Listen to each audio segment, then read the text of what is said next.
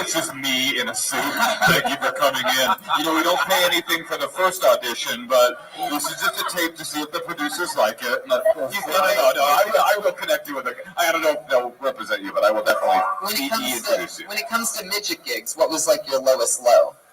It was Nice. this dude's birthday. 4.7. Oh, are you asking me a question? Being funny. Okay. Oh, yeah. It was the worst thing that ever happened to me. It was a meeting guy's 30th birthday party. Ooh, let's stop right there. We get it. That is low. I'm sorry that you had to go through that. Hey, look, we had this girl jump off of our cupcake. No, but he literally said to me when I got to the party in front of everybody, "This is not the kind of midget I ordered." And I want to return this midget. That's a great title. That's a great title for a one-woman show. That is true. I didn't make the money. And Hang on a second. If that's a one-woman show title right there, this is not the kind of midget I ordered. That is when you do a one-woman show. That is what it should be called. That's the title. That's the whole thing. This is not the kind of midget I ordered. Right, but for you to do a one-woman show, you got to go twice as long. You know that, right? Lila, you were absolutely awesome on here. Great stuff, great interview. So open, so honest, so cool. There she goes, Lila Hart, everybody. That's like Aphrodite's new arch nemesis, complete opposite of Aphrodite. Look at her. Whoa, Aphrodite showing off some cleavage tonight. No Allie Makovsky. I believe she's out on the road in New York City this week. So we're going back to the bucket, turbo style. Sound cool with you guys, huh? You having fun out there? Guy with his arms crossed? Talking to his fucking girlfriend right now? Pieces of shit. Piece of shit audience. Ooh, this looks like an interesting name.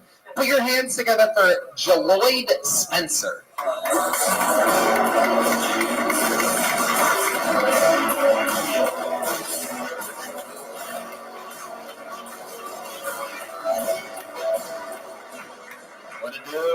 What's happening? Yeah, had a situation the other day where I realized that I'm at a point where I'm not the man that I thought I was. I was doing a catering event, going to the job. This guy was behind me, kind of like honking his horn very loudly while I was in the lift, kind of wouldn't let me get out of the passage. I was like, dude, what the fuck is going on? So, I'm in the back, and I just like flipped this motherfucker off, what I'm saying? Like, fuck you, bitch. I don't play that. And then the Lyft driver stopped, and this large African-American gentleman got out of the van that he was driving. He was heavily tattooed, and I believe the first words out of his mouth were like, fuck you, nigga! And I was like, excuse me? I was like, what did you, excuse me? And he was like, fuck you, nigga! What's up?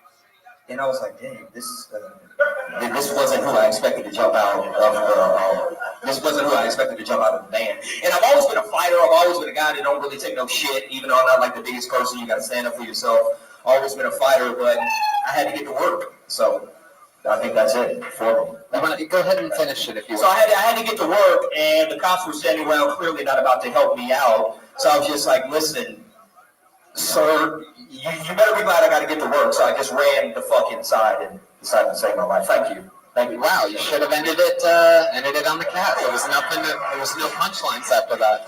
Hi, Jaloid. This is your first time on the show, right? Am I saying that right? Jaloid? You said it perfect, man. Most people fuck it up, so that's cool. So it was a large black man that got out of the car. It was. Very, very large. Very. Made me think. And you ran? I did. Once, I saw the cops weren't going to do anything because I was working a big event. There were some cops kind of standing there, and they were basically just watching, look at this son of a motherfucker. So I saw they weren't about to do anything, and I did run. I mean, slowly. It was more of a quick. When you ran, did you scream, "Did I do that?" as you ran away? just curious. Love your work. I should have. Have you got any funny stories?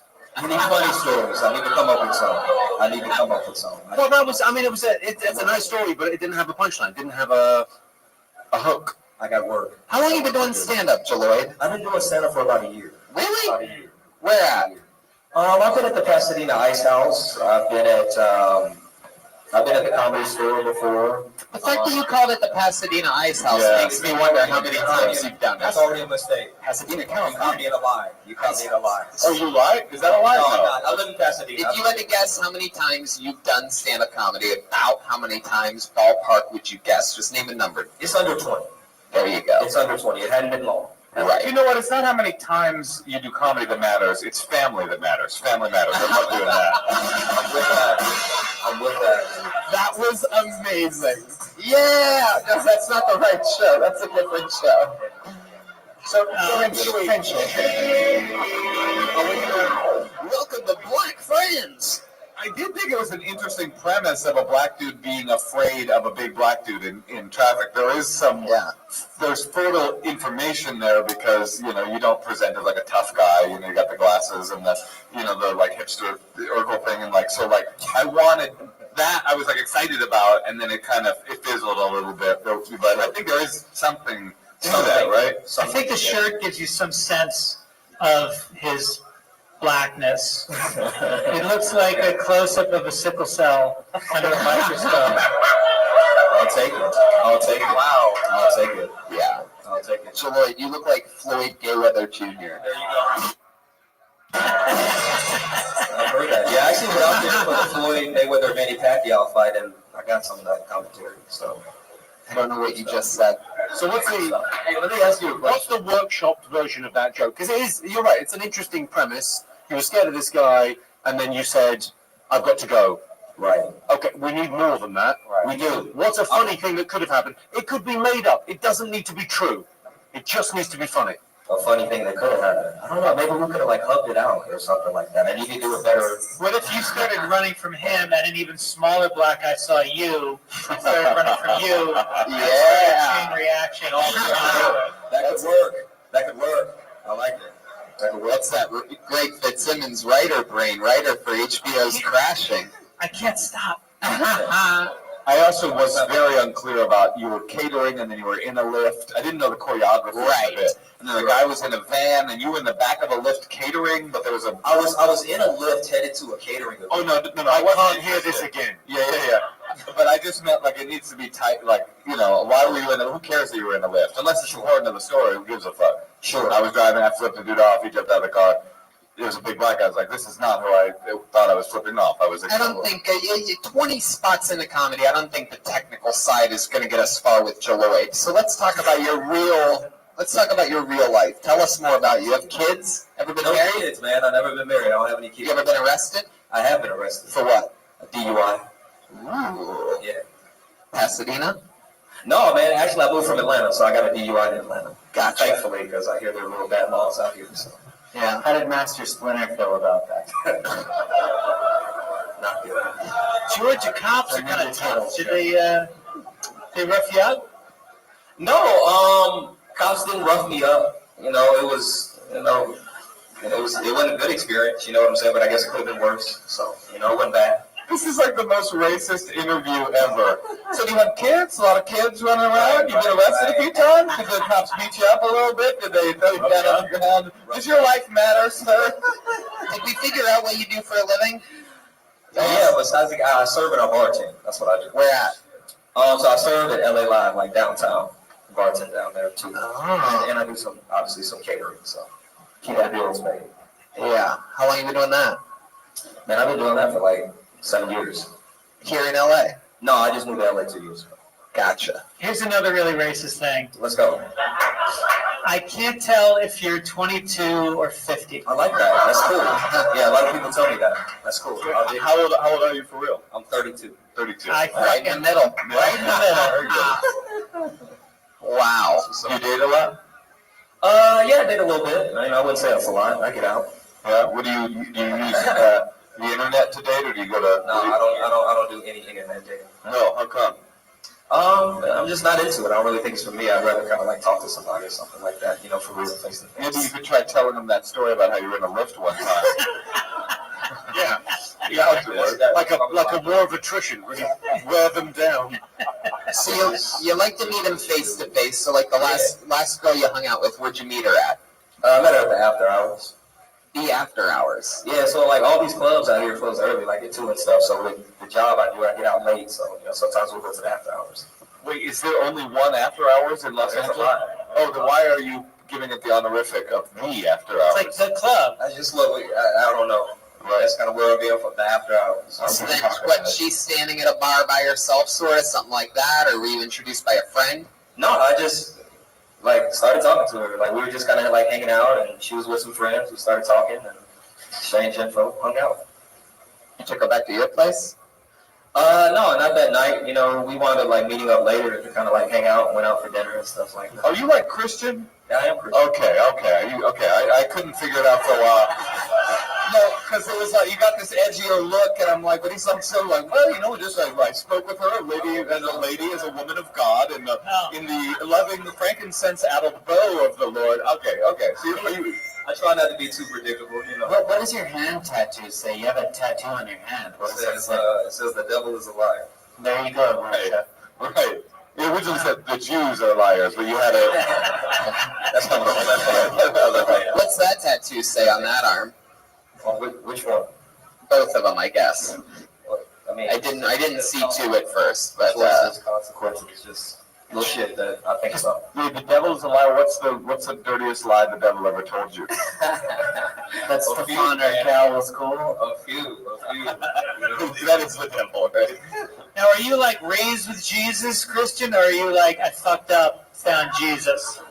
No. You know what I'm saying? It's like my family was pretty Christian, so I don't like go to church all the time and things like that. But I no. But when you do go to church, you dance your heart out. I like to dance. Is it one of those? Do you go to a cool black church? Yeah, I'll try it. Don't Push him down. I don't. I don't really. What are you trying to do? Let's see if I can push him down just using my hands. Stick with the soundboard, Brian. Stick with the soundboard. Oh, so you're not super religious? I mean, I believe in God, but I don't like go to church all the time. I will go to church sometimes. You're not Christian, you're Christ-ish. No, I'm a Christian. I don't want to I think, if somebody asked me that, I'd say it. I think if I had to say what would Jesus do, I think he would make up a punchline for that story. I feel like he was a good storyteller, and he would cut to the chase on that. Yeah. Right. He drew. I do that. All right, Jaloid. Well, it's your first time on the show, right? Yeah, appreciate it. There you go, Jaloid Spencer. Nice to meet you, everyone. Thank you, guys. You got to get out more often, Jaloid. Do more spots. I guess you work at night. He's on Twitter at Jaloid, Jello. That's not a joke. YD. Jello, YD. Spencer. His Twitter handle is Jaloid, JMJ. Jaloid. Quick shout out to the movie Tin Men, directed by Barry Levinson from 1987 with Robert, Danny DeVito, and just check it out. It's a great movie. Fuck yeah, I like that. Are you broken? I didn't know we could do that. Alright, this looks like even another new name, I do believe. Put your hands together for Charlotte Keeney.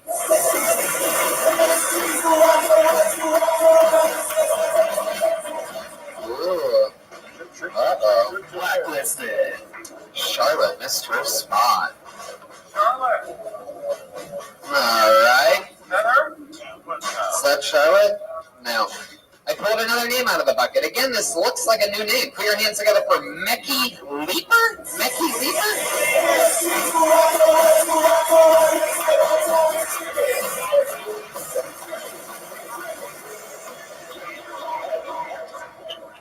I watched gay porn for the first time recently. I don't really want to, but all my friends are these like college bros. So they're like super jacked, super intimidating, but also really woke dudes. So they kind of like bullied me into it. They were like, "Come on, dude, you never watched gay porn before?" And I was like, "No." And they were like, "Come on, man, you never even looked at it? You never even clicked on it? What are you, like, homophobic?" I was like, "All right, first of all, no. Second of all, That seems like a weird way to support a group of people. I don't. Like, could you imagine if someone came up to you at a bar and just like, hey man, I heard you don't care about Syrian refugees. It's like, whoa. I think it's important they come to this country in their time of need. It's like, yeah? Well, are you watching them fuck? It's like, hey man, I heard you're some kind of capitalist piece of shit and you don't care about small businesses. It's like, whoa. I think it's an important way to grow the local economy. It's like, yeah? Why don't you jerk off my Etsy page there, dude? What's up? Wow. How do I say your name? Mecky Leeper. Mecky Leeper. How old are you? I just turned 23 like 2 days ago. Phenomenal stuff, Mecky Leeper. Mecky, Philadelphia? Yeah. Yeah, I know you. I've seen your clips before. Oh, yeah. I was supposed to open for you. Yeah, and I'm glad you didn't, based on what you just did. No, I'm kidding. You're very funny. I was like almost thinking like, oh, this is a winger. He's super funny. I've seen your stuff before. You're really good. You are the Jews are proud tonight. Yeah. But they're proud every night, but tonight especially. You had it right from the get. You had it right from the beginning, and you kept momentum the entire time. How long have you been doing stand-up? Like 2 years. Wow. That's just a good bit, too. That's just like a bit you wish you had, kind of like. Yeah, the bros that are kind of cool. I mean, it was great. Fucking great. You seem fully formed. Yeah. Let's just ask him questions about himself, because the comedy seems fine. Yeah. How long have you been out here? Like 3 weeks. 3 weeks? You just moved here? Yeah. Wow, you're going to be a star. I wouldn't go that far. I think so.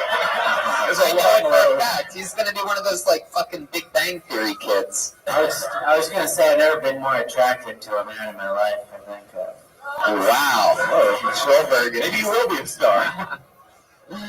Mecky Leeper. You're 23 years old. You just graduated from college? I dropped out to do this. Really? I think, you know what? Good choice. Thank you. Yeah. I don't know what you were like at college, but you're good at this. You'll be fine. Mecca, hi, Mecca, Heidi, ho. You know what I'm saying? Wow. Maybe it's time for the hurricanes to blow away. Rough. It's because we're like less experienced and we're with some pretty big guns of the comedy stage. So whenever we say anything, we don't deliver with the same confidence that we would if we were lessers on stage. That's true. Well, the award for passive aggression goes to. Now, the first time I saw you, which was how long ago? I opened for you like a couple months ago. A couple months ago, and I was just like, motherfucker, this guy needs to go to L.A. And you had a good attitude all week, too. You weren't a cocky little fuck, which you have every right to be, but you were totally like a chill guy. Thanks, man. Yeah. Thank you. But I did follow him all week. And felt All right, Mickey, I don't like you, and I'm going to tell you why. No, I do like you. I think you're cool. I think we just fell in love a little bit. You're good, man. You're good. Get out of here. No. I want to wait a little bit because I want to find out more about you. You come up, you kill, you're 23. Let's figure out some stuff about your actual life. I want to meet you. Yeah. Tell us more about Mecky Leeper. It's kind of boring. This is it. I just do stand-up. Now, aren't your parents teachers or something? No. Okay. Well, I mean, the bit that you probably heard is my family's Muslim, but I don't look like it. That's kind of the bit. Is I'm like surprised, but then I can't do it because I said it. It's kind of boring. I'm just a young white Muslim in the opposition religion that is probably the primary story of our national narrative right now, but it's not a very big or interesting story. Nobody wants to hear it. Are you a religious Muslim? Growing up, I would go to the mosque and go to church because my dad's Christian, but not anymore now. That is a mixed marriage right there. That's interesting already. Yeah. That's he converted to Islam to marry my mom, and then they moved here, and then he flip-flopped. He's like, fuck that. I'm out. Yeah. Yeah. Go to church. Where's that Urkel guy? I'm going that way. Yeah. And what are you kind of drawn to? Because you've got the choice, right? Between the two of them, I mean, it's all made up, but which made up do you like? Neither. I think because I went to both, I was like, oh, this is a lie. You're in Hollywood now, my friend. Scientology. That's true. That's exciting. Oh, yeah. It's a good way to go. Your stage name should be Jihad Moskowitz. But his dad's Christian, so what's a Moskowitz? Jesus Moskowitz. There you go. No. Oh. I'm not Christian. That's the worst bombing involving a mosque I've ever seen before. Happy 9/11, everybody. Oh yeah, it is 9/11. So are you like celebrating a little bit? It's a big day. That's cool. Congrats, man. Did you go up on the rooftop? Yeah, I just laugh and be happy. I mean, that's already, and it's, as you say, it's a really interesting perspective to have on that. Yeah. Is your mother? What is she? What's her ethnicity? Moroccan. Oh, okay. Yeah. So she's legit. She's legit. What does your dad do for a living? He's retired now, but he used to work for like the state government or industrial. Can I ask how your parents met? Because I would say, as a Christian guy in Morocco, Right. to nail a Muslim chick, not easy. Right. That's true. Yeah. You got to get out that Your dad veil. is a player. Right. Yeah. Well, they both worked at the U.S. Embassy, and like I said, my dad converted, and it was a whole thing. They did like, you don't do that. I mean, that is some. I bullshitted some women into bed before, Yeah. but that is above and beyond the Call He of did Duty. it. It was big. That's some James Bond shit. You're Yeah, I believe that God. There's only one God, but God and Muhammad is his only prophet. Just give me the pussy. Do you know if your mother held out till he fully converted? I know any of the story? She brought that up like one time in passing, and I never forgot it. So yeah, I think she's on the episode of my dad. Oh, what a trip! Well, Wow. did she wait until he converted, or Oh, definitely. Yeah, I think she waited till they were married. wow? And did they met in Morocco? What did they live? They just live together there. No. So it was when they got here, Yeah. and right, and then they put the sign up on the bedroom. If this bedroom's Moroccan, don't come a knocking, right? Moshe motherfucking Kesher. It's just interesting. It's just I just want to see you do longer. What's your living situation? You're here in LA? Yeah, I live in East Hollywood, and I have a shared studio with another dude that I met on the internet. Who makes you watch gay porn? No, he's gay, but he's very respectful about it. Never forces me to watch it. Oh, he's not like one of those gay dudes that's like trying to rape you. I believe the phrase is he doesn't shove it down your throat. That's hilarious. He's gay, but he's very respectful about it. He's not like a typical gay dude that's like always trying to sexually assault you in the night. A shared studio with a gay roommate. Is that you ever walk in on him doing anything? He takes his laptop in the bathroom, which I wish that he wouldn't. You know, You want him to just do it out in the open, or it's like feels like the same thing because I can hear it and everything. Uh-huh. But he doesn't have headphones? no, well, it's just like he just walks into this very small bathroom with a whole laptop. Does your shampoo bottle smell? No, it doesn't. But What are you paying in rent? $625. You pay $625 to share a studio? Yeah. God, rent is fucking horrifying, man. Now, I feel bad because, I don't know if I should feel bad or you should, but I offered to be your mentor in Philadelphia. I just hadn't seen you yet. You said I'll see you in the clubs, and here we are. I didn't give you my number? No. What a shame. Mentor. Also, I didn't even know that there was a mentorship program in comedy. Did you ever have a mentor? You offered to be his mentor. I did. Did I get it? I did. Right. But you know what? He'll be a mentor, but he's not one of those respectful gay guys. Yeah, He'll force himself on you. It's more like a dementor. I put the men in mentor. Mackie, I see it in you, man. I do this show so fucking often. I know when people are going to work out and when they're not, and you absolutely are. Thank You have everything of a successful person. Mackie Leaper is catchy. Yeah. Everything. The look, you look much younger than what you are. Your delivery is insane, and it's all well written. At least the minute that I saw. I guess what Tony's saying is that someday soon, you'll be splitting a one-bedroom apartment with somebody else. Right. Yeah, you'll be living in a living room on a couch. I think I speak on behalf of everyone when I say very best of luck with puberty. You're going to see some changes. We can talk. There he goes, Mickey Leaper, ladies and gentlemen. His first time on Kill Tony. Just moved to Los Angeles. He's on Twitter at Mickey Leaper. That's MEKKILEEPER. We're right on the line. What, you guys, audience, do you think we should go to the bucket one more time? One more? Jimmy? Permission from the master? Yeah, okay. What Let's about the do it. girl that we missed? So he's the master and he's the mentor. Right.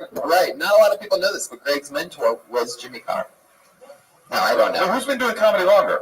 Oh, by about 30 years, I would guess. Jesus Christ. I'm just going on. How long have you been doing it? I've been going about maybe since the turn of the century. Is it still rotary? Oh, God. 17 years. Oh, That's 17. not Oh, Really? interesting. Is that true? What? I feel like I've seen you on my TV much longer than that. You were lying, right? No, 17 years. 2000.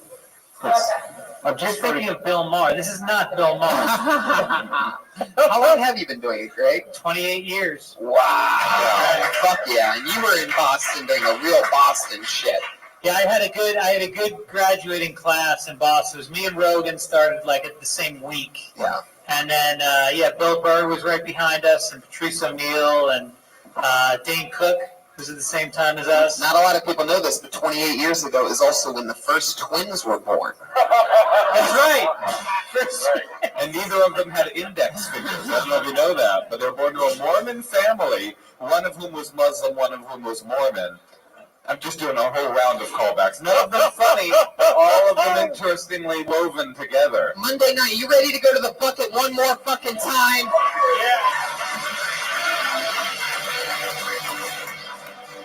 I pulled a name out of the bucket, and that name is Tierney McCauley.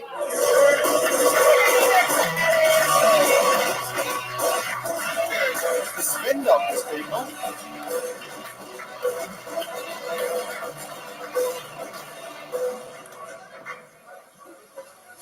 My parents sent me to an all-deaf college. Yeah, I guess they were just like sick of listening to me talk.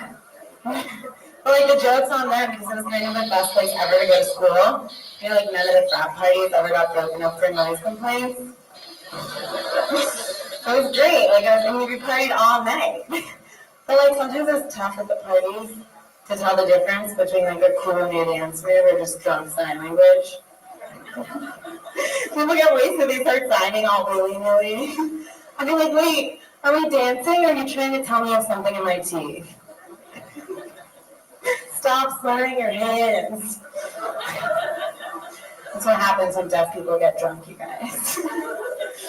I dated a deaf guy too while I was there, and he was really smart, funny, hot, great with his hands. His name was... He was a really quiet guy. Tierney McCauley. Hello, Tierney. I wish I was deaf. I don't know. I didn't get at the beginning of it. Genuinely, it's a true story. You went to a deaf college. Yeah, I did. Gallaudet University. You went to Gallaudet as an undergrad?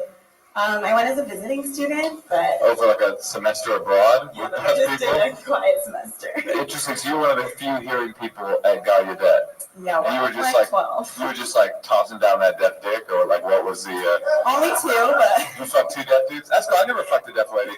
My parents are both deaf. Did you really? So I found your set incredibly offensive and insensitive. But no, I didn't. No, that's interesting. Well, shout out to Peter Pan for this look that you brought to the stage tonight. Hurricane Bluebird! Joelberg! Got it. There it is. Finally! I think... Finally! Landed! Thank you. I needed this. Finally Jose landed. The landfall today in Key West. Okay. Trump says you can stay, Jose. You did your whole set laughing at your own jokes, which really bugs a lot of people. Is this your first time on stage, or have you been doing that a lot? Red Band hates you. Yeah. I hate that. You're doing a lot of Peter Pandering. Peter Pan. He's back.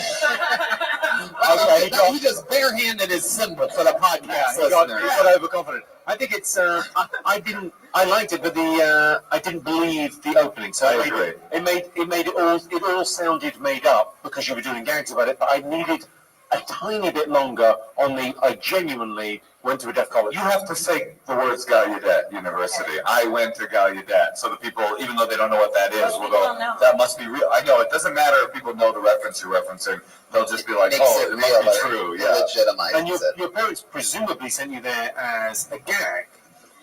Well, They're funny people, right? They went, this is gonna, let's fuck with her. No, give me the application. Let's cross that out. I've got an idea. no, I chose to go there. And it's true you really hooked up with the deaf guy? Yeah. Yeah. Did he braille you?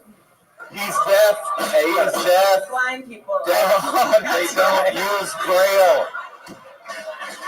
Hey, Tierney, wow. I can't believe I did that. Tierney, you gotta watch Okay, out so- around. You gotta watch out, fucking a deaf guy. You could get hearing aids. I could get, can I ask why you chose?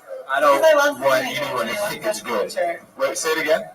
That's why I went there. You love deaf culture? Well, normally- oh, so you're like a deaf wigger. That's interesting. That Cool. But normally normally I I find was what studying people. sign language and I wanted to maybe study interpreting, so I went there to see if I would go to grad school there. Now, why do you do the part of the bit where your parents sent you there? Just like to get into that, I went to that school. Why don't you just say, I went to it?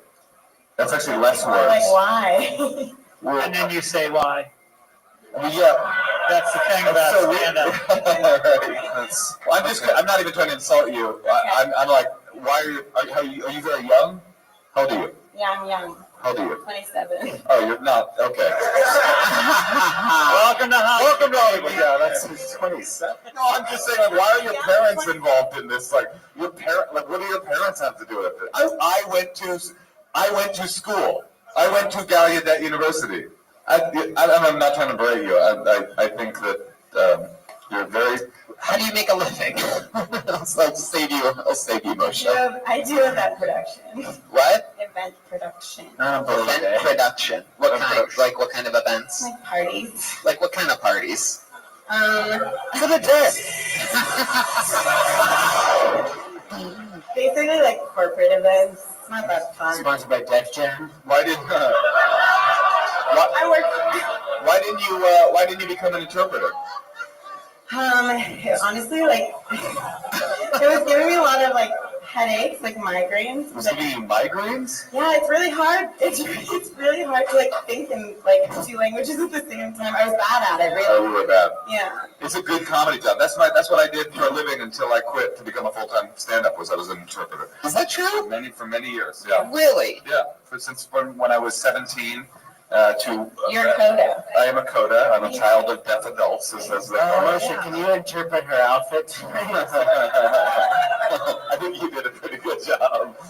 I mean, I don't know, it'd be something like this. But, no, I'm kidding. Your outfit looks good. You look good. You look good. You have a bruise on your leg, and I was looking at it a lot. What happened? I just slipped. Down some stairs. Really? Oh, uh-oh. It sounds more like doorknob. It sounds more like a slip of the tongue. Yeah. Oh, this sucks. This sucks. She said, oh, this sucks. Where are you from? Florida. Ooh, Oh my God, got bad news. Yeah, I just got back on I Thursday. thought you were from Kent, Erie, Indiana. Sorry. What the fuck? Canterbury, Indiana. Yeah. Take it with you. Take your stool. All right. So you're from Florida. How long have you been here?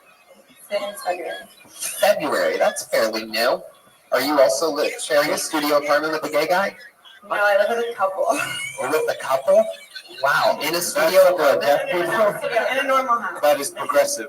I have some questions about sign language. I know some people, I used to do shows in Edinburgh, and they would sometimes do a gala, and they'd say, well, deaf people can come onto the show, and we'll just have a sign on the corner of the stage.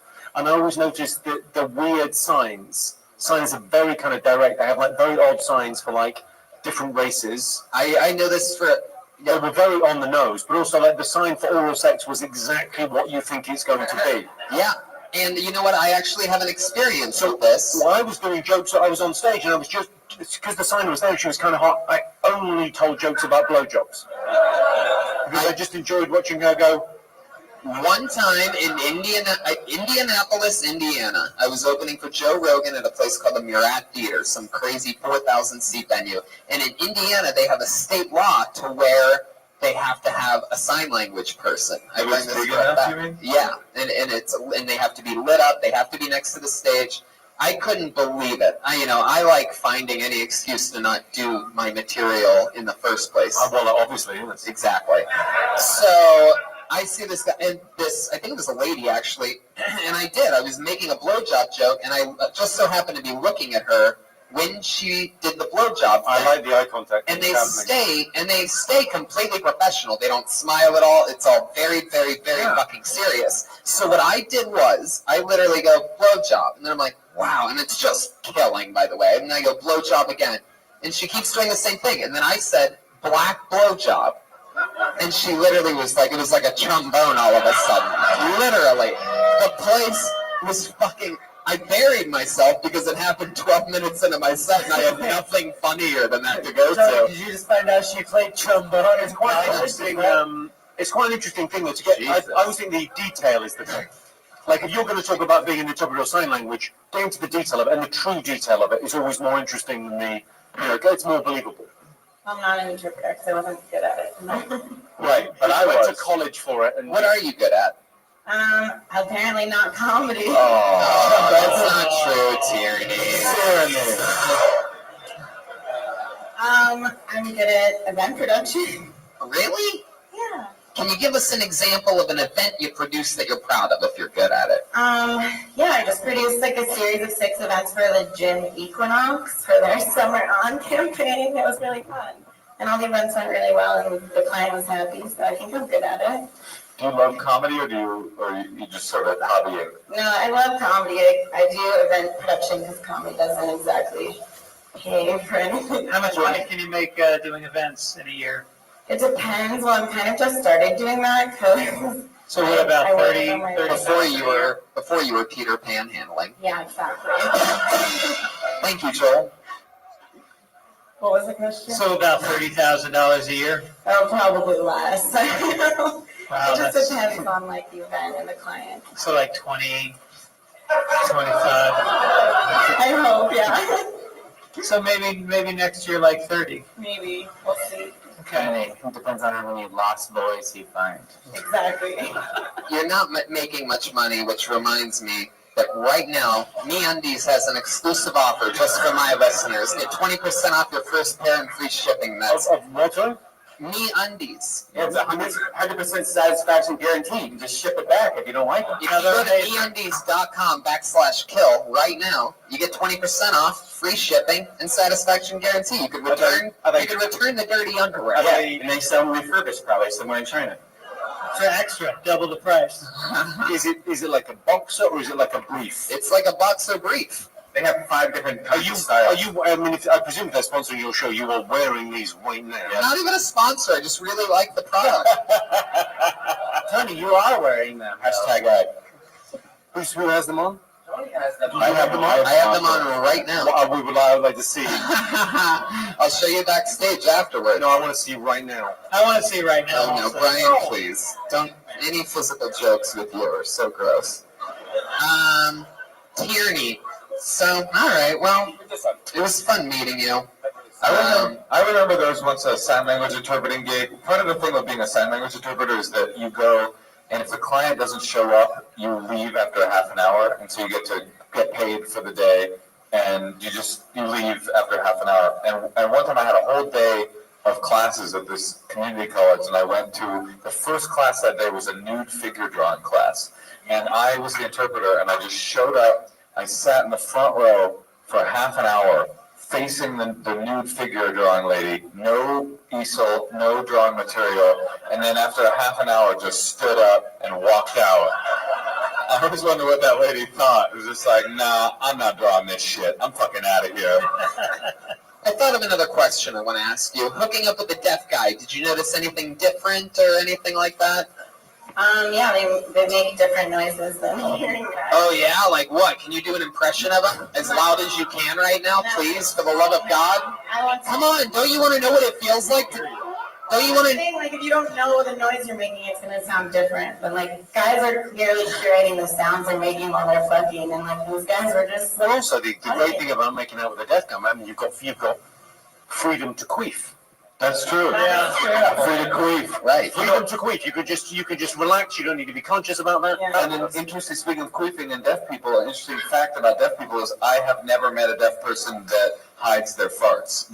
Every deaf person I know, my mother and my stepmother included, just fart open willy-nilly all over. I've never not known a deaf person to just fart because it's like they don't hear it, so it's not like reaching they know that hearing people think it's embarrassing, but they don't have the visceral experience of it to be embarrassed. So they're just like, fuck it, I'm a fart. Imagine that freedom. 9/11. Today is 9/11. Imagine that level of freedom, guys. Right. Wow. That's genuine. That's kind of. I get that they don't have hearing, but do they not have a sense of smell as They well? know, but what I'm saying is like for us, our culture, hearing culture, has decided that like that sound is funny, and that's what makes us embarrassed to do it in public. But they don't have that sound. They know that it's like farting. They're not like dumb. Some of them are, but they're just like they can't be bothered to be embarrassed by it, so they just That's fart. hilarious. They just You should do a bit about that. deaf people be farting. It's true. Tierney, what's the most fun thing you've done since arriving in Los Angeles in February? Kill Tony. I killed No, that's not the right answer. No, what have you done for fun in Los Angeles? I mean, I try and get to the beach as often as I can. That's like my go-to fun thing, I guess. That's I try fun. and get out on boats as often as I can. Try and meet people at boats. Oh, yeah. You hang out on boats. She doesn't plan on being a band producer for People long. have boats and get invited on them. She's trying to marry a rich guy, I guess is what she's trying to say. How do you got a boat? Do you want to go out on my friend's boat? Sure. All right, give me your number. I'll give it to him. Greg. Wow. I swear, And then- my and then- friend's got a boat. And then at the end of it all, Tierney, when you put on the hat that Greg is wearing, you can fly away magically. Looks like it's all part of the same outfit, no? Yeah, All right. Captain Hook has a boat. Also, Oh, that's great. Hey, the good thing about Greg having won it, you know he doesn't have lice. well, I love that your punchlines never land. You know what There she goes, Tierney McCauley, ladies and gentlemen, episode 229 of Kill Tony. 229, 4 years, 3 months, 229, hour and a half, commercial uninterrupted.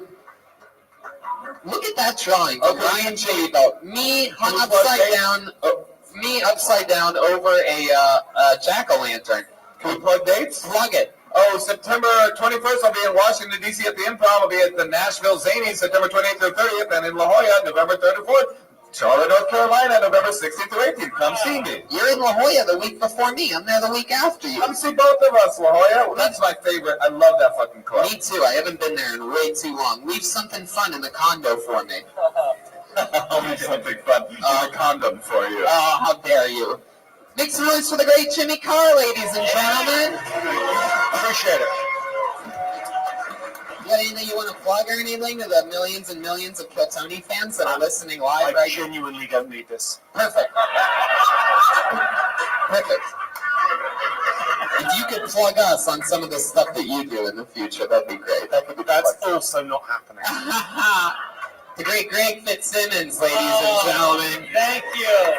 I always need the support of the Kill Tony people. I will be at the San Francisco Punchline September 14th through 16th, and then in San Diego September 21 through 23, and then also dates coming up in Cleveland and Spokane or Spokane? Spokane. Spokane? Spokane. Spokane. Yes, I'll be there also. Fitzdog.com for details. Fitzdog Radio is the podcast. I just worked with Greg Fitzsimmons on the unbelievably awesome HBO show Crashing, in which I'm going to be making a special appearance on season 2. Tony did fucking awesome. He can act. This kid can act. I'm really, really excited Yeah. about it. That's the season finale, but watch the whole season of Crashing, an awesome show with our friend Pete Holmes. Reagan and Jimenez down there. Look at them. Pat Reagan has a new album out, Bad Chat, that's available on everything. Joel Jimenez is on Twitter at Mostly Sorry. What did I miss? I want to listen to Mozart's Requiem. It's really great. It's made a lot of best year-end best lists, so check it out. There you go. We got a Snapchat show coming out, Comedy Central Snapchat. Me, Pat, Brian Moses, John Shevsky. Look for it. All the It's called Boy. Fuck up. All right, peace. I love you guys. I love that. Don't forget, we're in Boston next week doing this show. Episode 230 of Kill Tony is going to be there then. Don't forget to sign up for DraftKings. Come see me in La Jolla, Cap City in Austin, Texas, Denver Comedy Works, and so many other fun places. Hey, and I'll be in Indianapolis at Morty's November 8th, at Columbus Funny Bone November 9th, and the New York Comedy Fest. The game inside the game. You can win $100,000 in total prizes this Sunday. That's promo code CHANT, DraftKings.com. Thank you, live audience. Have a good night. We'll see you on the patio.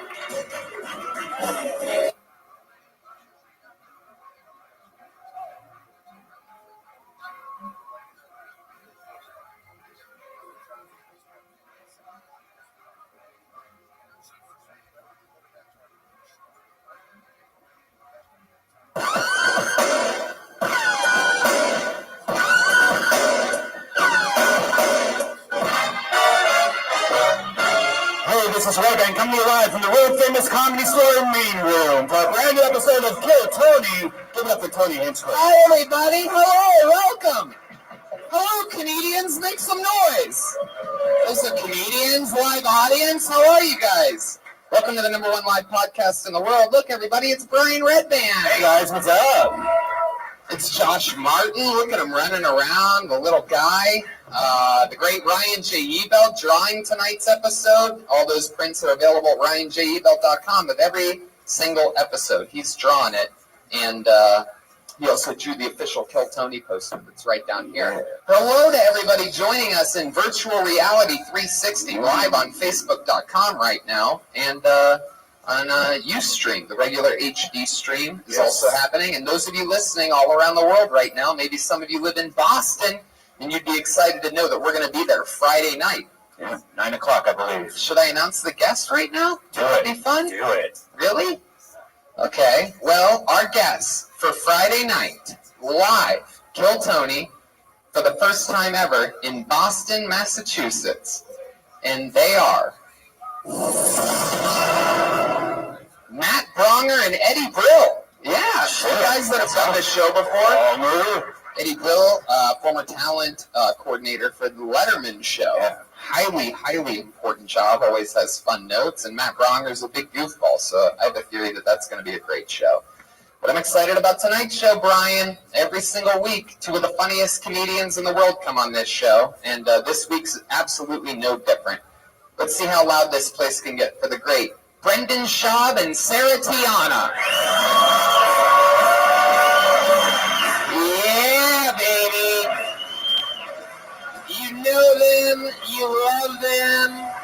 The great and powerful Sarah Tiana and the almighty Superman, Brendan Schaub. Almighty's a good word. Almighty. I like that word for you. I'm not bad at it. Almighty. Almighty, what's up, guys?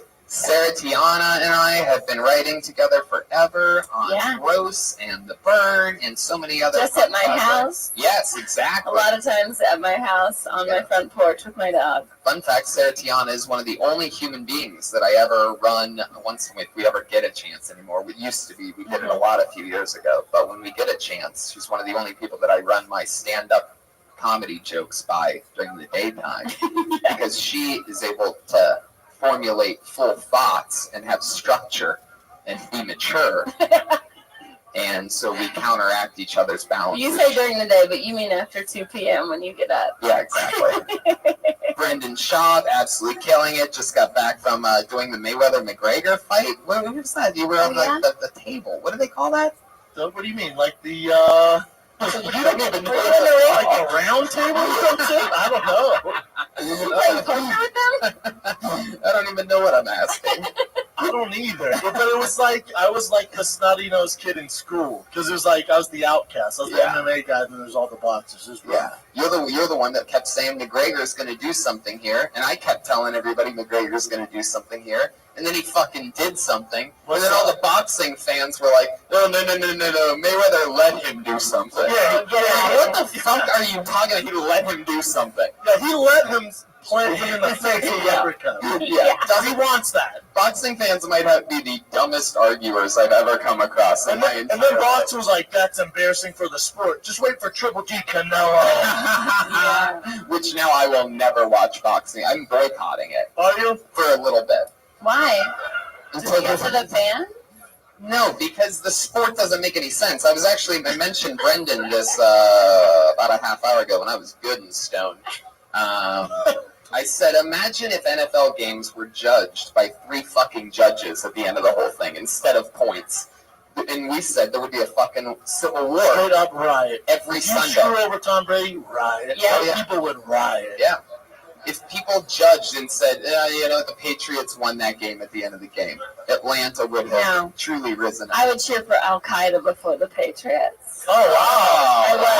Al Qaeda fans.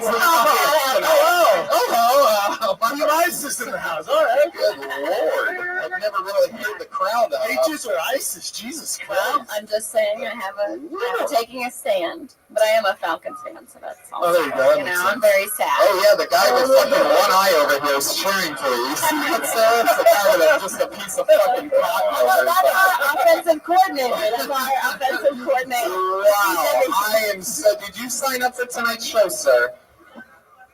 You've been signing up for the last 6 months. And you haven't gotten up yet? What's your name? Nick. All right. Well, we'll hope. Caradiano. I said Nick I Caradiano. didn't really care about your last name, Nick. Carrot the 1-0. Carrot the 1-eye. It is a dirty bird.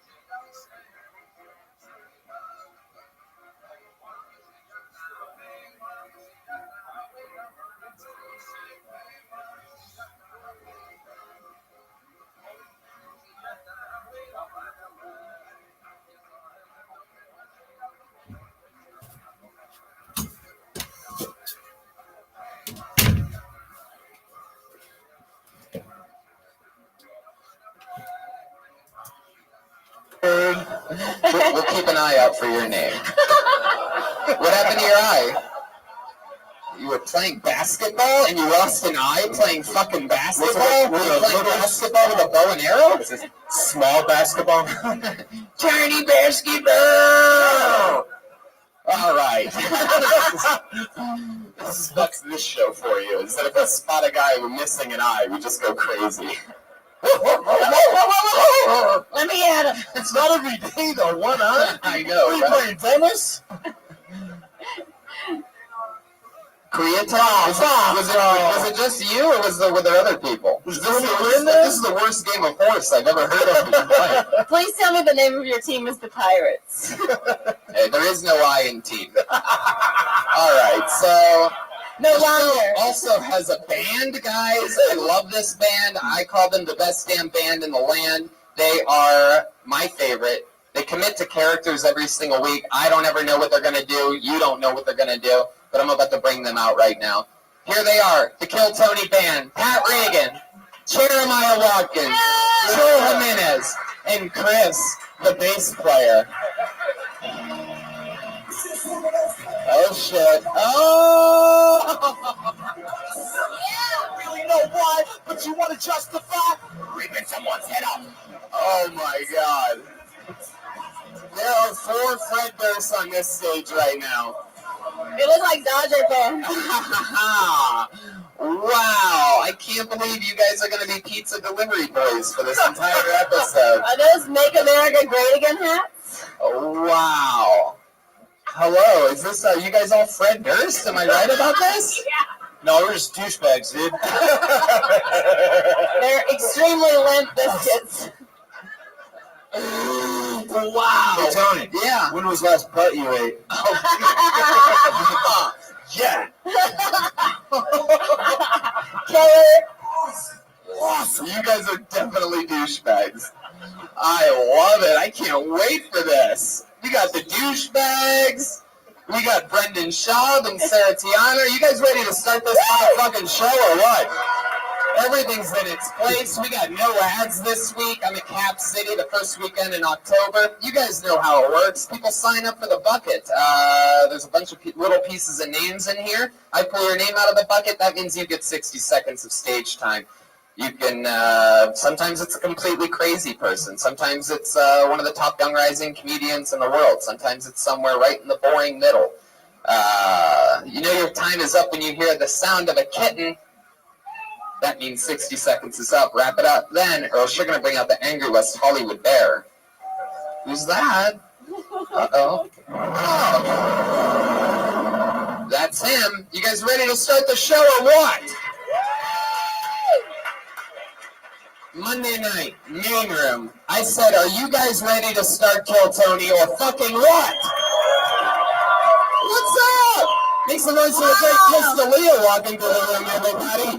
Yeah. VR360, turn around and look at Chris. Wow. I'm trying to book him for this fucking show for only about 2.5 years now. He shows up when, Did it once. when there's not a seat available. Yeah.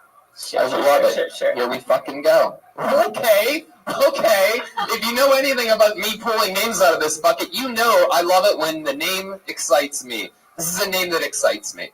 Put your hands together for Crocodile King. Yeah!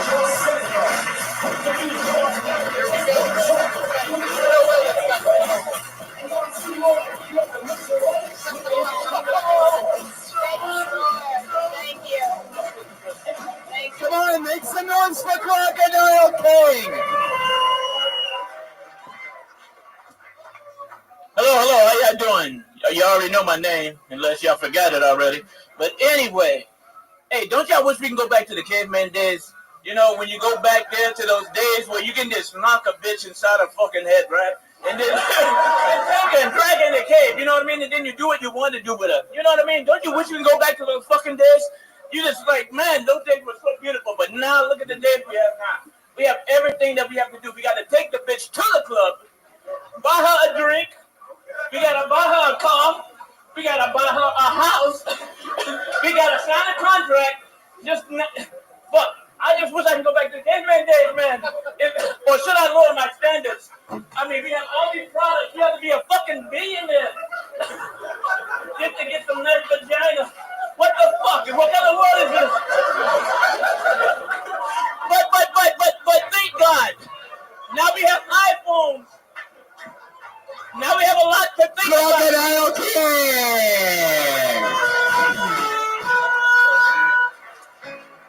talking, it pretty much just sounds like you want to beat a woman. Dude, this dude freaking rocks, dude. The douchebags love you, Crocodile King. Dude, I always have to buy cars and houses for my bitches at the club. You do, man. You know what I'm saying? What kind of girls you date, man? I date A. They're called high exotic. Crocodile, you gotta talk right into the tip. Yeah, you won't even put the mic to your mouth. I know. Magical powers activated. Yeah. Deaf people. Deaf people? Yeah, it's hard to hear and understand what I'm really talking about. Yeah, because you don't have the mic to your mouth. Oh, excuse me, I'm sorry? You don't have the mic to your mouth. I know, you understand how to put things to your mouth, don't you? Whoa! You just got fucking crocodile, dude! Hey, guys! Hell yeah, Hell yeah, she does, dude. I guarantee that's the most you've ever gotten to say to a woman. You know what? Oh, dude, she's probably right. Dude, she just queefed in your face, you idiot. No, she's probably right, because all the other times I was probably asleep. After my time, Crocodile I'm King. going to sleep. I don't Crocodile. want to hear nothing you say. Crocodile, pay attention, dude. Yeah, I gotta get you in line. You're a naughty fucking boy. I love that a black guy is schooling me on oral. Oh, yes. I would too. Sarah, you never know. He might want to make you his crocodile. No, be honest. Hello. Tell her, it'll be long distance. Okay, I'll talk. Yeah, no, I'm sure you live in a cave. But I will school her. Hey, why the name Crocodile? I teleport. Crocodile, because you have to have tough skin. Wait, first of all, you answered two questions at once there. Oh, is this true that you teleport? He didn't ask Yes, teleport from the cave all the way here to the future just to fuck up. You didn't understand that. No, nobody does. Talk into the fucking microphone, Crocodile. Okay. I know you want it on tape. You might sell this information to somebody else. We're streaming live in VR 360 right now, Crocodile. I don't need to put it on tape. It's not 1980, Crocodile. Right there is looking right at you. All I'm waiting for. Hey, I'm just saying, they might fuck more shit up for us. Crocodile, I have 754 questions that I need to ask And you. then I have to sell one product. Crocodile, stop talking. This Listen. beautiful women. Crocodile, listen to me. You need to listen, Crocodile. Okay, go ahead. All right. You'll First, catch up when you see it on the video. Crocodile, you son of a bitch. You are a true misbehavior. Okay. Okay, Crocodile, let's start with some questions. Okay, How question one. long have you been doing stand-up comedy? You know what? This is my first time on the stage doing comedy. Okay, First of all, put your hands together for Crocodile King. Popping his cherry live in front of you. He accidentally killed his entire set. He doesn't know why. We couldn't really hear I you. do know why, because this is my first time, and I'm probably the best comedian that ever done it. yeah, that's. Wow. I don't think that's a leap. I don't think that's a This is leap. some reverse Conor McGregor shit that I wasn't expecting right now. I've never tried it before. I'm the best that's ever done it. Hey, you should try a lot of You did land a lot of punches, so If you tried her, you fight Mayweather. you don't. You probably win. You don't make any sense. Clearly, yeah, I second that. He didn't get it. Crocodile, stop doing crowd work. Oh, Over here, Crocodile. What are the chances he says, I'm the captain now? What was it like working with Tom Hanks and Captain Phillips? Was that fun? Dude, leave Crocodile EBT alone. EBT. Hey, if you understood what a billionaire means, you don't even know what a billion is. How can you know a billionaire? He looks like RG3 10 years from now. Oh, look at the comedian. He wouldn't even get in the ring. Brendan Shaw from For $30 million, I'll beat his ass. 20 million? Oh, dude, I think I smell a fly, Brandon. I will bet on that one. I don't want none of Crocodile. Just don't bite me, man. No, I wouldn't bite you. I'm like Crocodile. Mike Tyson. Crocodile, what do you do for work? I own my own clothing line. Of course you do. It's called Beware. I own my sneaker line. It's called Crocodile Shoes. Wait, you own Crocs? That's you? No, Crocodile. There's a difference. Croc is C-R-O-C-S. Crocodile is C-R-O-C-O-D-I-L-E. Like Crocodile. It's a little different. What? It's a little different. What did Louis Vuitton? Welcome to Spelling B-E-T. Yeah, but he's smart. He can spell B-E-T. Yeah, most I of bet he can dial 911 too. But he has it on speed now. He got you there. The guy with one eye is crying right now, and I don't know. He just lost another one. What is he crying about?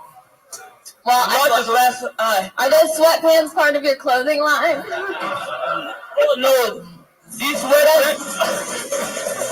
Literally, I can Is see that- the is that outline a of sign your that dick says- in your pants. Excuse me. Oh, I cannot stop looking at his dick. Oh wow, it really is right there. Look at that. I don't say anything. I got bottom crocodile in the house. oh, dude. No, it's great. It's just That's why I love another women. drink. They can find anything. Dude, crocodile King, you truly have like a Mostly the thing semi-boner that they right want to now. find. That is incredible. Are you always sort of hard? Sorta. I'm always hurt. Dude, let's dirty talk and see if we can get crocodile all the way hard. All right, wet pussy. I'm the one who put hard in fingers. hardcore. Oh, double stuff Oreo. You thought it was Oh, butt chug. Oh, quick fart. fun. Dude. Crocodile. Big word. Crocodile. The word fun. Crocodile. Over here, you fuck. Okay, listen to me. How old? First of all, how old are you? Easy question. I'm only 33. Come on, answer it on. Yes, no. You are the most shot out 33-year-old. Are there really? Dalia from the back. Miss Dalia. Yeah. Yeah! Like, Miss Dalia. Dude. Miss Dalia from long range. Finish him. he's about to put that on his resume that you talked to him. Dude, Miss Dalia's like a Steph Curry of Now, if that's not a scapegoat for I can't keep up and comprehend what you're saying. No, you just got burned, bro.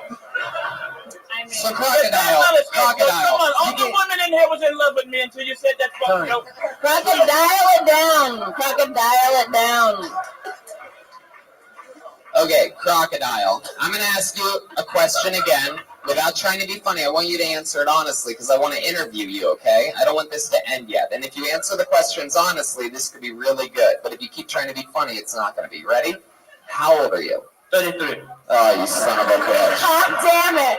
All right. What? I'm going to take my guess. I'm going to go 55. And now I'm going to do my follow-up question, and here it is. You ready for it? What made you finally want to come on stage and do this at your ripe old age of 55? Honestly, I'm really 33, and honestly, because They I, kicked him out no, of the no, club.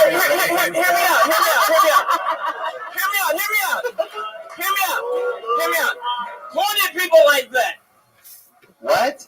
Corny ass joking people Crocodile like that. King. He didn't even talk. I don't need more people to laugh. There's too Crocodile? many corny people on the planet. They want to laugh. They don't need your corny. I think we squeezed everything out of you that we're going to get, Crocodile King.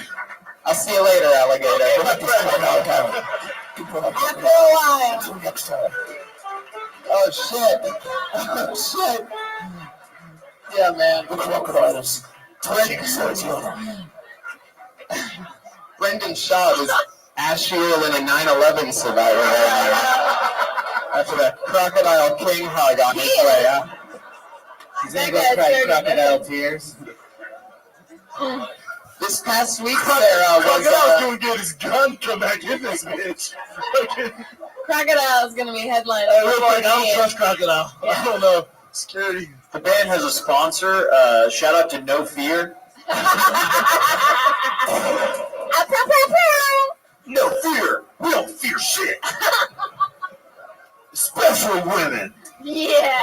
Which reminds me, it's interesting that his name's Crocodile King, because probably the only thing he's afraid of is swimming. No, crocodiles swim. Okay, I pulled another name out of the bucket. Put your hands together for Tierney McCauley, everyone.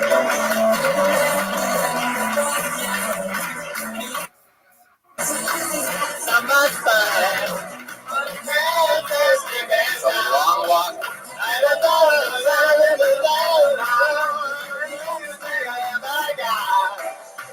Come on, Tierney McCauley, everybody.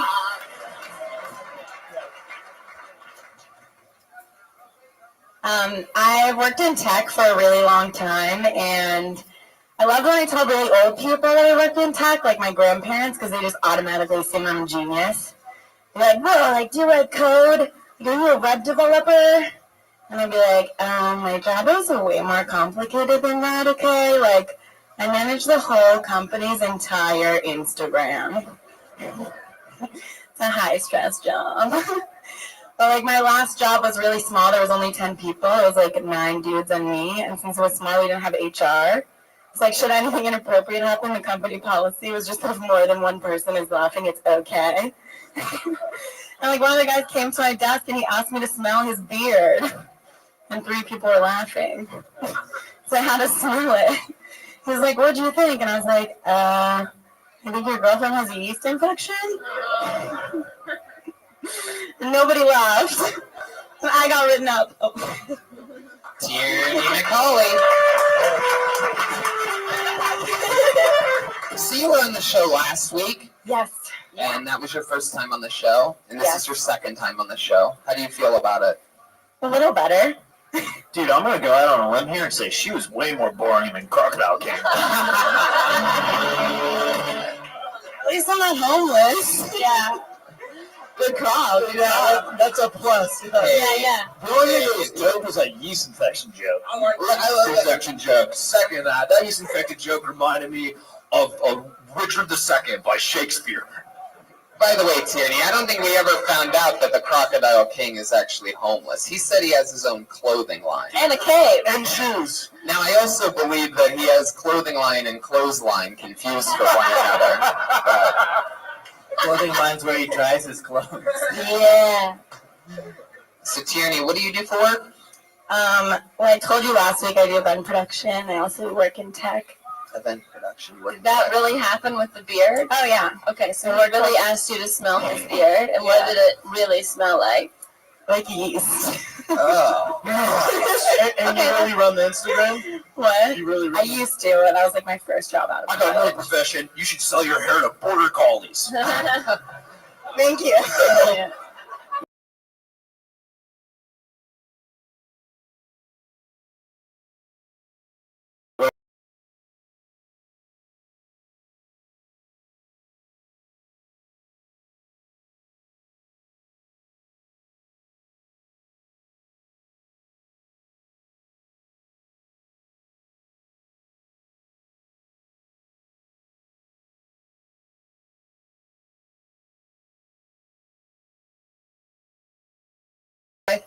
Eight months. Where are you from? Florida. Oh, yeah. What part? We love Florida. She's used to following crocodiles. That is That's true. very smart. You did stand up in Florida? Yeah. Jeremiah and I did stand up in Florida. Remember how it went, dude? Yeah, back to back Eiffel Tower, dude.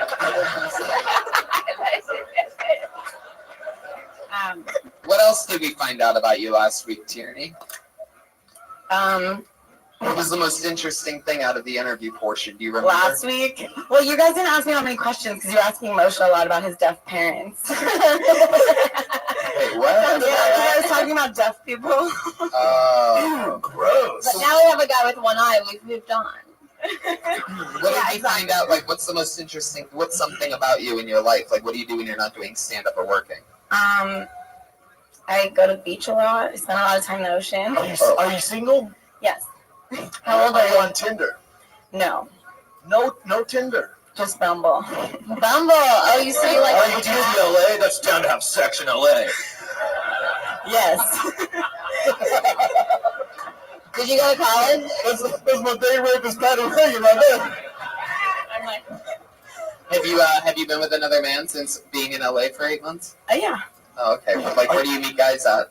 Bumble, son. Really? Was that guy off Bumble? There has been some. Yeah, is Bumble like Bumble? You're down to fuck. no, Bumble, you No, asked Bumble the guy was out. those first. Yeah, she knows. Bumble is true love, you retard.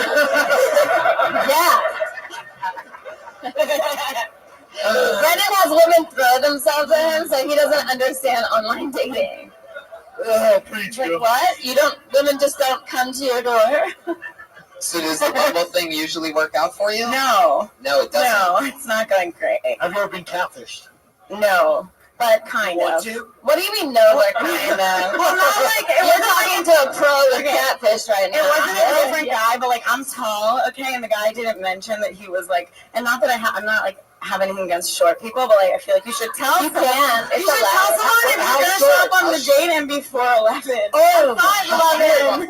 I'm 5'11". 4'11"? And we went skiing. This is not in LA, but like we went skiing on the date, and his skis were like little baby skis. Sounds like a very weird day. Yeah, that's a terrible Yeah. day. Did you use them as one of your ski poles? Yeah. I could have. Is that how you measured him? He was like, well, when we put our skis next to each other, my skis were like this, and his skis. Oh, you had a bigger I was piece like, than oh, God. Do you guys bone on this chairlift like wild animals?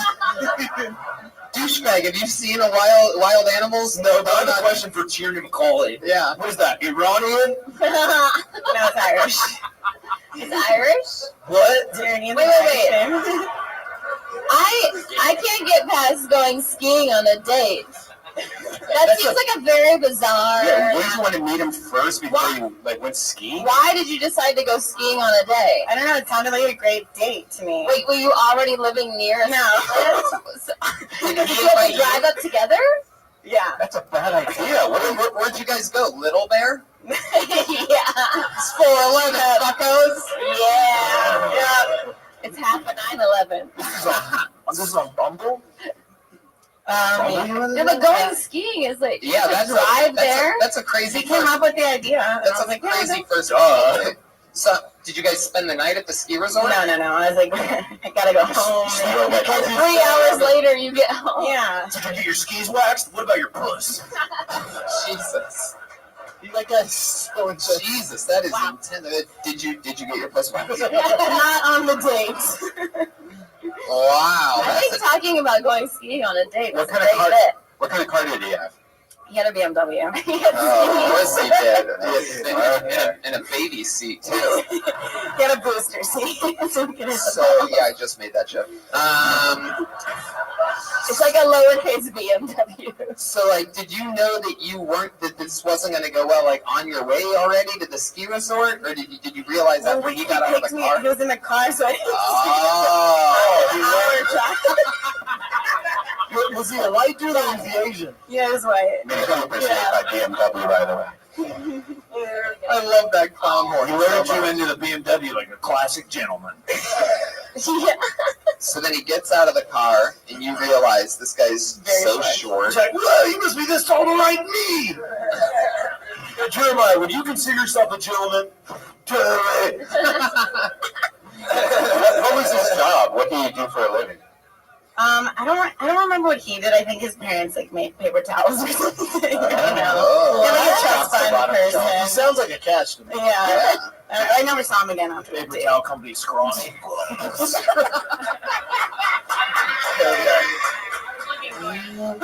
I was looking for it. You got it. That's good. The band is fucking I know, annihilating me yeah. tonight. Jesus. Did he try to make a move on you? No. A little move? Well, at least when you're skiing, you can be separate. You're like, I'm gonna go down the black diamond or whatever. Yeah. Did you give him a sunny boner? Oh my God. Schulberg is in the house tonight. Sunny boner died skiing. I hope you all know that. Yeah. True.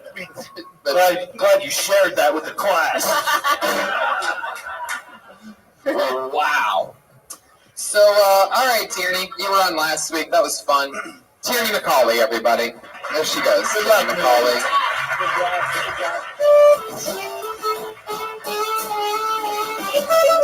By the way, just a little fun fact. If the Crocodile King had the ability to listen, he'd probably still be up here right now.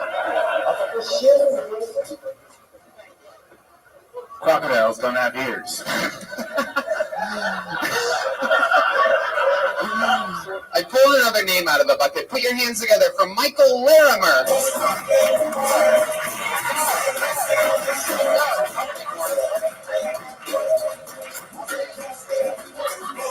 Is there movement? Here he comes, Michael Larimer.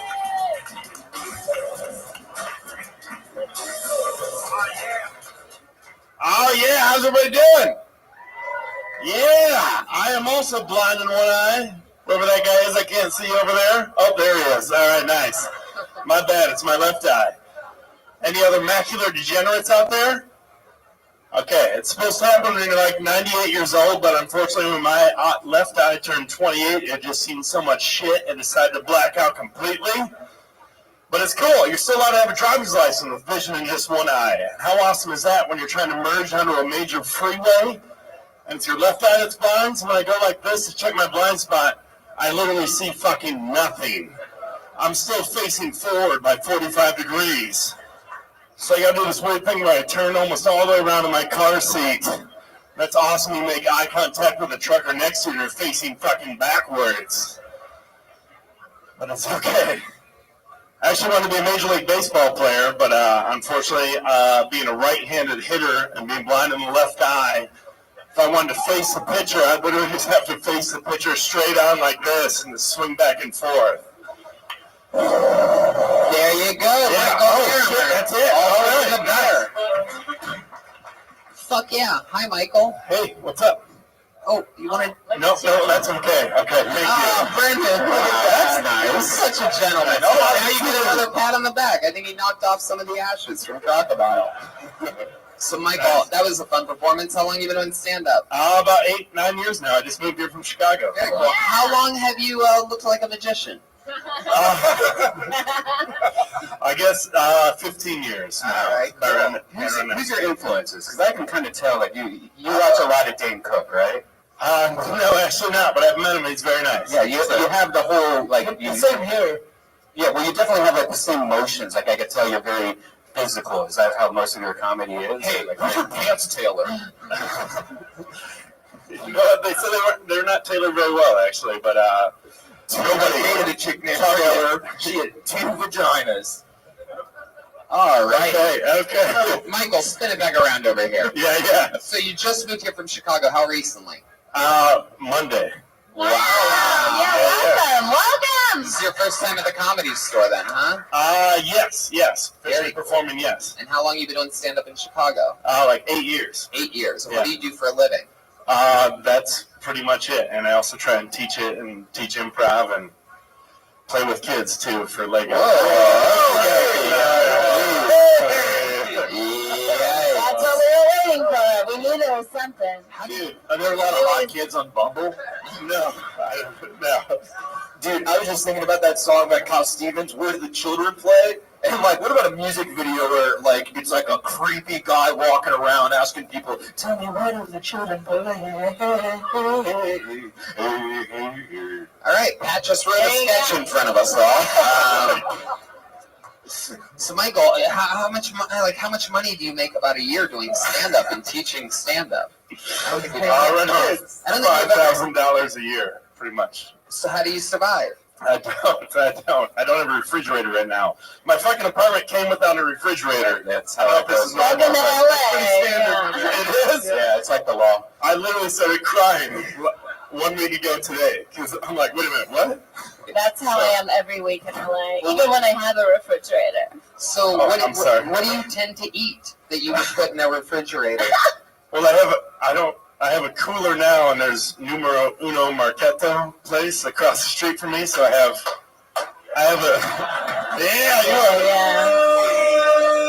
So I have some turkey and Monterey Jack cheese I need to finish within the next 12 hours, I would say, if anyone wants to come over. Are you single? Yes. Yeah. Oh, you seem like a married guy, like a dad. Well, I'm actually dating somebody back in Chicago, but she's trying to get the podcast. So. She does now. Wow, Jesus. Single. Why would you wear a 50-year-old woman's power walking shoes with pants from the GQ cover with David Beckel? There you go. For those of you watching the live VR stream right now, look down at his shoes. Yes. Michael, do you tell the students that sign up for your comedy class that your lunch meat goes bad every 12 hours? No, they're usually like rich little kids from the suburbs. So at a school?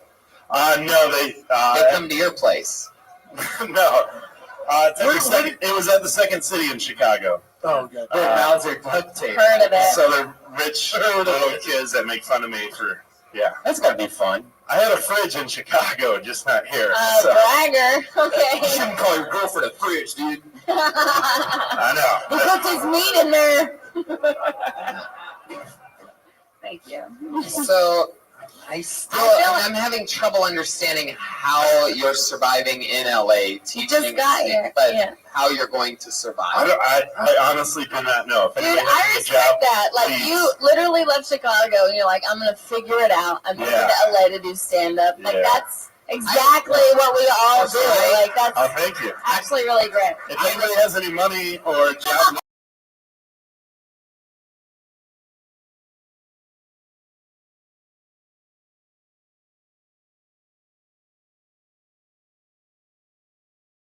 On babies you've done for money lately. I just I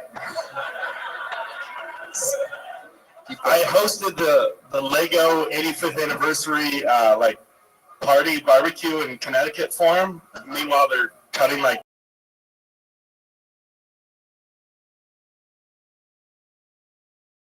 A Lego party? a Lego party. With one Indeed. Yeah. sons of bitches. Good. So, all Is there right. magic for it? I hosted bingo. Oh, Yeah. Got a really good laugh during bingo when I said the prize this round is going to be you all get to keep your jobs. Yeah. And like 20% of the company's getting laid off. So That's great. hilarious.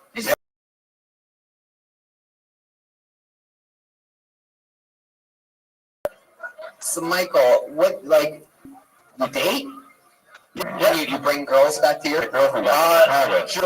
Oh, back in Chicago. How long have you two been together? About 2 months, but we love each other. So Down here. Do you really love each other? she's from Ireland, so Dude, how big's her thigh gap? I'm thinking, what? Her thigh gap. If she doesn't have a thigh gap, she's disgusting. Like a thigh gap, you know, the area between where you put the legs together. I think she has that. Wait, Yeah. she lives in Ireland? No, she lives in Chicago now, but she's So from you Ireland. just met her and just were like, "Hey, I'm leaving you," and like a month later, like, So what does she do in Chicago? She works at an Irish bar.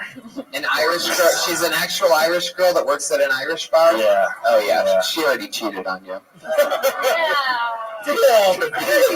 Could be, yes. Yeah.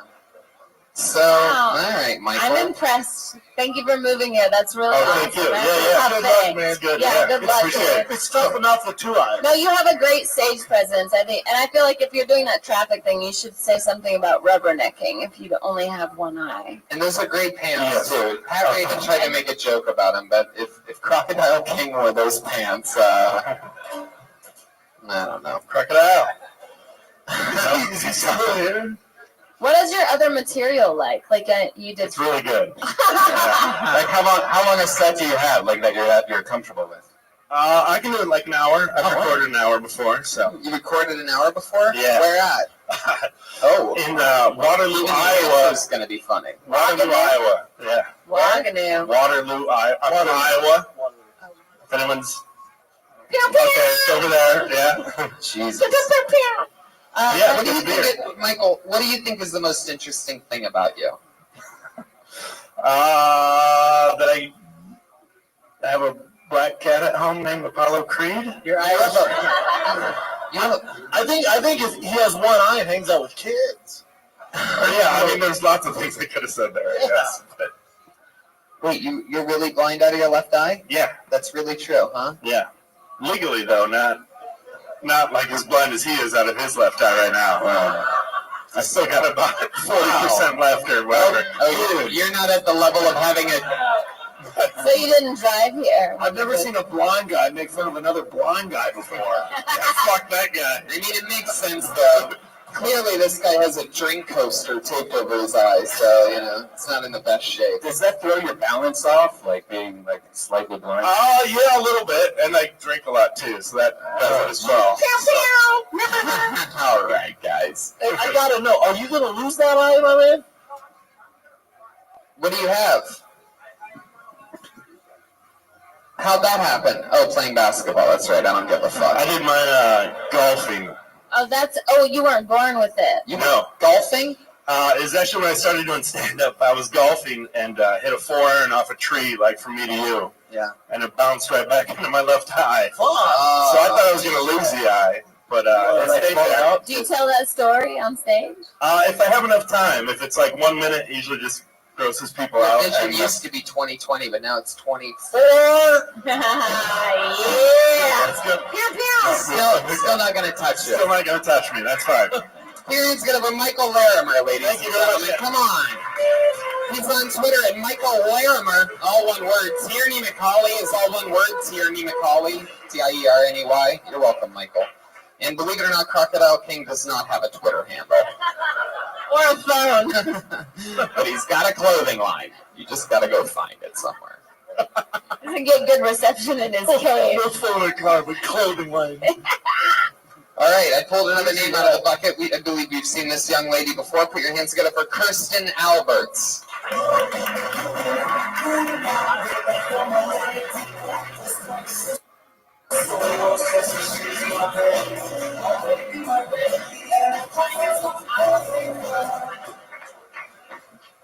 Thank you. When I was a teenager, I struggled with depression and suicide because I felt like I didn't have a place in this world. But I'm standing here today, so obviously it was just for attention.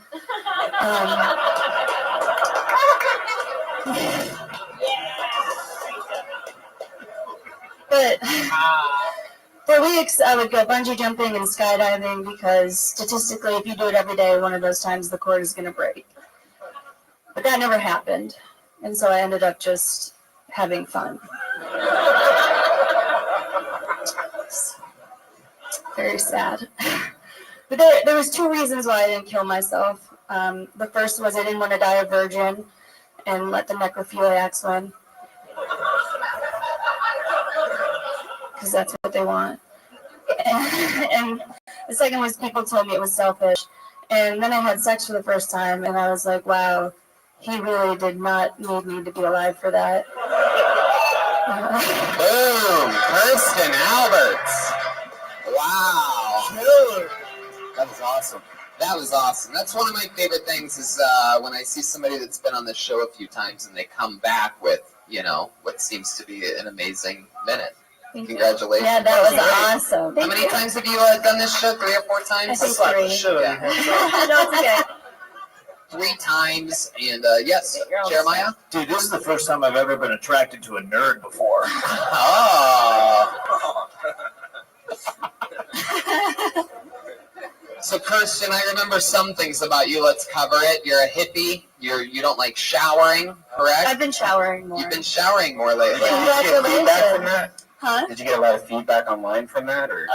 No. I started no dating showers? someone. So. Why no showers? Just depression and laziness. Well, it's a good thing it looks like you're out of the suicide woods now, because with all those bracelets, no way you could slit your wrists. Yeah.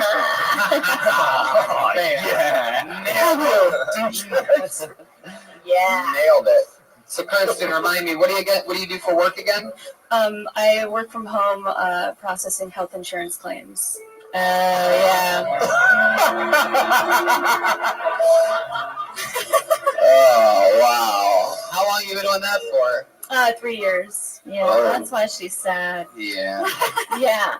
I would do it. So you watch people just be sad and struggle all the time. Uh, Why are you doing this to me? No, I mean I don't talk to anyone. Oh, okay. Perfect. You just deny them money for I it. just deny. No, I pay. It's Medicare. It's Medicare, so I pay a lot of almost everything I pay. You're not really sad, though, are you? I don't know. That means yes. Yeah. I don't know. We all get a little sad. Are you from here? Where are you from? Chicago originally. Okay. If you want to cheer up, just watch a Werner Herzog movie. How long have you been in Los Angeles? 2.5 years. Mm-hmm. Okay. And you live by yourself? I live in a 4-bedroom house with 3 other people. Whoa. Yeah, That's why you want to kill yourself. Yeah. If you were to kill how would you do it? I'm asking for a friend. Probably just like a bottle of pills. Yeah, that's how I would do it too. Yeah. I'd be like, let's just go out on a high. Yeah. I say death by crocodile. I respect the skydive. You don't really do the skydiving thing. No. I did a bungee jumping once. Yeah. And then like 2 days later, because it was on this gondola, it was like in Switzerland, so there was like 2 levels. There was a 330 foot and there was a 530. And 3 days after I did it, somebody died because they put the long rope on the short jump. I'm not fucking around. Yeah. Do it. Yeah. Fuck that noise. Yeah, don't do that. Does the rest of your roommates shower? Yeah. That's driving me nuts. You guys don't shower. No, they didn't. They shower. Yeah. What do you think the longest you've gone without a shower is? If you had to guess, throw a number out there. You asked me this Go before. ahead. It was I'd love to hear it. maybe close to 2 weeks. Oh my God! That was a long time ago. By the way, there's no way you Long can even time ago. recover after. I'm You go 2 dying. weeks without. There's no getting clean. I want to do that. Now I want to do it. Now I want to see what Like a it's snake. like. Hey, dude, serious fact. It's Eric the Andre went an best. entire season without shit bathing. Really? Yeah, whole season, dude. Wow. There's something Everyone's about. like, you smell. Oh boy, that sucks. That's how cheese is made. Are you single? No, I'm dating someone. How long have you been dating somebody for? Since May And officially. have they ever mentioned like, ooh, babe, you sort of have a little something going on down there, or something like that? Like, No, I started showering when we started There's dating. something about like body odor that can be really attractive. Like your natural pheromones. Like sometimes when my boyfriend has like just a Hannabia, like a rocks, like oh you maybe just played a concert, like a little bit like. Yeah, Sarah's nasty. Yeah, you a freak. No. I saw her making out with Crocodile King before the show. She gets down, man. She's Listen, They what call it a happened? crocodile hunter. Yeah. Where did you and your man meet? That's not a noise. Where? A comedy festival. Oh, good. Ooh, what comedy festival? Slow Fest. San Luis Obispo. San Luis Obispo Festival. You're gonna have to speed that up. Man, so he's a comedian as well? Yeah. That's cool. Is he Has he here? been on the show before? He's not here right now. Has he been on the show? I Is don't he know. sad too? No. What does he do for? Oh, he is a comedian. Yeah. But does he have a job? Yeah. If he killed himself, how would he kill himself? God damn. You guys If make it was a with pact. pills, if it was with pills, you guys could Billy Joel it. Like you could be like bottle of red pills, bottle of white. Yeah. Wow. No matter what you want, Kristen, what's something that, what is something that scares you? Like, what are you afraid of? What are you afraid of? What scares you? Water. Soap in the butter. Getting up in front of people. Really? Yeah. Good job. Yeah. So, like, You're really, really funny. Oh, thank you. Yeah, it was great execution. Yeah. And let me ask you this, like, so like when you're saying that you're afraid of getting up in front of people, like what are the thoughts running through your head when you're like walking from that seat over there approaching the stage? Like what's really going on? Are you still afraid when you hear your name, or are you just afraid before, or is it the whole time. But then when I start talking, it kind of fades out. right? Just so you know, that never goes away. Oh, great. Just to give you something to look forward to. For sure. As somebody that's been doing it In for fact, 14 sometimes years. it gets worse Yeah. because then you have expectations Yeah. that you have to follow through on. Yeah. Yeah. What's the longest amount of time you've done? There you go, Brian, with his favorite question. 28 minutes. Really? Good Yeah. What are you job. comfortable with? 20. Never leaves 20? anywhere. Yeah. Would you like to do a Death Squad next Friday? What? Oh my God! Yeah. How long does she do for the Death Squad? She can do 7 minutes. Whoa, 7 minutes! He always asks how long you're back. I'm actually What? leaving to get out of Friday, out of town. She's bungee jumping this week. Yeah. Wow. You're gonna be out of town? Yeah, I have another show. She has a show. Can I do it a different Friday? Maybe. Remind me some other time. The hype is Don't give her shit for done. working. She's working. Also, Red Band, Guess what? You just ruined your career. No, just Follow up with Brian on those other Mondays Yeah. when you see him. There she goes. Right. Kirsten in the shirts, everybody! She's on Twitter, Dirty Hippie Comic. HIPPY. I don't even think that's how you spell hippie. Is that how you spell hippie with a Y? It's not IE? Skippies with a Y, hippies IE. Yeah, that's what I thought too. You guys really know your peanut butter over there. Yeah, we do. Put on our balls so dogs take it off. Oh, wow. Did you like sort of laugh at yourself just then? Yeah, it hit. All right. I recommend Skippy Chunky. And work harder. Okay. I pulled another name out of the butt. You guys having fun out there meeting human beings? Huh? A show where literally anything can happen. This looks like a new name. Maybe I'm wrong. Put your hands together for Austin Scott.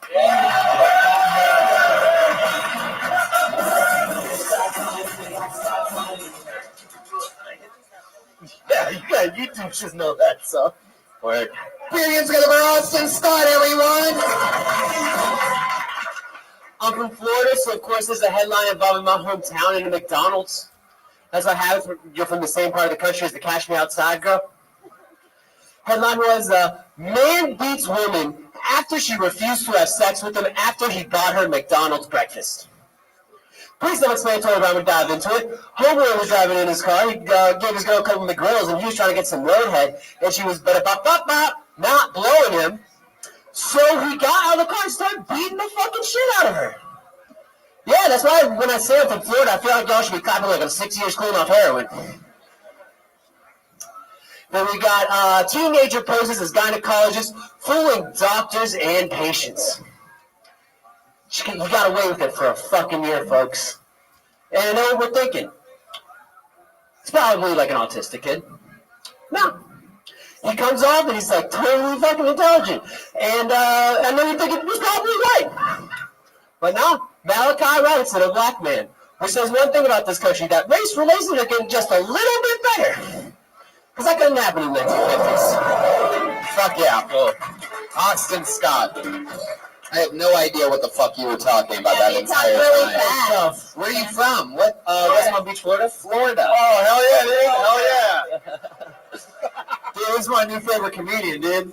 Combined our two favorite things, dude. Florida and talking about beating your girlfriend. And there's a punchline with that, but I can't remember it. Neither could Austin. How long you been that autism bit was dope. Dude, I like how you tilt your head up when you talk. All right, Austin Scott. I always wondered what. Oh boy, okie dokie. I guess this is its own thing now. Go ahead. No, I always wondered what it would look like if Reek from Game of Thrones developed a skateboarding habit. There you go. Radical. Yeah. Got it. Game of Thrones. Game of Thrones reference. Got it. So Austin, what the fuck was that? How long you been on stand-up? 2 years. Sometimes headlines are funnier than the bit. You know, like it's like a joke on a joke. So sometimes when a headline is funny, it's hard to make a joke about a headline because the joke was the headline. Like this current event. Yeah. He's like, I heard you had head. So you're from Florida. How long have you been in Los Angeles? 3 years now. 3 years. What do you do for a living? I serve at a yard house. You call that living? Instead of making a joke about headlines, you should make a joke about lawn lines. Wow. Got a live mic over there tonight. All right. Yard so House. how long you been at Yard House? The whole time? I've been there a year now. You. Just wait tables I there? can't imagine you being a server. Yeah. Do they make you wear your hair back? Yeah, I got tied up. You have to tie it up. You're in the kitchen? No, server. Do you do ponytail or man bun? Oh, man bun, all the way. Ugh. Jeremiah? Yeah, I think this audience, and we all agree, would like to see what it would look like whenever he comes to a table to serve and ask for an order. Yeah, perfect. I agree with that. So let's say Brian, me, Sarah, Brendan, we're all out at a meal. You could take the mic out of the mic stand and approach the table how you would if we were waiting at Yard House. Go ahead. And I love Yard House, so. Yeah, man, I'm so excited. Problem I'm so excited to order this. I'm so What are you guys going to get? I'm so hungry. How we doing, folks? Oh, shit. This is disgusting. I'm supposed to go to Applebee's? Let's get the fuck out of here. We're done. Wow. All right, go ahead, Austin. We're just kidding. Oh, man, I'm so excited. I'm so hungry. I wonder what the fuck. Welcome to Yard House, folks. My name's Austin. I'm going to be taking care of Wait, you. what did you just... Oh, I got posters. I got another Oh, I thought you were calling Ninja Stars. Okay, Okay, I cut you off again. Boy, man, I wonder where the fucking waiter is here today. It's taking forever. I know. I'm so sorry we did. Oh, shit. Oh, we're good. Welcome to Yard House. My name is Austin. I'll be taking care of y'all. You can start off with something to drink, maybe a half yard of your favorite beer or a Moscow Mule. Ooh! We go with 2.5 meters of drink or a little cup of vodka. I don't know. I understood that more. I'll have an Arnold Palmer, please. There you go. I'm just gonna have a water, no ice. Okay. You would like a lemon with that? No. Okay. Yeah, I'm gonna have about 7 yards of beer. Two of those. Good, man. I'll have what he's having. Okay. Do you have any, by the way, before you leave and get our drinks, do you have any recommendations for what we should eat tonight? Nashville hot chicken. Yeah, Nashville hot chicken plate. Brian, why are you helping this guy do his job right now? That's what I go to. So good. That's like the better thing they have. The Yard House. The only thing they have. What is it, the Nashville? All right, that's off the plate, by the way. I'm going to re-ask the fucking question. Jesus, how are you a better waiter at Yard House than this guy is?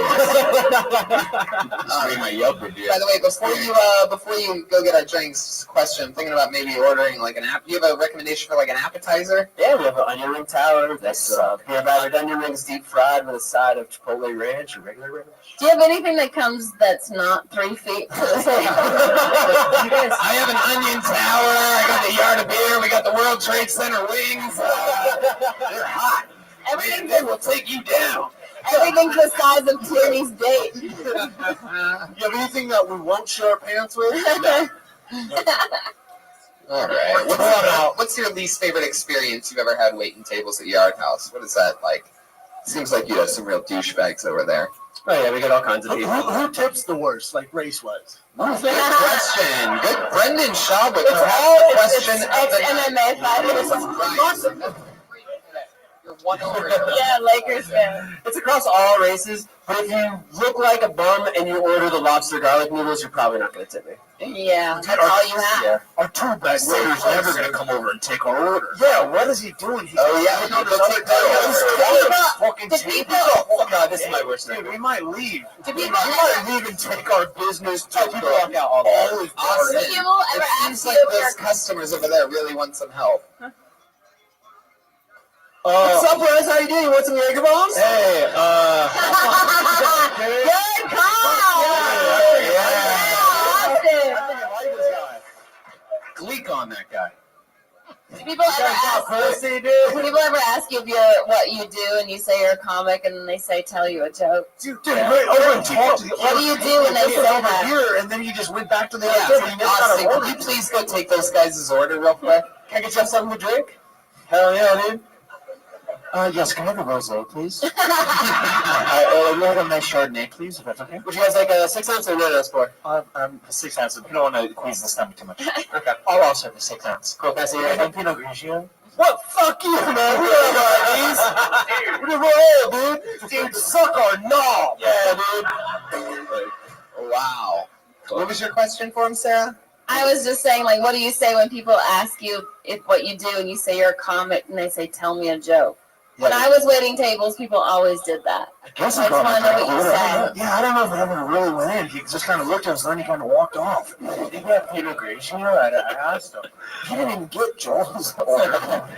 Chris the bass player. They know he wants a margarita. You're right. Hell yeah. What does he know? Austin, have you been in love since moving to Los Angeles? Austin with an E-N instead of an I-N. Alright, wow. Okie dokie, Austin. Dude, now this other table's talking to us. Dude, hey, are you guys having a good time up with it? No. What's up? We're doing drinks. We'll do Hey, this guy's pretty sweet, We right? share your onion ring tower? Hell yeah, it is. Sorry. Dude, take it. When Jeremiah misbehaves, the whole thing goes off its fucking track. A little fun fact for you diehard Kill Tony fans. Sometimes he pretends like he's not misbehaving, like he knows that he's not, and then it fires up. He's a naughty boy. It sucks to misbehave in comedy. Austin Scott, because there is a live show happening. So Austin, have you been in love? Nah, not in LA. Not once in LA. You've been here for a year. 2 to 3 years. 3 years. What's the closest that you've come to being in love? Fucking. Hell like a true yard house. Dude, Yay. one time a girl tossed my salad. I was in love for like 6 minutes. Oh, yeah. All right, Austin. We're gonna keep moving. Toss salad. We're gonna keep moving along. Go. There he goes, Austin Scott. Everybody. No Twitter handle, huh, Austin? No Twitter handle. Brendan, who do you think the funniest? Listen, moving. You guys are fired. So, Brendan, who do you think the funniest fighter would be? If somebody had to do stand-up. I know this is a random question that I'm asking you out of nowhere, but... Would it have to be someone creative, so either Connor or Chael, someone. Yeah. Yeah. Connor, 100%. Wasn't Connor supposed to be in Game of Thrones? He wasn't, he turned it down. Oh, he turned it down. Yeah. He'll get into Hollywood after. Me too. Yeah, I turned it down. I would have to say Brock Lesnar. Like, that dude is fucking hilarious. Hilarious, man. Have you ever heard him talk about Miller Lite? Like, he was the sponsor after he won, like, UFC 200 or something like that. And he goes, "Ever go home and fuck my wife and drink a Bud Light?" I was like, what the Can he even spell Miller Lite, Brock Lesnar? Tough. He has no dick on his chest. It's like what I heard they did. Yeah. You guys ready for more show or what? Huh? Fucking live main room of the Comedy Store. Ryan J. Eagle chiseling away over there. I can see the outline of Sartiana's head right now from here. All right, we got another Austin. If you like that last Austin, then you might like this next Austin. His name is Austin Langley. Yeah.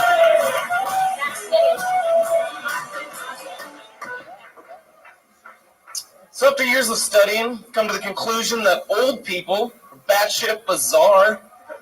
The other day I watched an old guy walk up to another old guy and go, "Hey, is your name Tom?" He's like, "No." It's like, "Oh, I thought you were one of my friends." It's like, how good of fucking friends are you with Tom?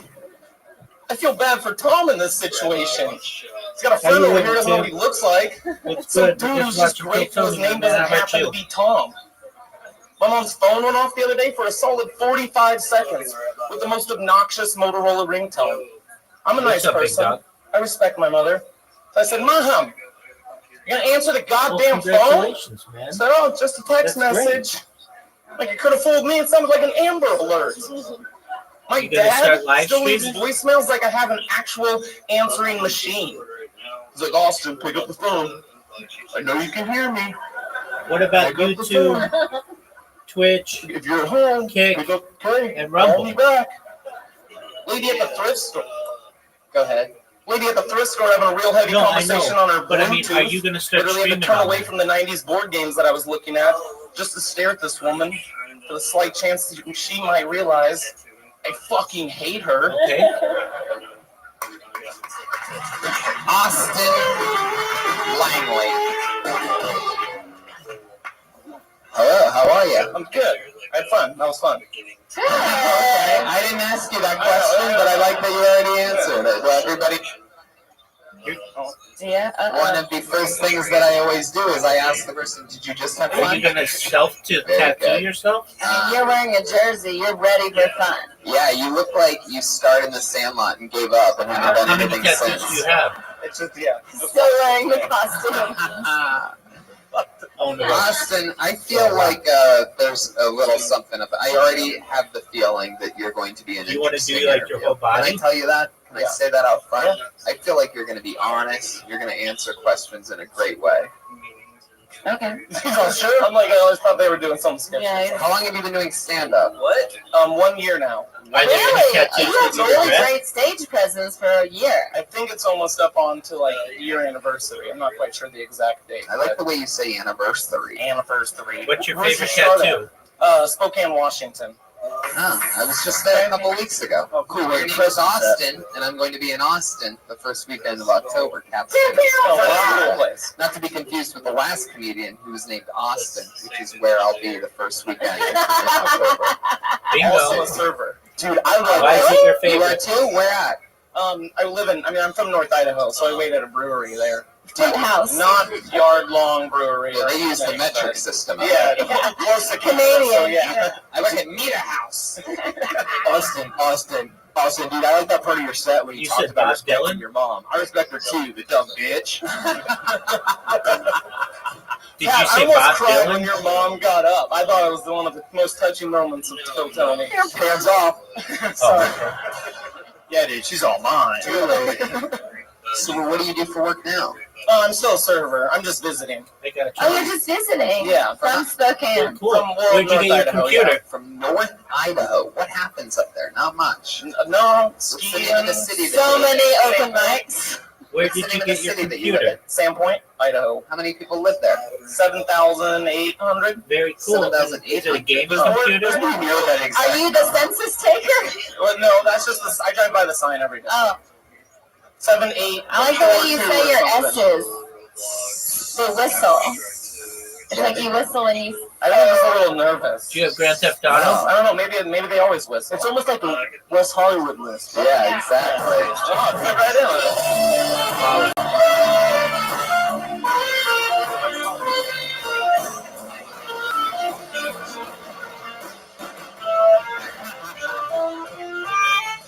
I accidentally pushed the wrong Feel song. free to send me an invite. You gotta understand.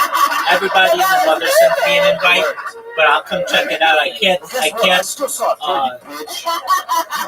Now, Austin, another dedicate question. Do you all my always time in there, choose- but is I'll it- come take do a you look at always it. dress And then like when a I teddy need bear? it, I'll have the link. No, like that's the best one I've heard yet. I've heard like the is baseball and stuff. Yeah. No, okay. So you've been doing comedy for a year.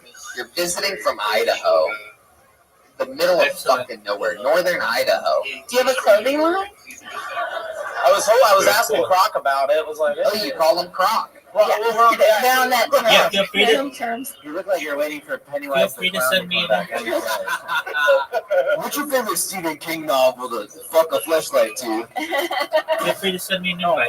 How old are you? How old are you, Austin? 28 years Okay. old. 28 What's years that old. sound? Why do you still live in Idaho? Do you like it there? I do.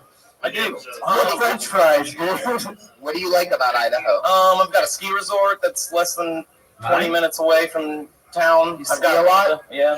So when you took that girl on a skiing date, what No, that's got it. You're taller than we thought.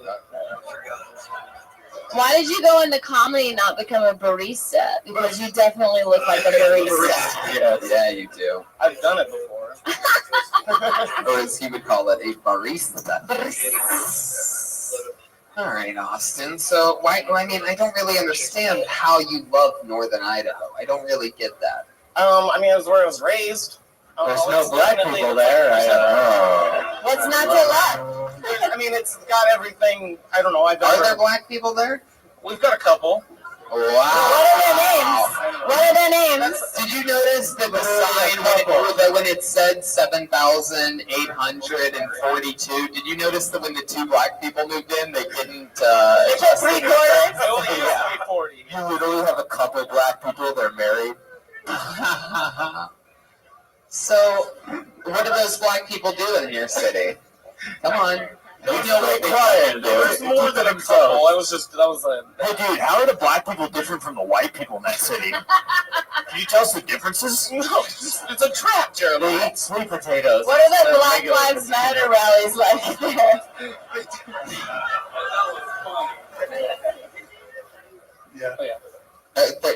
Do you know what any of the black people in your city do? Well, I mean, there's a big company that just moved in Coachella, so there's a lot of, people that work there.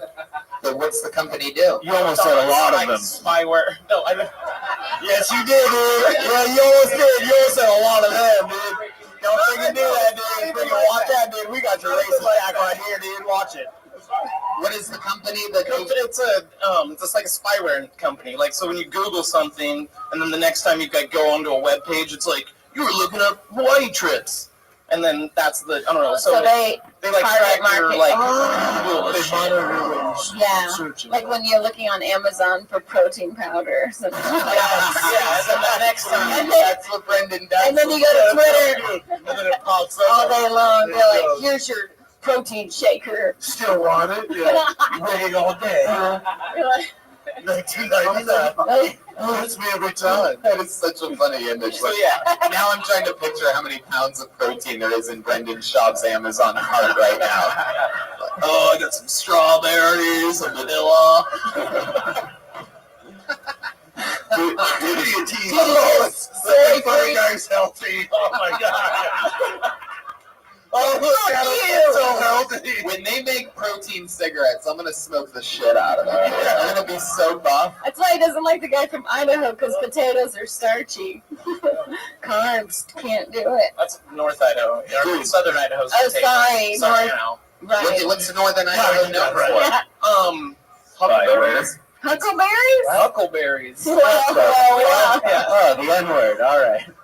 No, it's like one of the capitals of the huckleberry bush is a weird one because it can't be like domesticated. Can't like You make a nice jam No, out of it was created, right? Any kind of bush is gross. It's a man-made berry. No, huckleberry is just a wild berry that can't be like planted or anything. Are we talking about berries? Yeah, huckleberries. Is there a lot of spots to do stand-up out there? In Spokane, Yeah, the scene's I'm not blossoming. traveling. Yeah, more like chuckleberries. Chuckleberry. You knucklehead. Hey, Pat, has your mom ever walked in on you and you're jerking into a Hawaii trip? I'm still thinking about chuckleberries. Did they pee on you after? What? That's a Chuck Berry reference. Sorry. Chuckleberries. Oh, that's funny. He liked Yeah, to there's pee a on video of women. that. You guys should look it up. Chuck Yeah. Berry peeing on somebody. Yeah, Chuck Berry peed Thanks, on Sarah. I women. recommend R. Kelly. So, Austin. Whatever. I'm old. You would love Austin? You have a girlfriend? I do have a girlfriend. I don't know if I would cross the line of like we're in love. She's watching right now too. She's a potato. Oh, she's watching right now? She's That a girl, man. potato. Idaho? Yeah. Oh my You god. just made her so sad. I know. Yeah, how long have you been dating for? Few months. A few months. What's her name? Time to dump her. Claire. Claire? Hi, Claire. Yeah, she's a first grade teacher. Hello, What's up, girls? What's up, girl? Oh shit. What's up, girl? Oh, Claire, I'm sorry, Austin. Claire just came looking at Brendan's shot directly in the eye. Yeah. Who's the black woman that you were sitting with earlier? That's Crocodile Queen. That's the crocodile queen. Don't let your Idaho friends find out you're sitting next to a black person. Where'd you meet her? Where'd you meet her in We went to Idaho? high school together, and then yeah, never really in the right situation. We always like hit it off and had friends of friends. So then when it got going again, what happened? You were I at a had high just school gone- reunion? When you guys were in high school, did you guys mash potatoes? Idaho jokes. Yeah. Yeah, we're just chipping away at it. There's only so. But no, and then yeah, we hit it off. I had recently gotten through like a separation through an ex, and then we hit it off, and it's been great ever since. How old are you? Yeah. How old? I'm 28. Gotcha. All right, Austin. You're Well, from Southern Idaho? North. Oh. Potato, So it's like the panhandle, Right. basically like 40 miles away from Montana, 40 miles away from Washington, and like 60 miles away from Canada. Oh, the hub of comedy. So they speak English? They speak English there? Dude, is it just me, or is the North Idaho shaped like a dick tip? No, it's just It's not you, dude. all right, Austin. Well, it was nice to meet You were you. great. Yeah, thank you. You had great stage presence. There goes Austin Langley, everybody. I'm here on a little trip from northern Idaho where he listens to the show because surprisingly, northern Idaho has the internet. Yeah, reception in the Have cell the tower. internet.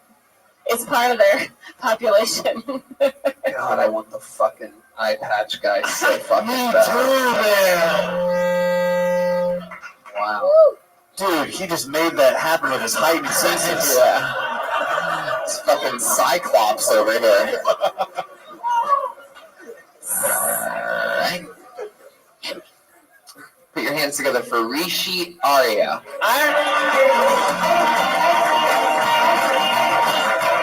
Rishi Arya. Here he comes. Live. Hey guys, I joined a gym, and I've been eating better, so I've lost a lot of weight, and now my whole family thinks I do cocaine. And I would correct them, but I kind of like the idea that they think I'm successful enough to afford that much cocaine. and the wind calling for me. I feel like white people in LA are more Indian than I am. Like they're all doing yoga, and they have Hindu symbols on their cars. Like white people might gentrify neighborhoods, but we gentrify their souls. A little something about myself, as you can probably tell. I have a hairy ass. Like I feel like you can tell that from face value. Like my ass is so hairy that I can show it to all of you right now, and you still won't see it. Go ahead. What is it? Wait. How hairy is it? That I can show it to all of you right now, and you still wouldn't see it. Dude, that's freaking worth it, dude. Fuck yeah. Rishi Arya. By far one of the funniest doctors we've ever had on this show before. Thank you. I'd always love it when you would tell House how he's wrong about his theories. And then killed myself. That's true. Wow, you watched all the way to season 7. I never saw it. I just hear about what all the famous Indians do. Deep reference. So did you ever find the White Castle? Yeah. All right. How long you been in stand-up, Rishi? About 6 years. 6 Good job. years. Where at? I started in New York, and then I moved here. How long were you in New York? 3 years. Oh, no. I was in New York 3 years, but I only did it for the last year and a half. Now, to travel from New York to LA, is it true that you rode on the top of a train? With your family? I'm still lost. Yeah. It's a shy one. Tony, you said Thank you. That's how funny I thought it was, too, by the way. I'm with that guy right over there. When you said Rishi, when you said you joined a gym, Yeah. does that mean that you had butt sex with a guy named Jim? And then when you said that you were eating healthier, does that mean that you were eating the sweat off of his neck? And then when you said your parents thought you were doing cocaine, does that mean because you lost weight because you got AIDS from the butt sex with Jim? Yeah, all the above. Yeah. What do you find tougher, comedy in New York or LA? Maybe here. Because in New York, there's more real people. Like in LA, a lot of people are like actors in the audience. You know what? I'm going to get a second opinion. Yeah, all right. Okay. Hey, Rishi, Yeah. what do you do for a living? How do you survive?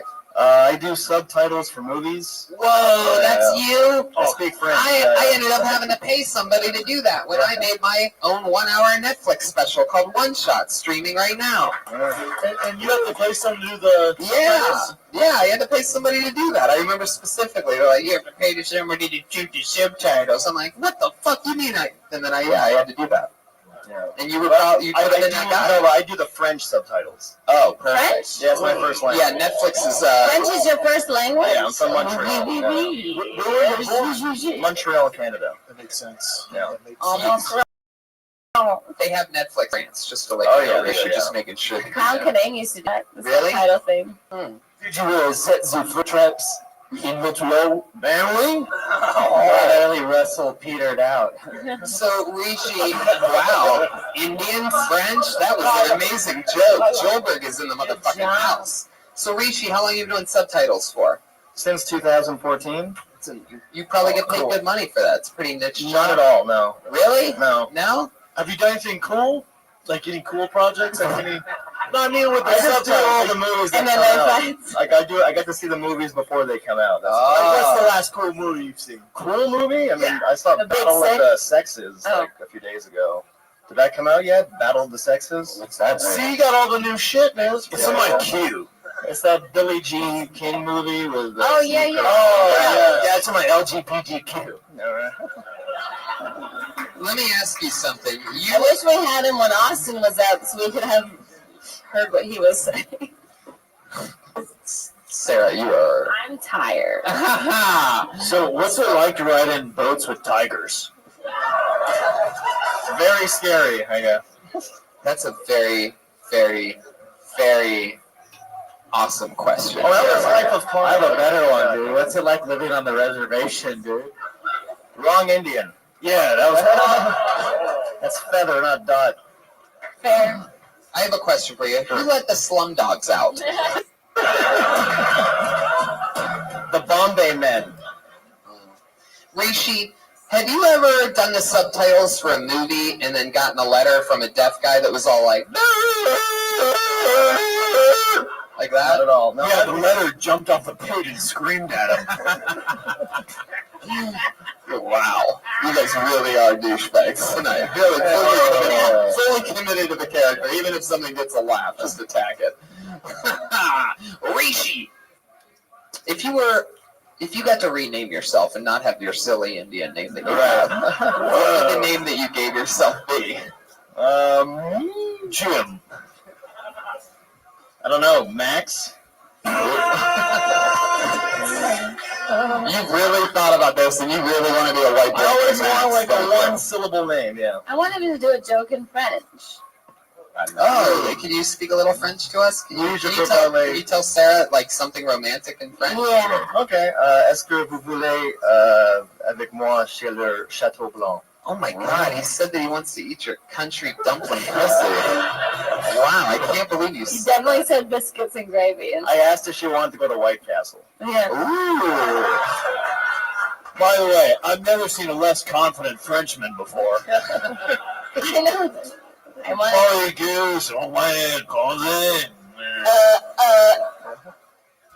Okay, that was nice. So, How disappointed are your parents in you? Oh man, like crazy. Yeah. Really? What did they want you to be? They wanted me to be an accountant. How many brothers and They sisters? wanted him to reach me for the stars. You have two sisters. Are they both like a dentist? and One's a doctor, one's a lawyer. Okay. There you go. So. And you're the comic. Is the Maharishi the guy who was with the Beatles? I have no idea. I'm wondering. Maharishi? Yeah, that's it. I was just wondering that. No answer. What do your parents do? They own a bowling alley. Really? Yeah. What? That's awesome. Yeah, that's sweet. Where? Like a Brunswick? In Montreal. Yeah, they own the... That's a really tough job to pin down. Yeah. Yeah, that's Chris Hardwick. His family owned bowling alleys, Hardwick Lanes. Really? Yeah. More than one. That's how, yeah, his parents owned so many, like started Hardwick Lanes. Huh. Or his dad. Are your parents still together or did they split? Yeah, I heard a 710, but you look more like 711. Hi, everybody. The feedback. Austin, first week of October. The employees went on strike. Do you have a spare joke? Yeah, dude, it's got 3 holes. Do you talk about like speaking French? French? No, I don't really. You don't bring that up? Not really, no. I think you should bring that up. Yeah, maybe it's like a little throwaway. Yeah, it's a bumper. Yeah. Yeah. You don't want it to end up in the gutter. Mm-hmm. So let's see here. Man, I feel like your dad's an Indian guy that started his own bowling alley? Yeah. Man, that really takes a lot of balls. Yeah. Oh, Jesus. Did you? Are you a good bowler? Jokes over here, Brian? You're a good bowler. Gone too far. Oh, have they gone too far? I haven't heard you come up with one. Yeah, exactly. You know the last. Yeah, you turkey. Come up with one. Is there a poopy bum bum bowling joke that Brian can make anyone? The last time I bowled a 301. Is that true? You can't bowl a 300 and lose. Wow. Well, you said we were doing I agree with Brian all of a sudden. That was the one. Well, man. All right, Rishi. So it was nice to meet you. I thought you were great. Thank you so much. If Sarah always says that she thinks everybody's great, right? Yeah, that's why I had a lot of bad relationships. Crocodile King's gonna hold you to that. Hey, I'm in love. That's a lady that said I was great. Get over here. Rishi Arya, ladies and gentlemen. There he goes. He's on Twitter at Rishi_EH. RISHI_EH. Austin Langley is on Twitter at Wes Langley. I was going to ask if when he met girls, he tried to hold them like a bowling ball. Well, good thing you didn't get a chance to ask him that. Let him mistake. Like 3 fingers automatically. I feel like dancing right now. Okay. Do you guys want to go to the bucket one more time before we end this fucking super show, huh? You guys having fun out there tonight? That was the most bunk-ass response I've ever seen in this fucking room. You guys ready to go to the bucket one more time? Fucking lazy-ass LA crowd. Everybody thinks they're too good to have fun. Did you order an Uber? Who's getting the Uber?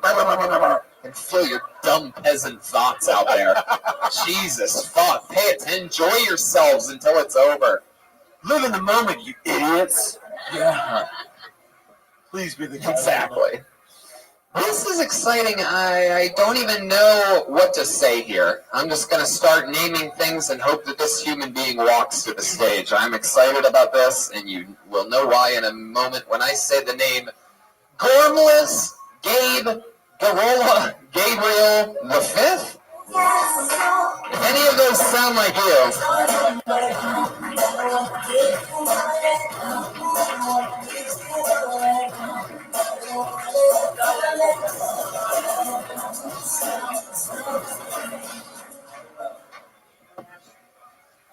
No one cared who I was till I put on the eye patch. That's a earlier throwback. No, I had a fun day today. Fuck you guys. You didn't get it the first time. You don't get the laugh. So I saw a pigeon, like you do. But this pigeon, there's something about it. I know it was a girl because I was attracted to the pigeon. And, yeah, you kind of, where do they go? You feed them, and then they leave you.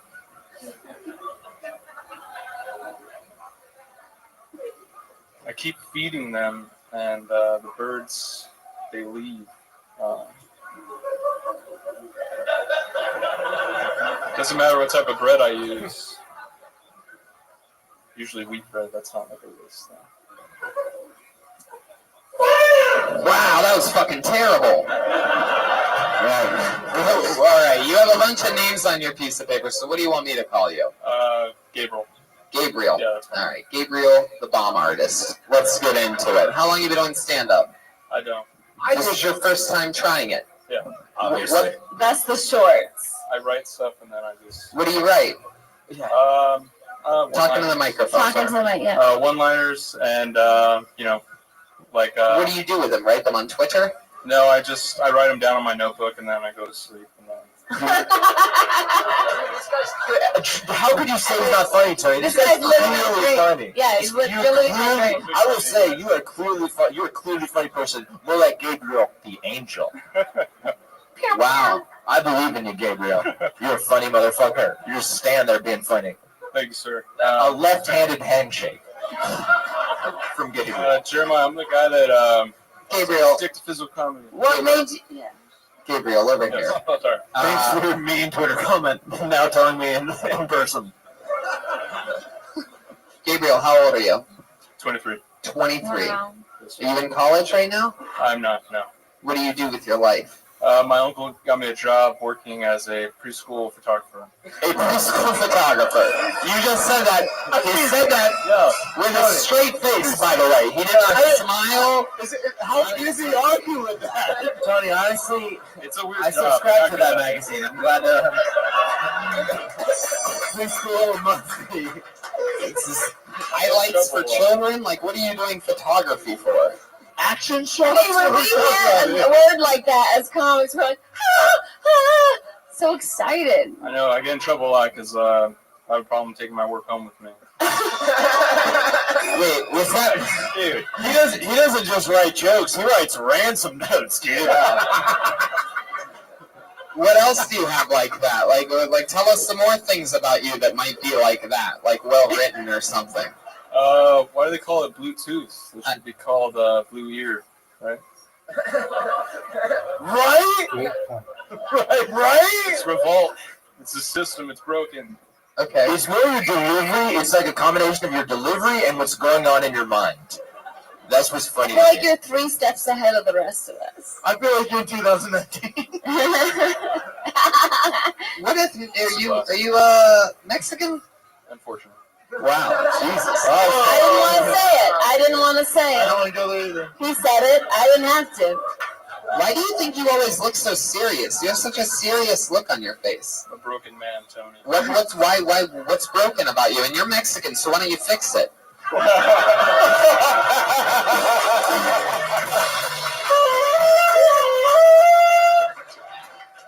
What's broken about you? No, I'm just messing around. No, you remember Brianna Upton, the chick? Nope. No. No, no idea. I know, I barely remember. No, she was on here twice, and she's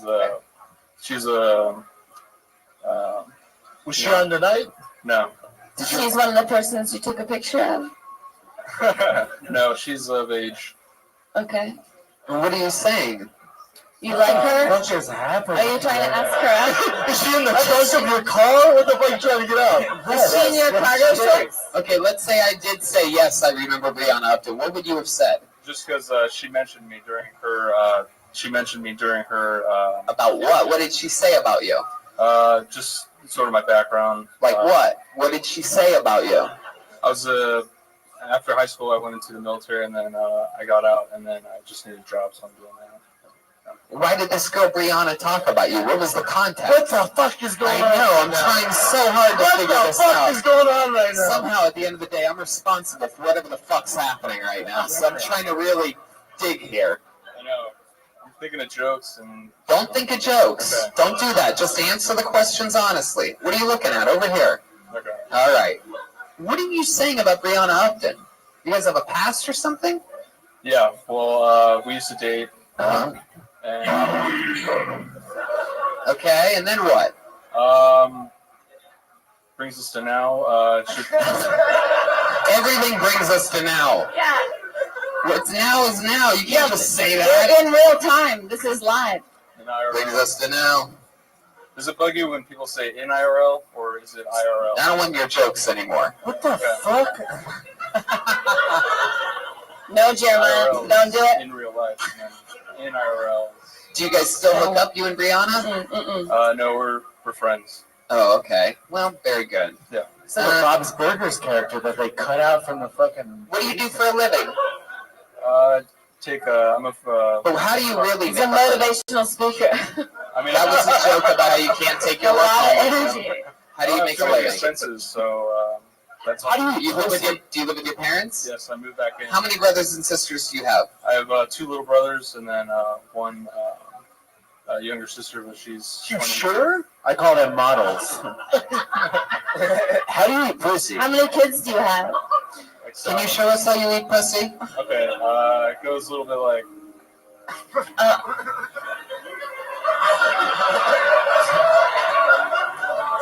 Ooh, you just put a bib on. I believe I just saw a He bib. just made guacamole first.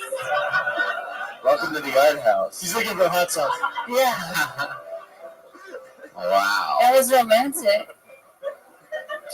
I mean, You're do you use 23 that years pussy old. with a fork? Yeah. You're 23. You just use a spork, dude. You're 23.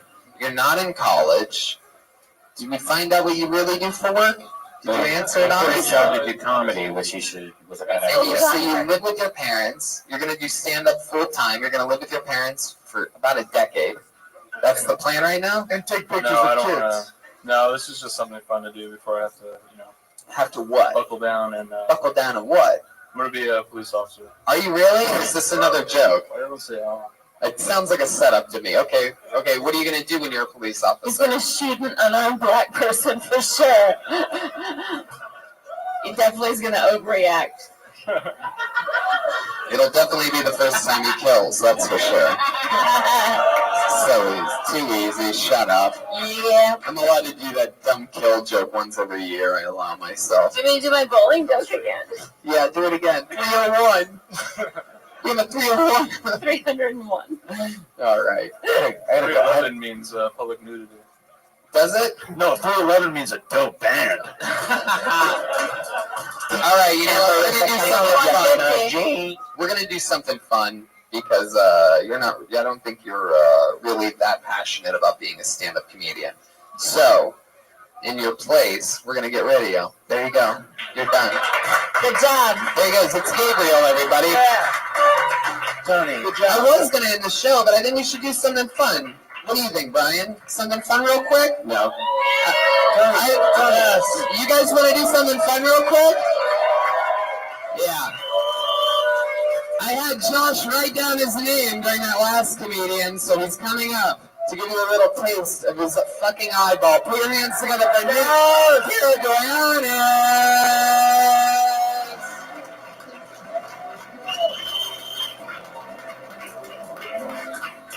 Hey guys, what are you doing?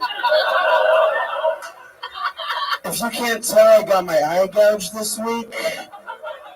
And when I went to the ER, the nurse checking me in was asking to see the injury, and I take my ice pack off, and she shrieks, runs out of the room, says, "I don't do eye stuff." And I timidly respond back, "But do you do butt stuff?" Yeah! Guys, do you ever see a dolphin with one of those soda can rings around his snout and wonder where the other 5 dolphins went?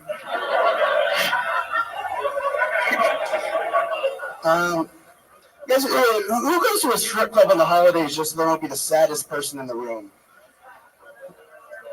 A strip club's a special place. It's a place where you'll see someone celebrating something, a wedding, promotion, a divorce, sitting right next to a lonely guy that wants to see one more titty before he grabs.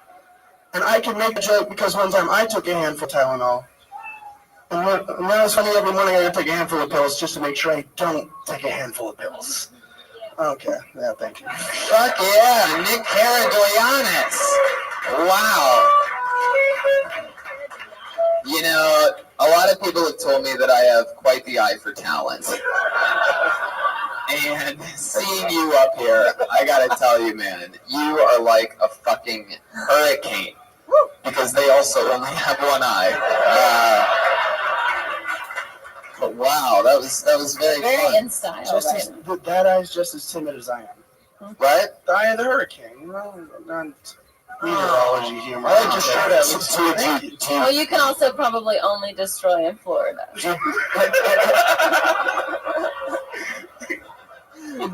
This is probably the best question I'll ever ask.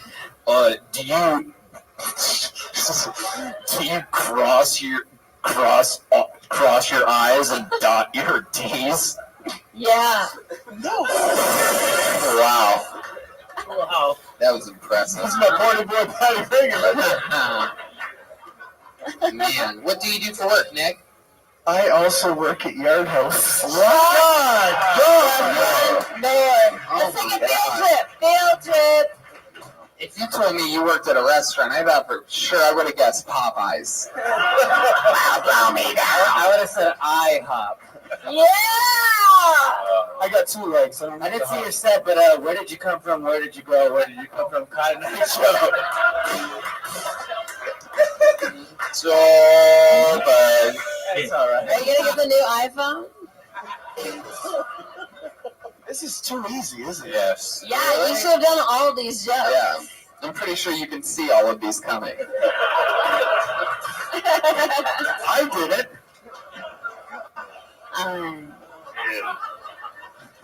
Queer eye for the queer eye over here.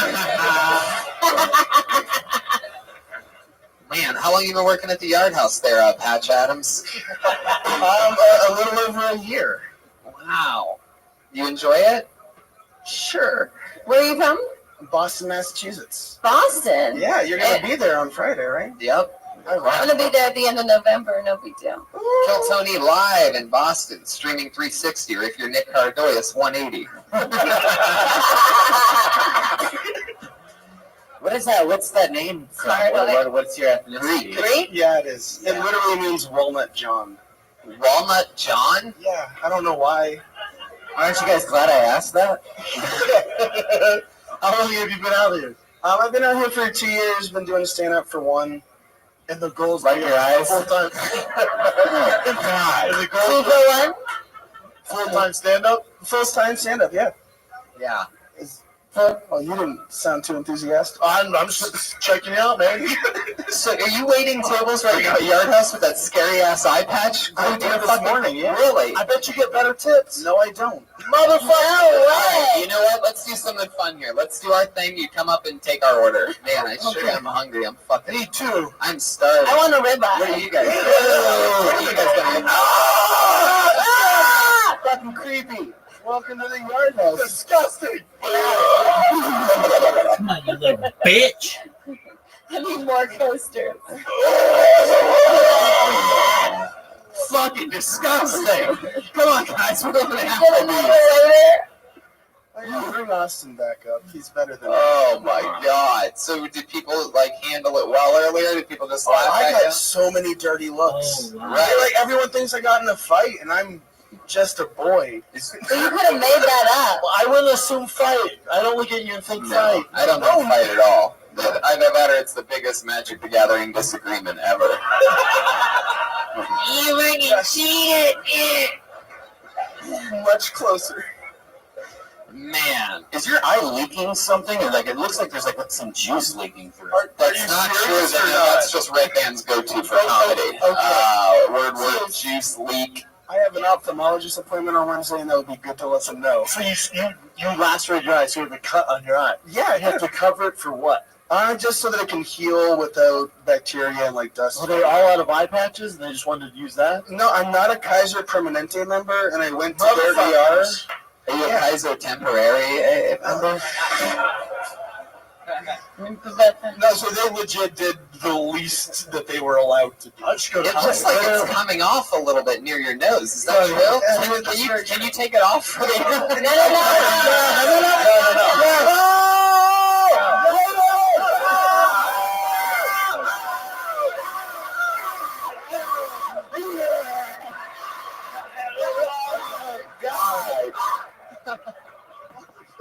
That looked like Sissy Spacek. Can you put it next to the VR camera so the people at home can see it? Yeah, that one right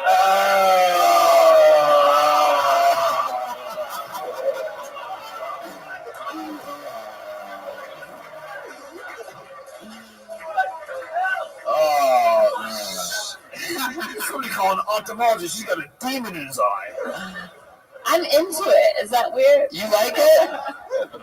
Maybe you guys can. Maybe I'll take you out to dinner. You guys can go get some like poke or something like that. Poke. You got poke your eye out. We got great poke at the Yard House. Is that true? You don't. Do you really? Yeah, well, it's good. They do now. They're not paying me to be here. Man, I could have sworn that they told you years ago that you would shoot your eye out. And then look at you now, all grown up. You just never learned. Yeah, 24 hours a day on Twitter. CBS on Christmas. Yes, Like, TBS, I get it. Yeah, everything you say kills my momentum. Ask for John.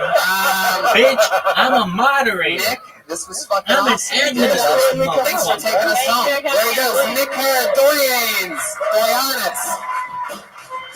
Ladies and gentlemen, I know for a fact Sarah Tiana's working. Where are you coming to soon? I'm going to be in Tampa the first weekend of No face, October, no and then I'll be entry. at the Sacramento. All you need to Punchline do in is the hear San this Francisco fucking Punchline voice. in October. Brendan Schaub always grinding. Two of my hardest working friends. How about one more time for Sarah Tiana and Brendan Schaub? I'm at the Laugh Factory Long Beach on Friday, and then Pittsburgh and Nashville November. Both of these guys are hustling like crazy. It's sarahtiana.com and brendanshop.com, right, for tickets? Nope, tfatk.com. What? TFK. That's right. TFAK. TFATK. TFATK. The fighter and the kid.com. TFATK.com. TFAK. Fists. The fighter and the kid.com. If you're a fan of me, make sure you go back and listen to that episode that Brendan and I did together recently on the fighter and the kid. I think I got feedback all around the country. I for think the that. best one ever. Choose Yeah, podcast. people had a lot of fun. Yeah, Check out nobody this said drawing. that you It's can't amazing, list right? alien JD, about that these happened. while you're listening to That us. happened while you all sat No there. one said that. It's not in the Bible. That's very cool. I'm in Cap City the first weekend of October. We're in Boston this Friday. A lot of other fun stuff coming up in the first week of For sure not in the Bible. I know that. Yep, November. Alien I'm in La abductees. Jolla, Denver, Phoenix, bunch of fun places. So that's all at TonyHinchcliffe.com. The best damn band in the land is over there. Appearance going to be these douchebags. From Best to Durst. Dude, check out, get some t-shirts from me at jeremiahwatkins.tv/shop. Got Reagan Watkins tees, the Wave shirts, just a lot of stuff.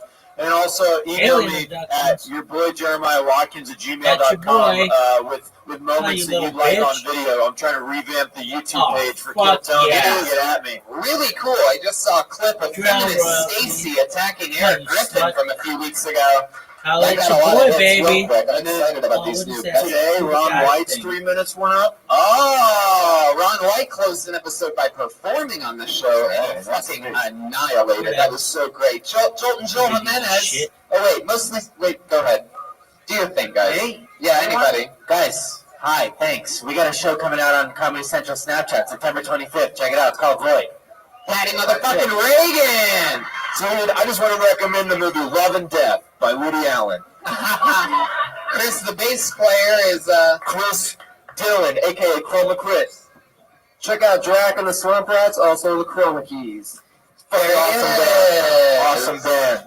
Well, that's that. We're going to see you next week live here at the Comedy Store for another fun episode of Kill Tony. I'll be in Indianapolis with Death Squad November 8th and Columbus, Ohio, November 9th. Live audience, thank you so much. We'll see you on the front patio after the show for high fives or whatever you guys want. We love you. Good night.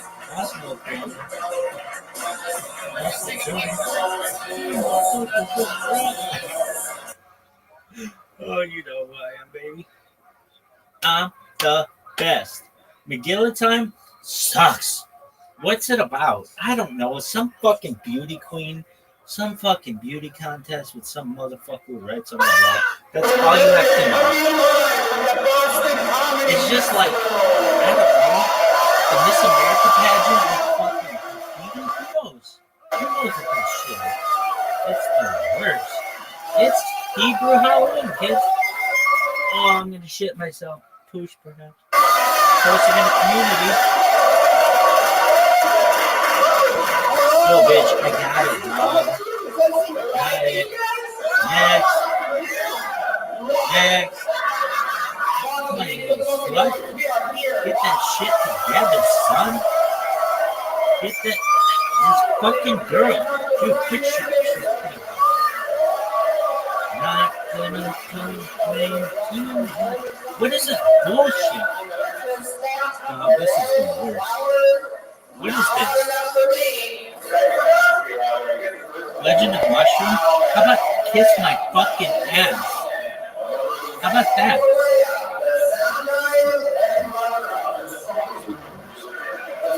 Pass that box. This is the worst. That's crazy. What is this?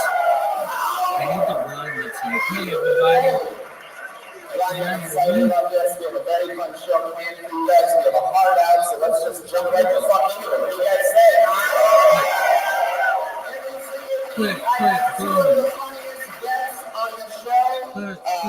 These festivals are going to be crazy because sometimes you're left with limited options, but I was just telling these guys backstage, this is exactly like an LA little show, and you guys are lucky as fuck. It's a perfect fucking match, and I couldn't be more excited. Make some noise for your guests tonight. The great and hilarious Eddie Brill and Matt Bronder. What's going on?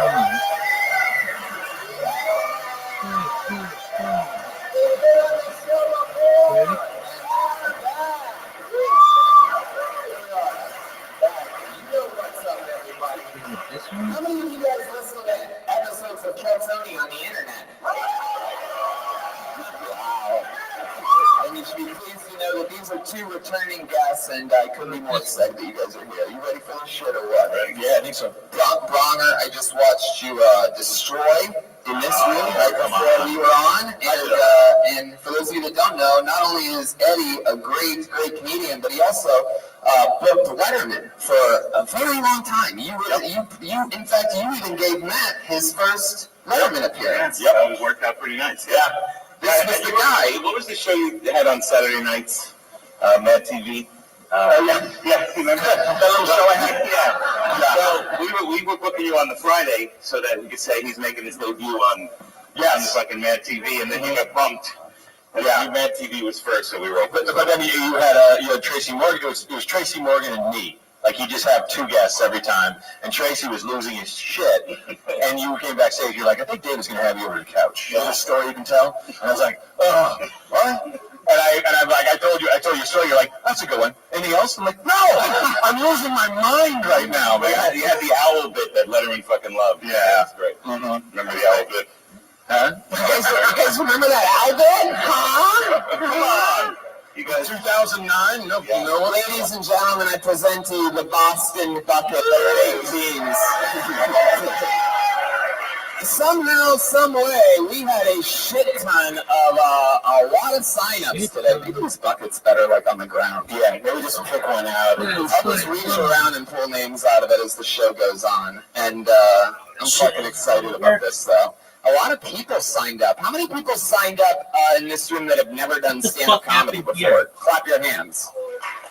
Wow, that's a lot of people, including Pink Shirt. Look at this guy. There you go.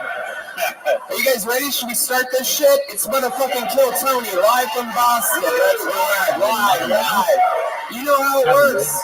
If I pull your name out of a bucket, that means you get 60 seconds of stage time. Sometimes it's a great local comedian. Sometimes it is an insane person. You never know what's going to happen, but they get 60 seconds. You know your 60 seconds is something you hear the sound of a kitten. This is the worst. Aww, isn't that adorable? That means wrap it up then, or else you're going to bring out the angry West Hollywood bear. Yeah, like a junior. Oh, come on. I might go with that one. I think that was a mouse and a bear and then a motorcycle. How did the bear get a chainsaw here from Los Angeles? You guys ready for this shit or what? Your first comedian going up. This is when we go on the road. We don't ever take our actual bucket, so we get a bucket when we go there. I want to let you guys know that out of all the live Kill Tonys we've done around not only America but also in Canada, you have the largest fucking bucket ever. Boston, Massachusetts. Boston. Okay, well. If you ever listen to the show, then you happen to know that I absolutely love it when I think it's a crazy thing. Oh, God. Oh, Jesus. I get the feelings this one's going to be perhaps interesting.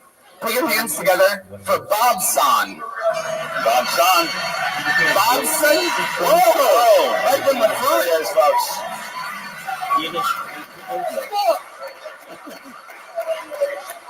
Oh, God. Dude, but you know what's going on. Good so far. All right. Hold on. You get 60 uninterrupted seconds. Put your hands together for Bobson, everybody. Right into the microphone, Bob. Dude. I listen to this podcast a lot. That's it. Oh, my God. Fucking love it, baby. Oh, shit. This is fucking weird, people. This is like the weirdest thing I've ever done in my whole entire life. I can't believe I'm doing it. I'm just going to keep talking. Kids, it was like the fucking Miss America pageant with God, when is that going to happen? This is not comedy. I'm just laughing. But it's not funny. That's the time. I'm visibly shaking. Happy Hamantash. This is gonna. Millions of people are going to see this, right?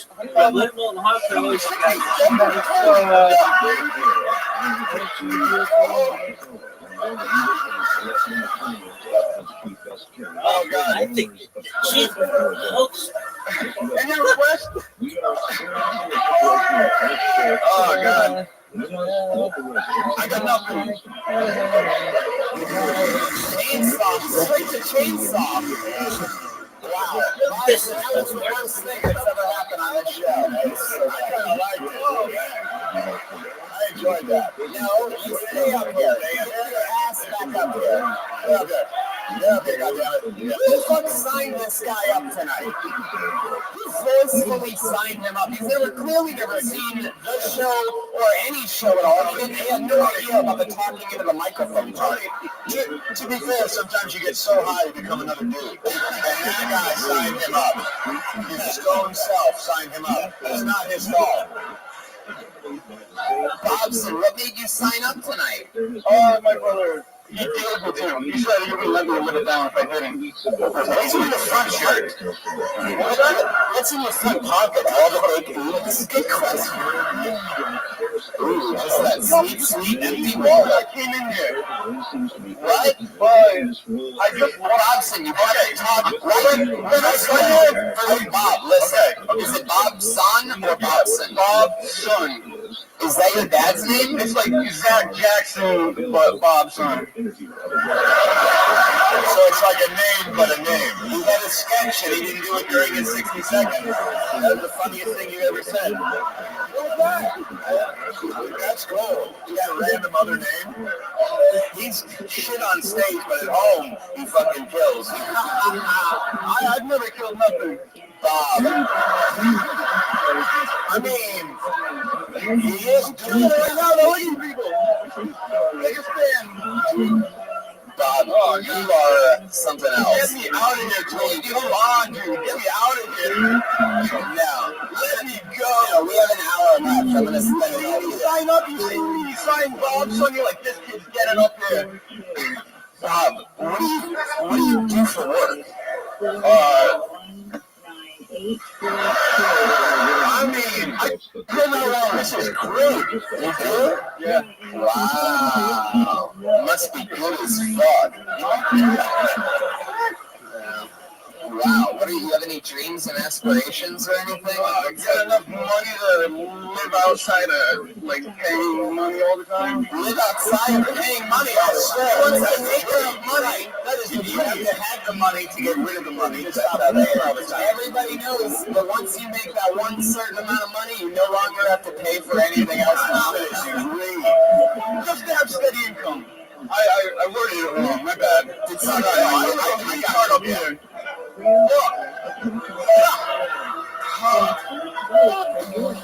Are you gonna play like the sad hope song now, Brian?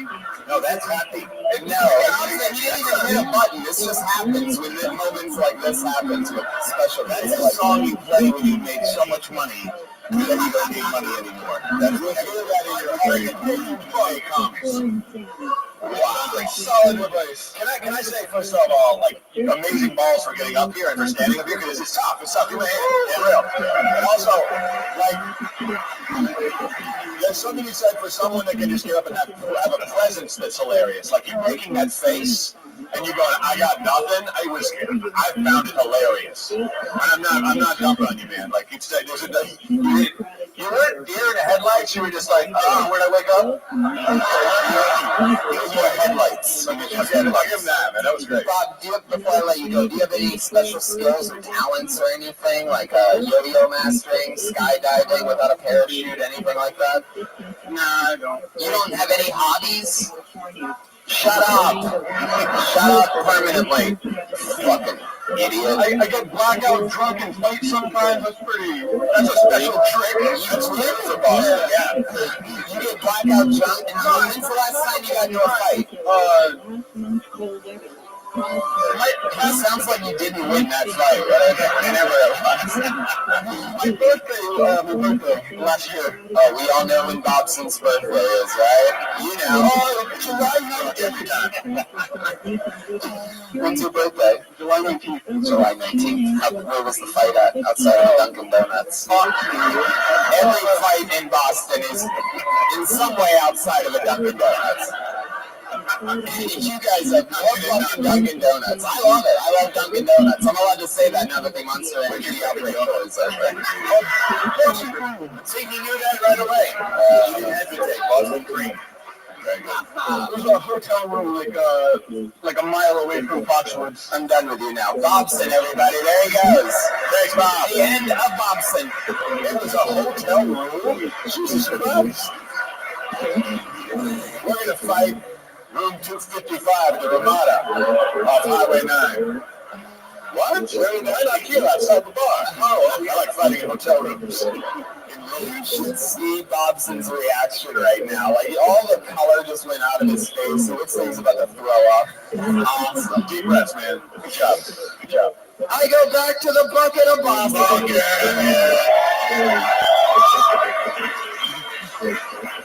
All right, 60 seconds uninterrupted. Live goes to Grant Miller. Here he comes.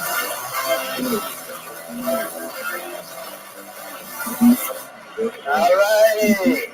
Namely came out tonight to avoid listening to my roommate try to learn Blackbird on the guitar for an hour and a half. But at least it wasn't a Green Day song, you know? You guys remember Green Day in middle school? Isn't it weird that Green Day's been around long enough to be everyone's middle school band? I'd like to get a Green Day tattoo though, huh? Like the heart grenade, you know? I'd like to get a Green Day tattoo so I don't have to regret it when I'm older. I can just regret it right away. My current girlfriend is very upset with me right now because I've been referring to her as my great girlfriend. I think if you're a white parent and you name your daughter Asia, you're a fucking asshole. I think the rule should be if you name your daughter Asia, you have to name your next born South America. Alright, that's gonna be it. Alright, 53 seconds for Miller.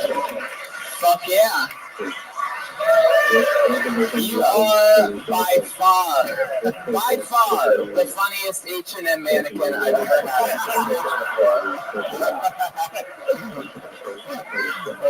Very funny, Grant. You've been doing stand-up a couple years here in Boston? A little over a year. Look at that. Your cheeks just shook a little bit. You're a little bit nervous right now. Ask Bobson what it's like afterwards. He'll tell you. Bobson was composed because he didn't know where he was. Grant, I love it. What's your story, man? You're from Boston. You live here. You got beat up a lot from guys like Bobson. You're both not even get beat up by Bobson. For those of you not seeing this cheek shake on Grant Miller right now, I mean, it is unbelievable. We gotta get you over this extreme Elvis Presley, but up higher. Do you always do that? It's just something like that. Oh, I'm very nervous. Oh my god. It's like each clip isn't usually at the open mics. Wait, what? You're not usually at the open mics, I do.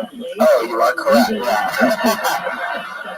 I didn't realize that I had this effect on people. Man, so I love it though. I mean, you're extremely talented. You're clearly, like the next Michael J. Fox or something. You're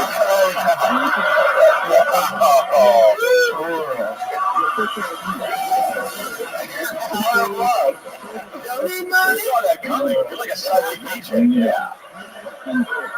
Grant, what do you do for work? I'm a student. What are you studying? Advertising. How old are you? 21. 21? Wow, look at you. Where do you go to school? Boston University. Yeah, the one thing I can tell you for your set, I liked all the jokes. They were good, but you started out with a really long joke to start, and the other ones were shorter. It's better to kick off with a shorter joke, get the big laugh in the first 10, 15 seconds, and then do that longer one a little bit later. But it was very good, I thought. Everything was like really well written. I mean, one thing was Green Day was the band we knew in college, right? Yeah. I mean, come on. For me, Green Day was my son's college. Okay, like well-written stuff, but also stuff that connected on a real personal level with everybody. I mean, like the current girl, I was like, that's one of those jokes. I'm like, how is that? I never heard that before. That was like one of those jokes. I love when a young comic writes a joke that's been in front of all of us all this time. That was solid. That was solid. And I love it when the guy from Boy Meets World looks like he's been through a microwave. I love your stage presence. Grant, you have a girlfriend? No, that's a joke, actually. Wow, so you really don't have a current girlfriend? No, it's so funny.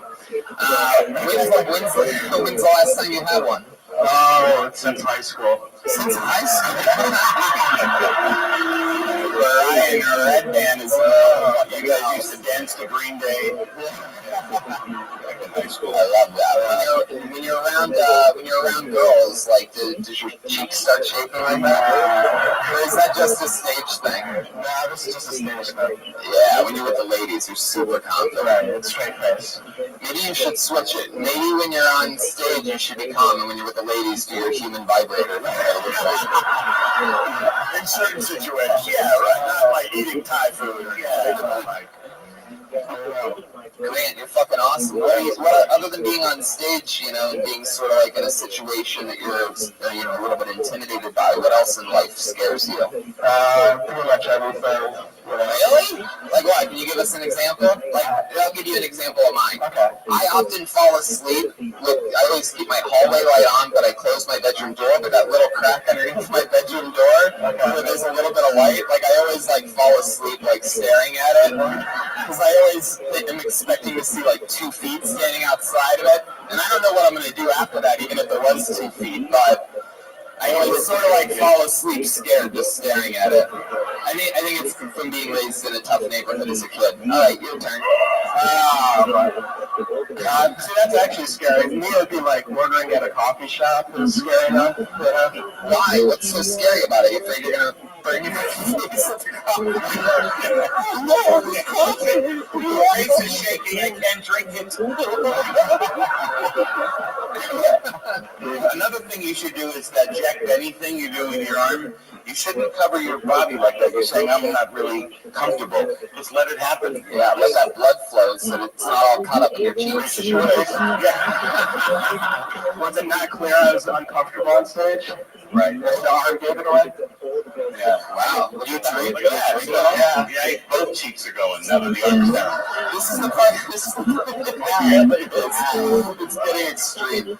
Maybe, I don't know. Is there anyone that comes to the show that isn't at this moment? You're like, please, just let me on stage, please. It's funny. Someone is just like, I love it. Yeah, normally the people that sign up for the show are happy when they get on stage. This has been like a torture so far. Sometimes, it should be like a swinging light bulb above it. Well, welcome to the Guantanamo Bay Chuckle Hut, everybody. All right, Grant. I'll tell you this, man. It was fucking awesome. Great job, man. I get the feeling one day you're probably going to laugh about this clip, and other people will too, because you're a great joke writer. Keep doing it. 21 years old.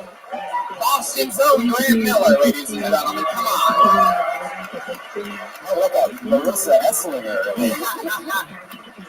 Oh shit, the motherfucking bucket is back. Who knows what can happen? Maybe we'll get somebody that wants to come on stage. Boston, you guys having fun? I pulled another name out of the bucket, and that name is Brianna Santos. Brianna Santos. Oh.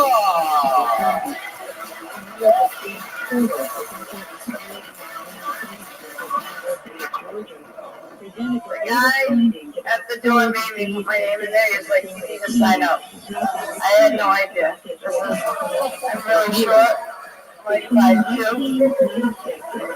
Oh my God. That really happened. It's a real thing.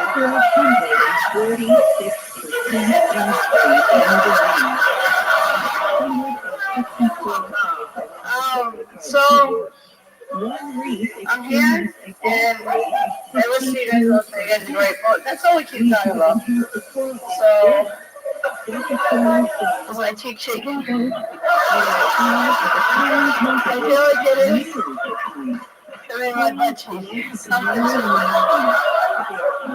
I had something to say because she was like, what if you're doing this something? And I was like, no. But then, you start brainstorming shit. You're like, what if it is? And then you start thinking about things to say, and I have a bunch of shit to say. And I can't, conformist.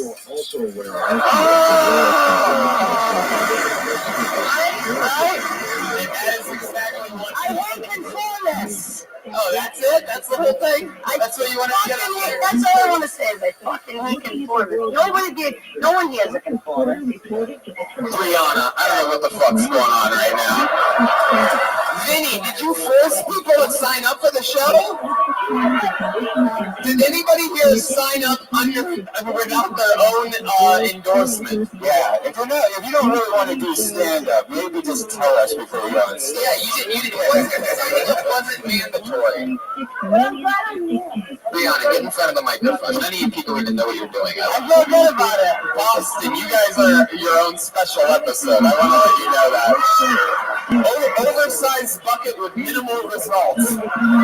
Clearly the smallest the bucket on this show. We should switch it. Can we get a small cup or something like that? Vinny, can you guys let us cup next to the water? Yeah, that's exactly what we need up is what the fuck, why not? What the fuck, why not? Brianna, what's your story? You ever think about doing stand-up comedy before? Constantly. Last second, you sort of decided you thought you were going to give it a shot, huh? I did not. No, I didn't. No.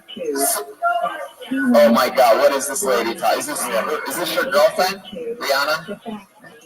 Brianna? I'm a construction worker. Oh, okay. Yes, this is your girlfriend. How's it feel to be in front of a lot of people like this? I feel like I'm in my Bristol Community College public speaking class. How did that go? Terrible. I talked a lot about the environment, and every Do you ever wear a hard hat? I do. Twice a day. Twice a day? At work, yeah. Is that code for like a strap-on dildo or something like that?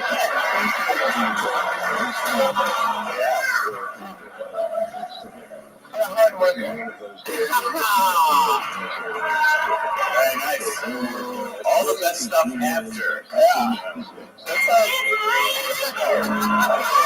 That's the wrong one. Isn't it Monday? That's the wrong one. Brianna, you reminded me of a young Edward James Almost Funny. I don't know what this is. I really thought you were going to say somebody. I was like, really? I remind you of someone? Yeah, like a Mexican Roseanne. Yes! Oh, can I say, Roseanne is the only woman in history that was divorced by her husband. If I could be related to that, that's awesome. Yeah. Oh, you hate like he had to pay him money. She had to pay him money. Usually women get money, Bill Burr hates that. He doesn't like that at all. She had to pay him money. That's amazing. Yeah, because it turns out she didn't reach the amount of money needed to stop paying for She's badass. Roseanne's badass.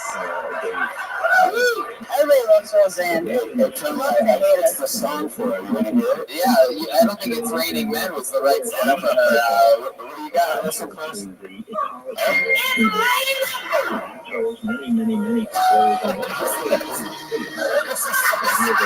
So stupid. 6 minutes of his time went into making that moment. Good job. Oh, a lot of work. Rihanna, you're from the Boston area, right? What's your favorite thing about Boston? I'm from Bedford. Everybody knows. I'm sorry. I'm trying to move out of there. But I'm still alive. So that's good. Do you have any special hobbies or fun things that you like to do when you're not doing construction? My girlfriend's hairdresser calls me Joe Rogan's best friend. Why? Why did she call you Joe Rogan's best friend? My girlfriend texted me at work the other day, and she said that my best friends are my TV shows. She was like, I think your shows are your best friends. TV shows? And I work so much and I don't like people conformists, Are you still watching Fear Factor? I love Joe Rogan on TV anymore. He's just being from news. Game of Thrones and Joe Rogan. That's all I do. That's all I'm about. I listen to Joe Rogan and watch Game of Thrones. I love that. That's my life. I'm with you on that. Yeah. All right, Brianna. And that's my comedy career. I think it's over now. I mean, is it something that you ever wanted to do, Brianna? Is it something that you ever really wanted to do, or you just sort of gave it a shot? I don't know, Okay. I always feel like I was a special kind of person, but I haven't found that special purpose yet. Well, if you just keep signing up outside of random things, then I think one day you're gonna. Next time you're here. I'm gonna work on it. You be here next year? That'd be your thing, signing up. I'm gonna work on it. My whole life I sign up. And I will tell you this: is that you handled bombing better than Bobson did, and you handled it better than Grant Miller did. Good, and you handled this better than his shaky ass. So. Yeah. In the end, you can take something from it. Brianna Santos. Next time it'll be on purpose. What did you say? You're giving out free flannels after the show? What is it with lesbians and flannels? Why are you asking me? I don't know. How would I know? you had a choice. I am one of not a lot of people know this, but I am one of the top young lesbian comedians in the world. We do. All right, your next comedian, uninterrupted 60 seconds, goes to Cody Griffin.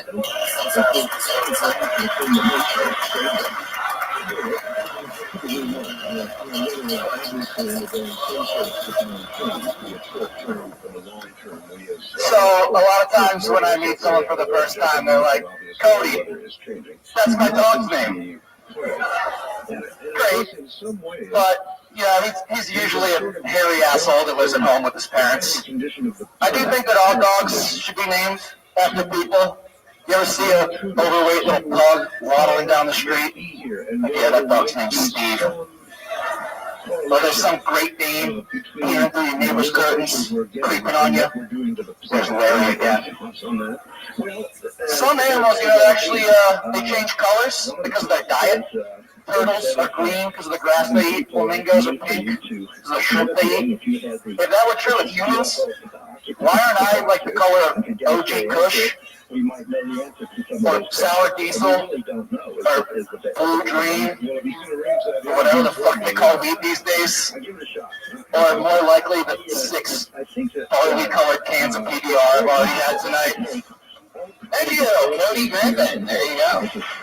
One thing that we're learning immediately is that sometimes it's more fun to watch somebody that didn't know they were going to get selected or try at all. I sort of did miss the people that were like, oh, sorry, this wow, I didn't even want to do that. This girl knows her weed because she was like, yeah. Like I said, real ones, like fake one, real one. Yeah. Did they just get marijuana here or something the other day? I'm not even from here. Where you from? I'm from Key West. Key West, Florida. And there is where you were making a living being the top half of a centaur? If only you saw the bottom, it would have been a waste to be with the bottom. I was born with this sweater, yeah. Key West, Florida. So how long have you been up here? Only since I was forced to evacuate about 2 weeks ago. Wow! You were forced to evacuate, and then it turned out to be a tropical too. How does that make you feel? Yeah. Anybody that's intimidated by what's going on the shore right now, like, you haven't seen anything. Wait, what? I experienced the zombie apocalypse in Florida trying to get away from that storm. Oh, yeah. How long were you in your car for? 3 days. 3 days. Did you have a problem finding gas? Because that's what that was the hardest part of it. People were getting in knife fights for it down in southern Florida. Crazy. Is Bobson down there? It would have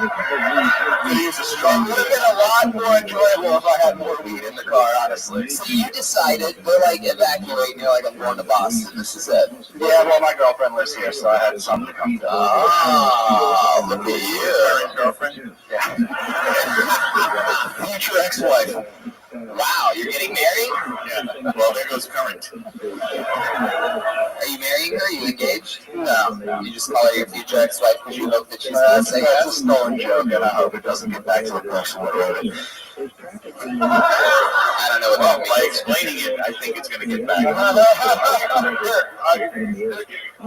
Yeah. Just jump in. Like, I mean, all of your jokes are kind of just like jokes that you probably don't even think are all that funny or so okay. You know what I mean? But I mean, then we started asking about why you're here and all that stuff. Like, I want to hear those stories. I want to hear about the knife fight for a life raft and a thing of Debbie snack cakes or whatever you're Had you come out right from the beginning and literally said, what's up, I'm not even from Boston, I'm from Florida, but I got evacuated and I figured I'd come up here. Like, it's like all of a sudden we know what sets you apart. We know what it's a better backstory than what did you start with? People call me a dog, and I'm a hairy ass. A lot better humor in my routine for sure.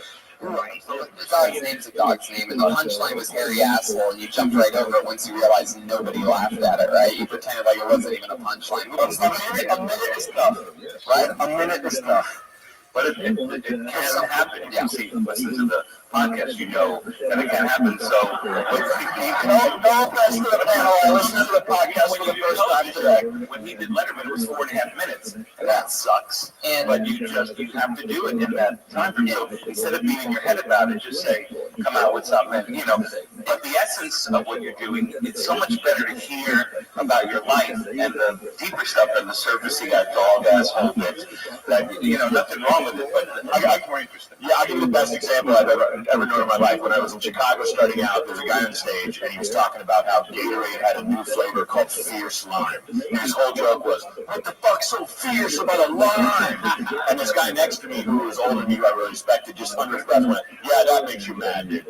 Yeah. And I was like, yeah, you're right. No one gives a fuck about a Gatorade flavor. Like, I don't think, like, you know, like when you're talking about, you know, what the colors have changed and you eat a different way, which is confusing. Because do you eat Kush? I mean, unless you make it a brownie. You know, I make it a fine syrup, put it on my pancakes. But,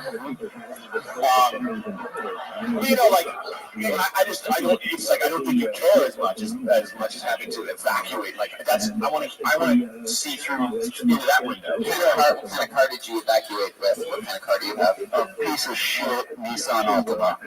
See, next time, instead of calling it a piece of shit, just answer the question first. And then you'll get a bigger. It wasn't even mine, though. It was a friend's car that he wanted to get off the island. Still, you're not listening. And it was a Chariot because it saved you. You should just be like, oh, a Nissan Altima. That's a donut. An Altima. An Altima. Is that four-door? Yeah. We have a three-legged dog in the backseat, too. Is that a what? A three-legged dog? Whose name is Fenway, coincidentally? Three-legged hog. Three-legged hog. We got a sitcom. We actually have the dog on the podcast right now.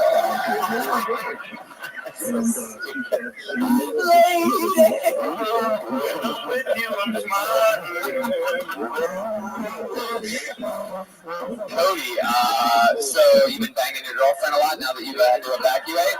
You made it up here? Yes. Is that her blowing your nose to me now? She's been back creeping. When people talk about her hug, that was just a sick person farting. Yeah. So you guys have been having fun? Absolutely. And does she live alone? Well, until now. Right. But she lives alone and you're staying with her. She takes the black guy out, right? Yeah. She kicked Bobson out. There you go. You got a laugh from Bobson's brother on that. Brother. All right, Cody. Well, it was nice. You do stand-up? Like, yeah, we have a club. Well, I don't, obviously, but I help run the comedy club in Key West, called Comedy Key West, and I help run the business. You help run the comedy club? Yeah, and all the social media, all the photography, all that good stuff. Did you put like plywood up before on the comedy club before you left? Absolutely. It's still there. You know, even during the hurricane, at least 3 open micers showed up. Like, wow, this isn't happening tonight. House got flattened, Randy. Randy. If you're ever down there, come check us out. Right. There's a lot of people a lot fucking high. Oh, we know. Has anyone ever told you they remind you of Conor McGregor if someone siphoned all the confidence out of him? No, I usually get the guy from Dexter. There you go. There you go. Well, you didn't kill anything here tonight, Cody. There he goes, Cody Griffin. He's on Cody Comedy Key West. Wow, he really is. He's the guy that runs Comedy Key West. His Twitter handle is Comedy Key West. _ Grant _ Miller for Grant Miller, and Bobson just wrote Bobson. So He left. Oh, he's going to punch somebody. He's the guy. You did my jokes. Okay, I'm really excited about this. This is another interesting name. Let's see what happens. Put your hands together for Boston Baked Charlie! Oh, Jesus. Oh, no.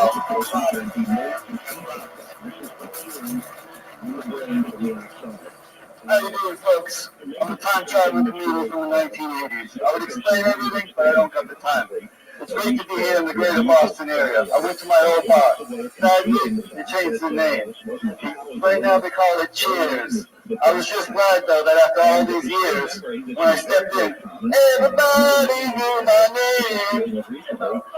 You know, when you go to a bar, you meet some interesting people. Like this one lady, she had a tattoo right below her belly button, or right above her vagina. And it read VIP. And I was like, duh, it's members only.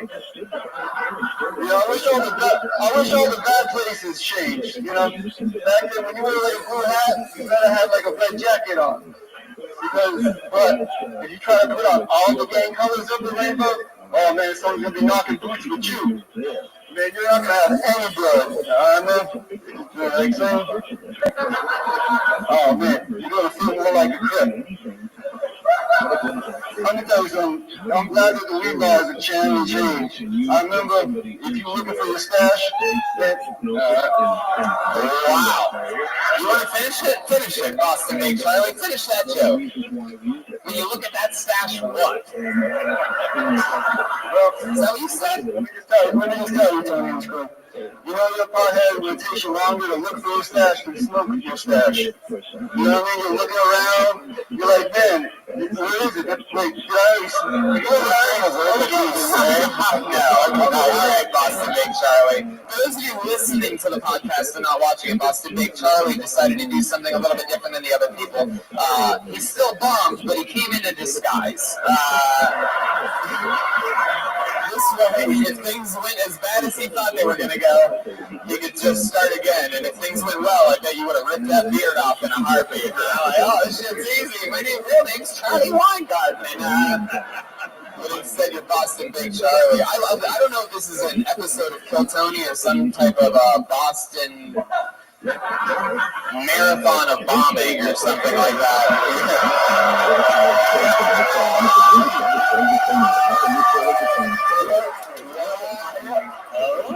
The thing about America is that we can laugh at a joke like that. Fuck those, what are they, Syrians? Yeah, I look across the crowd and be like, are they going to rush the stage? No, we're good. The only guy that looks Syrian is Boston Baked Charlie, so we got him right where we want him. Charlie, are you going to stay in character? Can we talk to the real Charlie? Take off the muzzle, then. Can you take out the beard? all right, but I am Charlie. Are you hiding something underneath there? Lipstick. It's my smile. Charlie, it's tough to understand you through the beard. Can you pull it down? A little bit. Wow, you are hell-bent on maintaining the beard. Why are you in disguise? What do you mean disguise?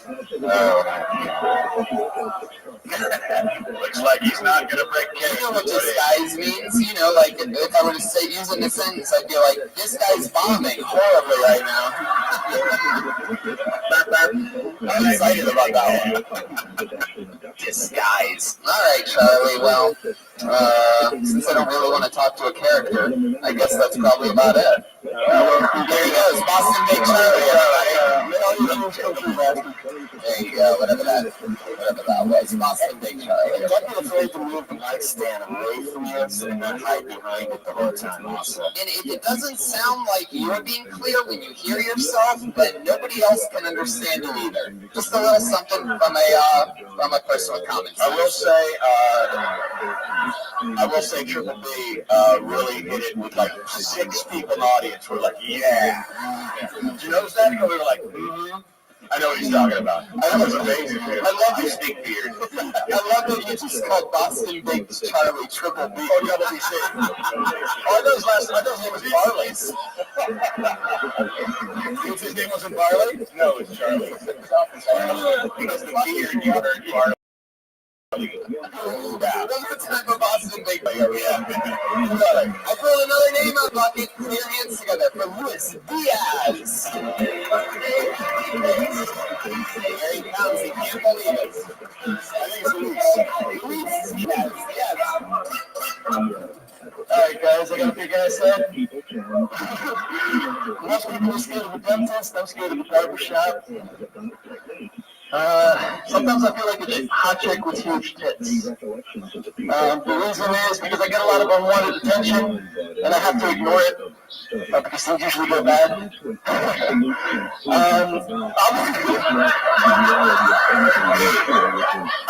I'll be walking down the street and a group of people will be like, damn, that dude's got the biggest head I've ever seen. And I have to be all classy about it, like, I know they ain't talking about me. Just keep going. And also, I mean, there's nothing I can do about it. I can't wear a hat, I can't wear a hood, I can't really hide it.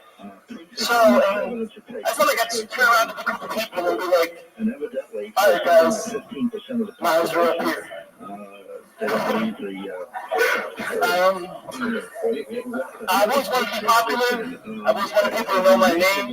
It's kind of sucks to be referred as the guy with the big head. Luis Diaz, ladies and gentlemen. All right, let's jump right into it. Luis, when you wrote all of these jokes about having a big head, were you like, were you much skinnier or something? Actually, was just before the head reduction surgery. Everyone in your family probably has tiny shrunken heads, and you think you're a big head. Yeah. Well, I was a lot skinnier, and I'm from Jersey. I kind of thought of everything on the ride over here. So I had 5 hours. And I had to kind of focus and think of things on the way here. So you wrote that on the way here? No, I just thought of it on the way here. Like 10 minutes into the drive, you went, big head. Yeah, that's all I got. Oh, yeah.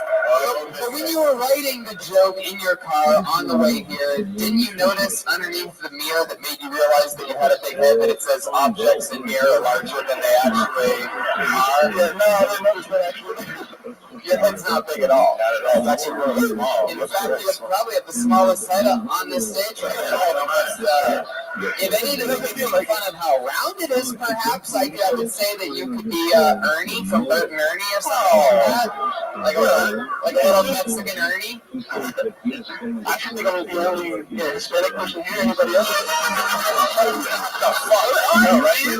You just said the magic words to make that song happen. Yeah, nice. Yeah, I'm super nervous, but I'm nowhere near as high as Bob's on the list. So. All right. Attempted a callback and failed. That's all I got.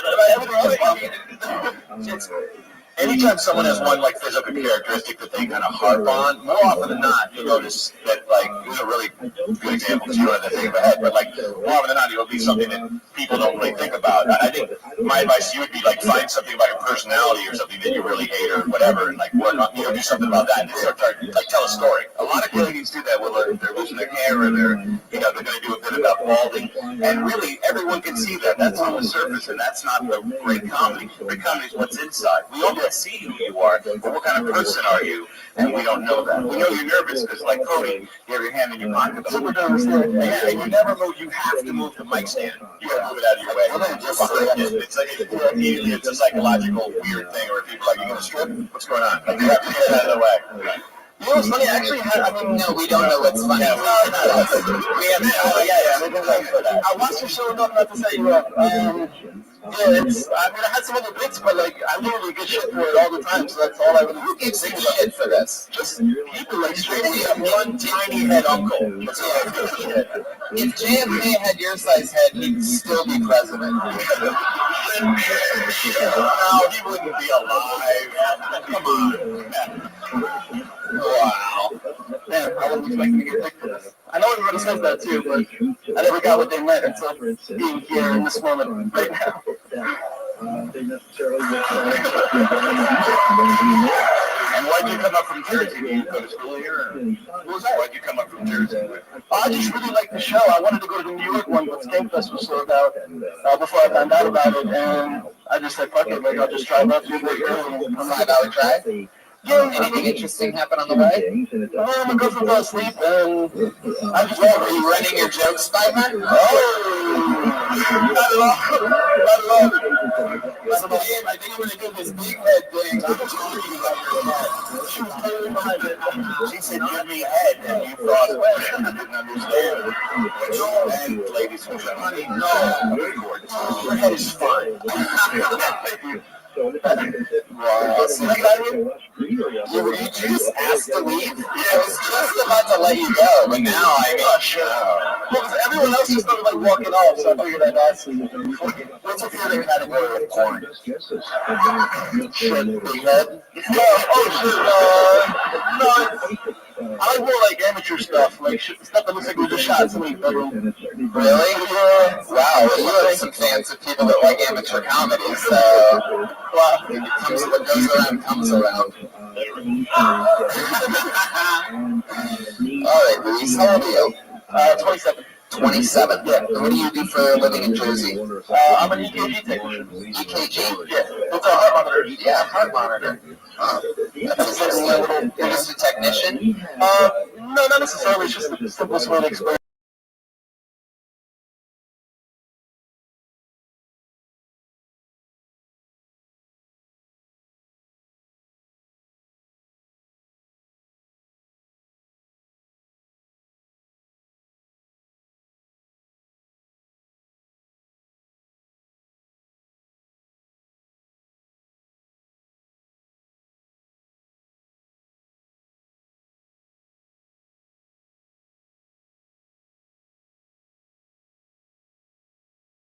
Yeah. I put another name on it, but put your hands together for Eric Monroe.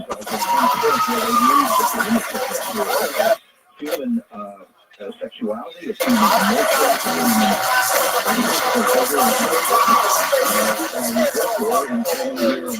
What's up, guys? There's no real leader to the Black Lives Matter movement. And there's no reason for that. There's no like real true leader. Because nobody wants to get assassinated. That's the actual reason. And I need a leader to my modern day 2017 black guy problems. Like, if I knew Martin Luther King Jr. for today's problem, my issue is like, one day a black man can use his real picture to get an Airbnb. She went through like a waterfall and shit. And she like, no matter what side of the issue you're on, we have to come together as America. As America, we have to come together. We have to decide. We have to make a decision. Are we swiping like debit cards or are we inserting them, right? Let's fucking make a decision here. I treat it like sex. Here's what I do. I kind of swipe and then insert. You know what I'm talking about. It's like a skinny little white girl though, because we can only fit like just the chip. Just the chip was the last line there from Eric Monroe. There you go, Boston. How about that? Eric Monroe. Finally. Just like, by the way, let me say this so that he doesn't have to. He also had no idea that he was going to get kicked out of the bucket for this. Nobody knows. But there you go. You absolutely executed from beginning to end. Great premises. I've never heard anything about there not being a Black Lives Matter leader. It's a very funny, compelling thing that I haven't really spoken about loud, and I love where you went with that. And chip slide card thing. We hear about shit that's part of our lives every day that quite often isn't exactly spoken of, and I think that's the type of thing that we all look for. How long have you been doing stand-up? About a year and a half. A year and a half? Really? Yeah. Wow. All here in Boston? Rhode Island. Yes. Rhode Island? Rhode Island. Providence? Comedy Connection? Comedy Connection, yeah. I've seen you there. I've hung out with you after that. Yeah.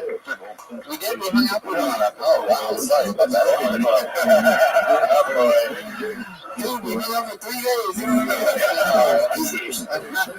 Yeah, I mean, you've got a lot of confidence and a lot of presence, and it's that's what everybody looks for in a comedian, is someone who can just talk about whatever they want, and you're going to want to come with them. You know what I mean? Like, you didn't show any kind of, like, worry about switching from Black Lives Matter to ATM cards. You know, like, it was like, is it going there now? All right, well, what about that? You know, it was great. It was great. I think it's just, you just change gears, right? Like, the material was great and really smart. The only thing is the nonverbal stuff, which is a year and a half in. You know, you wanted to grab the microphone, you kept wanting to grab it, and that threw me off. I knew what you were doing. You need security there. Big fan. Brought a drink up on stage, had them just come up with you, and be able to, like on television, a lot of times the comedian will just wear a lavalier so they can do this. But you have a mic and a drink, and you're trying to grab the mic stand.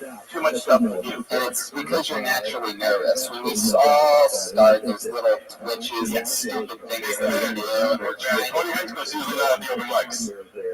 Yes, again, that is. I know I'm not at the Boston open mics. You all can save that from here on out. I'm very aware that I'm not at Boston open mics. You of all the people so far, you've had the most of my favorite kind of person that just comes on stage. It's like, yeah, I know you want me to be here. Calm down. I got something to tell you. You know, like that's how every comedian. And everybody else should also take note. You got right to the joke. You know what I mean? Nobody really gives a fuck how likable or whatever the fuck you are. Just get into it, and that's the best gateway to convincing people that they're about to hear something funny. What do you do for work, Eric? How do you make a living? I do corporate team building facilitation. Corporate what?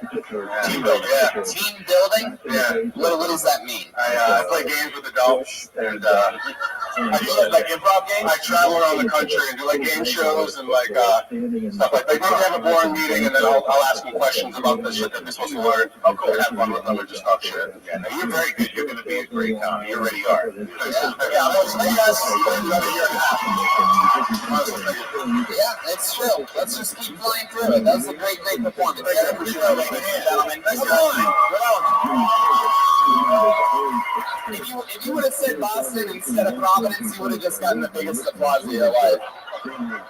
Yeah, well, Providence. And then everybody's like, nah. The fuck out of here. Everybody wants their own Boston little killer. Who knows? Could be Vicky Porter.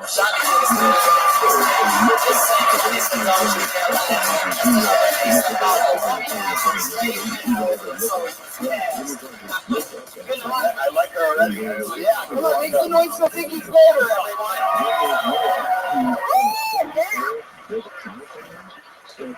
So, I grew up in a city that was 90% white.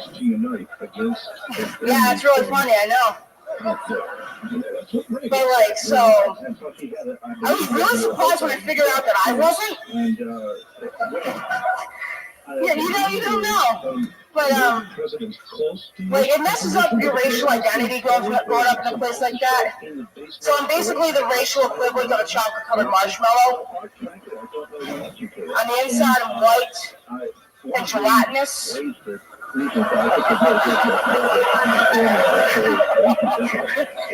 Like, I got things that I feel like I can't do that a normal black person would be able to, you know? Like, if I give you a recording of my voice, and you heard it say the N-word, I'm pretty sure you wouldn't be cool about it.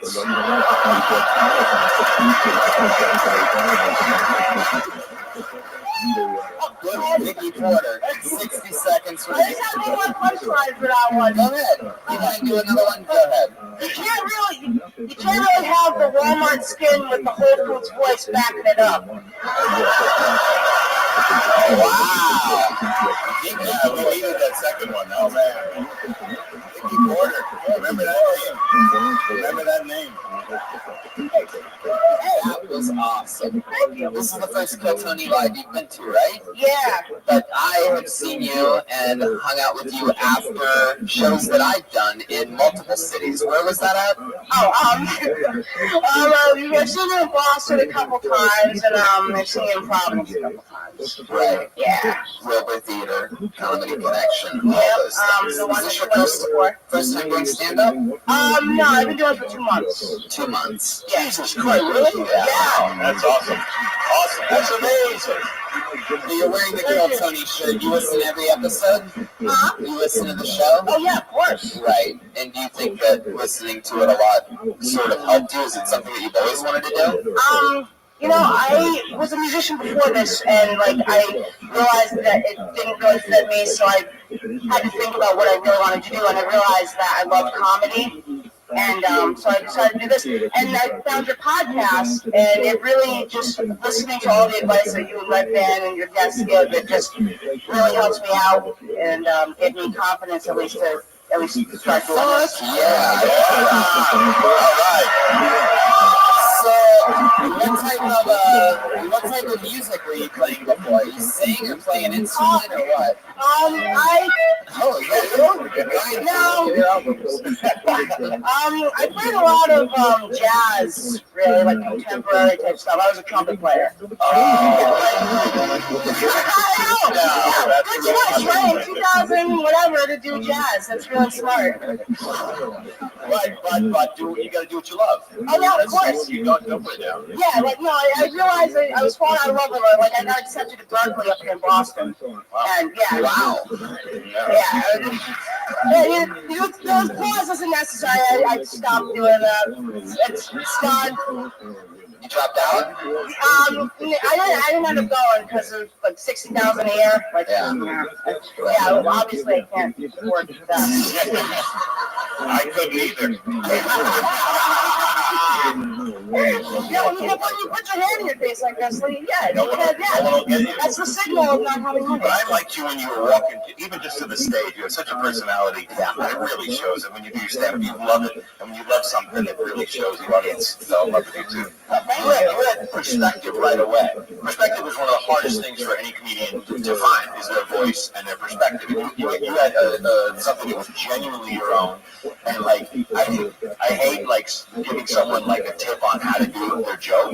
But I love your joke about the marshmallow. I think you should just say, it's just you said saying inside and white, and a pause, gelatinous. Just say inside and white, gelatinous, as if that's what you meant, not the difference between, that killed me. That's, such a wonderfully descriptive word that you were talking about. I don't think I'm getting my point across, but, I know what you mean. It moves slightly quicker and without the little stuff in the middle. Like you said, I'm from a neighborhood that's 90% white. You never know. Like you said that. Before you got into the next thing, where you don't need that. You don't need that grammar stuff. Boom, boom, boom, boom. Yeah.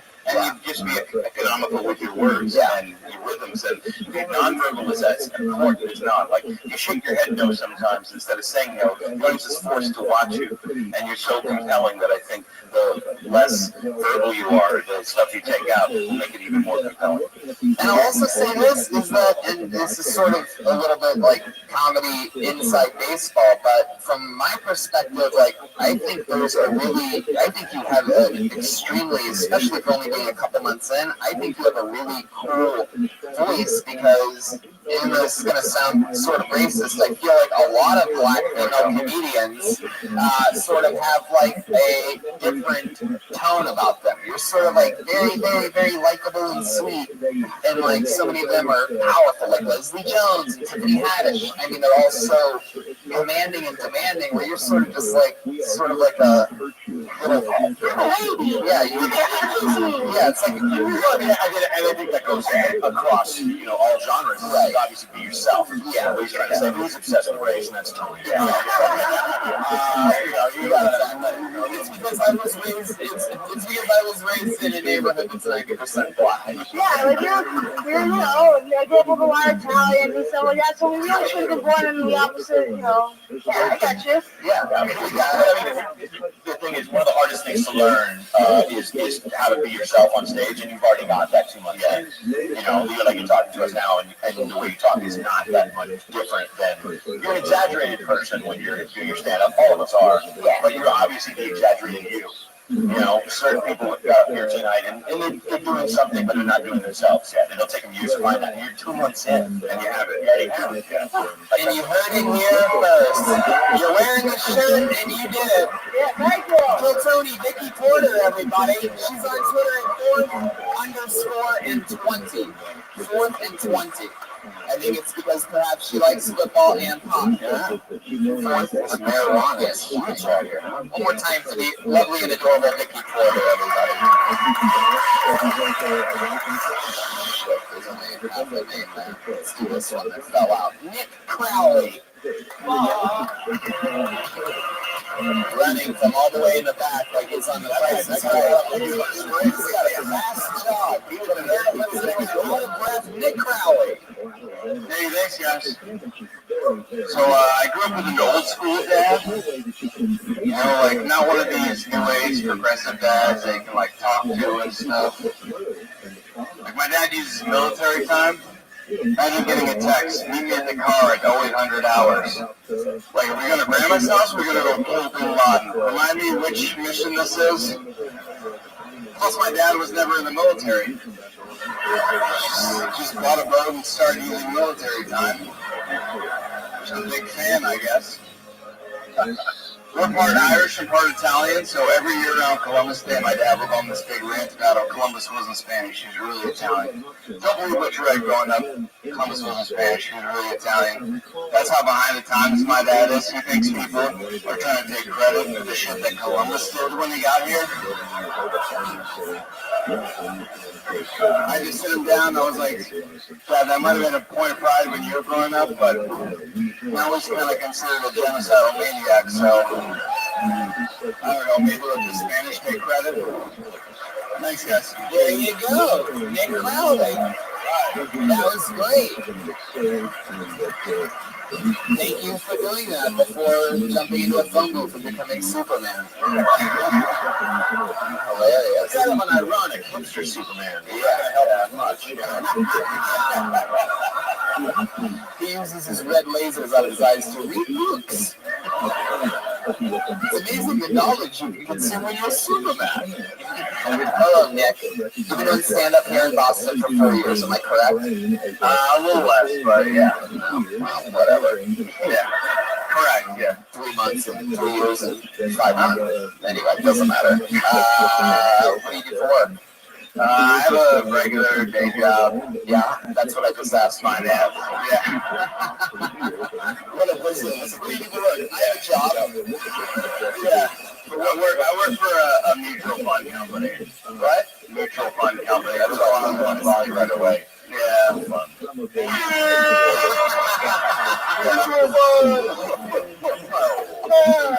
Very exciting. What's the craziest thing that's ever happened around the office of a mutual fund place? I want to know. How long you worked there? I've been in the industry for 6 or 7 years. Greatest thing that's ever happened around the office. Yeah. Is it like Wolf of Wall Street out there or something? No, it's just like H&R Block. Yeah. I mean, people fucking each other pretty much is probably the craziest stuff. Wow. They just fuck each other? Are you part of any of these fun? I'm not involved. I like the pause between people and fuck people. Yeah, no. Yeah. Fuck each other and stuff. I'm not involved. Do you help them? Do you hook them up or you coordinate? I play matchmaker a little bit. You do? Yeah. So you're not an H&R cock block? I have a girlfriend, so I try to. Oh, how long have you had a girlfriend for? Coming up on 7 years. Wow, 7 years. What do you think? How do you feel about that, Nick? The pressure's on, buddy. Pressure's on. Yeah. Wow, you guys 7 years there's not a lot of surprises left. So you guys still fucking? How often do you fuck? Once a week? Dude, usually I send a Google Calendar invite. Longer, that works, by the way. I know That works because they have to. It's accept, deny, or tentative, so they got to make a decision either way. That's not a joke. I actually do send those. Really? But tell it on stage because it's funny like a joke. That's a good one. Yeah. It's stuff about your dad and he wasn't even in the military. Yeah. And there was another. He was setting that up for one more joke at least, and then you left it. So there's another joke, and then you get the 800 hours or whatever, and then find everything you can what the military does, and at least write one, or if not 10 other jokes right after it. Because you did a punchline, it was great. Then you did a setup, and there was no punchline. It was waiting for that right after that. Yeah, my dad is the gift that keeps on giving. So as long as he's alive, I'll be good. Oh, he'll have many jokes when he dies. Yeah. And you seem like a guy who lives with military precision. More about artisanal candles and handcrafted coffees and but you know what I mean? But you could when they called your name, you popped up and you ran. Yeah, I was looking for the quickest route to get to the stage. Very good. Everybody had it planned. I feel like a zombie attack. You know what window to get out. Yeah, I came here last night and made a little line. He has weapons just laid, just hidden throughout the room. Yeah. No, but I felt like everything you did was as crisply cut as the part in your hair. You nailed it. And I mean that. You really you showed up confidently and you got exactly into what makes you you. It was a great performance. We're running out of time, so we're gonna fly through you. There you go. Nice job.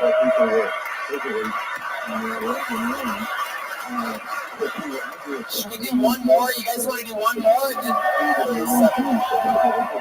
should we do the 30-second one? Well, I don't know if we have 2 minutes. We have literally 2 minutes and a hard out. Let's say no. Let's say no. Don't even do it. 30 seconds. Yeah, we have a 10:30 hard out. 30 seconds from Jack Ryan, ladies and gentlemen. Of course. No way. No fucking way. Yeah, I'm up there now. Laughing at my brother earlier. So I was in the bathtub today, sitting on my phone, and I was like, hey, maybe I can fuck my elbows. And I thought about that, it was a serious thought. And I was like, what's wrong with me? I probably need some help. Maybe a therapist? There you go, 30 seconds from Ryan. Jack, did you fuck your elbow? Did you try? I did not try. I had to get ready to come here. I didn't see why. By the way, for those of you that haven't been paying attention, that is Bob Off's brother, all right? Whatever, find you. There you go. And he's done. Jack Ryan, everybody. Thank you for honor our 10:30 hard out because the Boston Comedy. Big noise for the Boston Comedy Festival. Jimmy Q. Over there is the one that was smart enough to book us. Eddie Brill, Matt Bronger, what else is going on? I'm good. I'm running around I'm doing stand-up tomorrow night at the Ding Ho show. The Ding Ho was the first club. Oh, yeah. I've heard of that place. I watched your own documentary about it. Bronger? Just go to mattbronger.com. Mattbronger.com, EddieBrill.com. Tickets for that. TonyHinchcliffe.com. Tickets for me. TV's real, boss. Thank you. Thank you so much, everyone. Go have a great night. We love you. Bill Tony. Boston. Live. To be clear about that. The possibility of an off-the-shelf in-the-basement operation sort of managing all of this information right now. The internet, of course, would be an ideal place for any disinformation to be distributed and for any infighting to be instigated. Yeah. You agree? Well, yes, except that because of the mass of stuff on the internet, I think it's harder for disinformation people to be dominant. In other words, they're only one more voice in a gigantic group. One more, but consider, for example, the Kennedy assassination.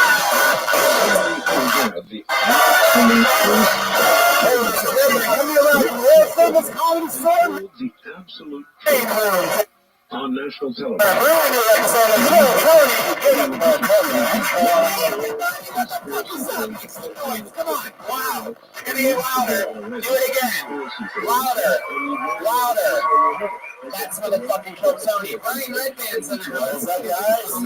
Ryan J. Eagle joined tonight's episode on princeofryanjeagle.com. You guys are the #1 live podcast in the world. Make some noise again. Yes. Power.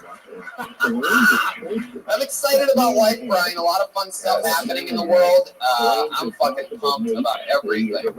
I had a great fucking meal recently. Yeah, Kill Tony is supported in part by HelloFresh, the meal delivery kit service dedicated to making cooking fun, easy, and convenient.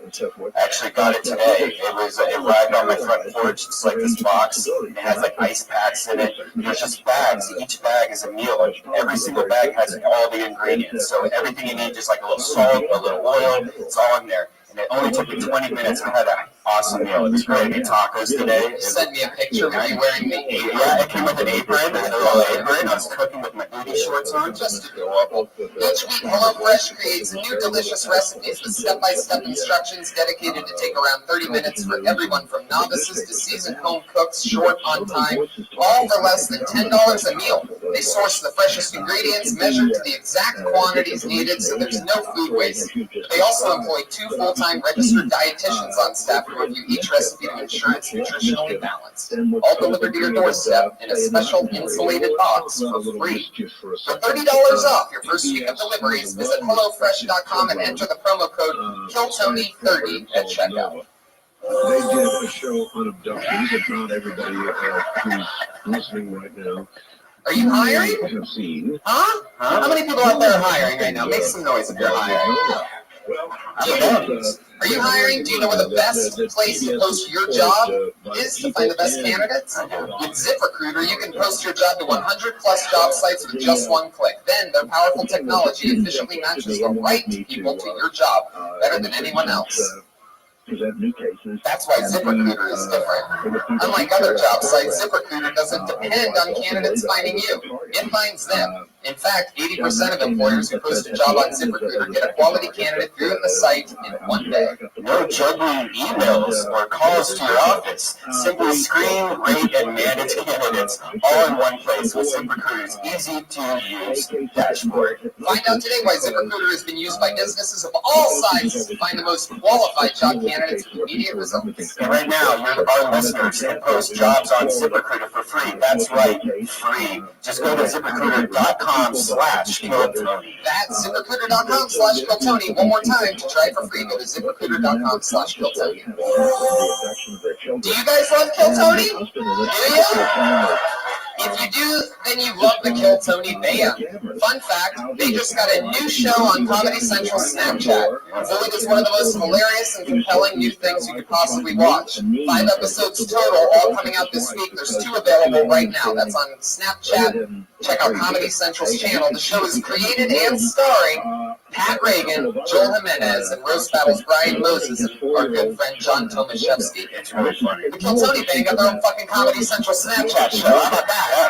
That's just a commercial out of the goodness of our heart. We gotta say thanks to Boston, by the way. We were in Boston Friday night, and we only had like 4 weeks' notice. Yep, started out. It was packed. Fire capacity in Boston. What an unbelievable show. Hopefully the audio, I saw it's a battle. It's a battle. But hopefully we're going to get that out there soon for you listeners that are out there and the ones listening to the live stream on the show right now. I'm in Cap City in Austin, Texas, the first weekend of October. In fact, I get there on Wednesday, Thursday, Friday, Saturday, a bunch of shows.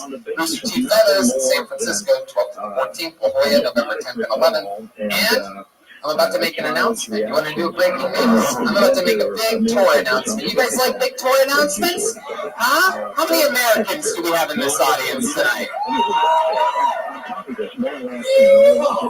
Well, we have breaking news. I, Tony Hinchcliffe, one of the top young rising comedians in the world, am doing my second full-blown Australian tour, November 22nd through the 28th.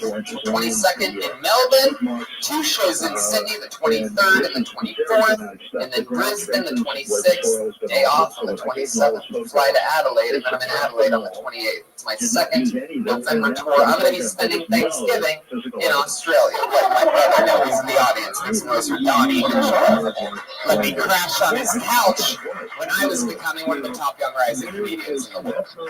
I'm excited about tonight's show. We have 2 of the funniest guests we have every single week on this amazing fucking show. Are you guys really ready to start the show?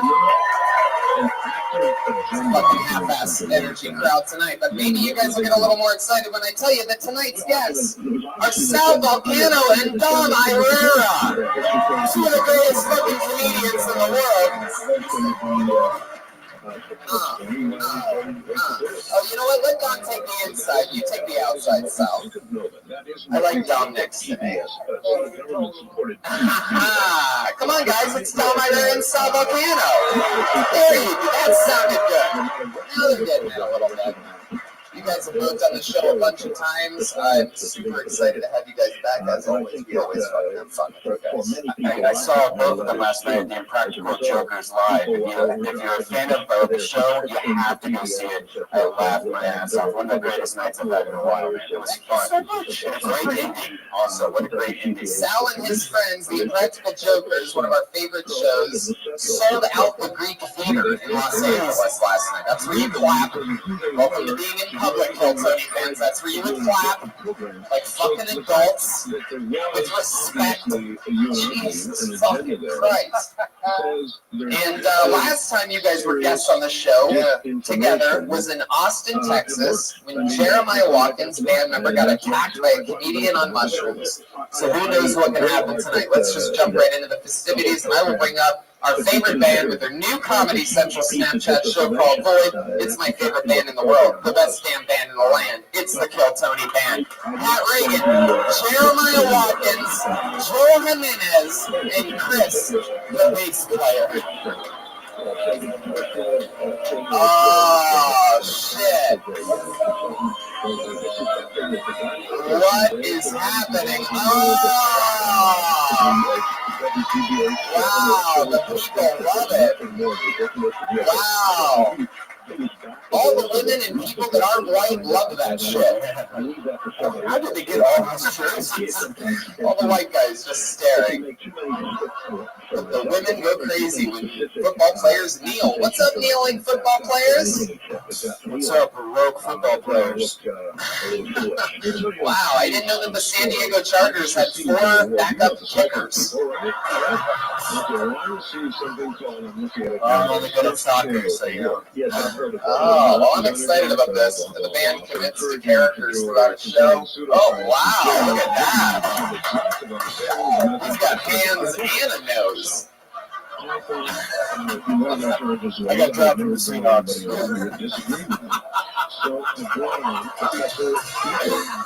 Jeremiah Watkins, Pat Reagan, Joel Jimenez. I'm excited about your guys' show Void on Comedy Central Snapchat, but time for Kill Tony! Everything's in place. A bunch of people signed up before the show, some of them promising comedians, some of them insane people that just sign up lists when they see the spot to sign up.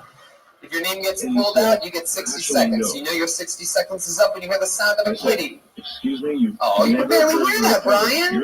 Oh, boy. That means wrap it up then, or else you're going to bring out the angry West Hollywood bear. Are you guys ready to start Kill Tony?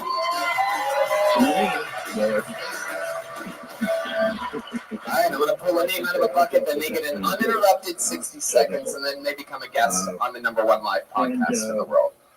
Shall we? Let's do it. I pull the name out of a bucket. The first name going up tonight is Joe Welty. Here he comes. Deep in the darkness, Joe Welty.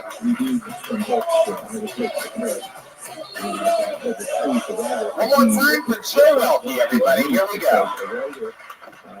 Thanks, sir. I'm getting sick of guys complaining about getting hand jobs. That's had this guy friend of mine come up to me the other day, and he was like, "Yeah, I hooked up with this chick last night." And I was like, "Awesome, man." He was like, "No, it wasn't awesome. All I got was a hand job. Was this 4th grade?" Is actually more skeptical than. I was like, "Yo, who's getting hand jobs in 4th grade?" The writer of this too. Dude, I think you might have got molested. You gonna call somebody for you? Just all these greedy guys are ruining hand jobs. No, you can't get them anymore. They're out of print. You're way more likely to get unprotected sex than a hand job. Like, way more likely. I don't know, just these greedy dudes, you know, they just ruined it. You know, like everybody, like I feel like everybody in this room can make eggs just as good as Denny's. Sure. But sometimes you don't feel like making it, you know? Like, all these guys... it's like...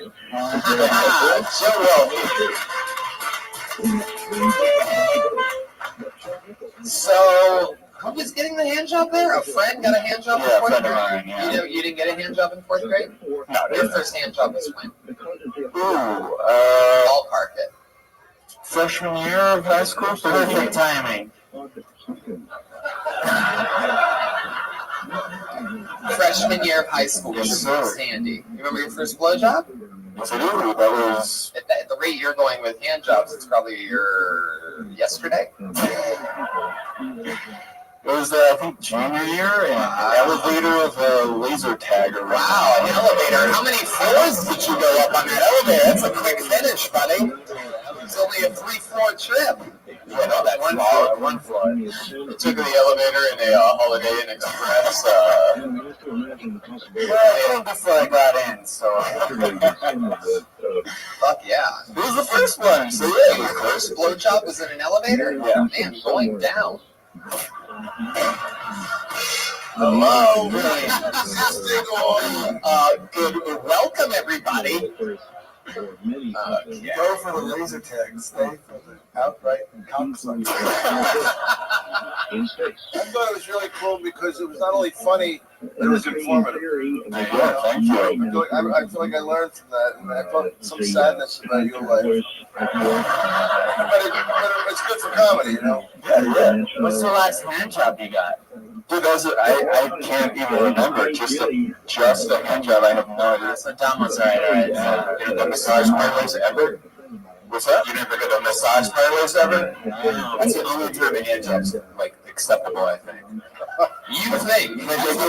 Back to Brian Redban's thoughts, everybody. What do you mean? Only time it's acceptable. Well, I mean, if you were with a girl and you weren't at that location, you'd be like, unacceptable! Oh, I think that's like this whole joke. Like, yeah, I don't want a hand job. Like, who needs that? No, I do. I was getting nostalgic about them. But you just can't get them anymore. Yeah, massage parlors, webmaps.com. Oh my God. So bad. You can get them more now. You don't have to know where to go. Well, now that the cassette is out there. Yo, Tony. I feel like if you ask a woman for just a hand job, like it's like kind of insulting. You ask for what you want. I don't know. Communication is key. Joe Jimenez. I mean, I'm passionate about this topic. Honestly, I think the hand job is highly underrated. I back this guy. I'm all about that. I think it's true. Mexicans like all jobs. That's right. Joe, what do you do for a living? I do social media and like write articles for a couple different websites. What kind of websites do you write? There's one called Screen Rant that's about like comic book movies and shit like that. That's a popular website. Yeah, I'm just telling it. Have you seen the movie The Blind Side? What's that? Came up and they were rather. Very good. How long have you been doing stand-up, Joe? Embarrassingly, like 9 years. 9 years? Oh, fuck. I'm going to go to my specialist, Dom Irera, on this one. I'll jump in on this. I would move on. 9 years? Yes, sir, I was 18. Man, you did a hand job with the 9 fucking years? You gotta hand it to him. Oh, that is so. Anyway, keep up the good work. Can I ask? I didn't track the ending with the dentist and the eggs. Yeah, track for me. Yeah, I fucked that up. I've missed the setup on that one. Okay. So. I don't know if it was me or if it was you. No, that's why I fucked that up. That's cool. Where have you been doing comedy for 9 years at? What cave in the desert have you been doing comedy at for 9 years? Well, I started in Joshua Tree Chuckle Hut? Well, I started in like DC, Baltimore, and then I was living in New York the last 5 years. I just moved here like 6 months ago. Wow, DC, Baltimore. Yeah. Yes, sir. 9 years. How much time do you have? Like if you had to do a set? I mean, I'm featuring for like 30, 40 minutes. Oh, cool. So like 2 quarters. Yeah. Oh, wow, 40 minutes is substantial. Yeah. Was that something new that you were trying, or? No, that's a little old. Oh. So it's old and you still messed it up. Well, that part is I made it like set. Part of How long have you been in Los Angeles for? like 6 months. Since the end of March. What's your living situation? I was with a delivery guy. And shout out to LA Speed. Shout out to LA Speed. Shout out to LA Speed. We delivered right to your door.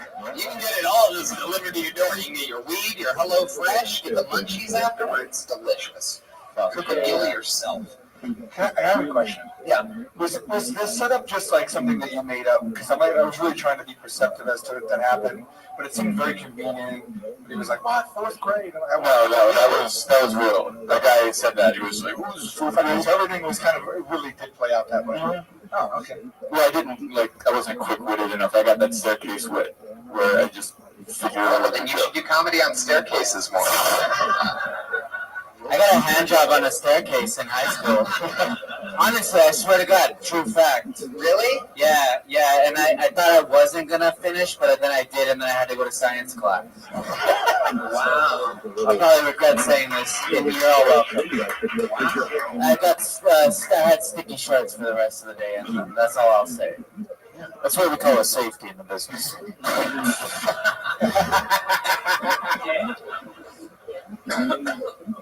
Joe, what scares you? What scares me? Dying irrelevant. Never having Shit, you are facing your fears head on tonight. My goodness. Joe, did you have fun? Yeah. All right, there you go. It's Joe Welke, everybody. You had fun. You heard him. Some of these people like the punishment. It's like a S&M show. It's fun. We got into a conversation after seeing the show with Brian and his girlfriend about the first time we came. And I honestly came like at least a gallon of cum. Seriously, I'm not. I really came so much. I can never get this image out of my head now. Think about it the next time you're about to eat. But I came so much that I thought I'll never have a kid because I don't have any cum left. Anyway, let's go with the show. Just a musical break there. One time I came so much there was a rain delay. Wow. Now, are you doing a character tonight? I don't know. You came hard. I came so hard one time. I said, oh no, I've gone too far. I take it back, Carl. Wow. Joel Jimenez in the house. No signs of Joelberg yet, but dude, still waiting on Joelberg. Dude, Tony, yeah. I came so hard I win. What? Have you ever came so thick it made a bubble? Okay, there we go. That's where the momentum goes to die. One time I came so hard we lost all our podcast sponsors. All right. How hard to You guys are just a bunch of fucking rugrats. You know that? You fucking guys just love playing with the devil, don't you? There's one thing we do really make a joke about. Let's do it. Bunch of bad kids in a classroom. You gonna play something? I'm pulling another name out of the bucket. Put your hands in for Maddie Hansen, everyone. Come on. Maddie Hansen. It takes a while in the big main room. We used to be in the belly room. It used to take only seconds, but we've gotten bigger. Come on, everybody. Maddie Hansen.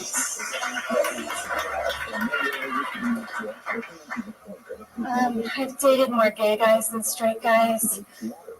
I used to think it was like the phase, but I'm like 7 or 8 gays deep. And the best part is I'm like turning them gay, and a flipper. Like it's like me, and then it's just like full homo. But you know, like I see this community service. Like I feel like the more guys I can turn, you know, the cleaner our streets are gonna be. The better architecture is gonna be. Gym memberships are gonna skyrocket. Prius sales will skyrocket. And then, you know, like all the holes in the ozone will be closed. Like all the holes in general will be closed because of me. And then I win like the Nobel Pulitzer, the one where you don't have to read that much prize. I recently made friends with a lesbian, and it's really cool. Like, but I started to feel like she had feelings for me, you know. What? Maddie Hansen, everybody.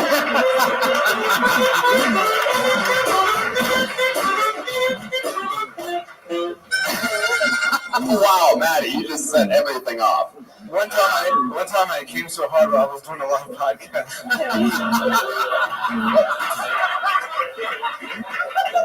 Did it bubble? So fucking good.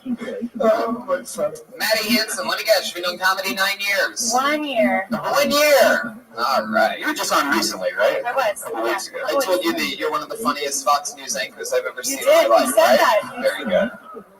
All right. Maddie, what do you do for a living? Property management. Property management. Now, do you often tell jokes when you're showing people houses or apartments? Do you have any jokes that you regularly do? You know, or are you just very serious, like how you are right now? I'm very serious. Really? Yeah. Okay, so if you were gonna sell me, Dom, and Sal, and Brian a house. Okay. Well, I don't sell houses. I lease apartments. Oh, just apartments. Yeah. Oh. You let the wolf out. Everybody knows that if you only work with apartments, the real estate wolf comes out. Jeremiah, one of our most rare sound effects that we use. The apartment wolf, the wolf of the comedy store. Okay, there you go, the wolf of the comedy store. All right, Jeremiah, whose heart sell you a house? Hey, this is a house that 135 people died in it. Wow. Can you tell which one of the football players is the most concussed? So, Maddie, do you think you're good at getting apartments leased? No. No, you're not good at it. What makes you say that? I mean, I just have high availability right now. Like my percentage is high. If you were going to sell the 4 of us a 4-bedroom apartment, how would you do it? What would you say? I think that's a house. 4-bedroom apartment? Yeah, what is the number of rooms before it becomes a house? A house is a standalone thing, you fucking No, but that's a condo. What? There could be a 4-bedroom apartment. There's not. I've never seen a 4-bedroom apartment. Yeah, that's a condo. What? You're getting into an argument here. It's supposed to be like a comedy show. Bullshit. I'll tell you what a fucking house is. I've never seen a comic. It takes a special person to have a home. Yes. Anyone could be a father. It takes a special person to be a dad. Right. True. Maddie, what made you want to start doing stand-up comedy a year ago? What changed in your life? Did something happen, or what made you start? I mean, I don't know. I always wanted to try it. I just didn't think. I don't know. I didn't think there's. What? Are you getting sleepy? No. Oh, you just look like you're fading. Oh, sorry. You just No, I always wanted to try it. Did a lot of people around you tell you that you're Just red rum. okay? Did a lot of people around you, in your life, tell you that you're funny? Or something? No, they didn't. No, I mean, I just wanted always to did. confirm that. Are you happy doing stand-up? Yeah, I like it. Yeah, it does make me happy. Do you hear that noise that happens? I think you make that happen with your eyes. It's like Maddie, what's the smartest thing you've ever done? The smartest? Fucking, you're out of control over here. This fucking soundboard is smoking for you podcast listeners. Fucking fingers are just on fire tonight. The engineer going red. I get nervous at those things. The smartest thing I've ever done? Yes. Well, we talked about this last time. Okay, you don't remember yet. Well, I have a degree in American history, and that's like my that's like my passion is American history. colonial history. What's like something that you can teach us? Over the years, Yeah, nothing's cool about it. I don't know. I'm on my history in America that you just said that you've studied and that you love. That's all the things that have happened in American history. You just said, I asked you what you're into, and you said American history, right? Yeah. Okay. I'm trying to like just one like fact. Sure. Remember anything that you've ever learned? Well, I was like, I don't know. I'm listening to my second like Historically, George Washington. Our homes. I would like to see if you're passionate about American history. I would love to see you weave that into what you're doing. I like to. I first of all, just enough of these hand job jokes. Let's get a good old John Hancock show. You know what I mean? First of all, fashion sense off the charts. Oh, okay. Thanks. I would disagree because she looks like a 49er up top and a Raider down below. I thought you had a really fun delivery. Like really, when you began to speak, I was getting amused and like almost laughing at just your like leaning back, kind of like it was like a tippy toe type of delivery. And I thought that was like a strength. Yeah, your style is very interesting. Tippy toe delivery is you can sleep right through it. Is that what you call it? All right. I'm just being mean at this point. So, tippy toe delivery is one of the draggiest things I've ever said. Hey, you want to try and turn me? It's too easy. All right, Maddie. Whoa. Wait, Maddie just woke up. I was about to let her go. It's not going to be that easy to turn me. I swear to God, I love to. I'm sure you've been turned around a few times. You can fit a lot of dudes in Zenza. Maddie, are you single? I am. Wow. Oh, wow. How long have you been single for? Since the last game. 7 years. 7 years? Yeah. Wow. Like no boyfriend? No. 7 years. I mean, I've turned some, like, I've dated some people in between. What is this thing? Oh, like, I've never been Why do you think that there's so many gays that hook up with you? Why do you think that is? She's got a big dick.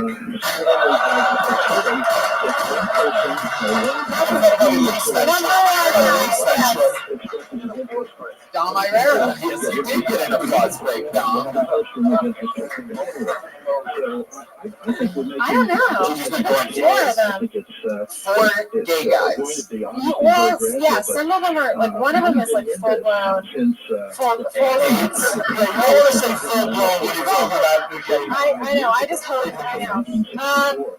One of them is like completely gay, and then I have like 3 that are like bi, which is pretty much gay. Wait a second, Dom Irera. Yes, completely gay. Does that mean he only puts your tip in? Well, like, I was the last woman that he dated, and now he just only dates men. So maybe you're hanging out the wrong place. I mean, you can walk outside, throw a rock, and hit a straight man. And in 9 years, you haven't dated a straight man. No, I have. I'm just saying there's some like gays mixed in there. I was saying the percentage of gays is higher than the percentage of straights. I mean, sexuality is like a. With the exception of one thing, How do you know them? Do you follow up with all these guys? Or are you one of those Well, I girls caught that some of thinks them, that if they but don't want to be with you, they must be gay? No, I caught some of them like homoing. You caught some of them homoing. That's a new term I didn't know existed. Homoing? Oh, yeah. That's a new entry to Webster. Yeah. Playing football. Like, well, what, can you use that in a sentence? What? Can you use that in a sentence? I just did. I caught you homoing with another. Homoing. Now, homoing is when you upgrade from 3 bedrooms to 4 bedrooms. Right. It is. Yes. One bath. Still got it. I mean, we are on a realty homosexual tear up here. So, like, when homosexual tear is right. When you caught them homoing, what have you seen? What does that mean? Well, one of them I had like suspicions because he spent like a lot of time in Rio and he used to be a dancer at Mickey's, which some straight men are. But so I kind of like I created a fake phone number and then texted him a picture of a hot guy from Grindr and I was like, hey, remember me? And he was like, nah, like I don't swim that way. And I was like, damn it. And then that night, like a few hours later, he called that number. You wanted him to get it. Yeah, this is crazy. We just found out you're crazy. You're crazy as your projection of gayness onto him. Fuck, he's not gay. Right. Even if you were going to try to catch him being gay, you decided to pick a random picture of a random guy. You thought he was going to be like, oh yeah, I fucking remember you. And it's Maddie Hansen. Maddie Hansen to catch a gay, I'm sure. Yeah, right. Well, I wanted to find like. It had to be. I wanted to make sure it was someone who would go for it. You're subconsciously dating these gay guys and then like trying to uncover it. It's almost right. Yeah. Psychologically. But I've also found. But I also had to like he would have me pick him up late at night and he'd be with his male escort friends. Oh God, you need to move. Stop, you know how it is when you're having male escort friends. Yeah.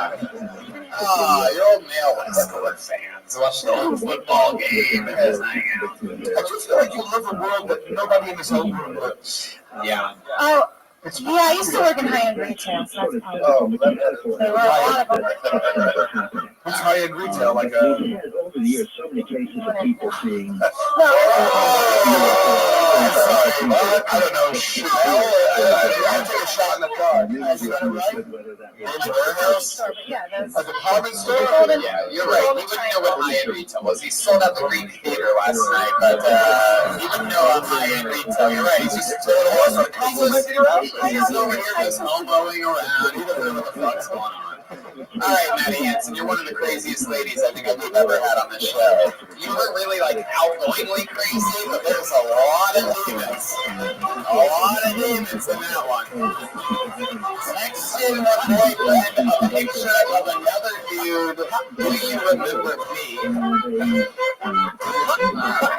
This show's out of fucking control. Kill Tony Band.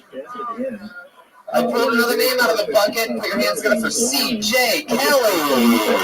60 seconds uninterrupted. Here he comes. Steady job. How are you doing, everybody? My name's CJ Kelly. I was born in Boston, Massachusetts. I grew up in South Florida. And I hate to admit it, guys, but I'm white trash through and through. You know? Like straight up, if Kid Rock and Limp Bizkit were on tour together, I'd be front and center. And hammered drunk. Especially growing up in Florida. My dad never really laid his hands on me. He did it one time. I kind of deserved it. These kids ripped me off for like $400 worth of weed. And my dad had a gun in his safe with a fingerprint, right? Fingerprint scanner. I put a piece of tape over the fingerprint scanner. And then in the morning, at 6 a.m., I got woken up by my dad grabbing me by one ankle. My bed's about this high. Rips me off the bed and goes, "Who the fuck do you think you are, James Bond?" He's like, "What were you after? The money? The gun? The drugs?" I was like, "What did you say about drugs?" Boom, kill the face. Thank you, guys. CJ Kelly. Yeah. You guys thoughts, initial thoughts on CJ? What's going on? I work more on some punchlines. Thank you. But you are the king of the setup so far, is what we learned here tonight. A lot of good setups. I think it's cute your dad kept his gun in a safe, not a sock like the rest of us. I just think that your heart's in the right place, probably. But they'll hang on your words, waiting for something to punch. So you want to, especially you want to be efficient within a minute, and maybe get to. In stand-up comedy, not to interrupt you, we actually go for a laugh. Am I going in the right direction? Yeah, I mean, historically. Yes. And Maddie Hansen can attest to this. Historically, stand-up comedy is about the laugh. Thank you. CJ, has anyone ever told you before that you look like an old baby? No. You look like an old baby. Thank you. Just thought of that right now, just for you. Special roast joke you made it come out of there. Written just for you, CJ. Wow, He was relaxed. He was very relaxed. I'm nervous as shit right now, guys. I had to have a couple of years before I got there. Thank you. You look chill as fuck. Oh. How long have you been doing stand-up? January 2014. So I started. I'm happy for you. Let us do the math for you. I see what you did there. So you started here? Boston, Massachusetts. Boston, Massachusetts. So did you have fun? Yeah, it was a good one, wasn't it? Yeah, you just said it. Yep. So it was fun. The story sounded like intense. It sounded like it was like something definitely notable to speak about. I was just working on like paring it down and getting to the crux of like what exactly you want to say. And you could probably like, even though it's complicated, you should try to simplify exactly what happens and just get to the heart of it quicker. And also, if you're going to come out with a quick opener that you think is going to start the momentum for your set, I think you might want to go a little bit more topical than Fred Durst and Kid Rock. I mean, it's like those references are literally like 20 years old. You know, if I were you, I'd come out and I'd go, "Hello, I look like an old baby." And I'd be that big fucking laugh. Look at that applause for you. See what that looks like, CJ? I want you to look. Look out there, CJ. Look out there. Look at what it looks like. Isn't it powerful? And then you get that, and then you just fucking keep tagging it.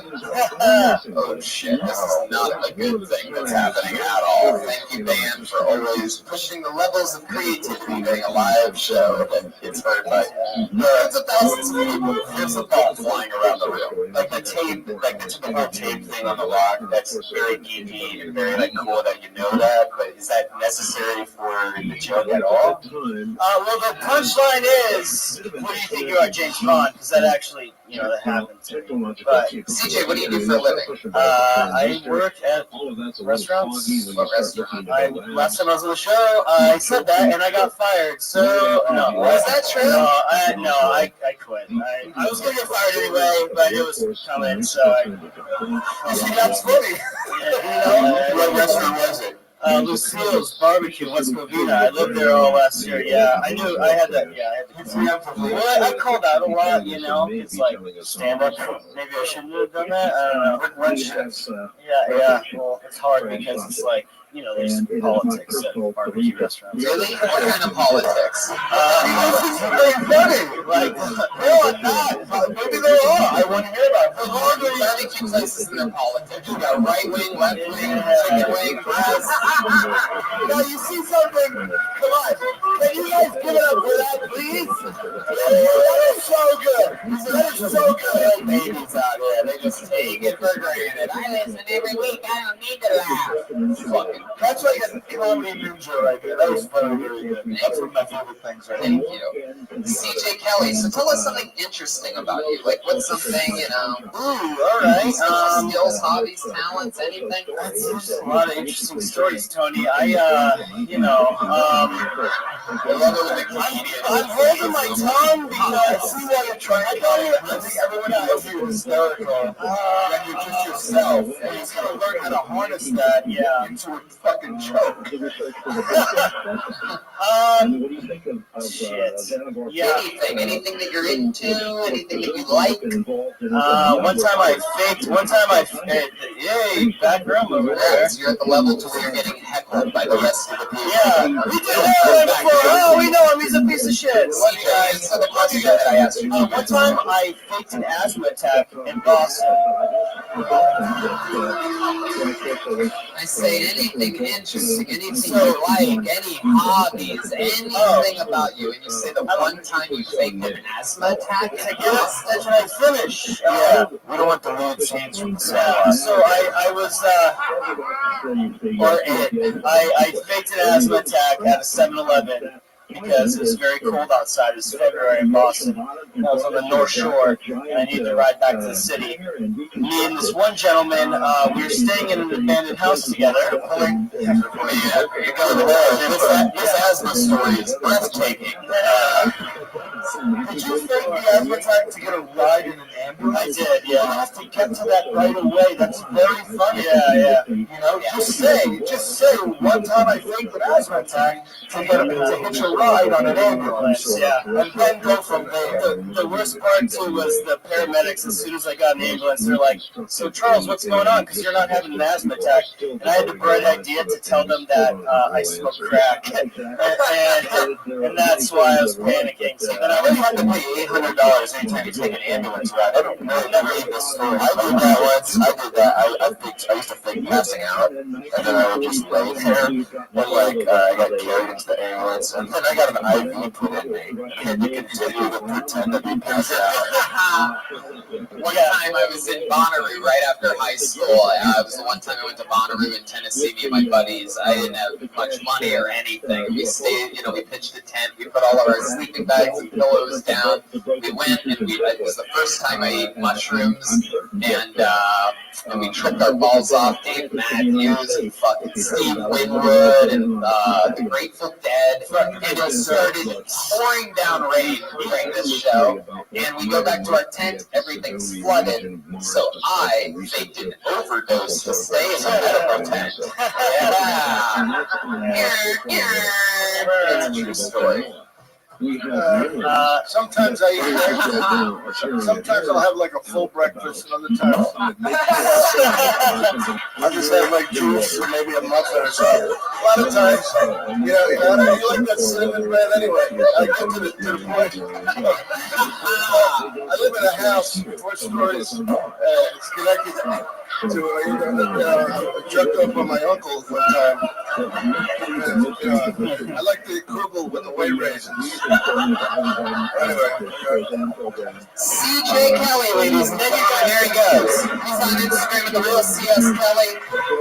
Maddie's not on social media. Joe Welby's at Joe Welby.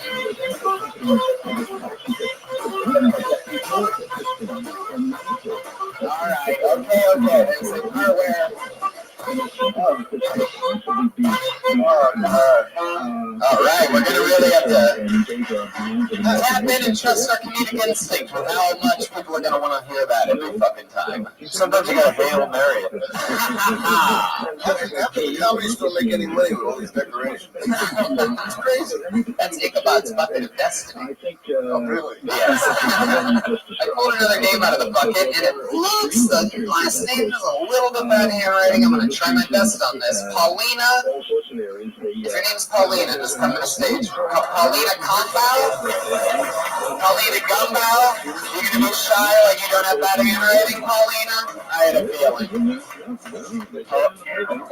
Handwriting that bad. They must be sitting in the back of another room waiting for their name to get called. Was it Paulina? Was it Paulina?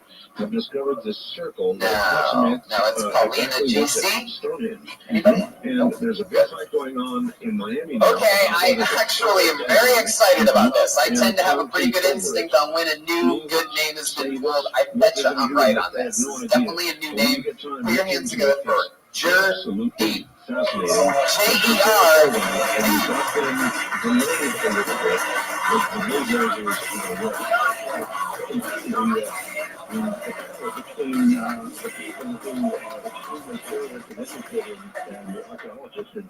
Oh, what's going on, guys?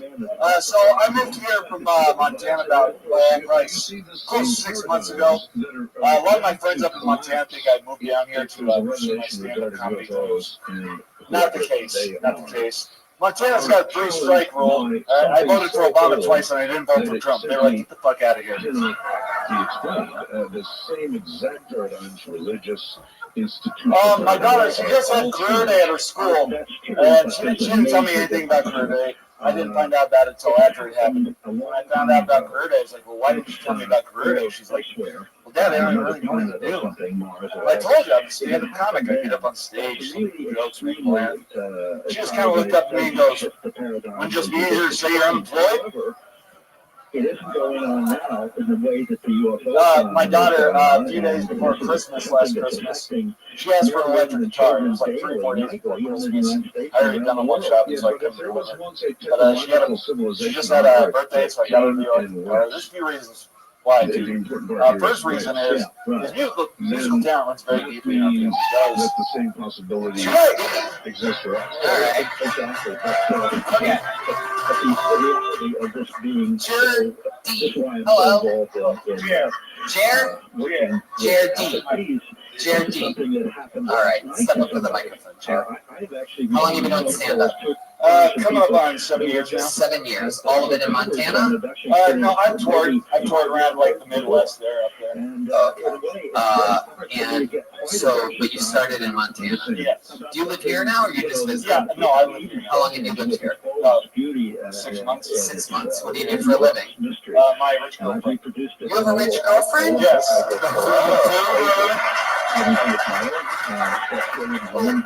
Tony, look at the guy. You can see he's taken care of. Yeah. I was going to say, you look like you have a sugar mama and a sugar daddy. And a sugar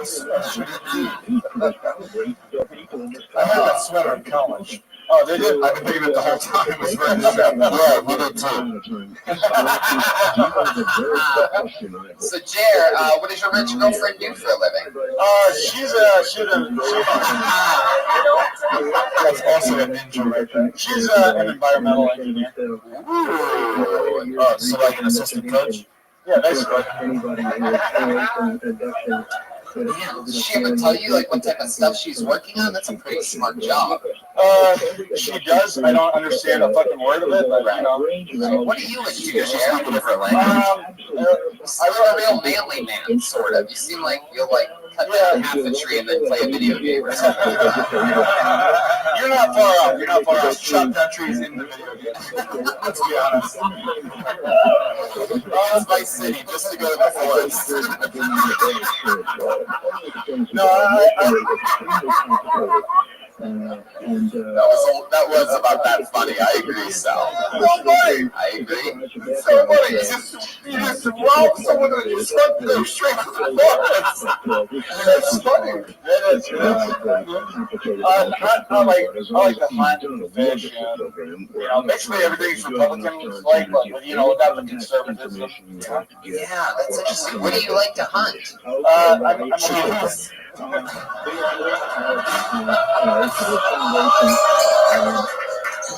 Oh, Joelberg's out, it seems.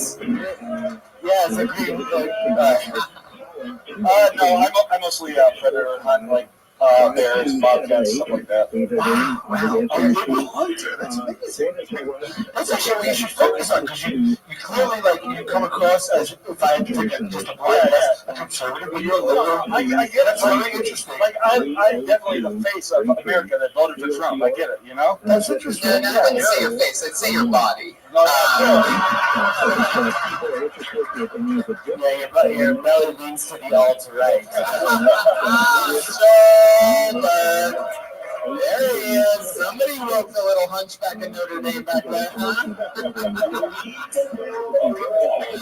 Oh, shit. So, Jer, you've lived here for 6 months. What do you like about LA different than Montana? What stands out to you?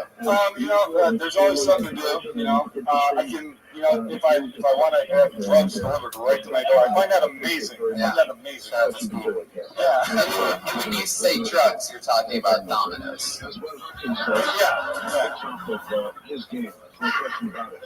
Yeah. Let the dopamine flow, my friend. So, that's interesting, Jared. So you like having stuff delivered to your house. You have a rich girlfriend. How long have you been with the girlfriend? About 4 months. 4 months. You met her out here? Yeah. How'd you meet her?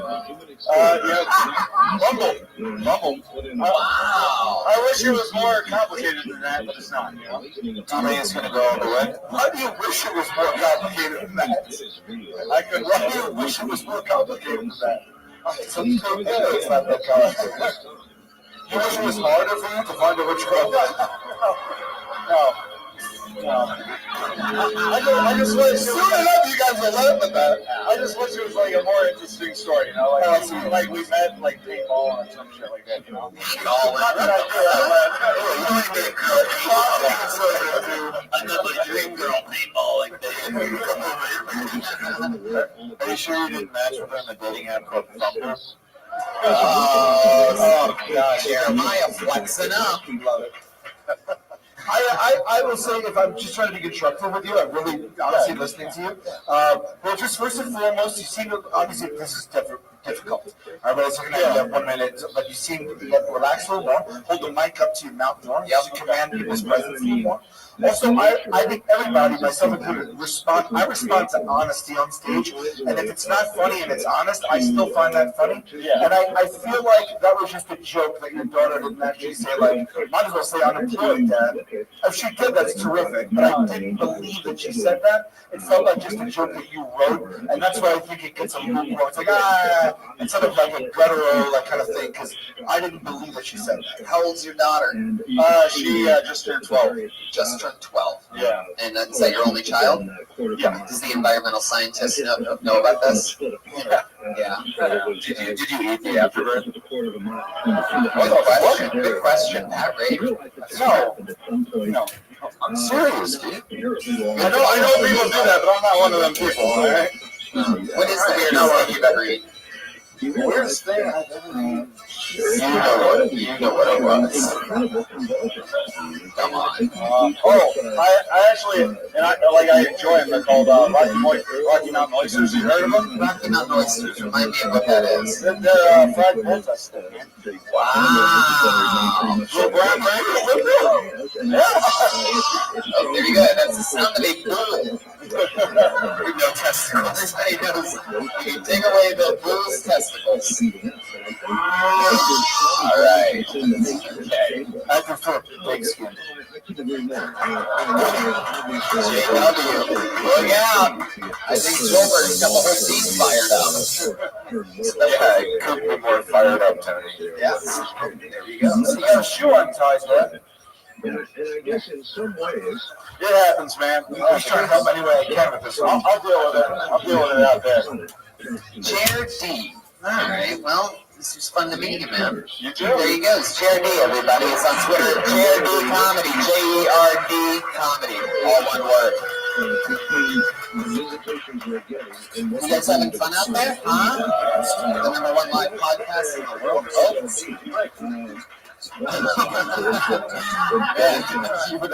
It's like the execution of a musical thing there on that. 1, 2, 3, great.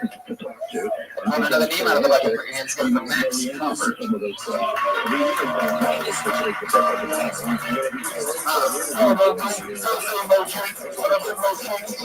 he coming? Max Cooper? Is that? All right. Is that Max? What? You know Max? Is that Punky? Hey, Punky. Punky's the only woman that knows what guys are in the men's restroom. The perks of being one of the only ladies in the comedy store to post standing up, one of the newest paid regulars, Punky Johnson. Here's Max Hoover, everybody.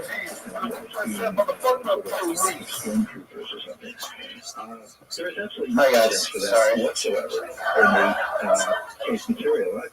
Hey, interesting. When I think about it, I read this week that whales tend to stay 5 fathoms under the ocean. I read that and I was like, well, that's neat. But then I looked up how deep a fathom is. 6 fucking feet.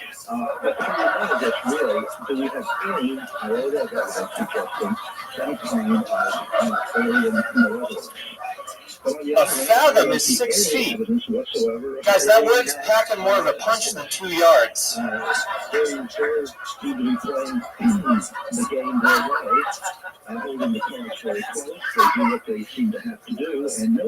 don't look like I'm a fathom tall. That's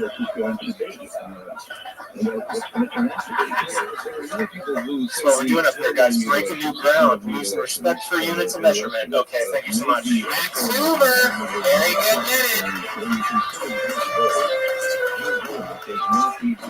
A solid minute of the night so far. We met you for the first time a few weeks ago, Max Hoover, and during that interview, I asked you if there's anything interesting about you or anything like that. You didn't give too much of an answer.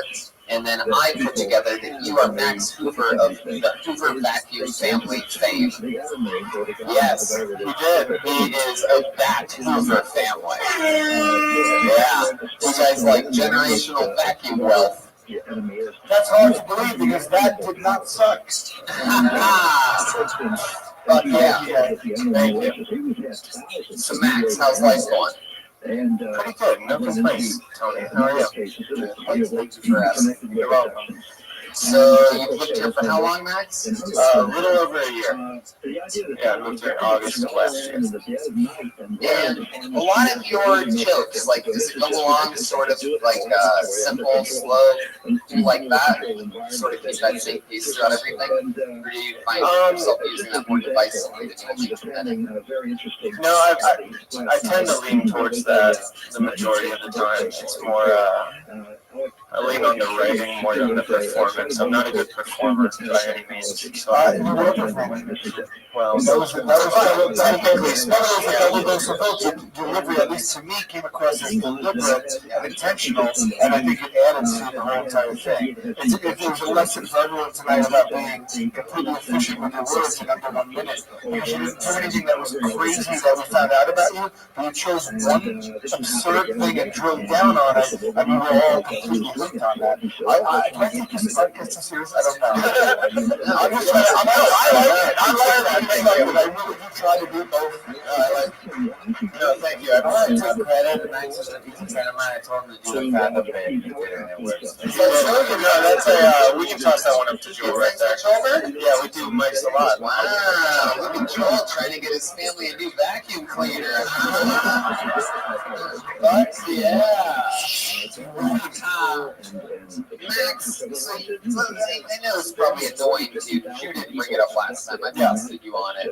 No, it's fine. But I want to talk a little bit more about this Hoover thing. I remember having a Hoover growing up from Youngstown, Ohio. If you drive through Akron, you see the big Hoover company. It's a big thing. Yeah. So your dad is also a Hoover, obviously. And what part of the company is he? He's not involved. He's not involved. What does he do? He's a stockbroker. Hey, guys. But see, if you establish it being the apartment wolf, then it wouldn't really make sense to Wolf of Wall Street. Oh boy! Wow, that's a reach. It sounds a lot like the apartment wolf. All right.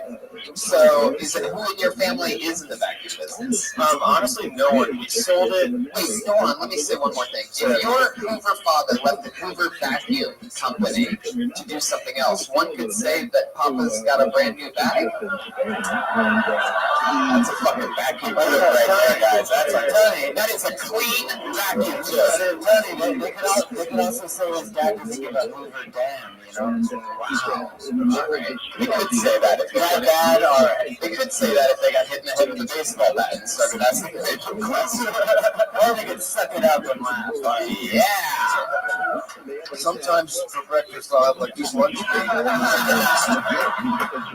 So Max, is your grandpa alive? Is he in the business? Gramps is alive. Actually, this is a fun fact about my grandfather. Y'all know that Rick Ross song that came out a few years ago where it's like, I think I'm Big Meech, Larry Hoover. Yeah, Larry Hoover. My grandfather's name is Larry Hoover. Wow. Right. We started quoting that song to him and he didn't get it. Larry Hoover is a reference to like some drug dealer back in like the early times. Yes. But I wouldn't call it the early times. earlier than my time. Yeah, it's relative. But no, that's Gramps' name, and so he doesn't get that. But no, he's not involved either. We sold it probably back when he was like a teenager or something. We haven't had anything to do with it hands-on for a few years. We're still involved in some of the boring charity foundation side of things, but that's not the company where I regret going into that part. I should have just said we don't have any involvement in it. You guys do a lot of charity work though? I don't personally, but my grandfather does. Yeah, So what's your life like, Max? What's a typical day for Max Hoover? I wake up, I go to work, I work for a landscape architect. So we like build pools and shit for people. Yeah. You ever hit a woman in an elevator? I haven't, no. See, when I wake up, I have to have something to eat.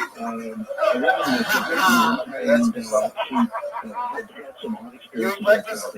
I do sometimes, yeah. What do you like to eat for breakfast? What's your go-to? Cookie crisp? No, I'm a fan of like the breakfast bars, like a granola bar, a Kind bar, a Cliff bar, Nutri-Grain, sometimes. Yeah, sometimes. How do you like your eggs? Scrambled if my mom makes shaved. That's scrambled. Wait, say that again? I said scrambled if my mom makes them, but I like her scrambled eggs more than I like most people. So eggs are scrambled. You don't want to get into your love life. Yeah, thank you. Yeah. Max, what do you normally do to end the night?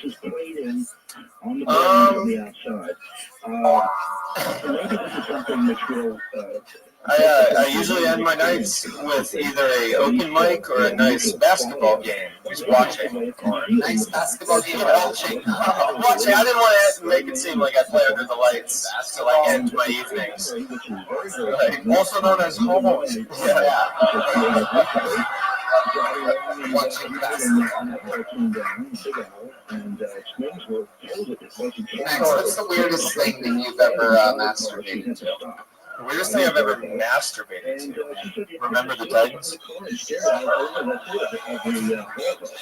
I don't know, probably like a friend's mom directly, but like a memory of her. You know what I'm saying? Where it's like, probably wouldn't be porn. Yeah, her name's Vicky Reagan. I don't get the reference. I was outside on the back. Jack off to my mom. That's what was that me in the looking at the cold dead eyes. Jack off to my mom. Next Hoover, I'll ask the question. Did you jack off to my mom? Look at me, my cold dead eyes when I spank it onto your face. No. Are you guys friends? We know each other, yeah. You guys friends? What? No, my cold dead eyes almost kind of. I want to know, are you courageous? You have lived in the name of a mom. I didn't name it. He said it. Jeremiah said it. That was the real mom. I didn't know that. You named the real mom. Yeah. It's my real brother. You said it wasn't him, though. The mother of dragons, we used to call her. Like from the welcome to the halftime show, everybody. Yeah, something's happening. So Max, motherfucking Hoover, did you have fun here tonight? I did. Thank you so much. You're welcome, Max Hoover. There you go, it's Max Hoover. He's on Twitter, not Max Hoover. That's Max Hoover's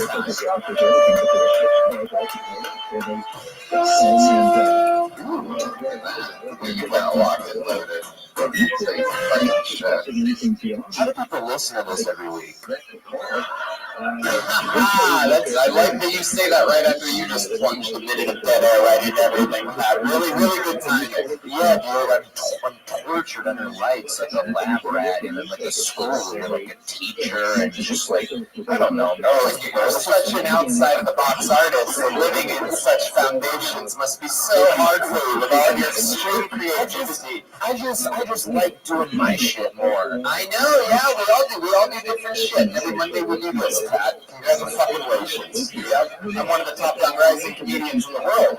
You have the new show called Wait on Snapchat. So let's just keep plowing through and staying positive, fucko. I called another name out of the bucket. Put your hands together for Steve Weiss, everyone.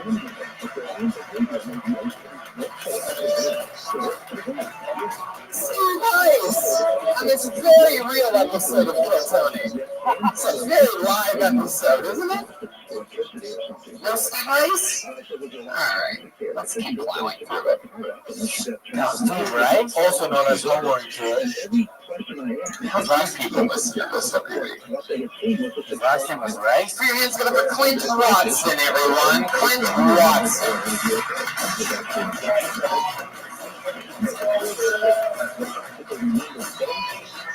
Well, you know what? We'll go back to the bucket in just a moment. Let's do something special. It's been a couple weeks. She's been in New York City. She's back. The Frankenstein of Tony, the great, the powerful, the one, the only, Ali Makovsky, ladies and gentlemen. With a brand new minute, she's back.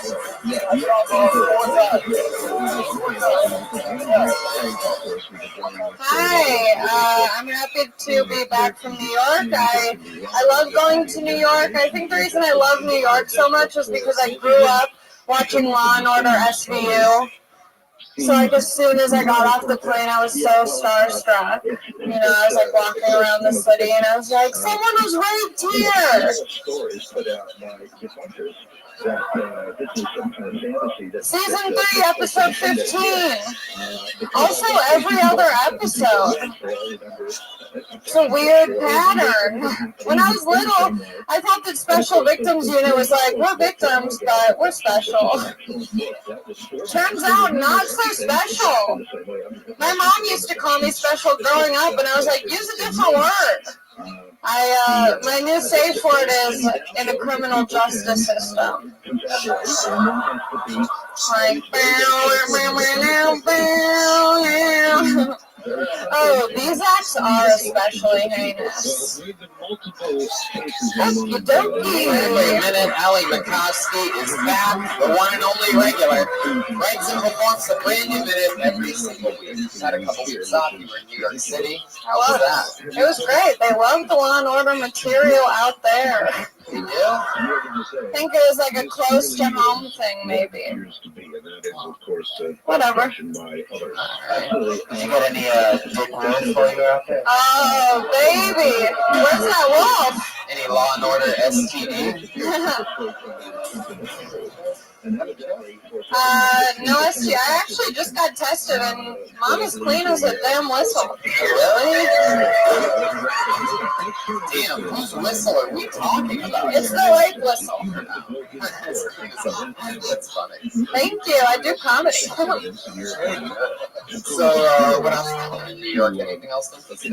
Nothing too interesting. I mean, no, I was really hoping someone would kill themselves on the train, but...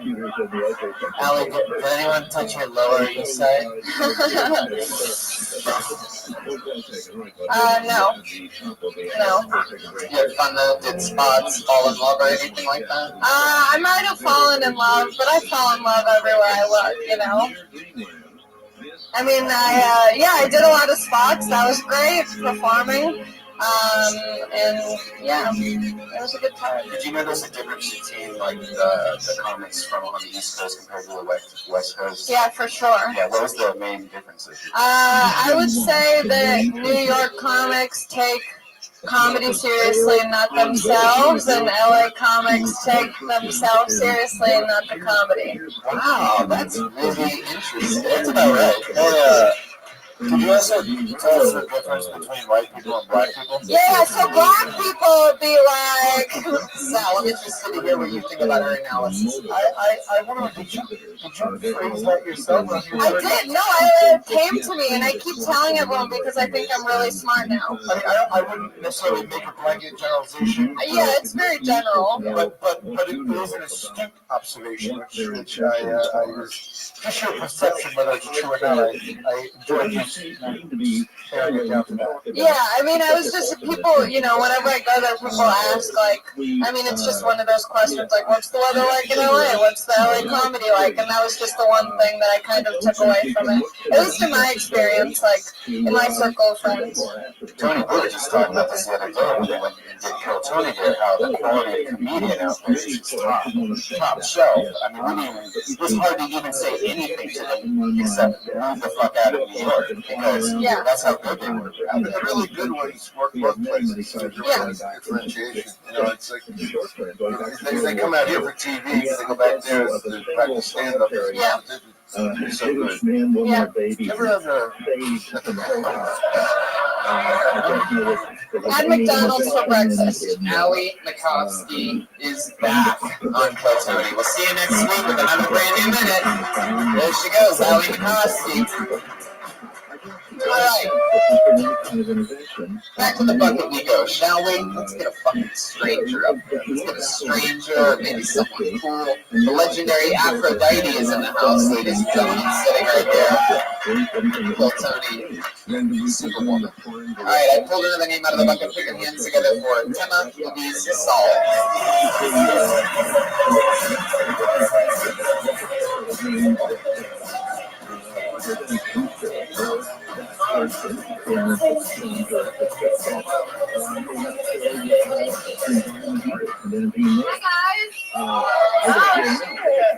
Hi, my name's Tema.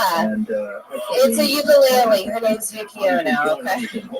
I'm black from the waist down, Jewish from the nose up. I just want to throw that out there. Okay, this is a little song about getting back into the dating game. It's called Get to Know My Brain. I know you can't help yourself from looking down at my beautiful butt. It's so bodacious and round, but I've seen you looking left and right because I've seen your face on Tinder, Bumble, and J-Swipe. What I proposed to you before we jump right into the sack is that you take me out for coffee and maybe a snack. Oh, I'm not on Tinder just to score some D because I want more out of life than an STD. Get to know my brain and baby you will see that I'm a nice Jewish girl native to Southern Cali. I'm well educated, 40 and funny, and I promise, and I promise to get better at the ukulele. Thank you guys. Tema Louise Saul.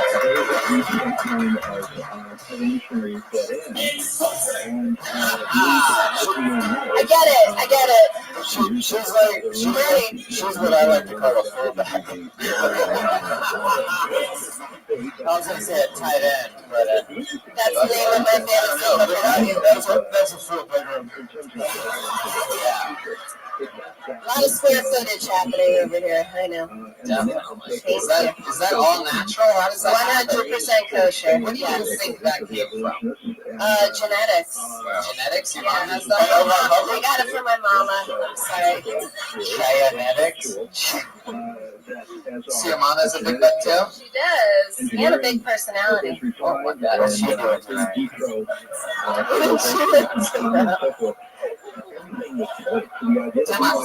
Tema, how long have you been doing stand-up?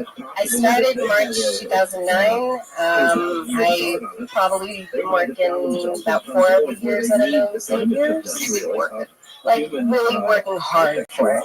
Oh, right. So you got the ukulele 4 years ago. A year ago. She got the package. She was like, is it worth it? Let me work it. I put my game down, flip it, and reverse it. How long have you been with the ukulele? I bought it a year ago. A year ago. Yeah, and I just decided to start writing music. It just all kind of came naturally. So it did. It did. Just like this. So the whole act is not with the ukulele. The whole act right now is with the ukulele. Right now, it goes back and forth. I do stand up and I do ukulele. So I like to do both. Have you ever been to the playoffs? I have. Yeah, some fantasy football or yeah, yes, I have. Tema, what do you do for a living? I'm a stand-in. A stand-in? Yes. Right. No, I should clarify. Why did you laugh so hard when she said stand there? Well, it's just, it's kind of sad, but no, I mean, like, you're not the real person. You're like standing there as the real person. And second team versus first team. Yeah. You're not the real person. Yeah. No, but I mean, Working my way towards first team. So I don't understand. 4 years ago, we were sitting there thinking, I gotta write more jokes or get a ukulele. I can't make up my mind. Can I get a mandolin? Nah. Bass fiddle? Fucking, that's not funny. I got ukulele. That's funny. And then you just ran with it. And here you are. Yeah. Well, I had a lot of nights of just. Man, by the way, I love you. Thank you. I am very gullible, so I did, but that's okay. Great. You have an endearing quality to you. Immediately like you, you're warm, you're smiling. I think you immediately draw people in. So I think that is a strong quality of what you have. I don't know. When you started off with like a cash skills type of joke, though. You're like, I'm black, I'm always down Jewish, and those up. Kind of. Hanky. You know what I mean? I would. You could say more about that distinguishment in a better way than to come out and just do like this old school type of like, Right. If you're gonna be hacky from the beginning, then you might as well just start playing that ukulele the second you get the fuck out there. You know what I mean? You could be self-aware of your hack. That might be something where you're like winking to the audience. But, you want to try and stay away from full hack. Okay. Yeah. Get out of the 80s. And then there's another point. Every time we played it. You're triggering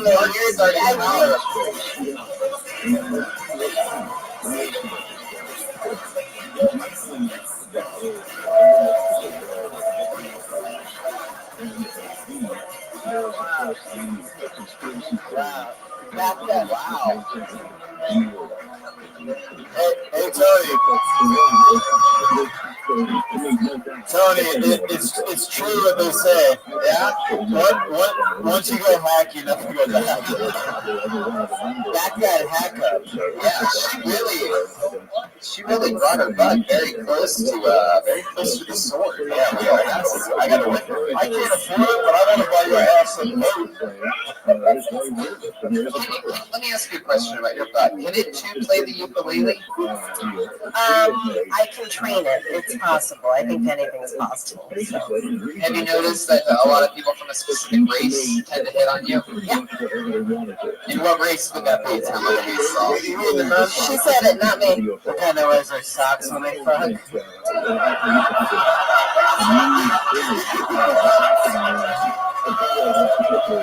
There he is. Number 76. Judas? Lepers? Little gray guy with a All right.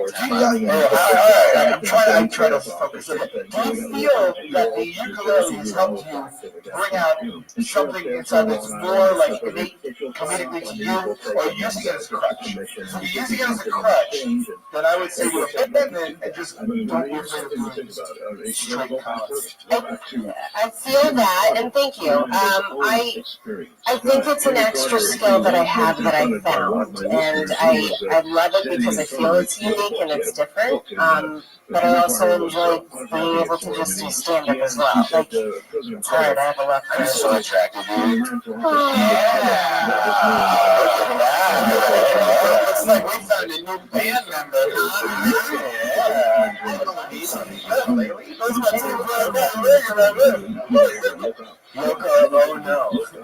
Yuki Ono. Are you gonna? How fast is your butt on a phone? Oh man. Timma, what do you think about Pat telling you that he's attracted to you? Are you single right now? I am. What kind of guys are you into? Funny, smart. Hawaiian. Good background. What would you do there if you had like a little chance? Well, I think I don't know. You know, this is like a public forum. Or in front, like so I don't feel really comfortable. Tear that shit up.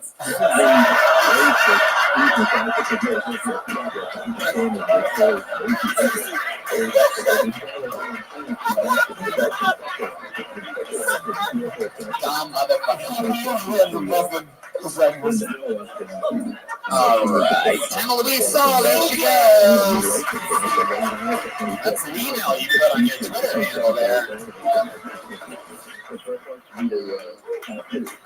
All right, go to the bucket one more time. What do you guys say, huh? You guys still have energy out there?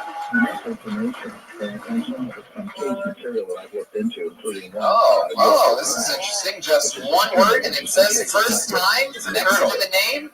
Perhaps this could be one of the Teenage Mutant Ninja Turtles. It says first time and one other word, and that word is Raphael. Whoa! And if that's him, start walking faster. Raphael making an entrance like the Undertaker. Oh, he just left. All right, I guess Raphael's gone.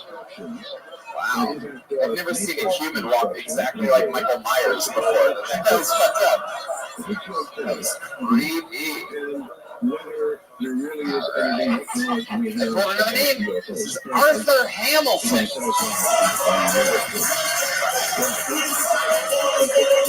I don't understand how people sign up and then leave. I never really understood that. Just run away. I think sometimes they get scared or they get shy or they think it's not a good spot for them or something like that. I don't know. Justin Glockler.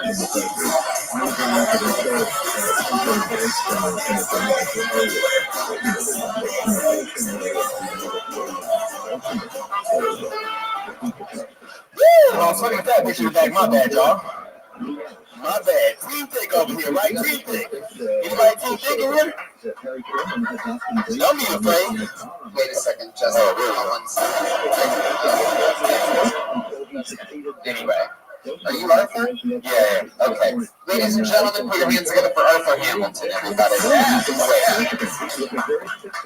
All right, let's can't stop about that black people always late and shit, right? That's the shit we do. Y'all would have think you would have named me like Arthur Hamilton. I'll be on time and shit, right? Yeah. Yeah, I guess so. I got a white ass name. My friend said I sound like a slave owner and shit. That's a black dude laughing hard to that shit too. I would have been good to my slaves though, man. I would have rolled blunts with him and shit, you know what I'm saying? If I had sex with big women, I would have let them hit too, you know what I mean? Your turn, dog. Right in. Right the fucking high shit, y'all got my weed card though. Yeah, I got my shit broke down. Y'all neck pad, okay? So he's always rolled a weed like this.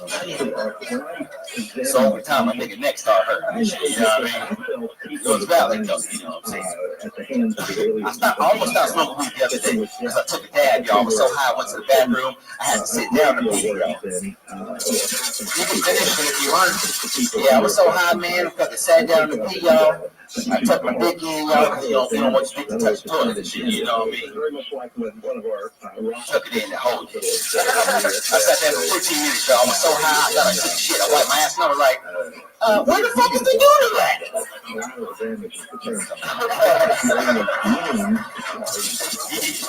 What the fuck is that? Where is the doo-doo, baby? Where that doo-doo be? I just feel like ukulele. Where did you be? How you doing, Arthur? Doing good, man. First time on the show? No, my second time. Okay, what you learn about your life? From Pacoima, Brody Stevens, who my fucking high school mascot and shit. They were all the mascots. Remember that? Yeah, the red shoes on. Yeah. So what do you do for work? Work at RV dealership. Okay, now I remember. Yeah, you remember? Yeah, not too many black dudes. Oh, my weed. Oh, you know what I'm saying? No sativa. No sativa. I just wanted to make sure I wasn't Smell it? It's called no. Definitely bigger than that though. I'm a stereotype bullshit. Indica all day. The world's crazy, so you gotta calm down. You gotta be calm in this world. Energy, right? No. Interesting. So how long have you been on stand-up, Arthur? 3 years. 3 years. And you always hyped up? No, man, I was upstairs at the other show. Helping run sound shit. Had to run down here. Somebody told you they pulled out the Hamilton. I almost pushed over white people. By the way, you did. You almost tackled Justin Walker. You got pulled after you. You only Justin Walker. It's all good, man. You know what I'm saying? In the future, if we call somebody else, then you already lost your face. I didn't hear him, though. I know the rules. I know. Okay. He ran past the other guy. Hey, he didn't want it, did he? If he saw me coming, he should have been like, hell no. I think he came up here. He just had the better route. Yeah, man. You know what I'm saying? Real shit. So, Arthur, you've been selling RVs for how long now? You know what I'm saying? I don't sell them. I'm just a service writer and shit. So I'm like, I do the bullshit. Like what kind of bullshit? And that's yeah. He sells RVs. Yeah. I'm a service writer, so I, whatever the problem is, I write it up and you hope that the shit gets fixed because nobody gives a fucking RV industry real shit. Really? If you want an RV or a trailer, you know that shit takes forever to get parts. And all that shit. They don't give a fuck about y'all. They don't.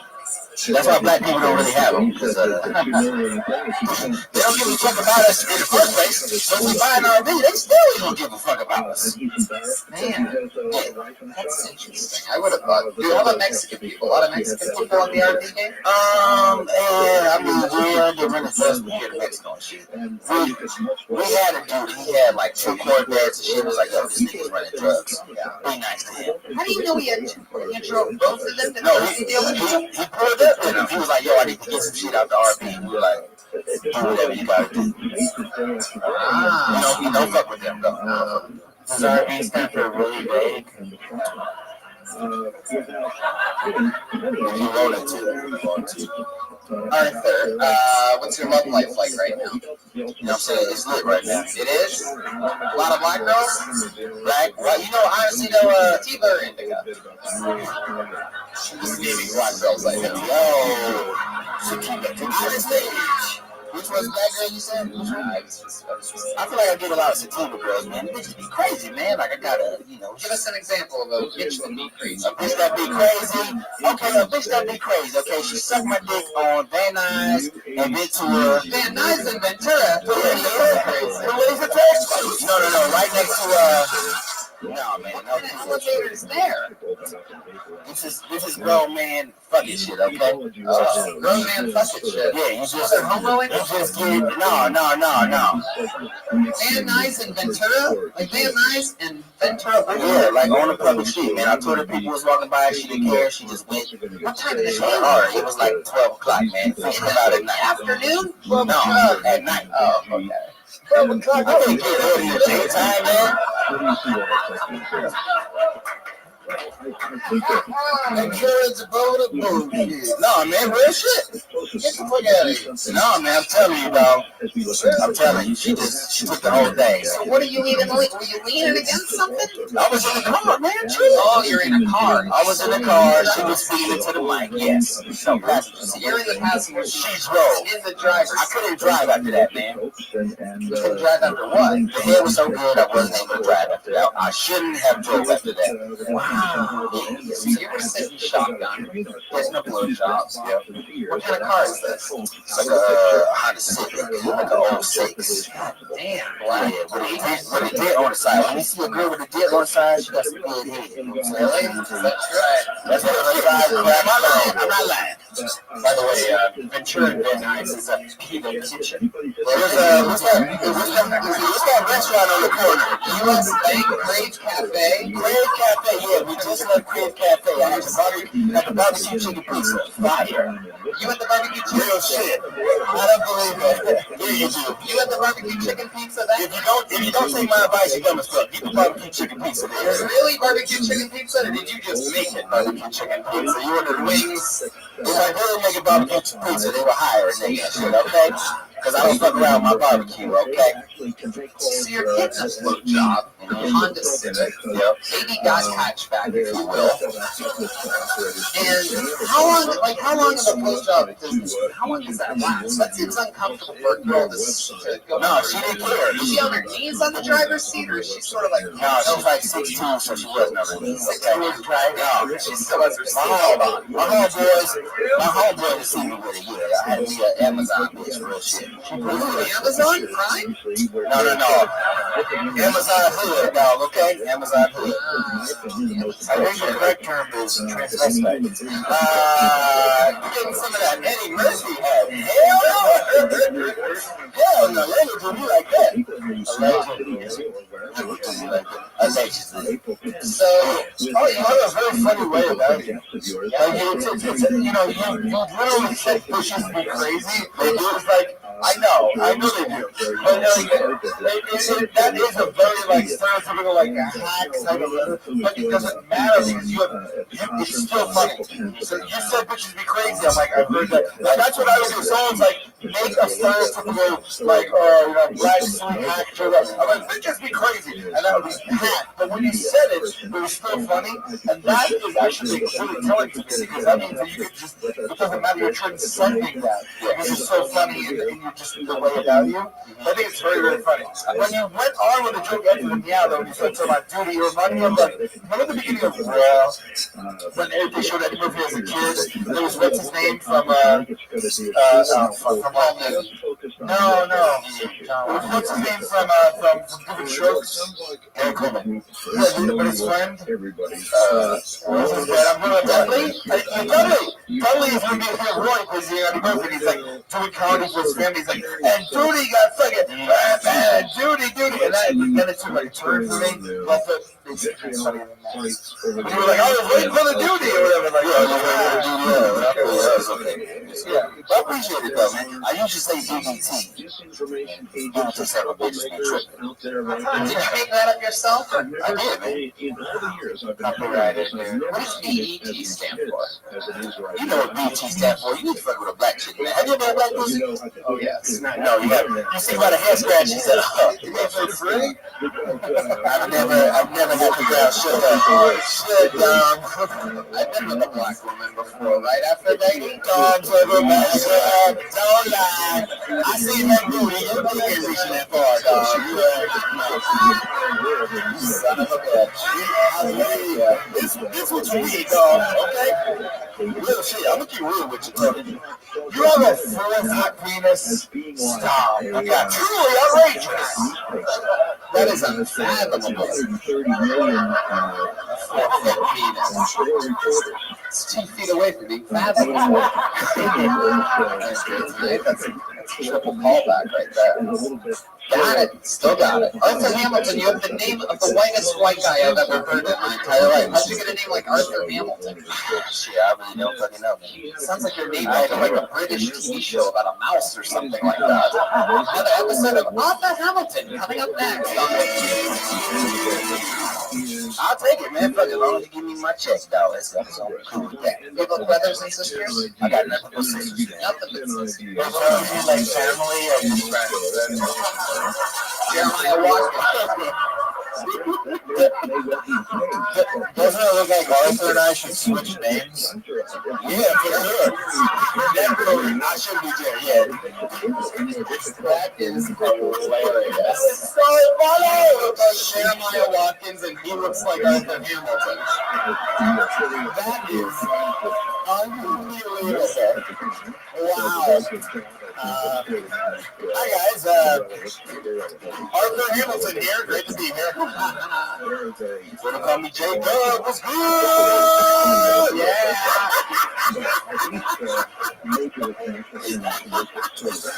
Shout out to the old Artie Hamilton.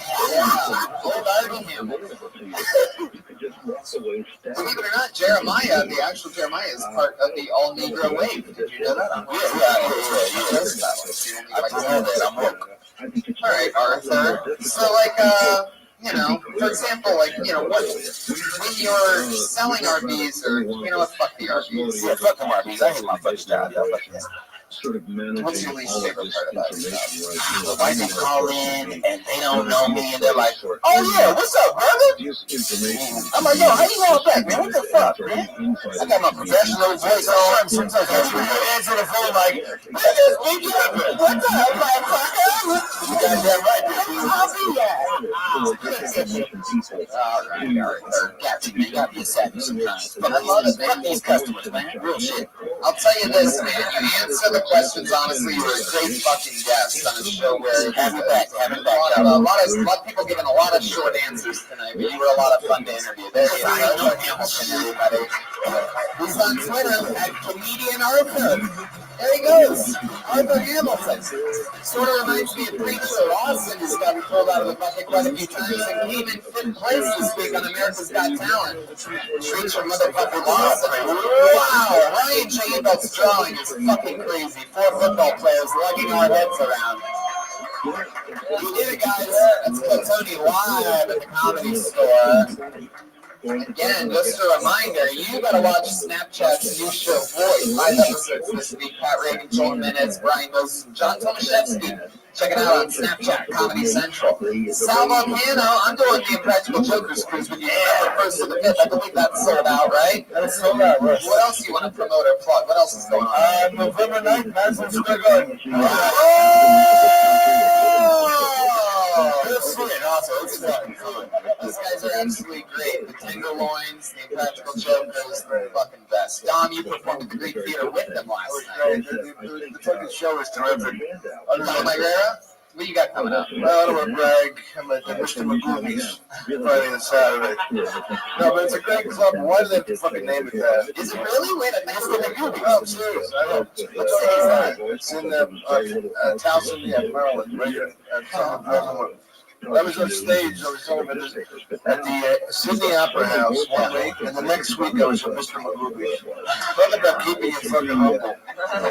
Anyway, thanks for stopping by. I'm glad that I'm still filling the room, everybody. And come back when I'm not here to see Tony Phil. Also, just a really quick thank you guys for always having me when I'm here. This is really my favorite show to do. We love to have you guys. We use you and Don every chance we fucking get, and that'll never end. We love talking to comedians, and you guys, both of you are very lovable and harsh, and that's the perfect guest for the show, honest. Well, I hope they know we're kidding and just trying to have fun with them, because even a minute's hard when you've never done it. Absolutely. Or if you've done it 9 years, a minute can be hard. Jeremiah Watkins, what's up, buddy? Hey, follow me on social media after my stand-up, and then also Pat and I have a new sketch out at ReaganandWatkins.com, so definitely check that out right now. Also, check out the video of last night of Jeremiah Watkins dancing and singing Adele to Gary Busey. It is one of the funniest things I've ever seen. Cap City for me, Rooster Teeth Feathers, La Jolla Comedy Store, Melbourne, Sydney, Brisbane, and Adelaide. Starting in Melbourne November 22nd. I'm spending Thanksgiving in Australia this year. Chris, what's up, buddy? If you like monsters, you like Monster Energy Outbreak. that's right. You like monsters, you like comedy, you like music, check out Dracula Snowcats. There you go. Ladies and gentlemen, Joelberg is in the motherfucking house. Joel? Guys, please, watch Floyd, Comedy Central Snapchat. Please do it. Follow him on all social media, mostly sorry. You know the dates. Come see Kill Tony live sometime. Make sure you check out this episode in VR 360, available on Facebook. Tony, I just wanted to say, sometimes I pinch myself and can't believe I'm here. I love the show so much. And then also, listen to Bill Withers. Yeah, let's check out Bill Withers. I absolutely love Bill Withers. I'll be in Indianapolis November 8th with Kate Quigley, November 9th, Columbus, Flamingo. There you go. Check it all out. See Kill Tony live. Check everything out. Go have more fun. Live audience, thank you very much for coming out. We'll see you on the patio after the show. Doing a high five or something like that. Thanks, Danny Lucas, running Geneva. Bye, everybody. Have a great night.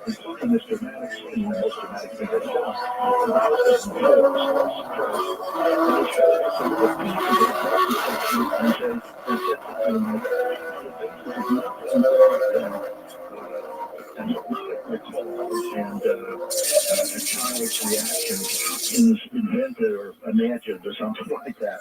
They'd use the word invented. An abduction experience. Well, I recall you had, I mean, on top of this, one last thing, and I don't want to get going on this, but because I still am so angry. They wanted all the photographs of that I had of the marks on people's bodies that follow abduction experiences very often, the straight line cuts, which are often very like 3 and 4 inches long, the scoop marks, and this is very dramatic stuff. The ground traces where the soil has been altered. So I gave them all those photographs.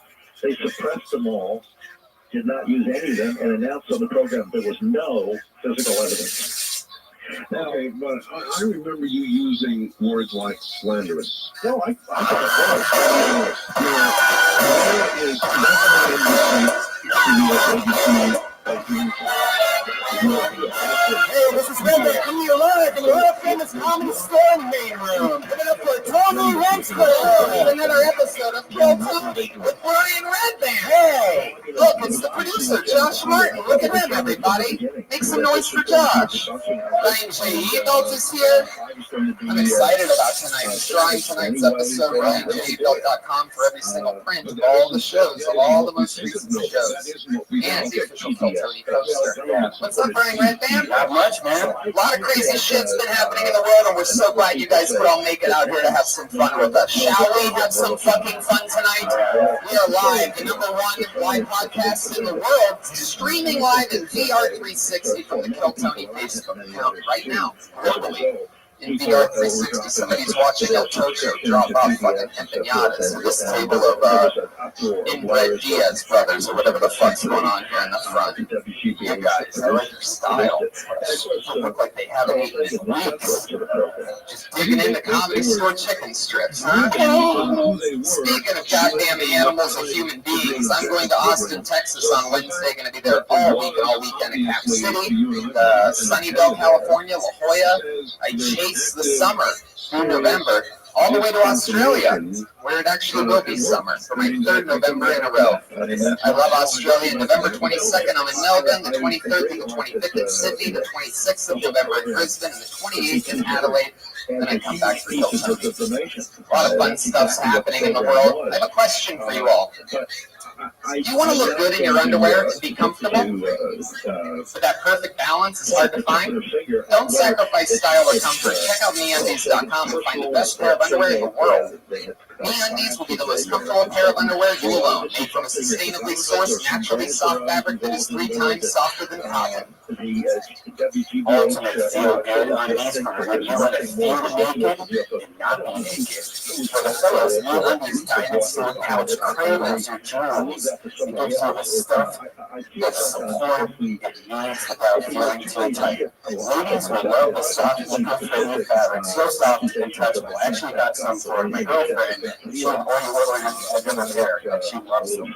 Really soft. I love that. There's a 100% satisfaction guarantee. They guarantee you will love your undies or your money back. And right now, MeUndies has an exclusive offer just for our listeners. Get 20% off your first pair and free shipping. MeUndies is so sure you'll love your underwear. They even offer a 100% satisfaction guarantee. You order a pair, if you don't love your first pair, first pair, you get a refund. This is a no-brainer to try. 20% off, free shipping, and a 100% satisfaction guarantee. What are you waiting for? To get your 20% off and free shipping and a 100% satisfaction guarantee and get the best and softest underwear you will ever own. Go to MeUndies.com/kill. That's MeUndies.com/kill. This is a limited time offer, so what are you waiting for? Start wearing the best underwear of your life. It changed my life. It's time to let MeUndies change yours. Go to MeUndies.com/kill. Right now. So soft, so smooth. Also, LA Speedweed. Who out there loves weed, huh? In Los Angeles, weed is legal. You can deliver it. It makes it hard to read your advertisers. There you go. All right. Shall we start the show? Are you guys ready for this shit or what? Huh? Let's bring out tonight's guest. Every single week I tour the funniest comedians in the world. The most recent HBO special in the universe and a return of one of our favorite guests of all time. Put your hands together for the great Felipe Esparza and Ian Edwards. Yeah! Felipe! Ian! This shit is about to motherfucking go down. We have waited exactly 4 years and 4 months of this show to get Felipe Esparza on this motherfucker, and there he is, live in the flesh, throwing out joints. 3 out of the 5 that he threw went to the stable of the 4 Mexicans, the animals with the checkerboard. What's wrong on that shit? Look at these thugs out there. Weed Santa Claus. Yeah. Woo. All right. That's pretty good. I am fucking pumped. The energy in here is good. You guys ready to have some fun tonight? Yeah, I know you guys are. Shall we bring up the band? Just jump right into it? By the way, you gotta check out Felipe's new special on HBO. Awesome. Translate this. Just came out. Yeah. HBO Go, HBO Now. Yeah. You can get a free month of HBO right now, so check it out. Ian motherfucking Edwards is back. How's it going, Ian? Good, man. How y'all feeling, man? This show is growing, man. Look at this main room and shit. And you've been with us through it all. It's thick and thin, through the robot, through absolutely everything. Ian is one of the most cold-blooded, hilarious fucking guests that we ever have on this show, so we thank you for coming back. You guys ready to jump into this shit and meet the band, huh? It's my favorite goddamn band in the world. It's the best damn band in the land. Every single week they improvise with different characters. You never know what they're going to come out as. We all love them. It's the Kill Tony band. It's Pat Reagan, Jeremiah Watkins, Joe Jimenez, and Chris the bass player.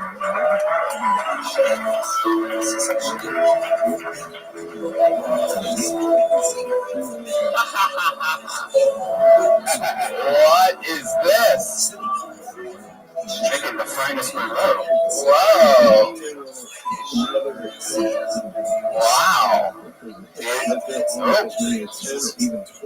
What they are this week. Yeah, it's they're very fancy. They came out to string quartet music. They each have a glass of red wine.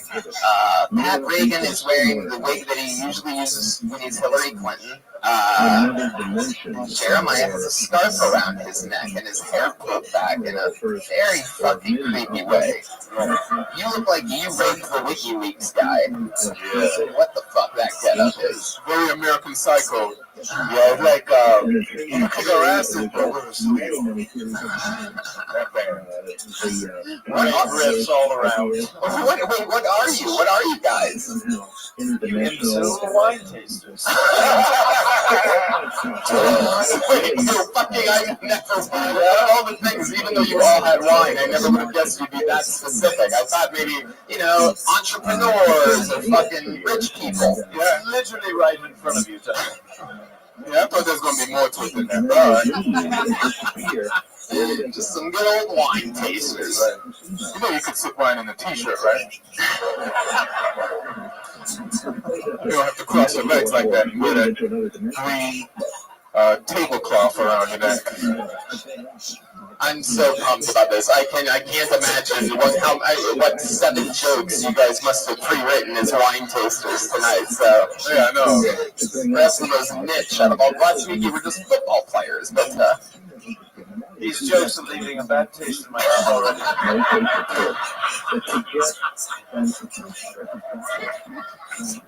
I don't know. Okay, touche, motherfucker, touche. I've got 6 more where that came from. Jeremiah motherfucking Watkins, somehow. Jeremiah, switch the jokes around, it tastes better. Yeah, give another one. All right, so let's jump into it.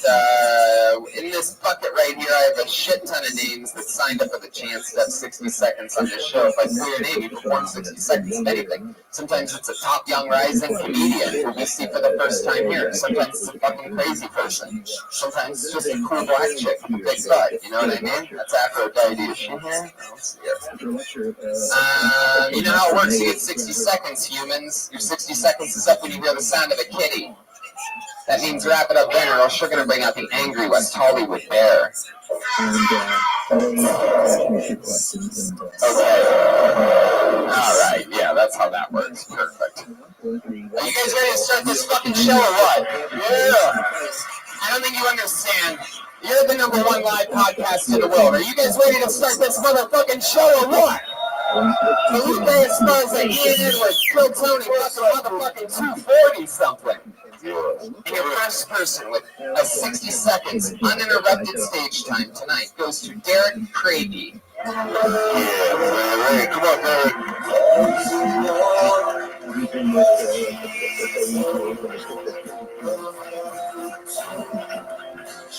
Here he comes. El Tocho, you have to get out of the fucking way, you idiot.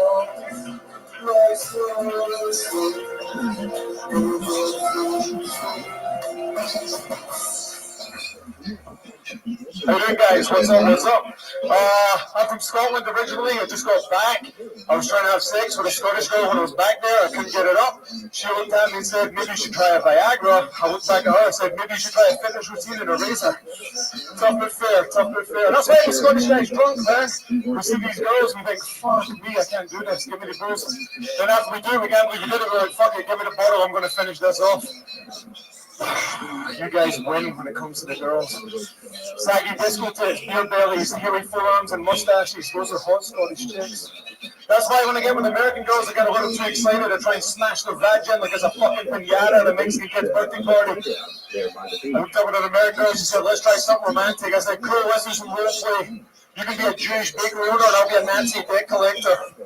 Hashtag abuse. Tried to be a cool guy the other day. I had my kilo on. I was in a bar in Hollywood. A guy walked up and he said, hey man, anytime I see a man in a skirt, I'll bend him over and fuck him up the ass. I said, don't fuck him. There you go.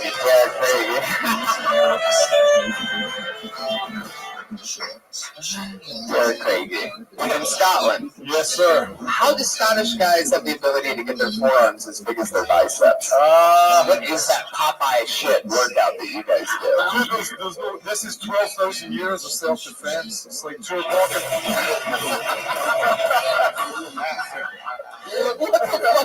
What was that? The UFC or something? How did you know he was going to say that? Well, so you could just see him. Fucking 12,000 years of self-defense, mate. That music just always kicks in. I gotta be honest, man, you look pretty American. Anytime I take the stage, people always think I'm going to be from Nebraska or Ohio. So yeah, you look racist, bro. Surprised with the Scottish accent. Yeah, man, sneak attack. Not a lot of people probably recognize Derek from the Scottish version of this show, Kilt Tony. It's the #2 live podcast in the world. Are you really like Scottish or like act like literally people like Full-born man, born and raised. Not Scotland or Arizona? I'm actually going back to Scotland in a few weeks. When I go back, they straight up laugh at me and say I sound American now. It's hilarious. I hear they call you Brave Shark there. Joelberg's in the motherfucking house. You have Mexicans in Scotland? No, they don't. We're going to do next. Yeah, man. That'd be a good market. Derek, what do you do for work in Scotland? Well, I came here in 2002, so I've been out here. Toss logs, living here. Toss logs, toss cables. 2002, a very good year. Job #2, Hinchcliffe. Oh, wow. So what have you been doing here since 2002? Long story short, I came here on a martial arts ticket, so it's Hilarious. That was it. John Claude Van Damme. Fascinating. How do you do that? What martial arts are you? Taekwondo, Muay Thai, and then it was right on the cusp of when the UFC was breaking out, and I remember seeing that, and I was like, oh, this will never take off. I never got involved, and then obviously I did, and then just ended up switching from that, and then last year I got into comedy. Well, so there you go. So I was busy doing martial arts stuff, and then fucking around. So you got sick of getting your ass beat. Pretty much. And so how's comedy been treating you? So far so good, man. Started last year. It was something that I wasn't trying to do. It was a lot of my friends tried to get me into it. Why do you think they tried to get you into it? You know you have a lot of drunk friends and they give you bad advice. Pretty much. But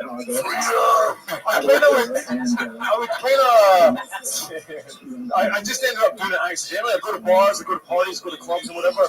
Before I knew it, like my kind of thing was storytelling. I'd end up with people around me and I was like telling stories. And folk would always say, are you a stand-up? You should do stand-up. I was like, nah, not for me. And then last year I finally said, fuck it, I'll go see what it's about. And that's the longest explanation I said, okay. Your friends were like, you got this comedy thing in the bag? Like, oh, shit. Hear the rumblings. He's puking. Eric, you've been allowed to stay in America since 2002 because you're beating up other Americans? Yeah, exactly. Were you afraid of DACA when it happened? Or you said, I'm white. No, man, I was good. I'm alright with that. He's white. He's good. I'm whiter than white. It's like shit. Yeah, I know. Now, you kept talking about how the American guys like have it made with the ladies. Is that right? Did you cover that at some point? You said something like that? I just said there's the American girls are, like you say, a lot harder than the Scottish girls. A lot harder. Harder. Better looking. Has a girl ever said you're the best she's ever plaid?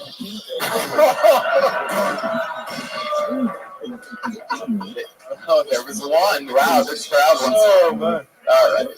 So, have you been able to get lucky with like American girls? I imagine that a lot of them, fall in love with that accent, right? Yeah. I've asked so many girls, and they're just like, oh, it's so hot. And I was like, but what's hot about it? They're like, just anything you say is hot. And I was like, what specifically? They're just like, just keep talking. Wow, sounds like you're hooking up with deaf chicks. So all American women sound like Adam Sandler. So there's something like that.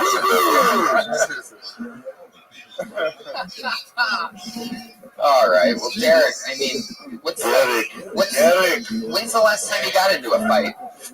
I can't even remember. I wouldn't do that. Was it with a donkey? It's when I go back.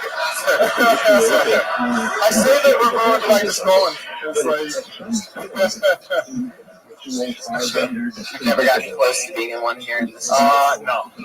You guys all got guns? It's fucking crazy. See, back in Scotland, everyone's just headbutting and punching. No one shoots one another, so it's like, it's a lot nicer. It's just a good old-fashioned beating. There's no getting killed. I'll do pipe.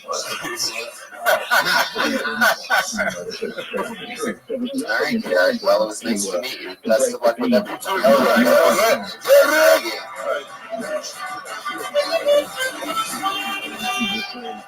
Oh yeah. And slow down on your jokes. You got a different accent, so you definitely need to slow down. Easy. How'd you wine tasters and pour a little scotch for a change, huh? I just realized that Felipe is not one of my Mexicans who can straight from my vineyard. I step on those. The microphone just basically gave up on life, but it makes me, the way that it went all the way down like that makes me want to give a special shout out to a former guest on the show, one of our favorite human beings in the world. The great Wee Man is in the audience, ladies and gentlemen. Awesome jackass motherfucking Taylor. Oh shit, it's motherfucking Steve-O. Hatred, Aaron. Holy shit. Wow. Make some noise for it. Bring some jackass. Yeah, that's the kind of. This is the kind of show you're at right now. Motherfucking jackass watching us. Yeah, it is weird, man. It's so awesome. Put your hands together for your next comedian doing an uninterrupted 60 seconds. His name is King Hassan.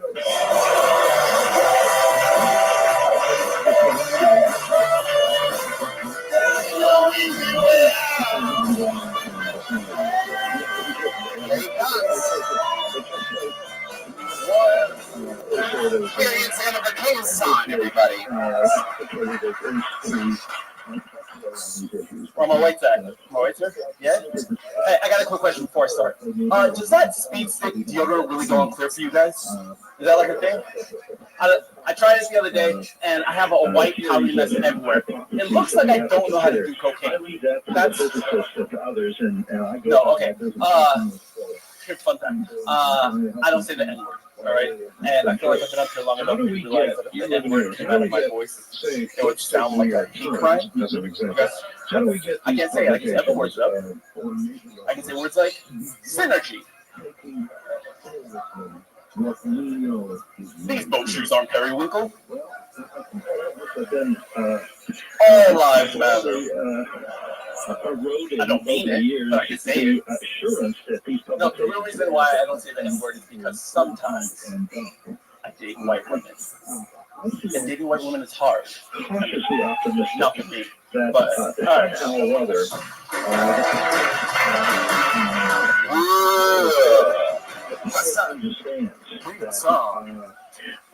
something is going on out there which has not been explained successfully by the doctors of the government or anybody else. I thought a one we could say to say that the closest they come to the N-word is Niagara. The public is curious. Even when you say synergy, it sounds racist. You should say synergy.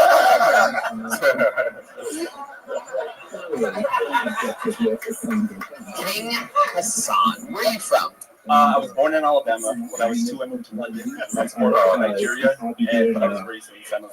Oh, right. Yeah, I'm sure. Television interviews tomorrow. We're doing What? this program as You sound like you lie to bitches a lot. A lot. A lot. I can't keep track of it. He's just from somewhere. I don't know. It's like the Russell Peters future or something like that. King Hassan, like, so the king part is his nickname? No, that's my real name. Parents named you King. Why do you think they did that? Ironic, he's now a pop. Quite a jester. So you have to like work out to beat a lot of motherfuckers up when they tease you that your name is King. years now has How's been that working? taking this whole thing a lot more seriously than the Wow.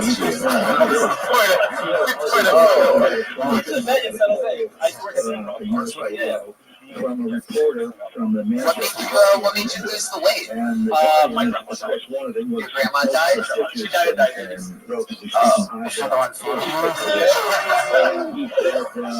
That's sad as shit from Yeah, I just had to put down my cat Tucky. I relate entirely.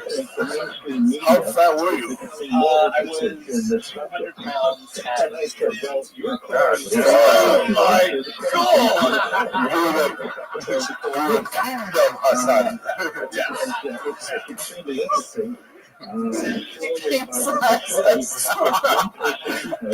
did you lose the weight? Expresses an interest. Who's Jim?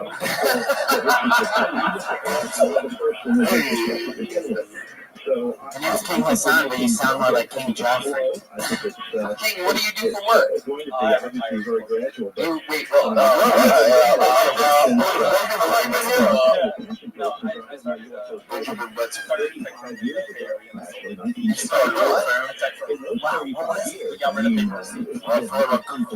That was you? You sold what? We sold it. The company bottle. How much did you sell it for? What's the ballpark? Can you ballpark it? Like if I were to be, if you like accidentally nodded and I was like 5 million, 10 million, 50 million, 100 million, 5 million. Well, you should go to show type. Any comments? Buy me an iPhone X. All right, shit. It can't be that much. His shirt is fucking Kaiser Permanente. See now, I love it goes away.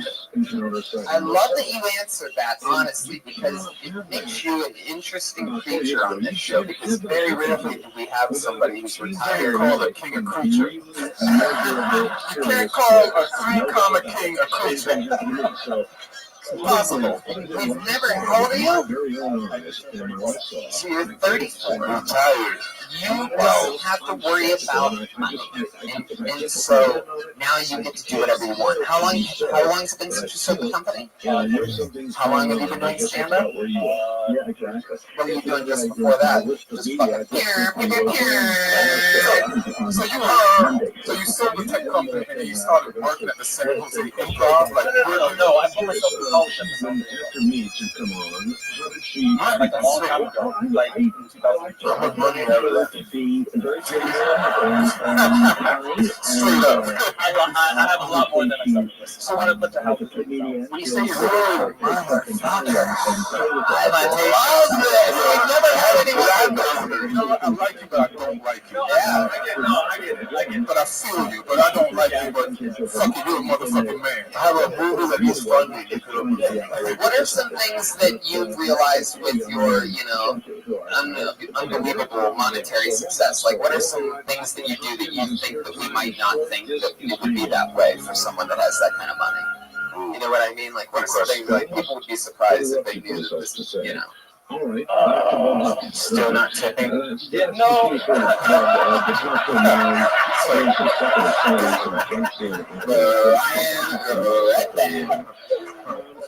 No, I travel a lot. Where are some of your favorite places to go? And by that I mean, of course, which place has the best food? Malta. Why Malta? I actually went to Jesus Christ, the lie continues. It's amazing. This is the amazing Mr. King Hassan Ripley up on stage. I'm pretty sure you've seen this movie, Coming to America, right? Coming to Malta. I came from San Jose University by working at a McDonald's. Just trying to blend in. American greed. So King, what's your deal? Like, you in love? No, I just proposed to my girlfriend last. What did she say? What?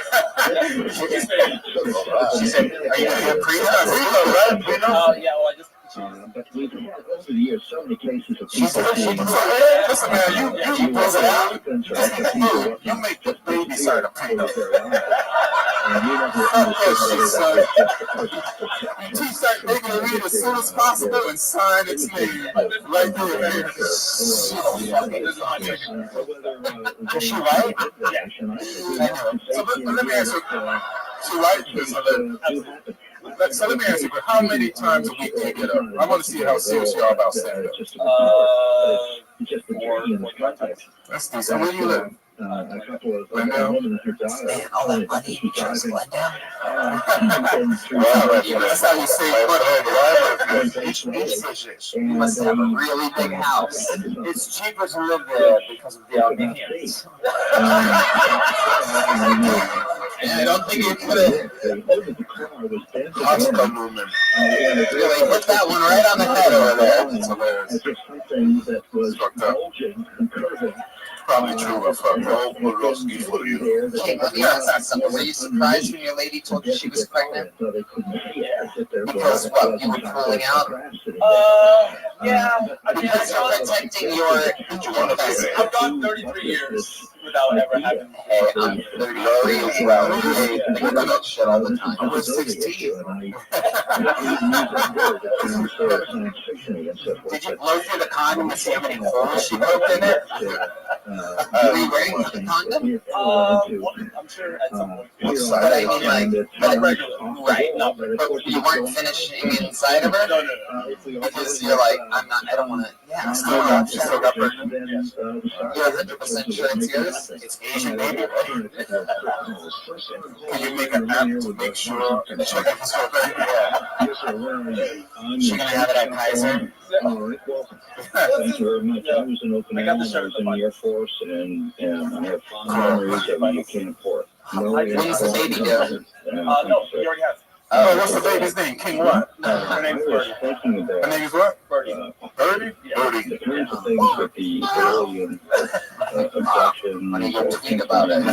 It sounds like weird names run in the family. Well, King, I'll tell you this, is that you are a very intriguing story because I love, I always figured that if that type of shit happened to me, that's what I would do, is I'd go chase down a fucking bull and sit on my money and not make babies. I did that for a year, and then I had to do something. You're such a romantic, aren't you? It's an amazing success story, and I love that you're here grinding, in a very tough setting. That's fucking awesome, man. Congratulations. Come back again soon, man. Yeah, man. I want follow-ups on all this shit. Come on, he's a fucking billionaire. He doesn't have to be here. King Hassan.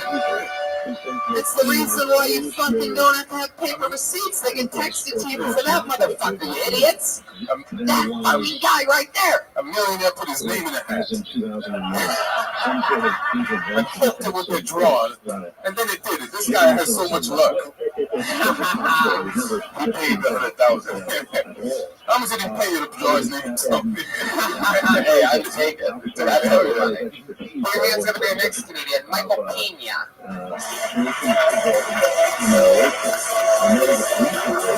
Here he comes.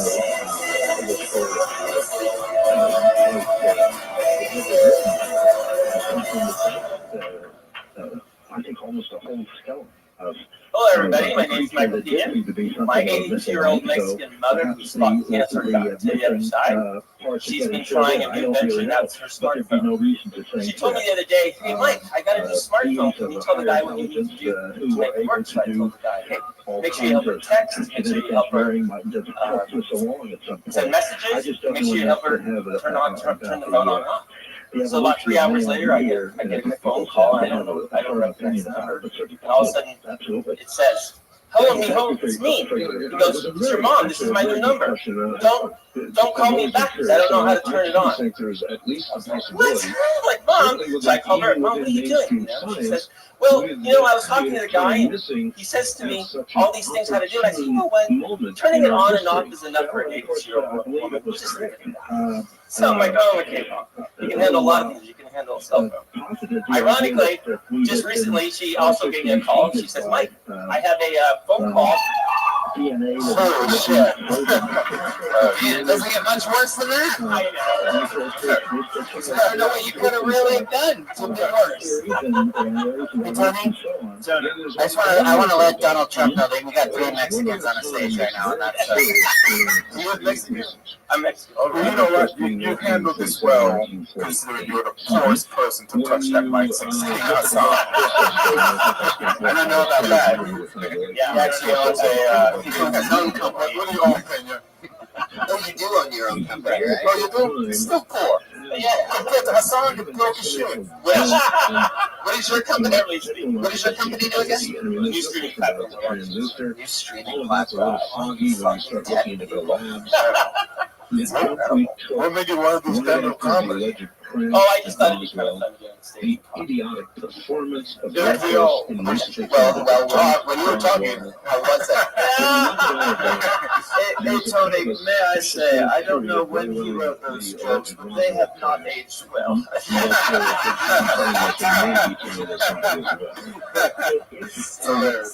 tried to do something a little different than I've been doing. How have you been doing it? What do you mean? Wait, hold on 1 second. What do you mean? Well, I've been doing a lot of different stuff, but today everything's kind of bothering me about it. So I just wanted to say something nice and happy. Oh, so then why didn't you do that? Son of a bitch. You gotta be mean to none of it, okay? You say you have an 80-year-old mom? He's 82. 82, just over here, son. You're saying 8. Oh, no, 82-year-old. Which is also possible. You're Mexican. So you grew up? Where'd you grow up? Phoenix, Arizona. I grew up in the projects there. 5 brothers. My mom raised us all. Oh, wow. You started your own company. Your brother was in jail. Got us all through college. They're the janitors. No, you're studying, dude. Question over there on the wine now. Where did you get your blazer? It is smashing. Wow. Well, now. Good question. Michael, where did you get that blazer? My trunk. If you had to guess, out of the closet? Oh my God. Is that my other reference? Is that a moleskin? Yes, it is. Wait, did you rehearse your set before you did it? I've done it a couple more times. I just haven't. How many times? Just a couple. You sound like really rehearsed. You got to relax more. Yeah. You know, connect with people, talk to them. It sounds like a joke you were doing. You don't want it to sound like that. You know what I mean? So just relax. What is a typical day for you? Seem like we found out last time you were on the show. What, you're gay? You have a weed hood? You have a tech. You're gonna laugh at that out of the closet joke now? Wow, you are. I've never heard anybody ask for residual laughter before. That's what I do. Well, I do that. Remember I told you I lost weight last time I was down with 30 pounds lost. So that showed your stretch. That's your stretch marks. Oh, no. What have you done to lose the weight? I do just let the AIDS do its job. No, I pile it up. No, not really. I've done NordicTrack put me on a program. What? NordicTrack put me on a program. NordicTrack? Remember his NordicTrack? I haven't been paying him to do it. Yeah. Really? Yeah. So they pay me every day. I did not pay me every day, but they feed me every day. Yeah, that'd be weird if they paid you every day. They feed me every day. There's a illness facility downtown LA where it's just us. We go there. How many NordicTrack people are there? 60. 60. Yeah, it's just all a bunch of fucking like insane people, like extras and things like that. Well, yeah, they're all actors. Wow. You see the NordicTrack commercials, it's great. So I have to get lucky. Mega Mace is actually does it. Do you believe in NordicTrack? I believe. Okay, I was a former athlete, so I'll be honest with you, I do. What sport? Bowling? Well, balls were involved. Gymnastics. I was a gymnast at Arizona State. Gymnastics. You blew yourself. Hold on. Who's Jim? Do you keep up on it or anything like that? Gymnastics? Yeah, I still do. Really? Can you do anything on the stage right now? We're streaming live at DR360. I'm pretty sure right there that camera would love a big gay handstand or something like that. Grab on my parallel bar. Well, if it's a single bar. Michael, does anything... Hello. Listen around. Brown on brown crime. Michael, has anything interesting happened to you in real life in the past couple weeks? Since you've been on the show last, I feel like you were on pretty recently. Yeah, 3 weeks ago. It was my birthday last week. Did you do anything special? I came to blow out your boyfriend? I came to the Kill Tony show. Came to the Kill Tony It was show. my birthday Monday, last Monday. Now, do you have like a regular boyfriend or? No. I haven't had dating in 5.5 years. What? I haven't dated in 5.5 years. Why not? You go to meetings for that? Yes, they're kind of like AAA. We need to get you on the right track. Why have you ever dated 5.5 years? No. Well, you know, the last 3 guys I've dated have gone straight. So.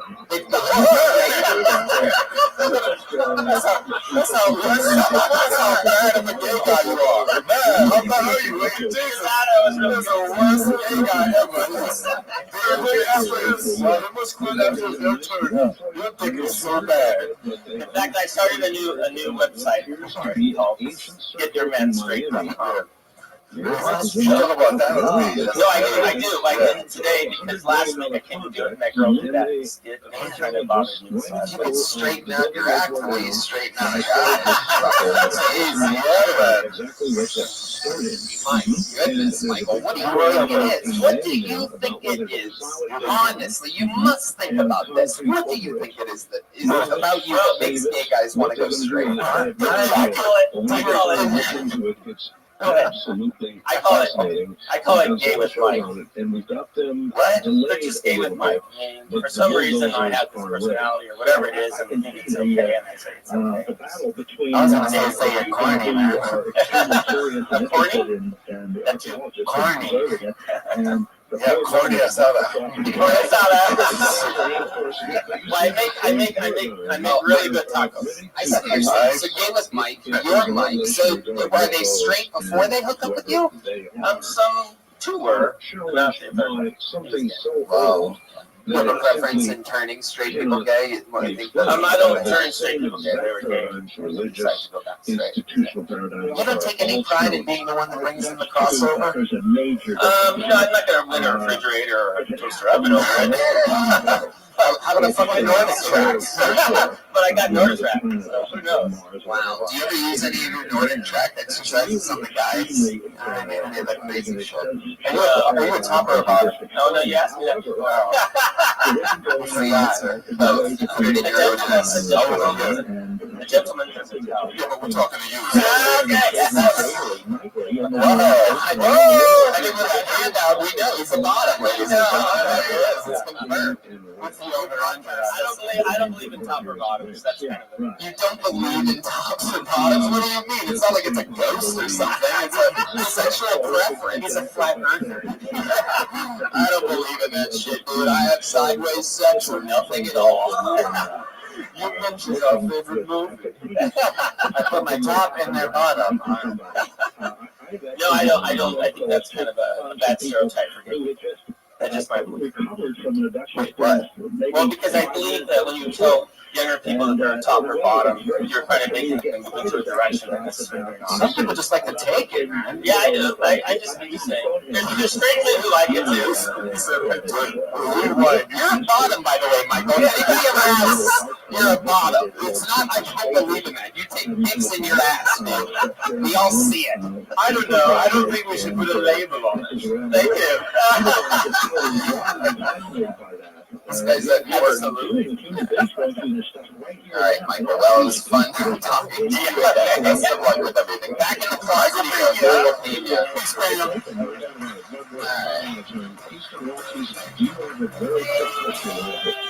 You guys having fun out there, huh? County, Monday night? Fuck yeah. All right, let's pull another name out of the bucket. Put your hands together for Gabriel D. Gorola. Here we go. Gabriel? Not seeing any movement. Here he comes. Out of the darkness, taking off the jacket, throws it on a random table. Put your hands together for Gabriel Gorola. They feel wonderful. They can even feel almost as if they're a little terrible things. And then they can go through anger. They can go through a lot of emotions in the same experience. So it isn't as simple as I had a good experience, I did not have a bad experience. All the experiences are emotionally extremely complicated. I think it's again trying to push it into the good guys and bad guys. In Vegas particular polarity. It doesn't really go there, but the experiences are intrinsically complicated emotions. Sorry, but as always, we've done a wonderful program. We're out of time, but we do have enough time for you to give any contact information you want to give.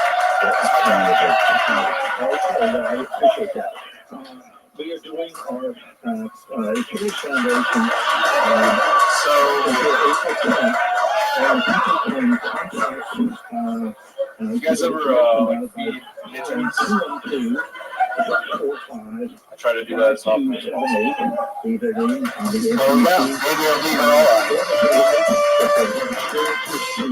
You just let me realize that from now on, when people sign out, I'm no longer signing out for them. I'm just going to watch and see what happens from now on. The whole 60 seconds. I've never actually met a Mexican before. There was nothing more fun than watching you realize that you were going to have to do another joke. I mean, they have comedians who roar, they know it, they saw it too. I mean, you only have 2 jokes and you roll one of them on your shirt. That is fucking bananas. Listen, look at this this guy in the white shirt he's fucking pissed at your set. He's fucking angry. He's like, Did you make that shirt or did you buy that shirt? I made it. Like, you ripped off your jacket and showed your best joke, which was still awful. That's how good. That's how much sadness. Yeah, but yeah, how did I not notice that until Ian made the joke, by the way? Like, I feel like it, like, switched. Like, maybe the letters only come out when you're sweating or something like that. Oh, my God. You said it twice, give him a call back. You put that joke on a shirt. That was a mean deadpan, bro. It just died afterwards. I liked it. I'm going to ask you a question, Gabriel, and I want you to answer it honestly, okay? Will you? Have you ever, in your life, dated a feminist with huge tits? I don't know if she's a feminist. Oh, no. The answer is absolutely not. The answer is no. Where are you from? Here in California. Lakewood. How long you been doing comedy?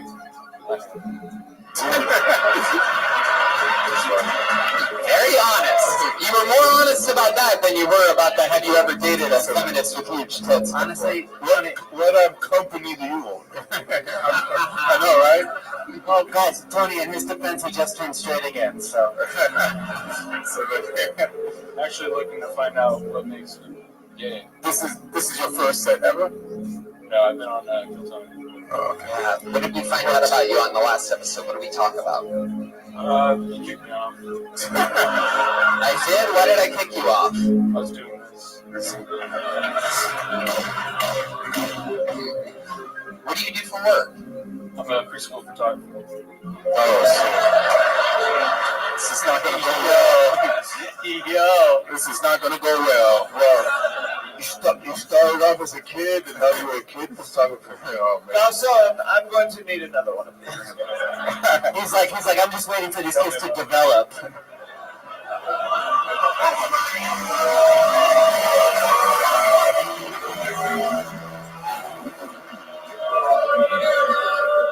Wow, Joel just hit a half-court shot.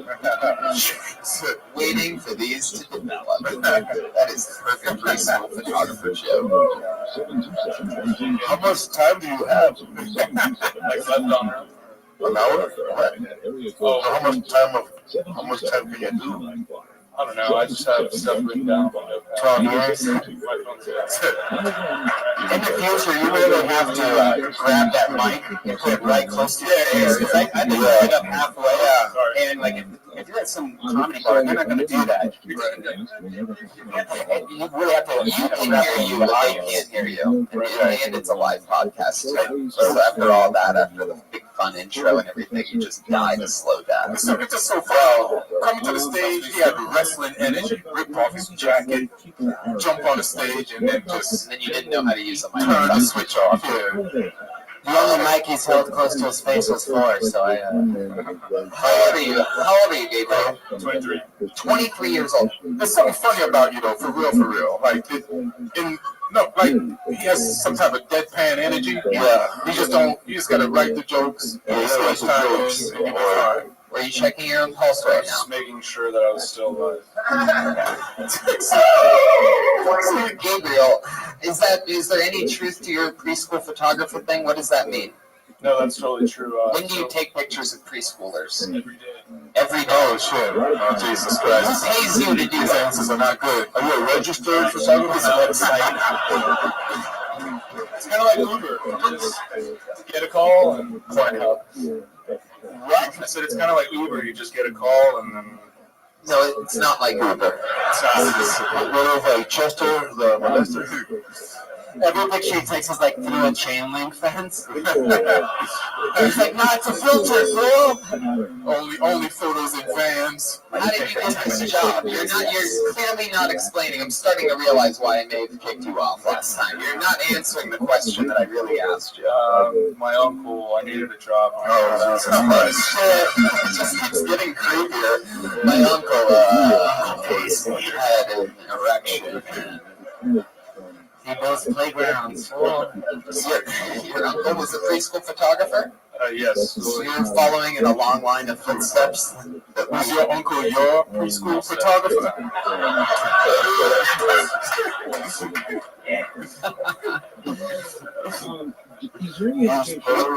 What do your other family members do? Ice cream truck driver,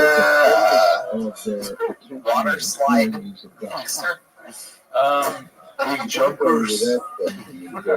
No, I don't really know. Your brothers and sisters? Yes. What do they do? Models hang out. What do you mean they fucking hang out, dude? They go to middle school.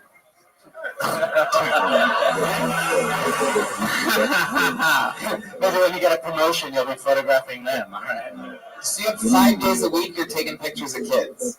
On call. What are they doing? What are they doing when you take pictures of them? They're Going to the bathroom. We might be solving a crime right here. It's a thing. Keep asking questions, Tony. You know how you take children to... No, we don't know. Children. No fucking idea. They go to daycare. And I'm the one that takes care of them during the day. So what do you mean take pictures? What does that mean, photographer? Yep, a picture day. You have a picture day. You're the picture day guy. Yes, I'm the dude that comes. You're the guy? Children. You're the picture day guy. The guy. It's Dude Toy. He calls it Tinder. Tinder.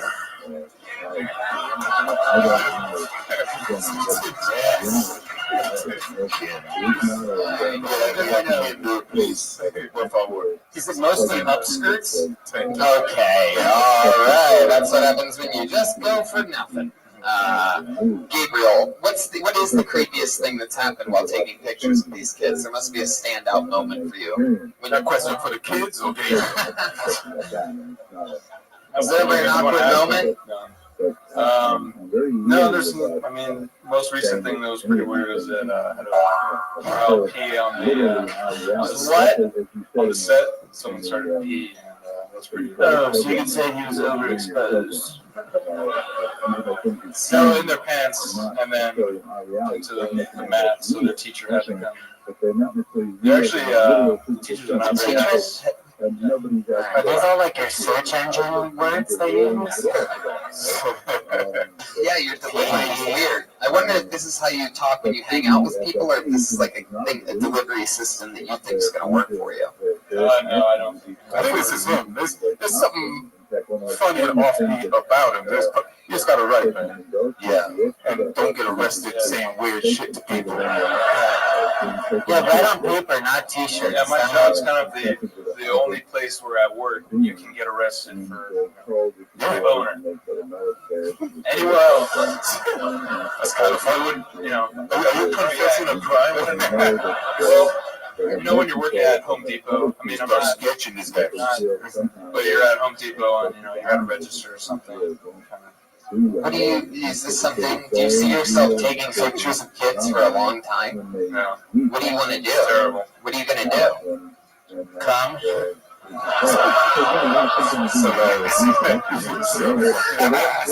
my God. 23? Yeah, I'm just waiting for my brothers to grow up, and then I'm gonna. There you are. Move to Alaska. You're gonna move to Alaska? Why? What are you gonna do up there? Nothing. Really let your pedophilia go wild, right? Up there in the snow. Go fuck salmon that are spawning.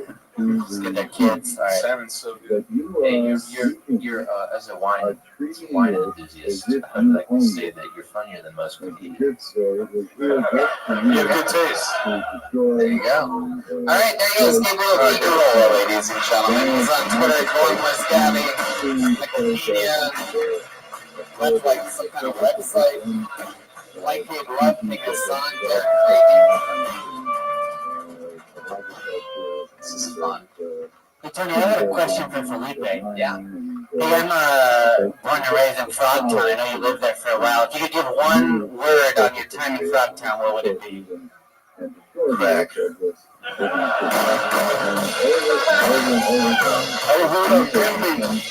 was living on Denby. Oh, Myrtle Street, baby. Don't come inside me, you fucks. All right. Pulled another name out of the bucket. We are in for a very special treat. Put your hands together for Danger Aaron, ladies and gentlemen. He signed up. He got out. Dreams really do come true. You know him from Jackass. Jackass 2. Jackass 2.5. Jackass 3. Wild Boys. Everything. It's Danger Aaron, ladies and gentlemen. All right. Thank you, Tony, for having me. It's totally awesome. Before I started, I just want to let you guys all know that this is my real beard. It's not dick hair. And I do not have crabs on my face. First pair of titties I saw, I was 7. Titties, come on, titties. Yeah, titties. She was 80. I grew up in a mortuary. My dad's a mortician. True story. Like, titties look like California raisins, and I wanted no part of that. Yeah, really funny, right? When I grew up, I wanted to be, well, most of my friends, they actually wanted to be firemen or policemen or astronauts, and I wanted to get kicked in the dick and eat pee for a living, so success right there. This is an interesting episode where everybody coming out is like already successful. This might be our best episode of bucket pool, names pulled out of a bucket when it comes to bank accounts. This episode. Danger, how's life? Oh, it's good. It's good. I just flew in from Portland today. Love that. A couple hours ago. And we actually hung out in Portland, me, you, and Jeremiah Watkins, before he became this uppity fuck and Yeah. Story about this guy. Yeah. Apparently he's never been to a strip club before and still has not been to a strip club. Literally walked into the strip club, head down, straight to the Outback. That was it. So God was watching him. And he was not peeking. It's totally true. It's the weirdest thing I've ever seen in my life. I've never seen a dude with a penis, I hope, walk into a titty club and look down.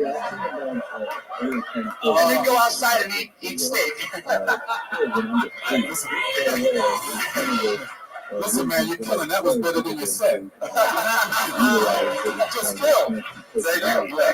Jeremiah with you, but it's all true. It's true. You can feel the realness. Jeremiah, anything you want to say about that? I was the only other witness. I don't want to throw you under the bus, but you're already there. And, the steak bites and blue cheese in the strip club is quite good. They're so delicious. And that is well worth the way through the strip club to go out back, too. That is the true story. Is we were hanging out with Danger in Portland after our show a few weeks ago at the Aladdin Theater, and we're like, Danger, what should we do? What's fun? We're in the mood to, just eat some food. We're fucking starving. And you're like, I know a place with the best fucking steak. The best place is fucking steak salad. You gotta fucking come here. It's a blue cheese steak salad. And at the time, we were just low on carbs. A fucking crazy show that night at the Aladdin. We're like, fuck yeah, steak salad. Yeah, and we were high-fiving our way through that fucking place, right?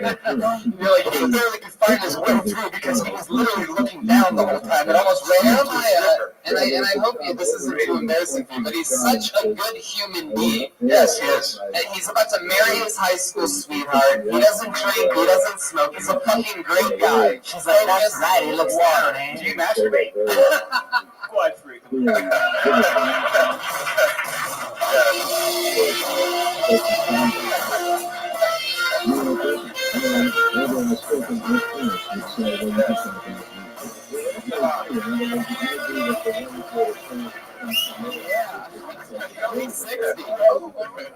can get so laid by playing that, you know that, right? Yes. What a waste of talent, sir. Seriously. What you been up to lately? Anything fun, man? Are you doing stand-up? Yeah. I did two with some of these guys here. We've done some stuff. Steve-O's really badass. He's got another show coming up here soon. And Steve has me going down to film some stuff this weekend, or this week, during this week's time. Same thing. But, yeah, man, I haven't drank in 2.5 years, so I'm all fucking sober too? Yeah, but I've been stoned as fuck for 2.5 years. Oh, yeah. Like you had something to clap about. What are you doing in Portland? I grew up there. I lived there. I grew up in a mortuary for 12 years of my life. My dad's a mortician. He's also a fly fisherman, so he's the fishing mortician. Wow. Got his paper when I was a kid. I was like, damn, I want to get in the paper someday. It's true. Like, I love that. I love that. So you had no chance. You was going to be weird. Yeah. I remember the first prank I ever did. My dad was selling a casket to his family that lost their loved one, and I wasn't sure if it was a mother or dad or whatever it was. I thought it'd be funny to lay in the casket, put the lid down, and as he opened it to show them how beautiful it was inside, I jumped out and scared the shit out of him. I got spanked a lot. Like a preschooler.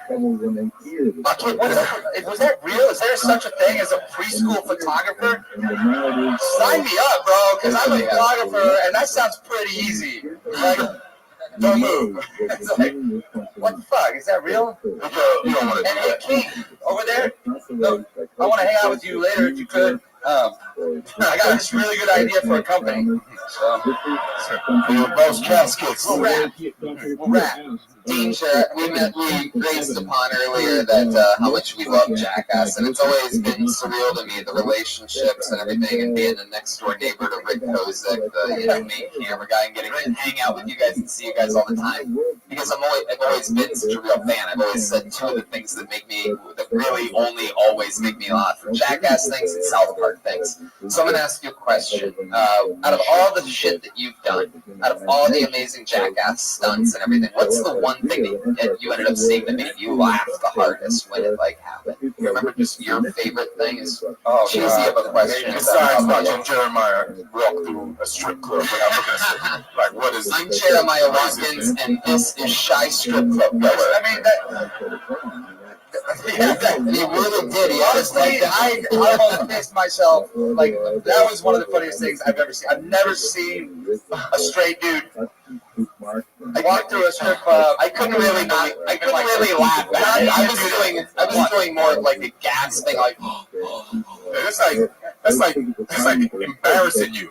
Walking through a strip club like that. Yeah. With a guy, was he wearing that jacket? No, he was not wearing that jacket. But Michael Pena probably would have looked at the ladies more than Jeremiah Watkins. Yeah. I do look at the ladies. Yeah, it was awkward. But your favorite stunt? You got one? Anything stands out? Maybe you were in it, or it was something you saw. So yeah, the pubic hair thing was pretty funny. So like, you know, when we do our stunts, we usually write our own stuff, like our skits. By the way, there's three of the contributors to my beautiful beard I had right there. Thank you guys very much. Did they smell the people here to this thing? No, apparently they microwaved it before they stuck it to my face. Apparently microwaves kill everything that would be down here. That's a good tip. I'm Steve-O, and I'm about to microwave some fools. So the worst part about that was the fact that I was missing a tooth at the time. So like, you were flossing. Well, basically, but not by choice. But like literally, the pubic hair went up into the root of my jaw. So like, and I just lost my tooth recently, so it was fresh meat. Wow! Like the kids that got photographs. Yeah. That's like the worst fucking. I'm sorry, dude, but I still don't get. Is that a real job? Like preschool photographer? You had your pictures taken as a kid, right? Yeah, and I would not let that dude take my photograph. It was usually some old lady that was very kind and didn't touch you. Like at all. She stayed very far away. And they gave you a comb. Yeah, that's right. They gave you the comb. Oh, the black comb there. That's great, man. What does that guy give out? Little mini corn, those little pieces of corn you eat. I don't know. That made me sad. Inches. Danger, you were fucking awesome. Yeah, man. I love doing stand-up. Do you tour with Steve-O? I've opened up for him a couple times. Yes. Tease and pleasant. Thank you very much for having me. That's right. You're my brother. Steve's killing it, by the way. If you haven't seen his special that I already did with Showtime, you should go check it out. Exactly. And I'll say this. Very proud of him. Absolutely. And a lot of, especially being built here at the Comedy Store and being such store guys and everything, like, it's like, there's almost a natural thing where it's like when somebody goes from doing something to being a stand-up comedian, there's always this thing in our head where it's like, of course, because they can sell tickets and this and that. Yeah. But Steve-O is really, and clearly you're working at Danger. But you guys, what's very impressive is you've really, I can tell that everybody can tell that you guys respect the art form and really put a lot of work into it, and that's so fucking awesome. And hopefully these spoiled billionaires that got up earlier will take it the same. Well, it's like the Steve-O, everybody. Danger you! The Check Out family, Wee Man, Rick Joseph.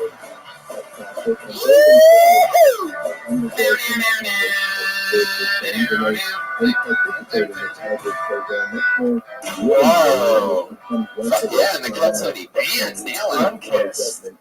What do you guys say we got our one and only regular up here, huh? For those of you that are fans of the show, you must know that there's one human being that doesn't get pulled out of the bucket every single week. She writes and performs a brand new 60 Seconds. The little baby Frankenstein of Coltonia, one of my favorite comedians to watch. It's the great Allie Makovsky, everybody.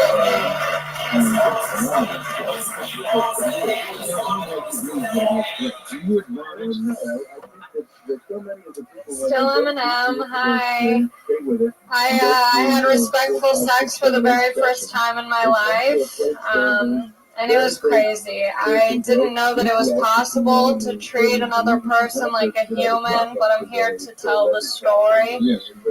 I was in New York. I met a guy. We've been talking online. We have mutual friends, and so we were planning on meeting up. And so I was like, okay, we're just gonna fuck. And then he texted me saying, hey, do you want to get dinner?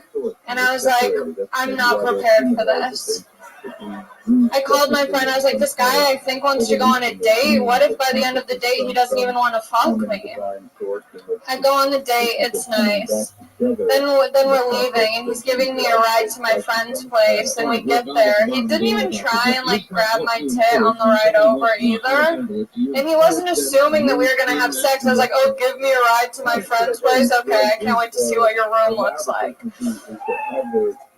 I'm going to keep going. I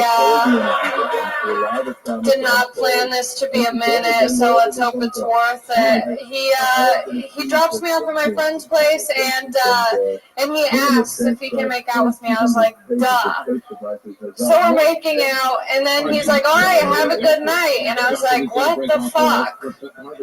So I was like, no, I want to go back to your place. We end up going back to his place, and we're making out at his place, okay? Stay with me, guys.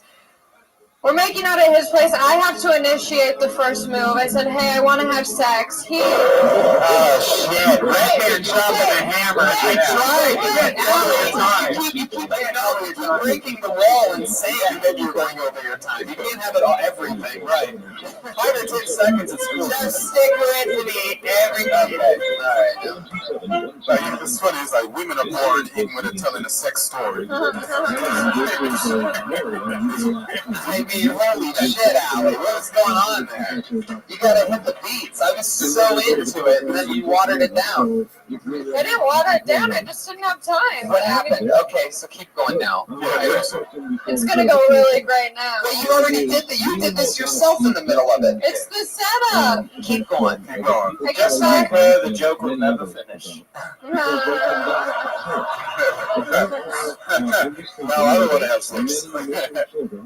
I got back to his place. We were making out. I asked. I said I want to have sex, and he pulled out a condom. Did you just say that? Yeah. Now we're in this part of the show where the act's over. You didn't get it in the time. Okay, great. Okay. Did you really say that? You're like, I said I want to have sex. I want to have sex. What about this guy? He wasn't making a I want to have sex. Yeah, but you don't say that to all the guys. So what about this guy that made you say Well, because he wasn't assuming that we were gonna fuck, which I find very impressive and cool now. So the guys that assume that the guys that want to fuck you, like, I'm not fucking you. The guys who want to fuck guys, me, fuck me.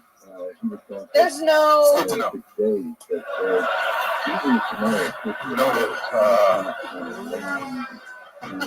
Everybody should write that down. That's a guy.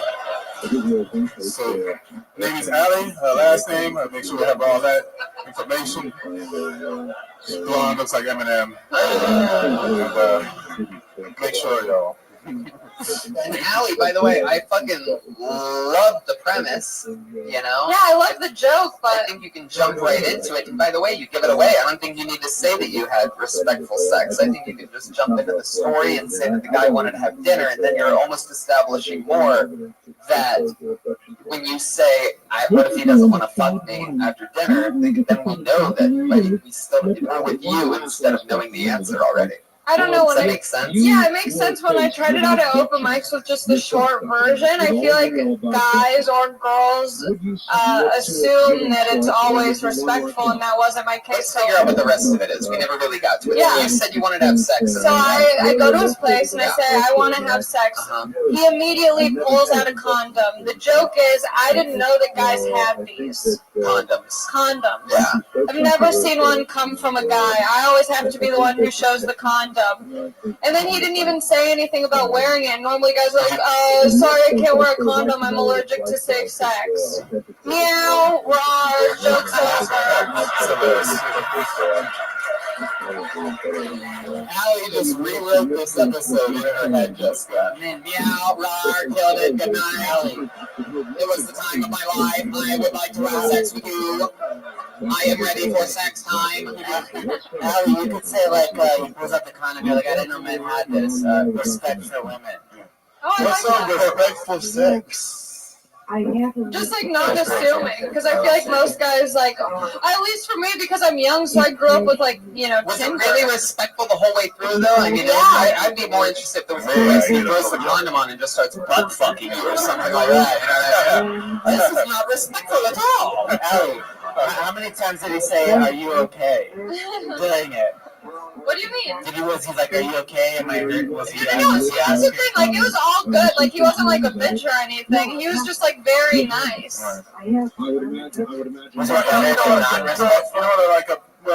Listen, when a guy pulled out a condom, you said you're used to providing these. You've never seen a guy with them, Yeah. right? Yeah. He's a condom collection. Yeah. I think I just small clip. Small now, because you use them all. Because every guy that wants to fuck you fucks you, so you should just say, just use the one in my vagina.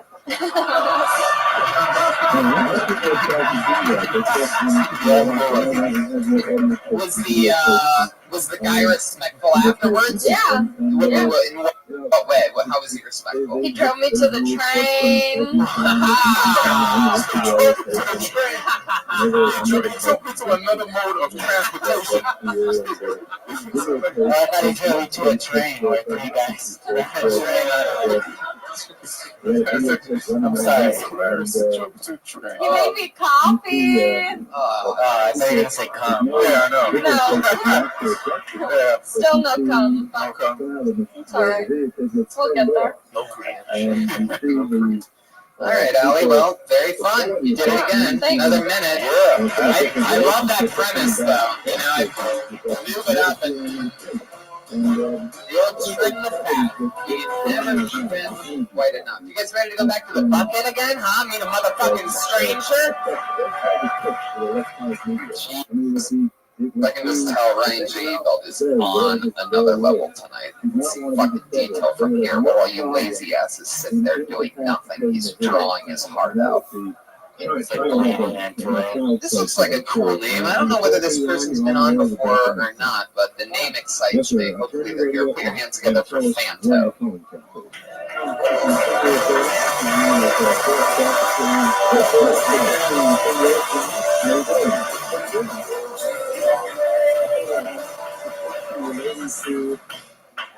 Thank you, guys. Thank you. My name is Fanto. It's short for Fantoccini, which is Italian for Fantoccini. I'm Sicilian, Armenian, Ukrainian, which means I know everything about money laundering. But nothing about actual laundry because my mom does it for me. She's also a criminal, that bitch. Every time I go to a stranger's house, and they tell me to make myself at home, I tell them to leave because I don't like having people over at my fucking place. You guys are a good crowd. You guys are a really good crowd. I usually like performing for gay crowds because it's harder for them to keep a straight face. Is that it? I got at least like 13 more minutes. Illuminated the car that his mother was driving. Except I hate performing for fucking lesbians. Bantu, ladies and gentlemen. Bantu. Thank you. I'm high as shit. You are? Yeah. How long you been on stand-up, Fanta? Gay-ass Facebook said 8 years yesterday. Gay-ass Facebook. Oh, I use that. Yeah. Are you also on gay-ass Instagram? I am. No, it's called queer ass Instagram. Queer ass for the straight gas. I love it. Every once in a while, just complete silence after they. I read that joke, Eric. I'm so glad, and I was about to walk out, but I'm like, I'm so glad I did. What did I not miss? Nothing. I was a little funny. So, Fanta, what's your story? How long have you been on stand-up? 7 years. 7 years. Where are you from? I was born in the former Soviet Union. I was in Ukraine. We came to LA when I was 4. I was raised in North Hollywood and Panorama City. I had a fucked up childhood. Huh, is this the beginning of Goodfellas? Something like We put his head in the fucking oven. How was your childhood fucked up? You got out of Russia. Ukraine. Yeah, it's even worse. I mean, I know North Hollywood is fucked up, but it's not Ukraine fucked up. You went from Ukraine to Little Armenia. Is it? No, that's East Hollywood. Was it insane in the Ukraine? Insane in the brain? Yeah, it was. It was. I don't remember it, but I hear some awful stories. Like what? So my grandpa was a minister of Ukraine, and we told him when I was a kid. What do you mean a minister? Like a priest? So he was involved in the Bay of Pigs. Like, the Cuban Missile Crisis? Anyway, they wanted to kill him, so we booked it and went to North Hollywood. Ooh, speaking of Bay of Pigs, I didn't share mine. Wow, you're getting a little bit drunk over there, huh? He's not looking at the ground anymore. I know. Take it to the strip club now.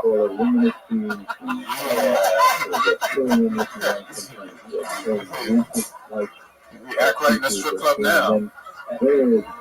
Bob's classy lady. Fuck. Sometimes it's so hard to host this show. How many times do you go up every week?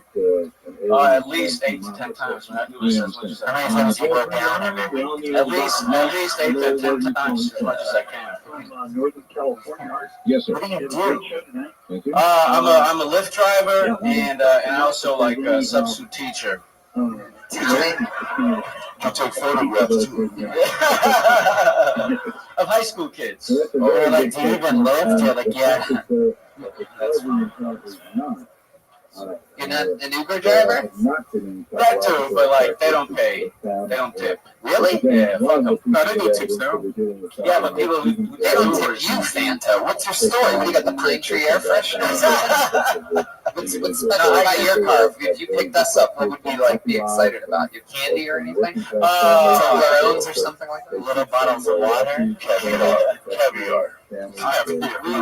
We can drink before I drive. Vodka. I smoke weed. But it's nothing exciting. I hate fucking people, man. When you drive them around, I fucking hate them. This is why you don't get no tips. Yeah, but Attitude right here. I should not tell them. Yeah, fuck them. I hope they get tips every one of these.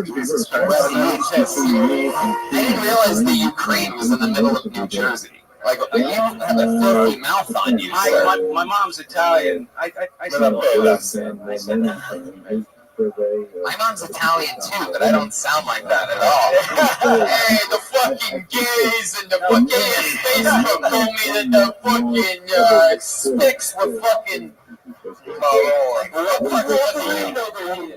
mom's not Italian, your mom's racist. I used to live in Brooklyn for like 9 years. Well, that's what the fuck that is, Fanto. Sorry if I forgot. We apologize. Yeah. I know that don't remember you lived in Brooklyn. Yeah. What's a day in the life of Fanto like? I mean, you drive, lift. Tell us something interesting about you. Any special hobbies? Yeah, I got. So I was born New Year's Day. I had a twin sister. She died. Oh, shit, so. She died. You woke up and there was just a horse's head in her crib. Fanto, she died before she was born. No, did she sleep with the fishes? That was Fanto's first murder. They killed her when she was 3 because she didn't tip. Who killed her? Her godfather? It was right before my kindergarten photos. Yeah. Did your kid sister die? Did that affect you?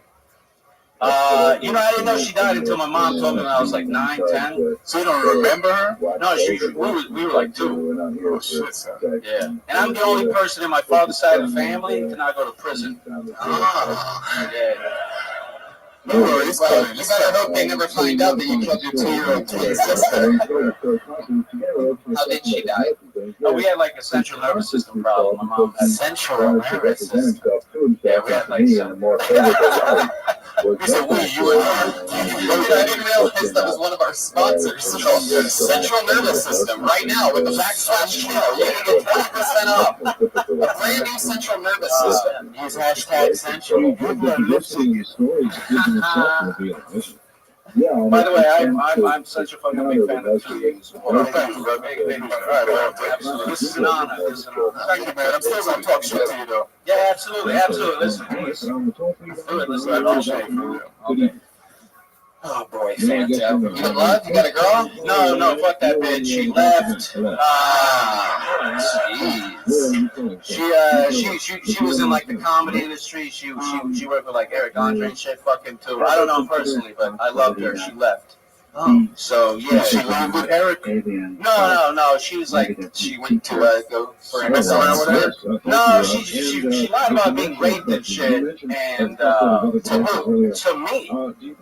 She raped her, somebody raped her. Something. It was like some shit, and then I told her. Did you have sex with her afterwards? After she told me it was rape, hell yeah. All right. You think you're a fuck, huh? It's not a pain, bitch. No, I was like emotionally hurt, and that's why I can come the best. Why did Fanta? Why do you think she liked? I'm all over the place. Fanto, over here, fuckhead. Yeah, over, like mainly right here. Just keep looking at me if it helps you. Fanto, why do you think that girl lied to you about being raped? And then I spoke to her family, and then. Did you just not hear the question that I asked you? No, like at all. You're the most ADD motherfucker I've ever met in my life. People like my mom's a behavioral therapist. People do that shit.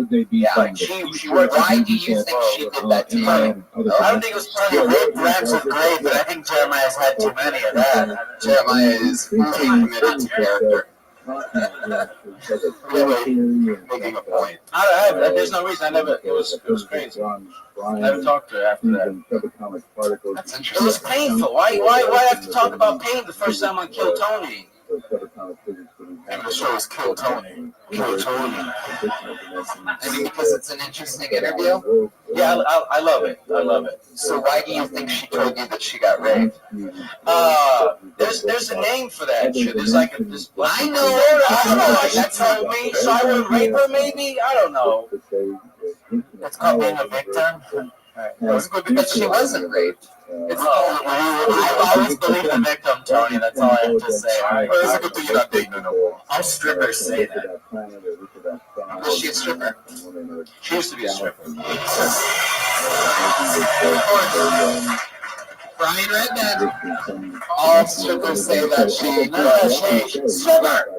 She's stripping. Unbelievable. The old rape thing. What do you mean she used to be? What do you mean she used to be a stripper? She used to be your girlfriend. She's still a stripper. It's just called cheating, Tony. That's painful to hear right now. Fanta, wait. No, you're straight. No, you're straight. You're a real woman now. Have you gotten laid since you guys broke up?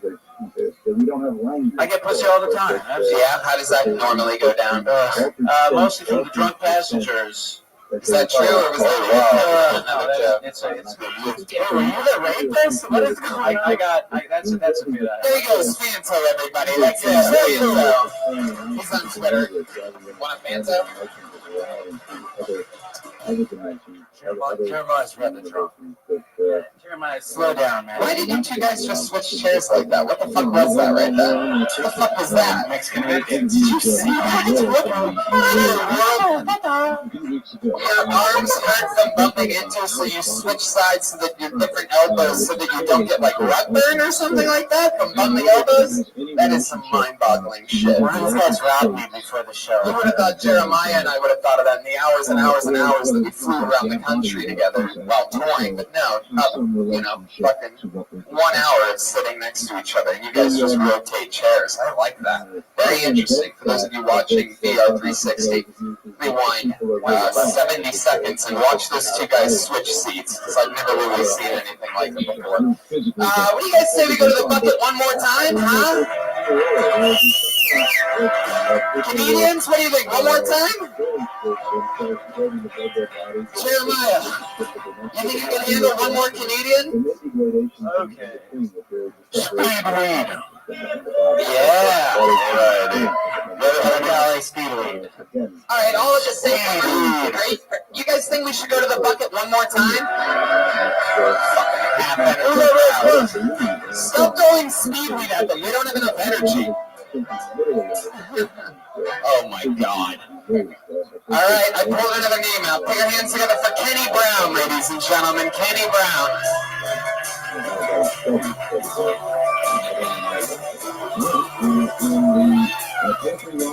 Oh, this side.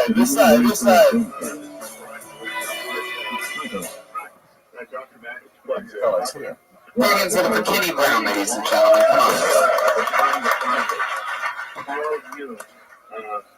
A lot of comedians talk about what they look like. I don't like to do that because you all see what I look like, and I agree with you. But I decided to try it tonight. I look like Ruben Studdard if he wasn't sorry for 2004 and decided to keep eating Big Macs. Tony told me last time I look like Keenan and Kel Thompson. No, I just look like Keenan if he got fired from SNL after his first year. Tony says no. I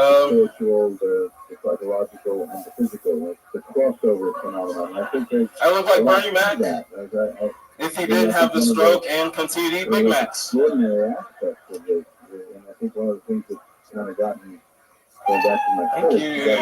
That was some interesting shit. That was like, what the fuck? Hey, Tony, you look more like Don Cheeto, but Don Hot Cheetos.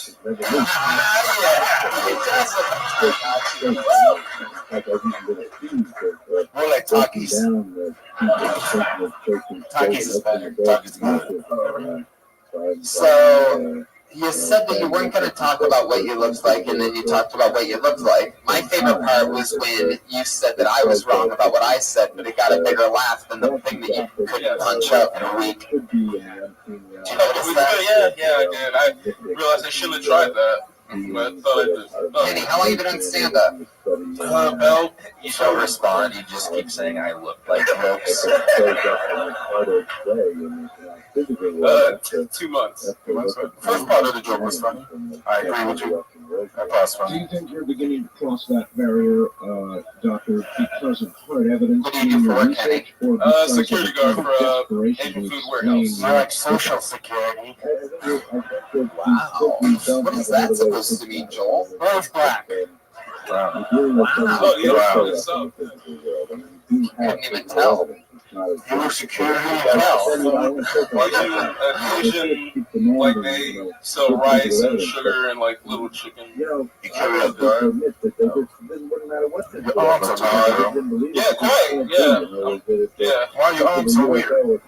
He doesn't carry a gun. He's got no arms. I was supposed to be. We went full circle this episode. We started with the Scottish guy that had gigantic forearms, and now we end up on these two pencils that this guy's rocking around. Tony, those aren't forearms. Those are like 2 arms or 3 arms or something like that. He's packing some tens. Tony, why is he shaped like an upside down wine bottle?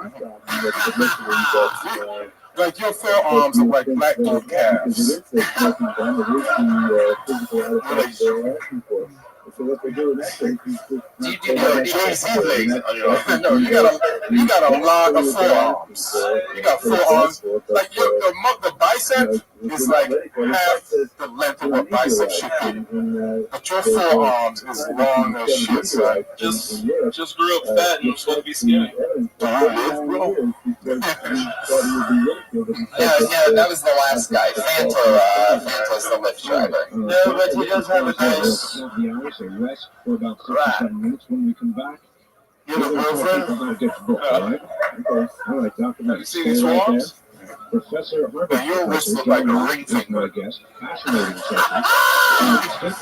That's how thin your wrists are, man. Put down the mic before you break your wrist, please. Yeah, those wrists are better than a Zinfandel. It really is almost like you've never frozen your hand together once or anything like that. They are very. You should say you know like Tracy Morgan if he stood in the project. Or you look like a Tracy Morgan if the Walmart truck was going 30 miles an hour faster. You look like a paraplegic version of Tracy Morgan is what I'm saying. That's when all 4 limbs go bad and you're stuck with sort of like a gut, but like chicken arms and chicken legs. And probably chicken breath by the look of you. You know what I mean? See, that was me going over the line. That's the line. I know where the line is, and sometimes I like to. It was funny. Like if you have 2 chicken arms, they look like almost real arms, but it's 2 chicken arms. I mean, do you ever walk by a chicken and chickens make fun of you for what your arms look like? It's hilarious. Chicken arms. Not all black guys are armed. Wow! Look at Chris, the bass player. Whoa! Oh shit, Chris. Holy no, I don't like this. Wow. That's the first time we've ever heard you speak. Kenny, what's the most exercise that you do? By aliens. I just We'd also like to tell everybody out there. I just got into hiking. That's the last day. When is forearm day? I don't need to add that to your workout schedule. Do you even it just seems like you don't even use, because your finger muscles could even make your forearms bigger. It seems like you never text anybody. Do you ever text anybody or play a video game or anything like that, or type at all or anything at all? I don't want you to see my hands. For you podcast listeners, his forearms, remember the Laddie pencil? Remember Laddie's? It was a thicker art pencil? He's trying to show us VR360. Look at his up in VR360. Look at Facebook Live. Look like a vacuum hose. His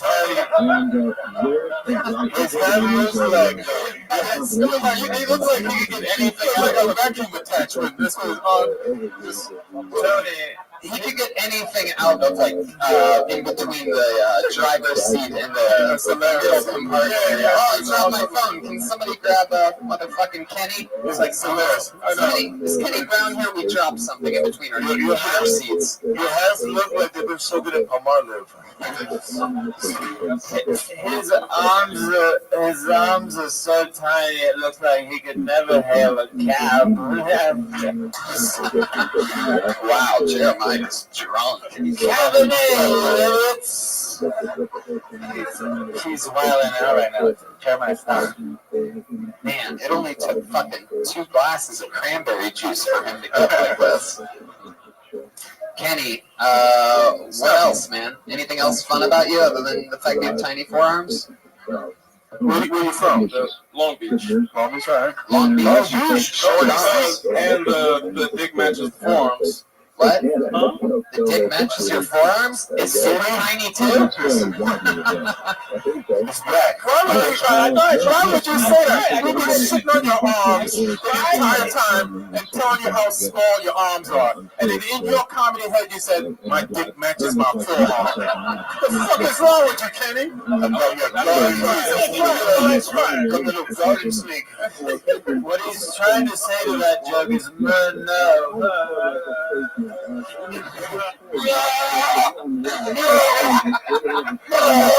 you can tell, if you're only listening to the podcast, Jeremiah just threw up. All right, Kenny. Is that true though? I mean, when you say that your dick matches your forearms, It's fine. I'm black, so it evens out the fat. I'm fat and I'm black. So fat guys usually have small dicks, but I'm black. What the hell are you talking about, Kenny? Why? before you put it in, do you say welcome to Good Burger, home of the Good Burger? there he goes, Kenny Brown, ladies and gentlemen. He's on Instagram at Kenny Big Belly. That was this episode. Australia coming to you at the end of November. Austin, Texas this weekend. Sunnyvale, La Jolla, and so many other great things at TonyHitchfoot.com. Hey, look, it's the drawing from Ryan J. Ebelt. Look at that fucking shit. That's unbelievable. It's the great Felipe Esparza, whose special movies came out. HBO Go, HBO Now, HBO Latino, HBO everything. It's called Translate This, and it's been, how many years in the making? 5. Yeah, fucking awesome. Felipe Esparza, Ian Edwards. Yeah, what, anything else you guys want to promote? Now's the time. I'll be in Nashville, Tennessee at Zanies this weekend, and Huntsville, Alabama. And I'll be in Atlanta, I think October 12th, at the Laughing Skull. Totally love that. Check it out. Place. Jeremiah motherfucking Watkins is sobered up. Hello, follow me on social media at Jeremiah Stand Up, and I have a t-shirt that I'm giving away right now.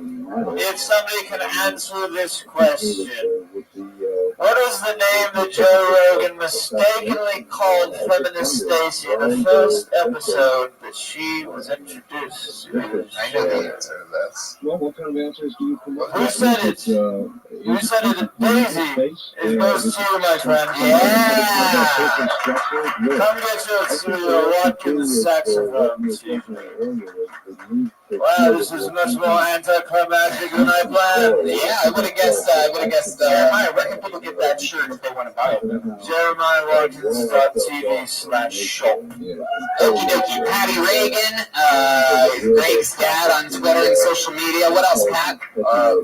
Check out the musical artist Karen Dalton. Okay, Chris the bass player. Hey. Check out the Chroma Keys, Dracula Storm Rats, and thank you to Tom Petty for everything he did. Thank you, Tom Petty. Joe Jimenez. Yo, these guys are two of my favorite comics. Check out fucking Translate This, Stalker Comic Grant, 100% half-ass. Fucking, What's Up, Fool? Check it out. What's Up, Fool? I had so much fucking fun with you guys tonight. I almost pissed my goddamn pants up here. Thank you all, live audience, for one episode of Tony. Ryan Redband. I'll be in Indianapolis November 8th in Columbus, Ohio, November 9th. Thank you so much, everybody. Goodbye.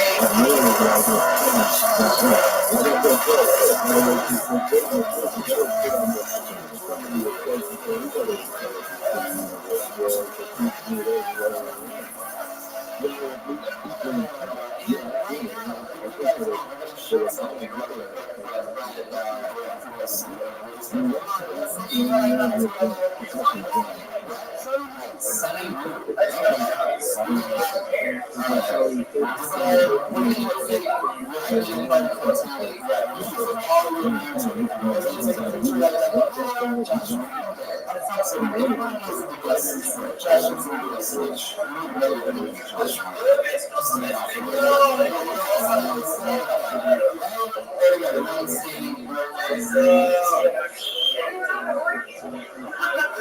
it.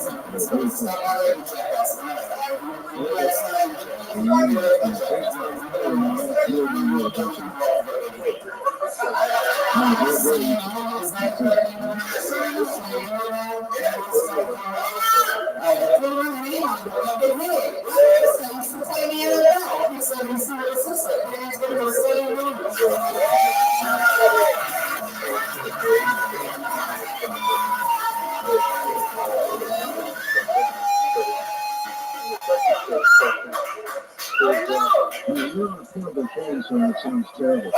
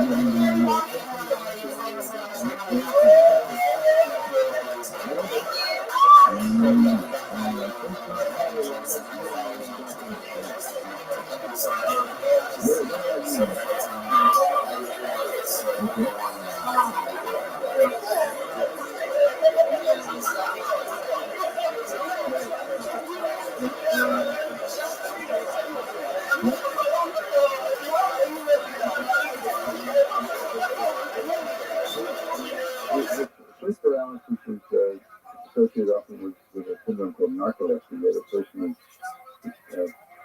body is paralyzed or they suddenly fall asleep unexpectedly, they can't stay awake. In a certain instances, these individuals do have some aspects that look like sleep paralysis, that they wake up and they can't move. But there's a whole set of other phenomena that go along with that. In other words, in these situations, you have these little beings with the dark eyes around the bed that are consistently described. Hey, this is Rick. All up into the sky. Coming live from the world famous Comedy Store main room. Give it up for a brand new episode of Kill Tony. Here's Tony. Hi everybody, how are you? Make some noise. This is the Kill Tony band. Going getting in character. Look, it's the great Josh Martin, the newest regular of the Comedy Store, producer, and sound extraordinaire. Brian Redband's here, everybody. Put your fucking hands together. What is up, guys? Ryan J. Eagle, the house artist, is in Texas, and we are streaming on Ustream right now. That's live. And recording around the world, which is fun because I have a lot of fun tour dates coming up that I want to talk about real quickly for our listeners in Australia. Links just went live today for the last week in November. I'm going to be spending Thanksgiving with you, Australia, in a country that has no idea what Thanksgiving is. November 22nd, Melbourne, November 24th and 25th in Sydney, 26th Brisbane, and 28th in Adelaide. It's my second year in a row going there. La Jolla, I'm making my return to San Diego November 10th and 11th. Okay. Anything else crazy going on? I'll be in Indianapolis at Morty's with Kate Quigley on November 8th, and Columbus, Ohio, November 9th with the Funny Show. You know who else is doing a lot of touring? Our guests tonight. Yeah. Every single week, I always have two of the funniest comedians in the world on this show, whoever's available that week, that is at the top of the game. And this week, we're going to do something a little bit special. We're going to leave one seat empty in honor of one of our favorite guests ever, the great and powerful Ralphie May. Yep. You can check him out on episodes 189, 116, and 196 of Kill Tony. 116, 189, and 196. 189. Oh, wow, 157. Yeah, 157 as well. He did 4 of them. 157 was live in Nashville. Kill Tony live. So, our other guest is alive. We have a live guest as well, everybody. He's one of our favorite human beings. He's making his return to Kill Tony. He's the king of the hats, the defending water champion, your mom's house's own, Netflix's own, our friend, the great Tom Segura, ladies and gentlemen. Come on. Yeah, baby. Come on. We'll leave Ralphie a lot of room. We should have left Ralphie too. Yeah, that's not enough seat for Ralphie, but rest in peace, big man. Definitely. But I'll tell you who's not dying soon. You. Congratulations. Thank you. Healthy Tom Segura. Yep, I might move. A lot of you may know you and Bert Kreischer and Joe Rogan and Ari Shaffir have all gone sober for the month of October. It's not hard. So, yeah, I'm not a piece of shit. Not hard. It's like, you don't really drink that much or do anything, right? No, so I'm not a fucking junkie loser. So but the yoga's got to be hard. You're doing all the yoga is just struggle, like not drinking from like wow. What about the yoga? How does the yoga make you feel? Yeah, it's 104 degrees. There were 60-minute options, and our friend Joe insisted that we do 90-minute classes. Oh my god. So he was like, it's 90 minutes, no, fuck it. You guys said that you each have to do 15 90-minute sessions in the month of October. Yeah. And it's like, you know what it really is? It's a huge inconvenience, is what it is. Yeah. It is, because here's the thing. They're, like, in the classes, they're like, you should get here 15 minutes early.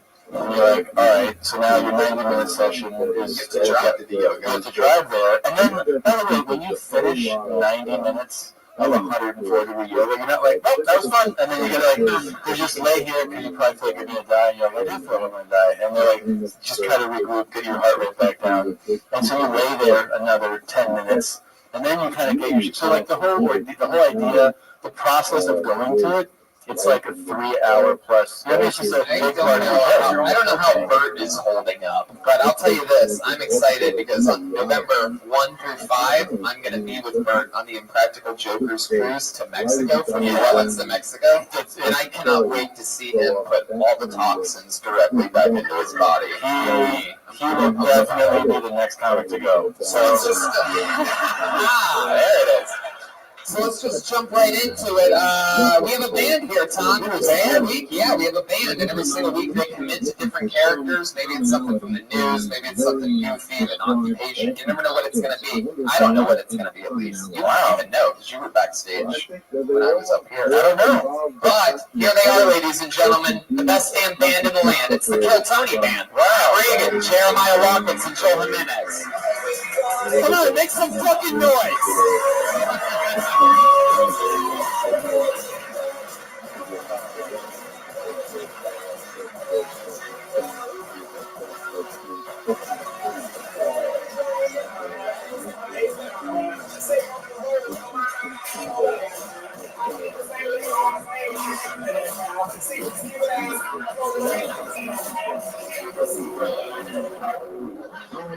Wow, that was really something. I can't believe that you guys are 3 magician transsexuals in this episode. Clearly, you're going to be working in jokes throughout the show from a magician transvestite point of view.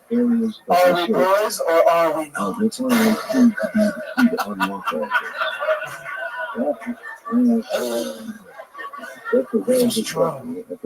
Wow. Very interesting. You got the blonde magician, the one with the hat, and we have clearly an Oompa Loompa magician on drums. It's Chris Angel, please. Oh, because he's Mexican, Chris Angel. Yeah, I thought I was going to do better. Magician jokes. Well, you guys know how it works. I have a fucking do they stay? Oh, they stay the whole time. All right.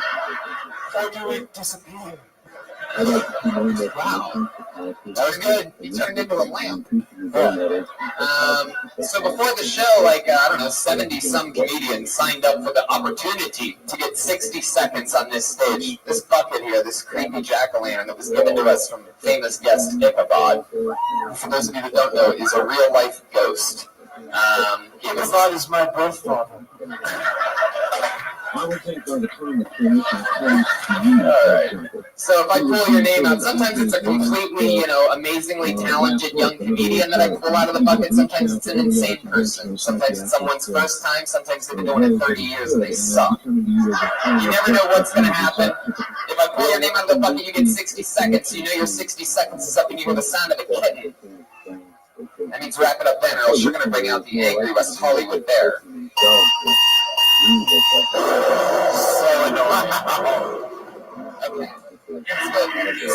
So loud on the podcast. That's what people just heard. I told you to put on another show right at that part. Gotta levelate your drops, bro. Actually, Tom, that whole track is not even recorded in the podcast. Oh, really? People complaining about that don't listen to the podcast. Yeah, oh, snap. They don't listen to the podcast. Tech artist completely guessing that he's loud with the sound effects at the beginning. There's a way loud for the audience. All right. You guys ready to start the fucking show or what?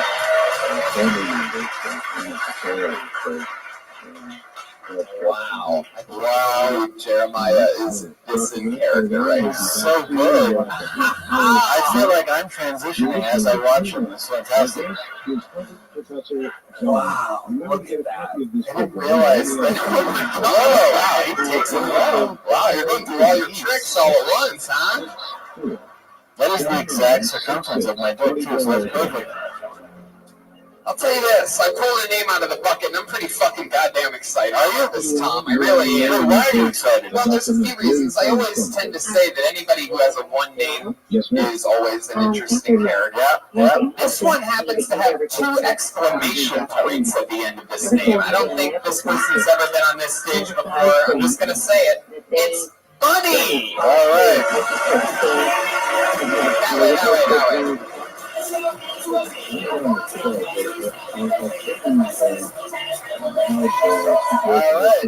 It's magic. Bunny's here. Yes, I am Bunny. I just hopped here from Vegas, and this is a rap I wrote about my time there. Everyone knows I got a heart of gold. The prettiest thing I am is dumb, but I'm the funny girl. In a city where you need to prove your worth before you get in, I'm tipping with Subway coupons instead of Benjamins. Chicks out here flashing titties, I'm flashing double chins, cause I ain't no model, I'm a comedian. I can't be taken seriously whether I'm on stage or off, even while I'm trying to suck the chain smoker's cock. I'm a whiskey girl, but I'd rather be putting down mushrooms. I chew them up with no chaser, breath like a truck stop restroom. I fuck dudes who look like trophies. I never talk to them again. They become my Instagram groupies. Because the only man I ever actually loved, his name was Ronald McDonald, and he's been hooking me up with breakfast anytime I wanted, cheeseburgers and fries, resulting in these all-American cottage cheese thighs. My best friend's a stripper who just lost her job. Now she's twisting pretzels at the fashion show at mall. My next door neighbor is Breaking format of the show right so far today. Wow. All right, Bunny. That was about as horrible as it gets. Tony. I'm not that upset. I'm not that upset that you wrote those lyrics. I'm upset that you memorized them.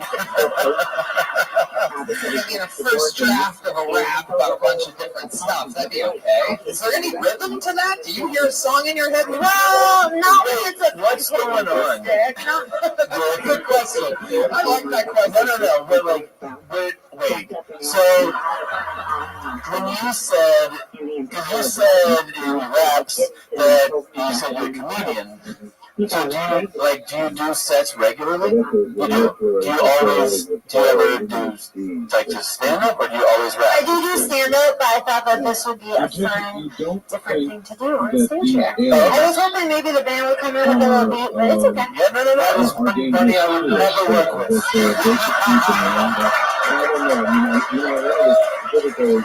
I was going to say, yeah, Jeremiah, you can shove it back into your hat. How long have you been doing stand-up? I've been doing it for 5 years. Wow. Yeah, I started in Nashville. Stripping 5 years ago. Wait, really? Nashville to Vegas? Yes. And then, are you visiting here, or do you live here now? I live here now. Okay. Yes. And wait, so how often do you rap in your sets, though? So my main thing is I'm a musical. I do musical comedy. So I usually have tracks.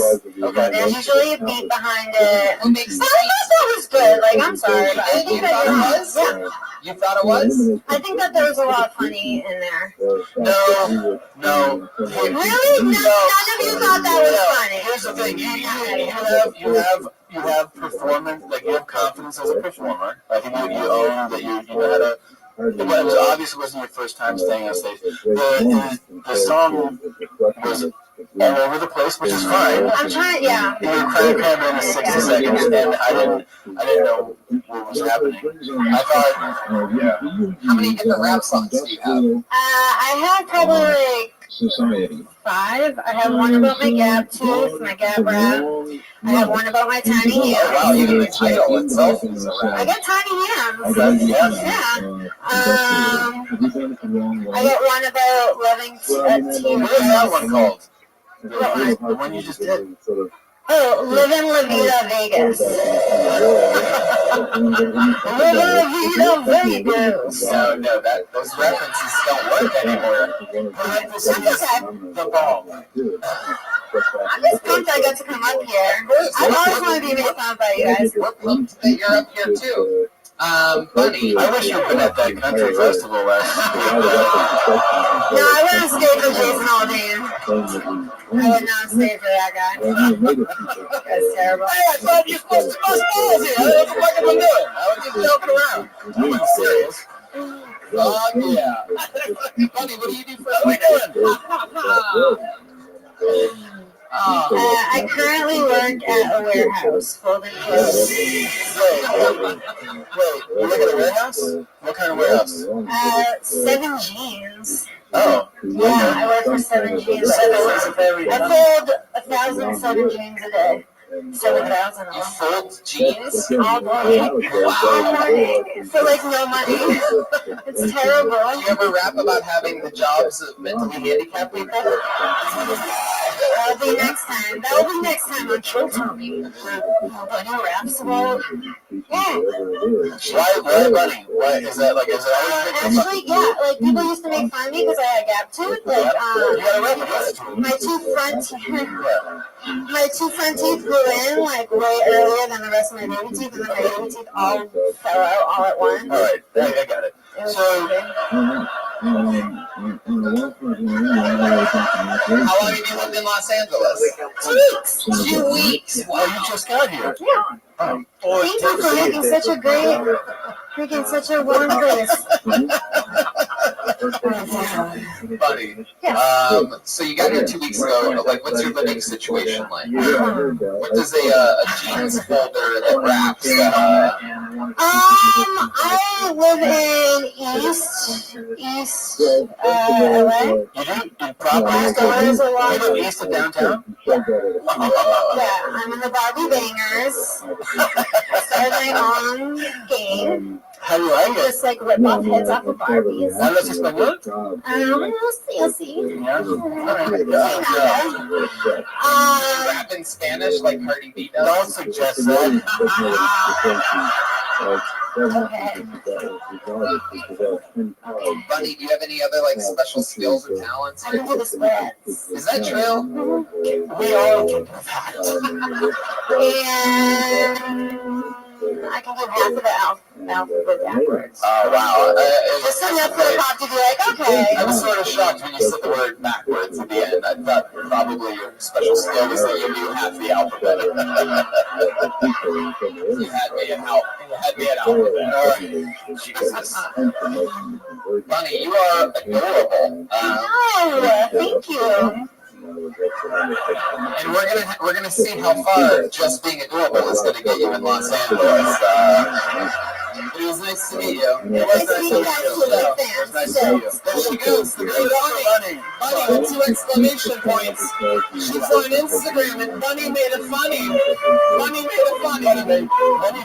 Bunny made a funny on Instagram. That's her. Oh, I didn't realize that. Instagram handle is Bunny made a funny. It takes balls to get up here. It also takes balls to make your Instagram handle Bunny made a funny when you didn't. I love this old crowd we have tonight. It's been a while since we've had a very Jerry Springer-like crowd in here. Normally people just laugh. Oh, shit! Yeah, I know. All right, back to the bucket we go. I am so much anxiety right now. What is the next? All right, here we go. Quentin Thomas. Here he comes. Quentin Thomas.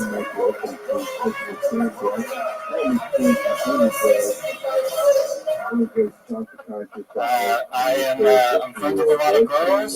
And I like being friends with girls, but I don't think a lot of guys realize this, is being friends with girls is a very powerful thing, because once that girl gets a boyfriend, you learn a whole lot about that dude's dick. And then the first time you meet him, you have all the power in the situation. So I was like, hey, what's up? Nice to finally meet you. Average size, but comes too quick. I'm originally from Huntington Beach, California, and the way I describe Huntington Beach to people is like, you know how a lot of cities have like problems with gangs, like Bloods versus Crips? Huntington Beach has the same problem, except with Christian youth groups. Like growing up, once I got pushed and the dude almost ripped my Jesus at Homeboy t-shirt, it's rough out on the streets. I'm a tall person, I'm 6'7", and people stare at me in public, and it's really humiliating, so I'm trying to think of ways to get back at people. So I think I'm just going to start dunking on them. That's what I thought. Thank you. There you go. Exactly a minute.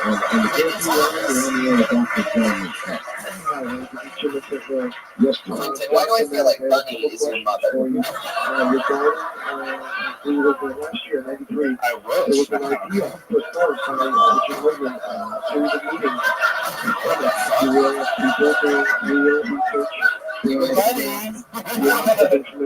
Bunny, you want to see baby from Rothschild?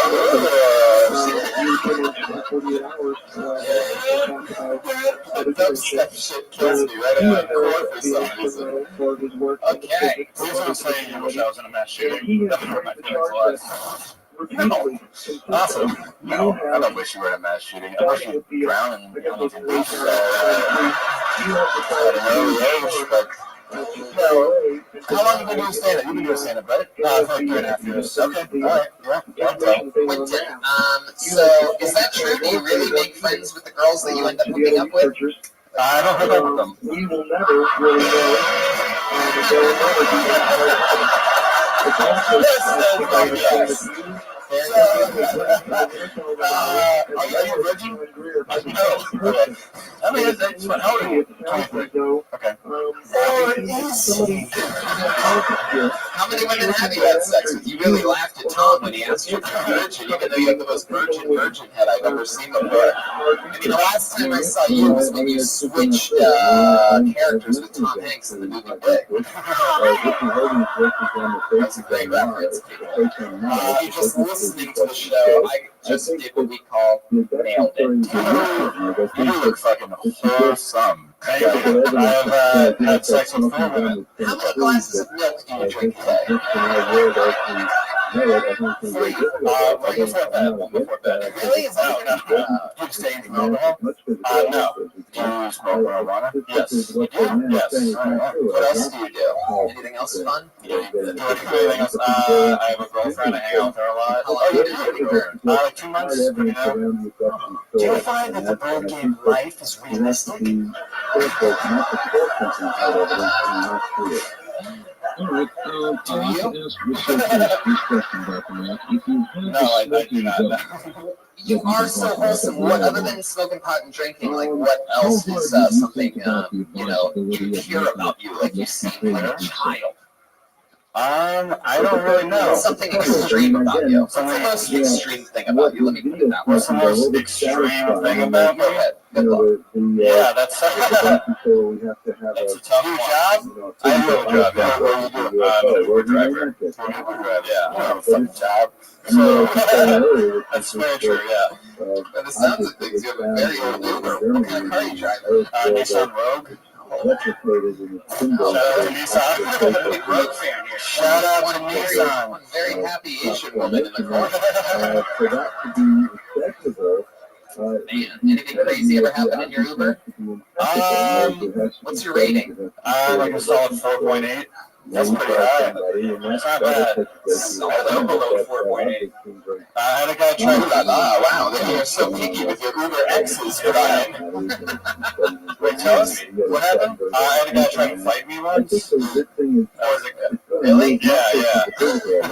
In an Uber? Yeah. Jeez, was that going to hit you in the back of the head like McGregor Mayweather style?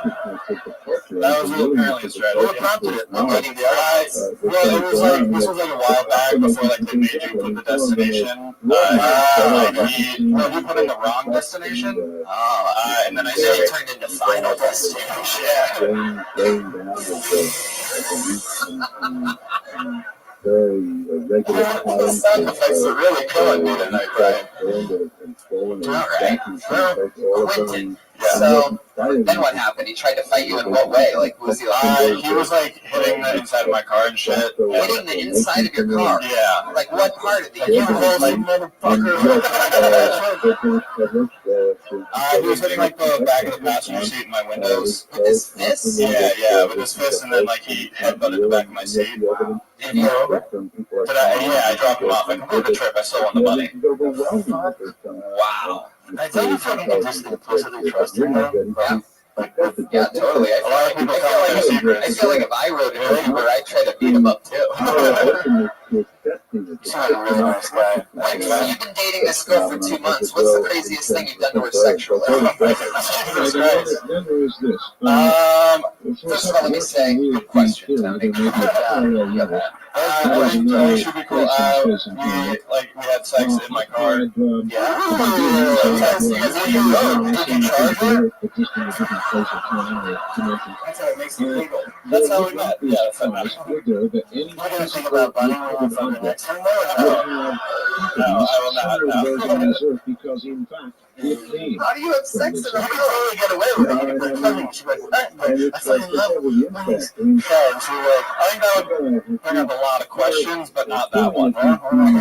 When you had sex in the car, Quentin, where was the car parked? In a Ralph's parking lot. What? oh, you nasty. It's just a guy named Ralph, man. And then I went in and got parking validated thereafter. They didn't even know. Wow. Jeez. That's kind of extreme. A Ralph's? Yeah, that's pretty extreme. Hey. Did you wear a condom? Yes. Was it a Ralph's bag? It was a Kroger brand condom. So Wait till you raw dog in a fresh and easy.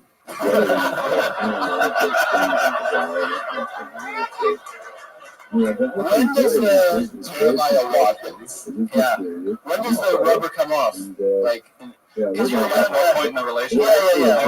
We've had like unprotected sex. Oh yeah, I love that that's what you call it. We've been calling it raw dog 7 times. I have had unprotected sex.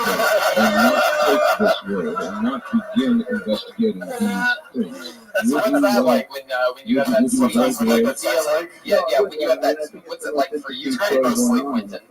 What's it like for you? Like what is? I know it's great. We call guesting it up right now. Great. Next. Quentin, when you do the condom on the window, did you say this is where the rubber meets the road? Oh, look at the chance of starting for Joelberg. Why at Vaughn's parking lot? Were you like, John, Ralph's. It was around Ralph's. did you get like horny on the way to Ralph's? Just gonna wait 10 minutes? Well, at the time I was like in between apartments, and she lives with a bunch of people, so we didn't have anywhere else to go. Oh, you know it's bad when Aphrodite is laughing at you. All right, Quentin. Well, fuck yeah, man. There we go. Is that it? Yeah, that's it. All right, cool. There he goes, Quentin Thomas. Keep doing it. He's on Twitter, Quentin Pikes. What does that say, Quentin? Quentin Jokes. Fuck yeah. Bad handwriting on that giant 6th grader. Quentin. Well, how you doing over there, magicians? Good, follow him. Instagram as well. All right, give the address. Yeah. All right. Oh, we know this young lady. She's been on the show before. But you're going to for Jesse Johnson.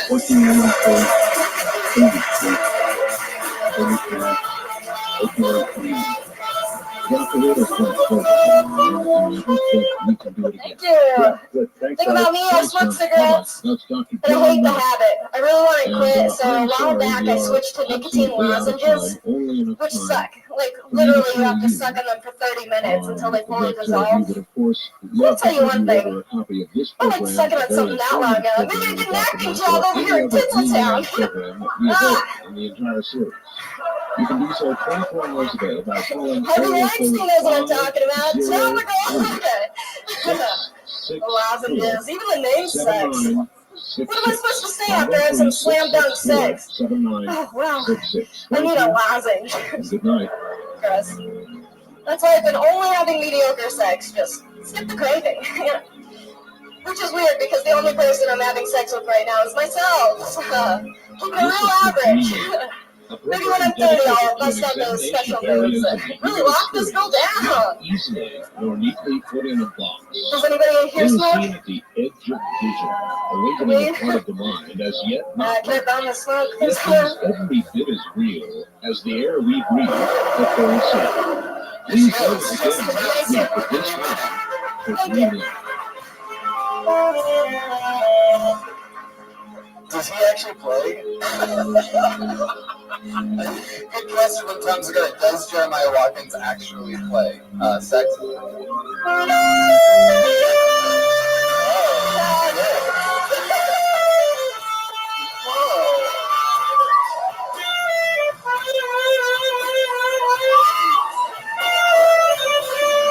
Wow, Jeremiah Watkins. Unreal.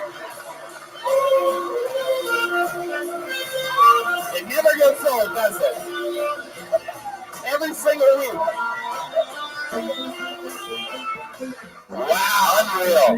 Amazing. Last time I saw somebody blow that hard on stage, her name was Bunny.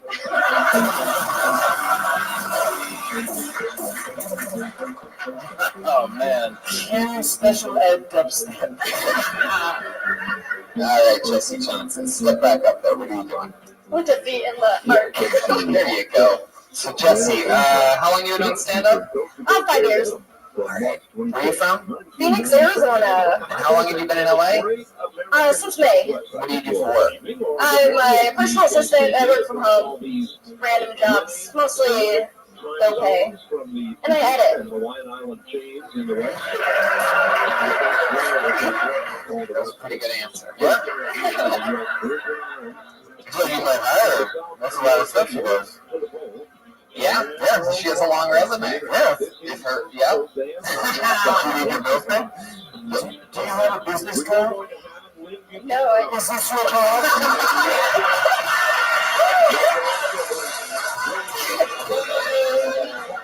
Wow. The first time I was on the show was, I was a magician. The first time I was on the show, I dressed up as Magic Johnson, and it was the Halloween episode. That's true. It is very true. And it's October now. Spooky. Look at that. For those of you playing Kiltony Bingo, listen to what Jesse Johnson just said and match up your card. So, Jesse, is it true that you're single? Yes. Have you had a boyfriend since being here? No. God, I haven't had a boyfriend in a while. How long? Maybe like 2 years. Why do you think that is? Yeah. It's probably everyone else. I'm sure. I know. I think I know a lot of guys that would like to get their bills paid. Well,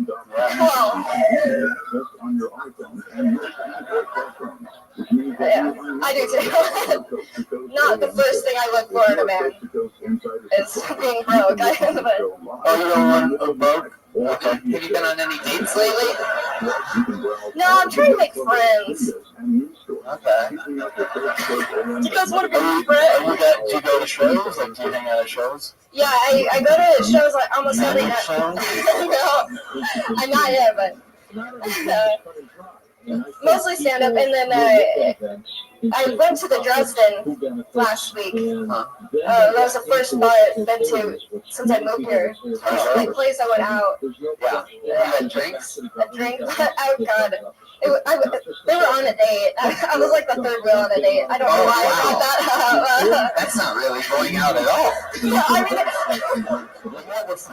about this big night out, it's pretty depressing. So you're the third wheel. How long were you at the bar with them, if you had to guess? Ballpark. Hour. An hour? You had one drink? Did you get drunk fast? Such a red band question. I thought the MTC was for Ralphie, not Bill Cosby. What the fuck are you doing? I mean, I didn't know. Is this like a cup holding thing that you're on? You get drunk fast. Perhaps one of the grossest questions ever. So simple yet so funny. She's so small, you know? Oh my God. All right, now we're all not getting better. We're all going to have to go to the courthouse for this one. So the smoking thing, you know, you have something there. You just got to dive deeper into it. You know what I mean? Like I was actually expecting when you said, what am I supposed to say? Like, what do you want, a lozenge or whatever it was? That you would have a second half to that, right? So it's like the premise is worth exploring, right? But you just have to go deeper on it. It's a funny premise. You just have to explore it more. You know, because the lozenge just simply isn't as cool as a cigarette. Yeah. Right. So then, like, expand on that. You know, break down how lame that is. Right. Can I bum a lozenge? I stopped them. I stopped taking them. I'm smoking again. You stopped taking lozenges? Yes. Let me go back to this date. So they were at the Dresden for an hour. You're with them. You each have one drink, or were they drinking a little bit faster than you? We each had one drink, and I was watching the levels of the drink. I wasn't sure if I was trying to be like a wingman, but I also wasn't sure if I should like excuse myself. So what ended up happening?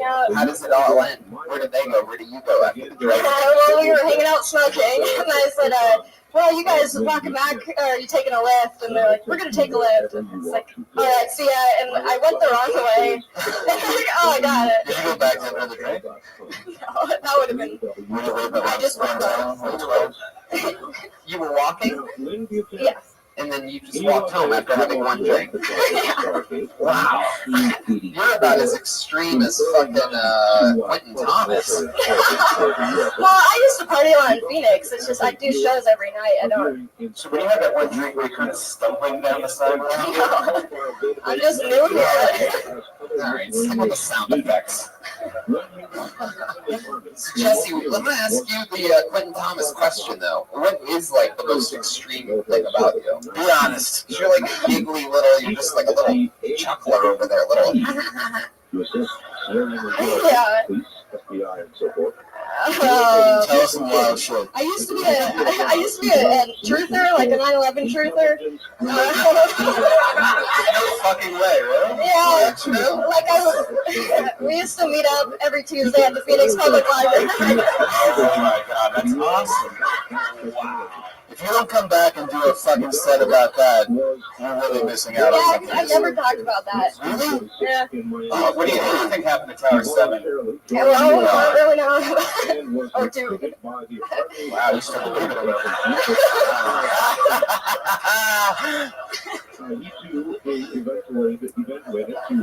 What was your angle on 9/11? Like, I mean, what do you think? What's your biggest? You said I used to be. Does that mean you converted? Yeah. No, he got so tired. You got tired? Yeah, I mean, we're never going to know. Right. So, I mean, the group was like to get architects and engineers for 9/11 truth, like what really happened. And I used to be a big conspiracy nut, and it's just like you go down the rabbit hole, and you just never, there's no answer. I think you mean the bunny hole. Yeah. Wait, how about moon landing?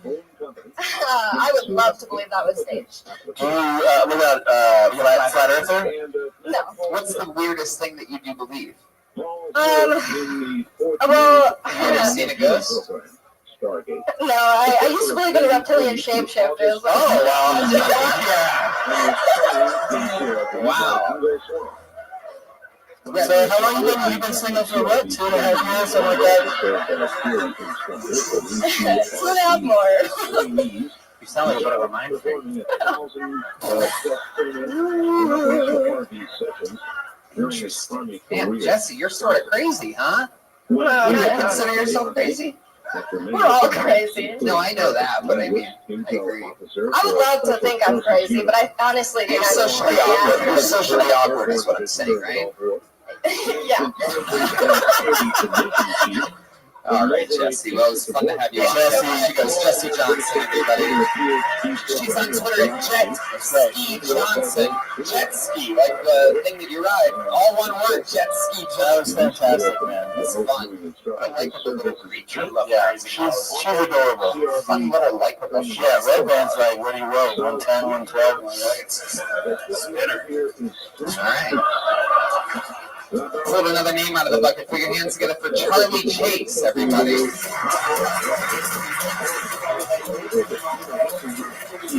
Charlie Chase? Is that Charlie Chase? Is that a guy? Wow, okay, here he comes. A long way.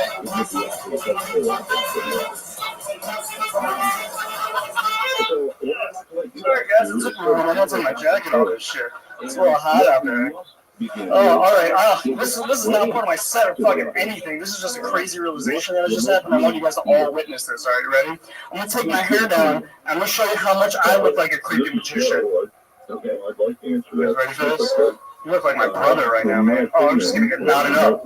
Fuck me, right? No, I don't look like a creepy pedophile magician. Oh, alright, fine. I got a whole lot of other problems too. I got some drug problems. Can't afford them. You know, anybody like cocaine? Yeah, dude, I found a great replacement for you guys, alright? It's called pre-workout. Trust me. If you guys don't know what it is, alright, it's like a powdered Red Bull. You're not supposed to snort it, but you're not supposed to pee in the shower either. Oh shit, not all those people like to pee in the shower, Tony.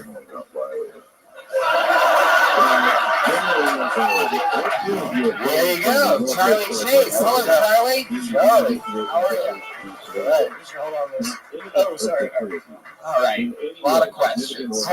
Has anyone ever told you you look like Thor's autistic brother Snore?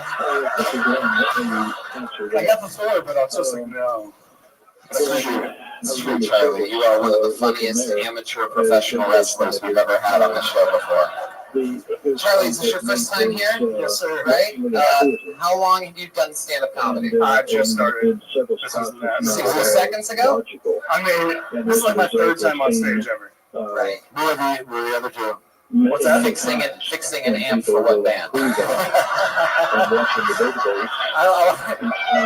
is my drum tech. I wanted to introduce you to my drum tech. Okay. When were the other two? When were they? When? Probably like a year ago. 2 years ago. I just wanted to get back into this. So you're coming back. This is your breakout party right now. Yeah, let's see what happens. Yeah, we'll see. Yeah. So much, yeah.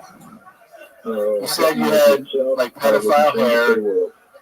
I had that realization when you put on that wig. I was like, damn, that kind of looks like my little Charlie, let me tell you something. That's not the weirdest thing about you. Yeah.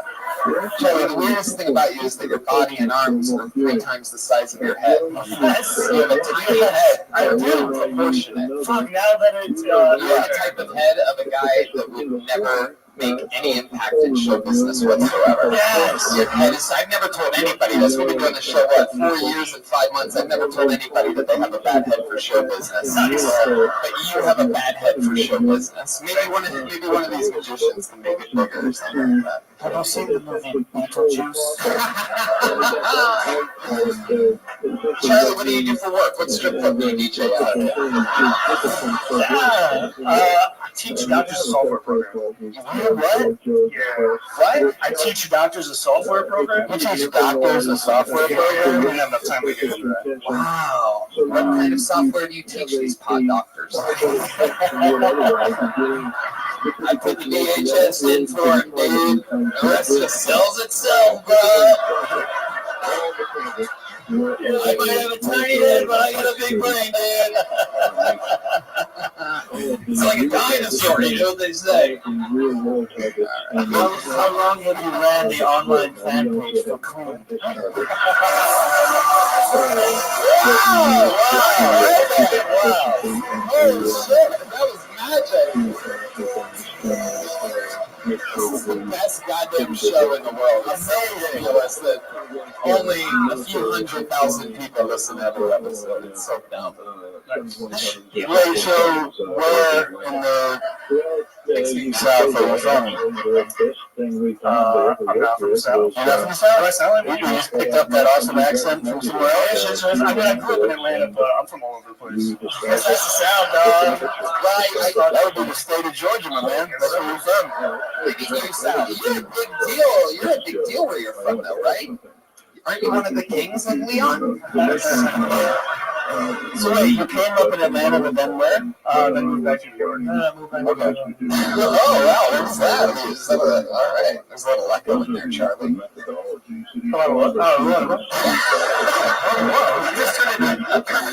How do you do that, Charlie? How do you do that thing with your voice? What's that wrapped around your finger? Sorry, Oh, shit. Hair tie. All right. How long have you lived in Los Angeles, Charlie? About a year. All right. We gotta get back to the show part, guys. This is where the misbehaviors have to be calmed down a little bit. So. It's funny until the interview got super annoying. So what was that answer? New York. Can you guys do the repeater thing more? Sorry, it seems to have disappeared. Whoa. Well, New York, hair ties, and then Atlanta. How long have you been doing the doctor's thing? Like 2 years. What does that software teach those chiropractors to do? What does it teach them? I mean, it's like all it's. Actually, I don't want to say this, but it's all the document information that you got to put in. So it's everything that you don't want to tell the doctor knows, so the insurance can see it pretty much. Fuck, I so regret asking more details about that. That's such a sad answer. Did you play any musical instruments or anything like that? No, that's an assumption though from the hair that I get all so What do you do that matches your look? What's something about your life? Are you a registered sex offender? I would believe that. I think I might shave it. Definitely not registered. Are you planning on staying tonight in Los Angeles? Oh, I was thinking about it. And doing stand-up? I'd like to, but I apparently have a really small head and not good for stage time. I'm learning things here tonight. Yeah. It was so funny. That's why he actually quit. It was like, tell me my head was too small. That was it. What he says now. Yeah, it is unnerving, but you can... The hair...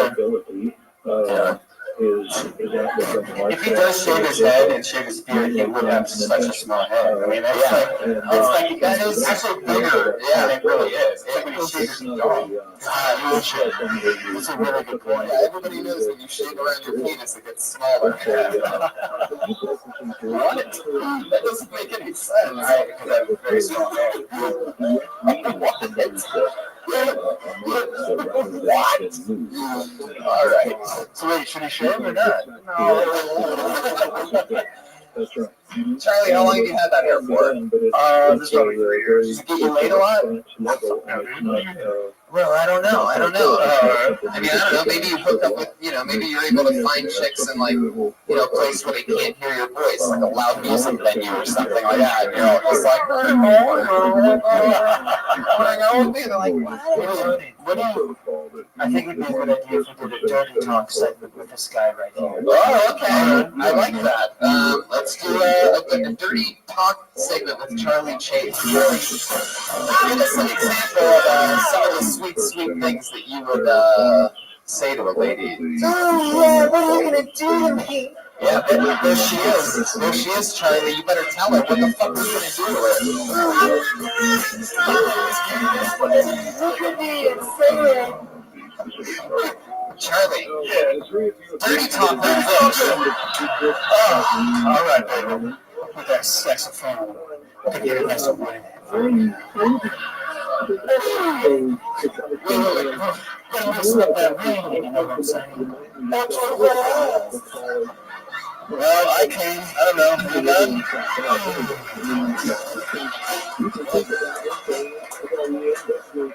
I don't know what you said, Charlie. I couldn't quite. It sounded like dirty talk, like through a wall or something like that.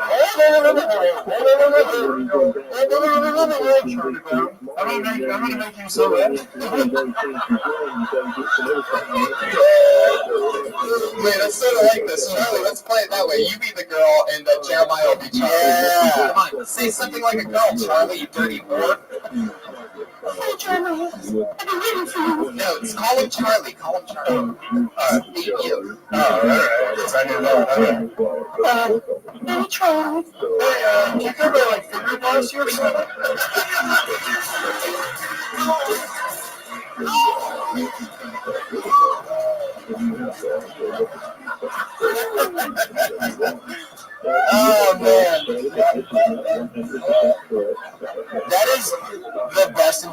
you ever. Yes, like.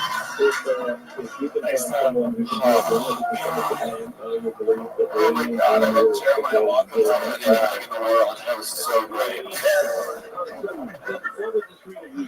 Wow. I think Jeremiah really likes you. I think he might want a David Copperfield. You know what I'm saying? All right, Charlie. It was nice to meet you, man. Thank you very much.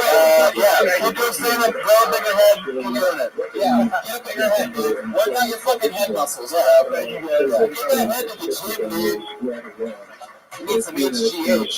And we didn't even mention the fact that he came up here, first ever person in Kill Tony history to try to video record his set. Yeah. While standing in front of 2 live streaming cameras and a virtual reality 360 camera right here in front of him. Yeah. But he wanted to make sure he got it on his phone, guys. Send us your set later, by the way. Yeah, don't forget to send us your sets, everybody. You video record them and we'll put them up. You guys having fun out there? Yeah. It's waiting every time they think it's gonna.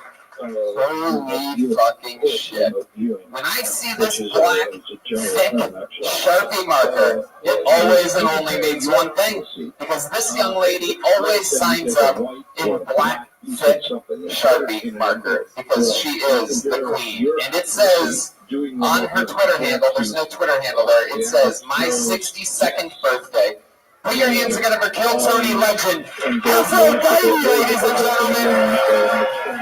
One of our favorite comedians on the show.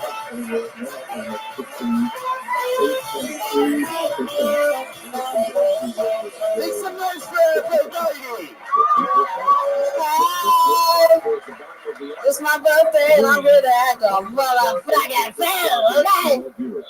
I want to talk about dick tonight. I want to talk about dick. And I want to definitely talk to you crazy ass women in the audience. You cannot, this is a PCA announcement, okay? You cannot control dick, ladies, okay? Am I right, fellas? You cannot control a dick. A dick doesn't give a fuck about your religion. A dick doesn't give a fuck about your mom and what the fuck she's talking about, okay? A dick doesn't give a fuck about your fucking career, what time you're supposed to be at your fucking job. A dick doesn't give a fuck about any of that, okay? I guarantee you, if somebody reach over right now and touch a guy's dick in here, the guy is not gonna move, okay? Am I right, guys? The dick rules, okay, ladies? Understand, a man is not gonna wait a year for you playing a motherfucking wedding, and his dick is not gonna move. The dick can't even keep still 20 seconds, ladies. Not even 20 seconds, okay? Remember that. Fuck yeah, that's a right go. Wow. Aren't you the sweetest fucking thing in the world? Yeah. Happy birthday. Happy birthday! Happy birthday, Thank you. It's really your birthday. Yes, tomorrow, October 10th. That's why I'm here tonight. I wanted to be here with all of you. I love you. I love you, Tony. I love the band. You guys have really made my life. We love you so much, Aphrodite. Is it really your 62nd? Yes. I was really 10, 10, 19, fucking 55. Wow. Before they had lip syncing and shit, you know, that motherfucking lip syncing, they would kill you in the hood. You better not lip sync a motherfucking thing, okay? White people don't play that shit. You can do that with white people. They fuck around with lip sync with black people. They will fuck you up. For real. For real, I'm serious. I know it was black. I believe that. Yeah. Wait, where are you from? St. Louis, Missouri. All right. Or the capital. Black person get killed every damn second in St. Louis, okay? Wow. Okay, I feel right. Unless you got a big ass. You know what? A dick doesn't give a fuck who gets killed. That's right. A dick will fuck at a funeral, okay? Yep. That's right. A dick will fuck at a funeral. Yeah, we call that funeral sex, you know. Aphrodite, over here, listen to me. First of all, I want to tell you, I want to ask you a question. What are you going to do for your birthday? Anything special? Well, I'm having a little get together at my house, and you guys are all invited. Oh, wow, look at that. There we go. You got to bring weed, though. Don't fuck around, show without no weed. You motherfuckers that come to parties with no weed. I'm talking to you motherfuckers, okay? All right, pretty sure Aphrodite wants some weed for her birthday. That's right. Top shelf motherfuckers. Indica, sativa.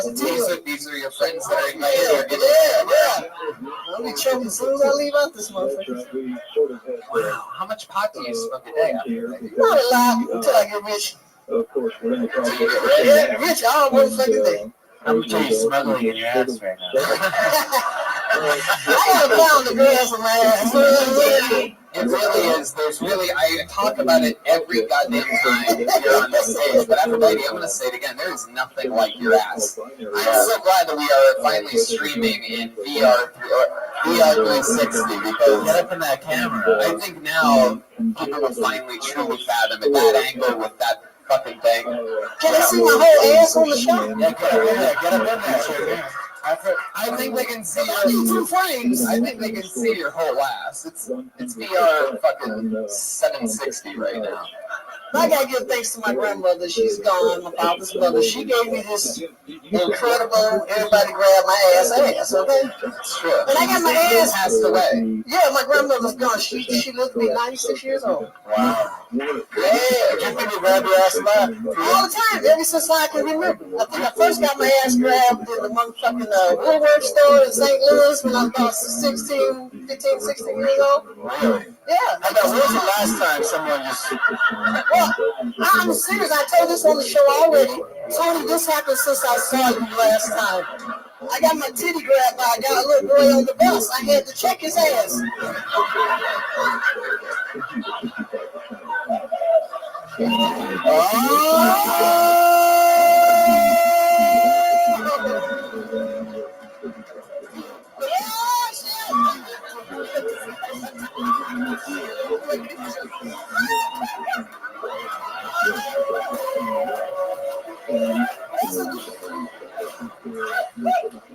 I'm not going to hand to the stick before.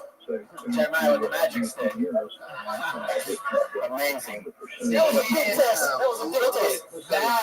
Wow. Jeremiah's getting married next month, and I'm pretty sure that's the closest thing to the last thing.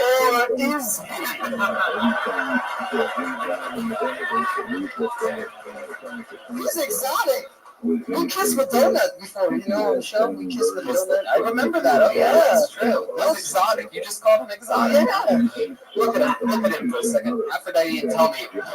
Well, you need a tail. Aphrodite, hold on, just listen, okay? I need you to listen. I want you to look at Jeremiah, and I want you to tell me what you would do to him if he was handcuffed to your bed. I would take his wallet first, because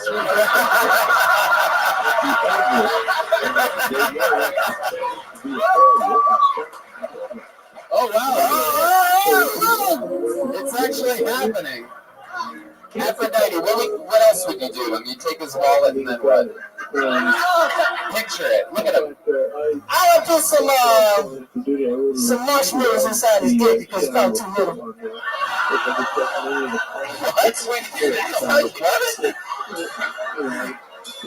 Oh, sis, don't use it to that plantation thing. You know what I'm saying?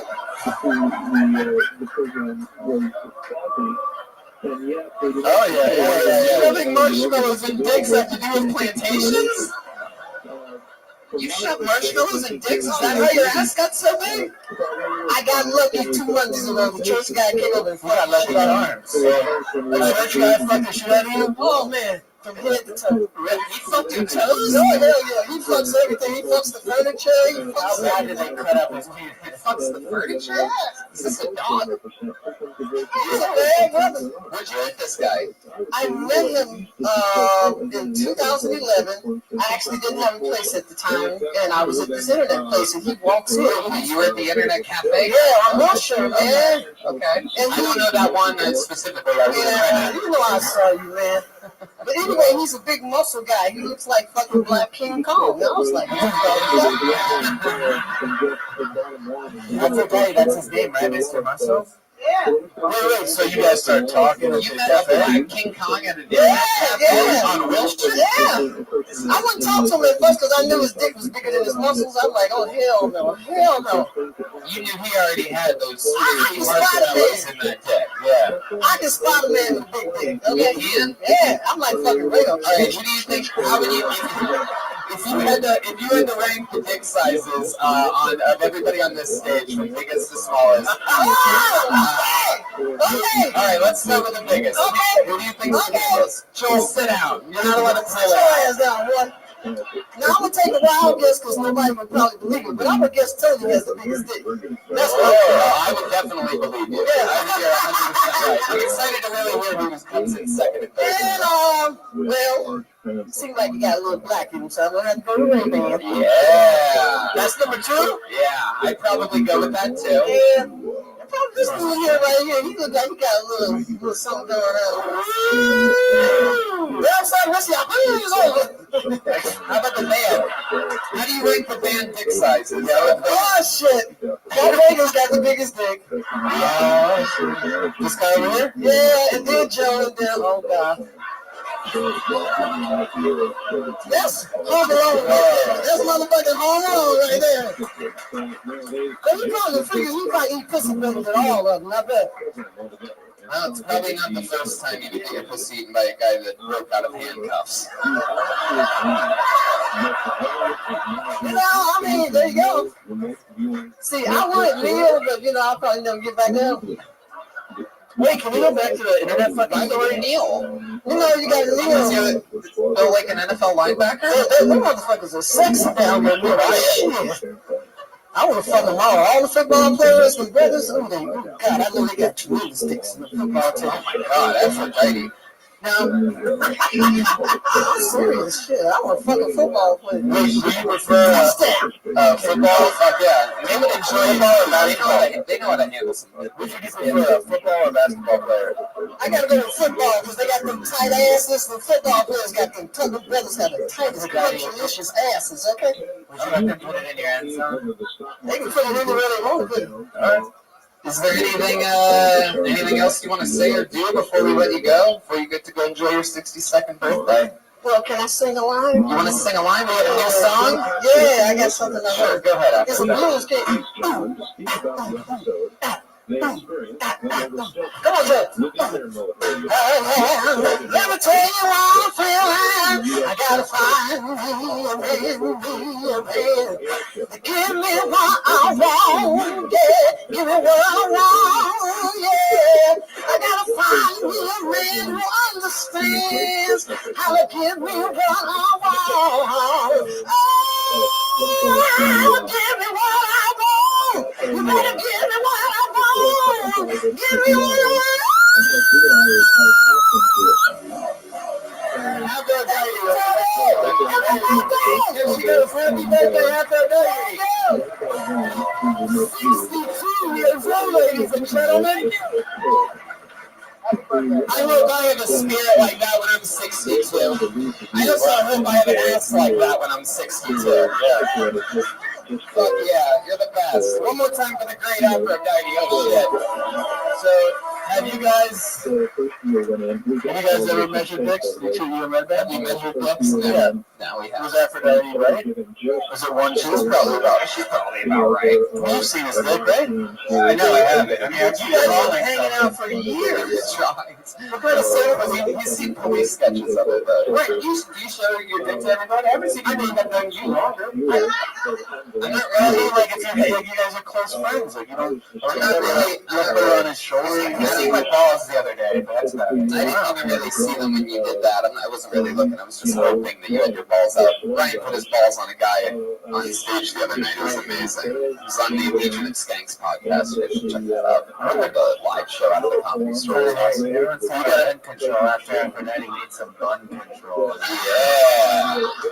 Back to the fucking bucket we go. Alright.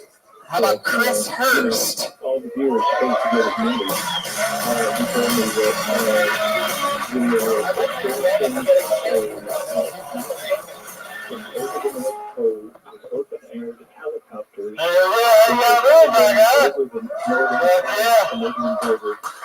This is awesome. Fucking high right now. Shit. I like drugs. I tell most of you motherfuckers I like drugs. Seems like we just had to cast a full house up there a little ago. You see that shit? Look bad. Y'all look bad. All right. Cocaine's good. Can afford it. Economy's too bad. You know how bad the economy is, sir? We'll see. How bad is it?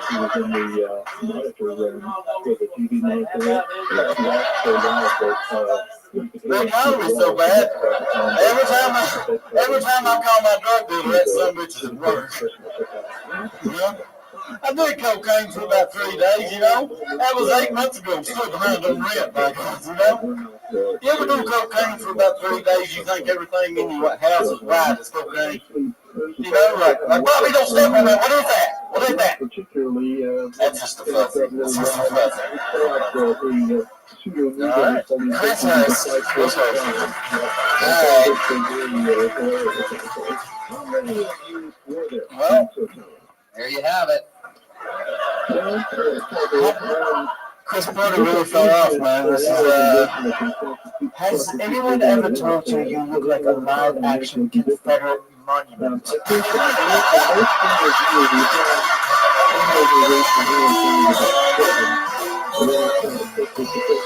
How Saturday Night Live has the balls to keep making cast members while Jeremiah does this every week. It's just that discrepancy in the features. That's the first time I've heard that one before. Of course, yeah, of course. We probably don't hang out with that many top level comedians, right? Or listen, you know? Where are you from? I'm originally from Eastern Kentucky. Eastern Kentucky. Yeah. Man, that front tooth is gone as fuck, isn't it? It's out of there. You know. How did it go? I got robbed one night. You got robbed from your tooth? I'm gonna let you fucking string around this doorknob. You stay right there. I got hit. Put your fucking wallet away, bitch. I want that too. Maybe I got knocked out. Then I was going to replace it, but my buddy says I look funnier on stage. Nah. Your friends are fucking assholes. So I need to get it fixed, right? Yeah. Was the same guy that took your tooth? No. How long ago did it go? How long ago did it get taken? It's been about a year or two. A year or two? Give or take. I was 4. It was a lady named the Tooth Fairy. Is your birth mother a can of tobacco dip? Oh, shit. No.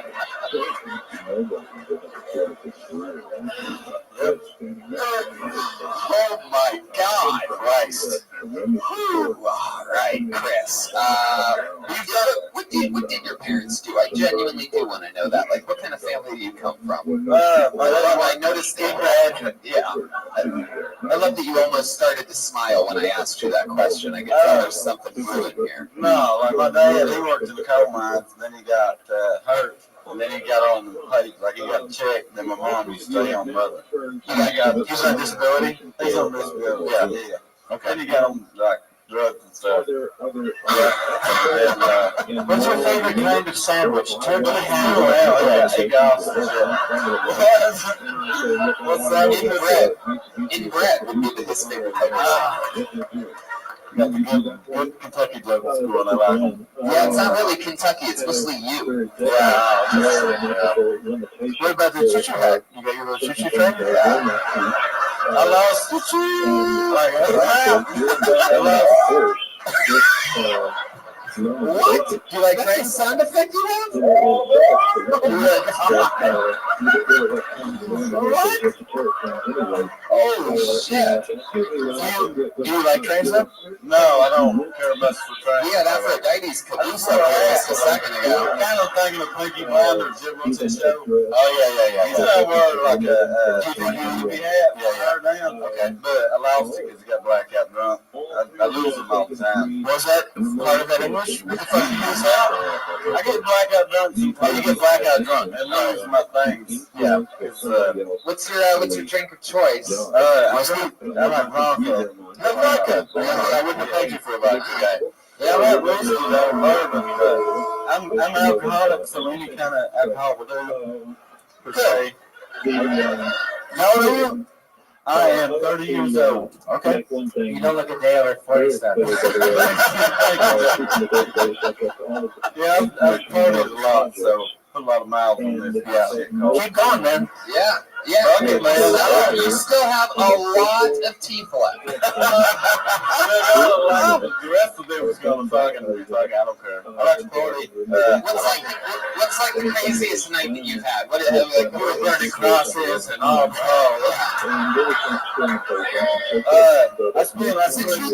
is it true that you're the headliner of all the Charlottesville comedy shows? I think I did do a show in Charlottesville one time. Really? Did you do a show? But like I've been doing comedy about 4 years. I used to run my own show in Lexington, Kentucky for 2 weeks. Yeah, I just moved out here about 4 months ago. So yeah, I used to headline out east, but everybody's like, you need to move out west because I got a big hit. Headline out there? Yeah, I ran. Did you take the Oregon Trail on your way out here? Yeah, there's always a lot of dolphins on that Oregon Trail. Like when you move out here and like you I used to live out in Lexington, Kentucky. Like fuck you, buddy. That's Lexington.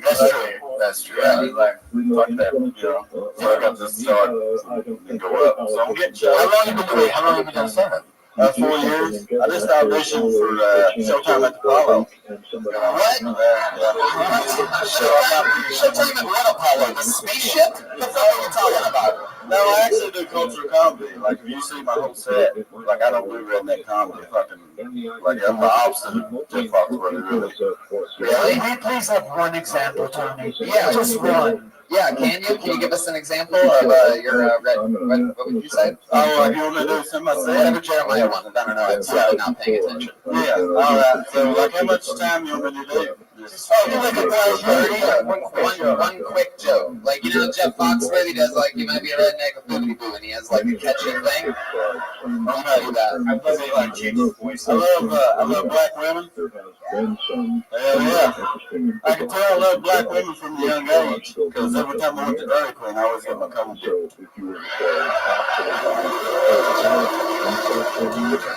And Daddy got mad, and he was like, that coat's supposed to be white, boy.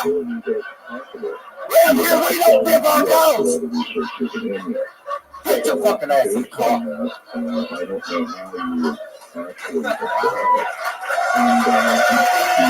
There you go. That joke just reminded me of one of my favorite nicknames for Aphrodite, Dairy Queen Latifah. I just wrote that right now in front of all of you. Can you imagine her ass and his tooth together? That is a match made in a DMV waiting room, if I've ever seen it before. Do you use that tooth for any of these special tricks, like when you're going down on a lady or anything? Like, can you whistle through it without facing us while doing it? Can you whistle through it? I can't whistle, but like where I'm missing my tooth now, every now and then when I talk, I get a whistle. Wait, you just said when you're missing your tooth. You're always missing your tooth. Like, is this the thing where sometimes you're like so deep you're like remembering it? You know what I mean? Sometimes I'm missing my tooth. Yeah, that's some wild shit. It's offsetting. Yeah, I'm sorry. Like the whole time I'm up here, I've been up here twice, and literally the whole 14 minutes I've been up here. It's been up to Tom, I know you and Christina tried on those dentures you can get at CVS. Oh, the Perfect Smile. Yeah, it's like $12.99 or something. If you get the Perfect Smile, it goes over your tooth. And my lips used to be this shit out. No one will care. No one. People want to see it over that.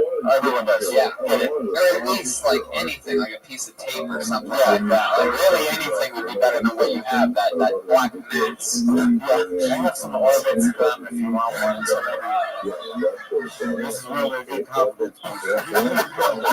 You're really on your shit as fuck, man. I love you. Really? Shit, no, fucking poop. What's up with your laugh? No. God damn it. Get up front, too. Could be worse. You could have a tiny head, too. Could be hard ones. Could look like Danny Tanner. No fucking humor, right? I don't know what that means. Oh, I think that guy didn't hear me. I think I heard him. Somebody said, oh. This fucking crowd, the old crowd again. All right, Chris. All right. What's what's your living situation? Well, they all live with a Hispanic family in East LA. Oh, Joel, that's so nice of you. We're here, Claire. I ain't visited every minute, bro. How many people are living in this house with you? Is it a house, apartment? 13 people. Apartment, house, bedroom? It's a big house. It's a nice house.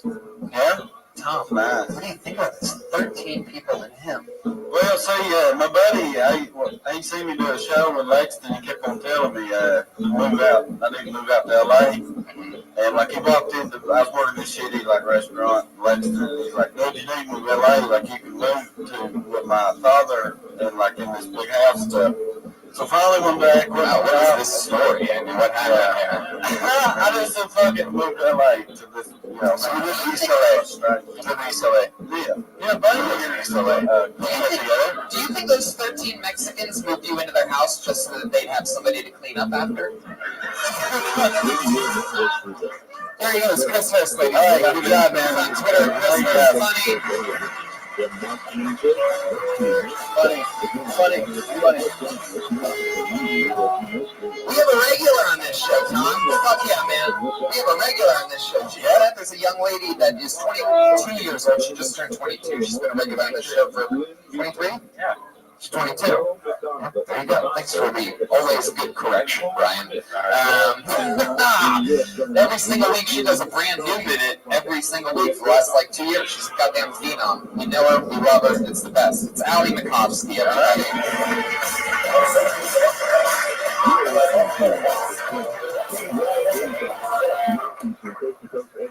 I look like I work at a fucking reptile exhibit right now. Want to know about the snakes? Yeah, I'm a prop comic now. I wear shirts because I have no jokes. I have a new joke. I don't know how good it is. The joke is my cousin's on a paleo diet, and he told me that what the paleo diet is you pretty much just like eat how cavemen eat. Which doesn't make sense to me because cavemen died at 22 of stubbed toes. What is he going to do next? Start dragging his wife around the house by her hair? I would rather live like my Uncle John. He eats McDonald's every day and will probably die soon. Okay, I just found out today that great white sharks don't eat for about 3 months, and I decided that I don't have the end of this joke. Wow, really? Yeah, I mean, I was just going to say, like, well, you're in LA, I don't know, something hacky and stupid. Anyway, what's up with you? There you go, a new minute from Ali Makovsky. That's just...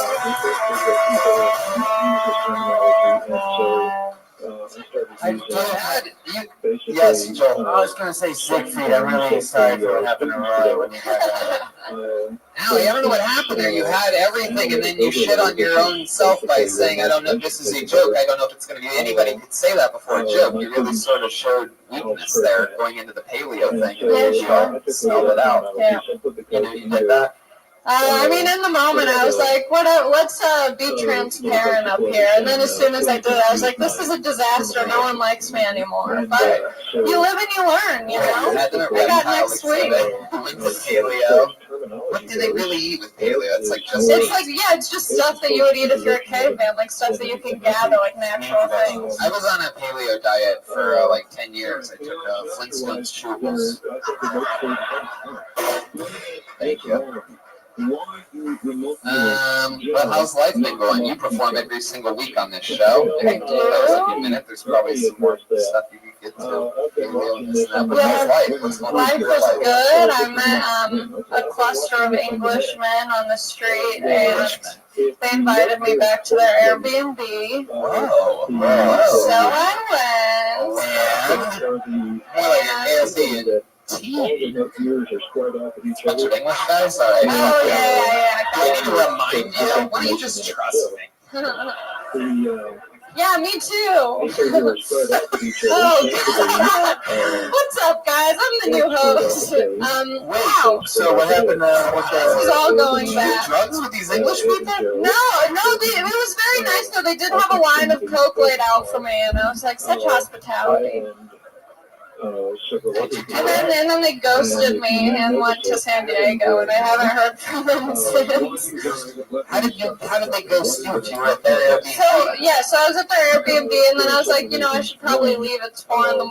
So I left, and then they were like, let's hang out tomorrow night. And I was like, hell yeah. I showed up here at the Comedy Store. I was looking hot, waiting for their text. No text. And then they're like, we're in San Diego, bye. And I was like, okay. They found out her true identity was Cersei Lannister. Shame. Did they really say that? Were they really like, we're in San Diego, bye? No, I just saw.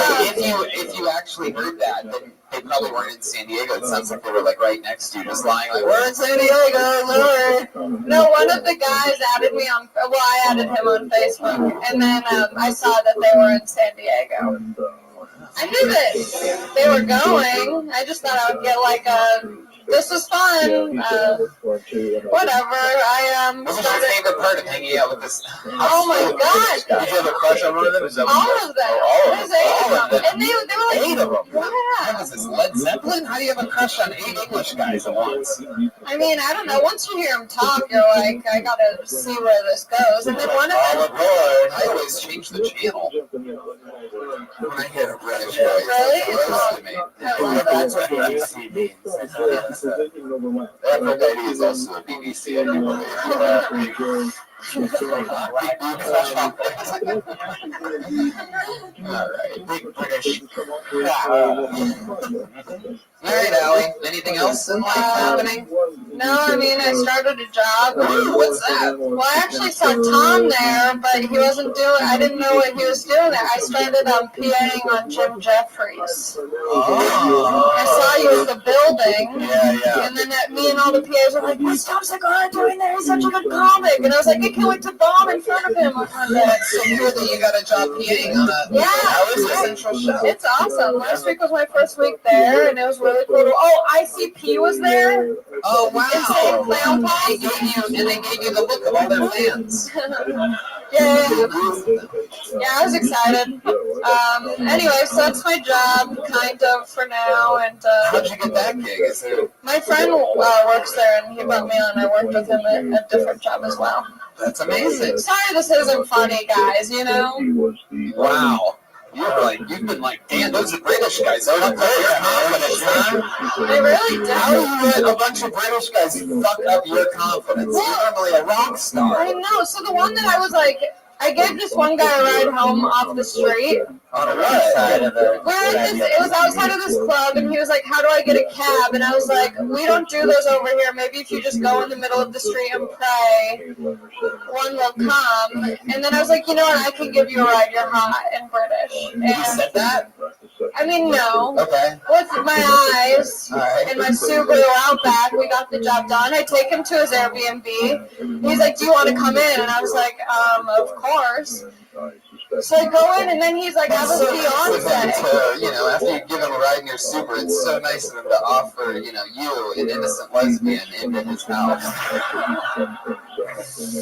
Yeah, so then he had a That's fiance. why they're not fucking you. You know that, right? If they knew that you have a Subaru and that haircut, they think you're a lesbian. Simple math. I'm sorry. But guys do this thing where they're like, oh, I'll make her not a lesbian. I'm like, surprised I wasn't the whole time, but I'll still fuck. Wow. Like, you only fuck with, like, scissor style, right? Yeah. You're like, give me that spotted dick, I have him do this thing from what's that movie? I don't know what you're talking about. He does the man. Okay, I don't care. I mean, whatever. There you go. Sounds of the Lambs. Thank you guys so much. Hey, everybody. Look, that's the regular, Allie Makovsky, with another new minute. An update on her life. She's got a real job now. We went, what, 2 or 3 months without a real job, huh? Fired from a restaurant. She was a horrible waitress, and now she has a new job. That's exciting. Should we go to the bucket one last time? What do you guys think? Make some noise for the great Tom Segura hanging out with us. Lighter cheaper. Lights. All right, this is interesting. Perfect handwriting, pink pen. New name, I do believe. Put your hands together for Mina Q. Mina Q.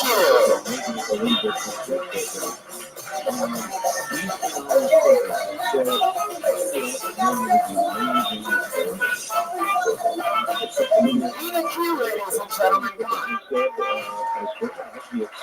So I just saved a bunch of money on my car insurance by getting my car repossessed. So shit's going good. It's going good. I know you guys are probably looking at me like, she broke. Okay, and I'm not broke, but I'm close. You know what I mean? Like, I'm not at the point where I'm eating out of trash cans and shit. All right. But I am stopping people on the way in trash can. Like, hey, where you going with that? Throw that away. I just got out of a 6-year relationship with this bitch, and I don't know. I'm just at the point where I'm thinking about putting my 2 weeks notice in. I'm just like, fuck this. I can't do it. I don't know what to tell though. That's like an Ellen thing, but I don't know her like that. The only thing is I can't really go back to guys because I get this like really rapey vibe out of a lot of guys. You know what I mean? Like Mexican guys. Mexican guys are whipping with their eyes. They're like, ay, órale, mami, ay. And then, is it okay? You can finish. Go ahead. And then black guys with mustaches, black guys are whipping with their words like, what if we brought that fat ass? Like, oh my God. And then white guys with mustaches just rape you, so it's really shitty all around. Wow, Mina Q. Making her Kill Tony debut. Where do you come from? Atlanta, technically. And you've been doing stand-up for how long? 4 years about. It feels that way. It feels like a solid, good 4 years in Atlanta. How long have you been in LA? 20 years. A long time, like 20 years. Oh, so you've done your 4 years here. That actually surprises me because you seem solid and like you stayed in the pocket there and just kept delivering jokes. Thank you. Yeah, you have great stage presence. Very confident. Good stuff. Really funny. You're like Afro-Lighty or something like that. Afro-wifey. Yes, we work on that together.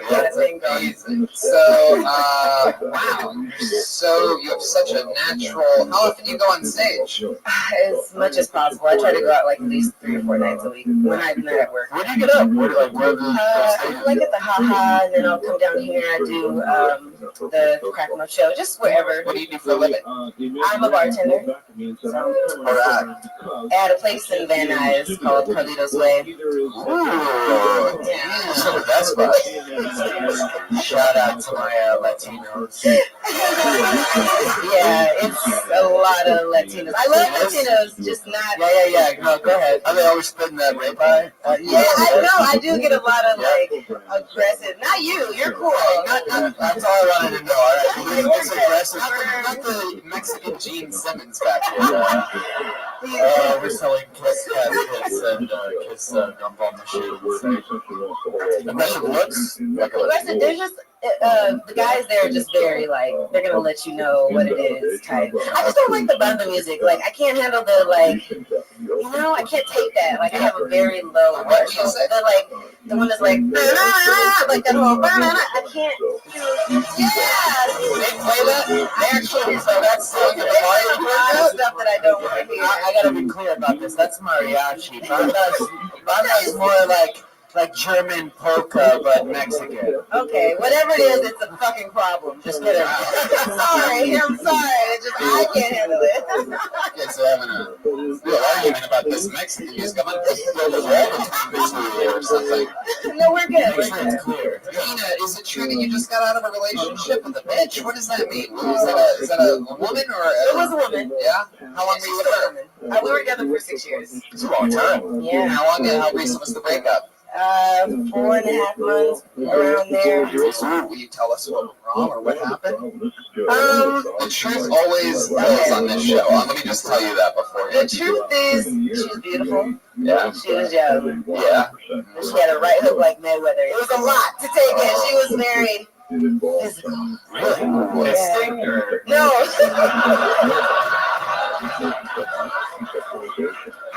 Oh, Brian. A lot went wrong. It wasn't all her, but the thing is, like, I decided. Are you talking about in the bedroom, or No, you guys would have in arguments? real life. In real life. Or in elevators? Yeah. I took on the role of like being the man in the relationship, so I was like, you know. Right, and that doesn't work. It doesn't by a work. woman. Yeah, exactly. That's like the worst position to be in. So I was like, I could have been what to do for this. So yeah. Did she really clock you? She was good at what she did. Did you do things to deserve it, you think? You know, I questioned that. I think I'm allowed to ask that when it's two women. Yeah. I question that because there's no rules. There's no gay rules. Everything is like. It'd be funny if that question made it all the way to the Supreme Court. Is Tony allowed to ask a female lesbian if she deserved to get hit by the other female? It is like, couldn't do it if it was a guy. No, she was great. She's great. Can you give us an example of something you may have done to deserve getting punched? I don't know. What was it? I said breathing wrong. Breathing wrong? No, you know, just it's very different. We just handle things differently. When you said she has a right hook like Mayweather, does that mean that you had to swing at her first for her to come? No. See that boxing fans, Selena, wow, you're an interesting, you're such a likable person, honest with your answers. Is there anything you miss about your ex-girlfriend? Sex fun? Oh yeah, we have great sex. What kind of sex did you have? Like scissoring? Come on, Brian. That's just simple. You're just asking the first thing that comes to the front of your simple brain. No. Don't do it just because. All right. Mina, have you always just been with women? No, for the last 15 years or so. You said I can't go back to men. So you dated them before? Yeah, I did. When I was like in high school. They fucked that out because they punch like Mike Tyson. That's funny about the fucking other thing I said. What ethnicity was your girlfriend? Good question. Filipino and Spanish.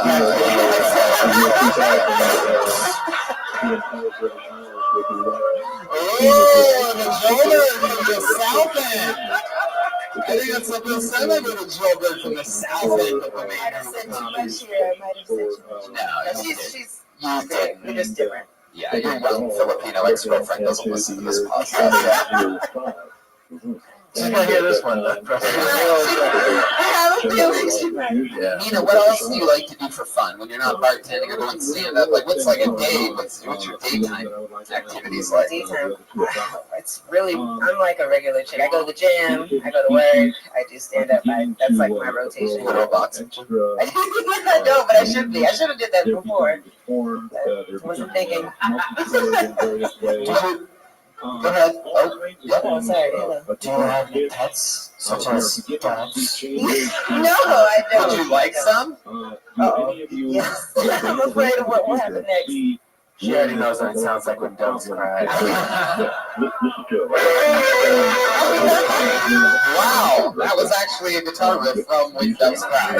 Sometimes I don't know how Brian does that. Right, amazing. He's red, red.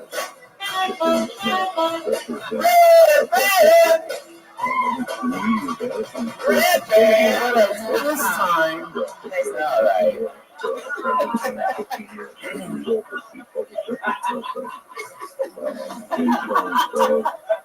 Nina, what scares you? What's your biggest fear? Oh, okay. Your ex. My biggest fear. Oh God, I don't know. I don't like paranormal stuff. That freaks me out. Like I can deal with like some scary shit, but I don't want it to be like supernatural. Oh wow, a black person that's not into the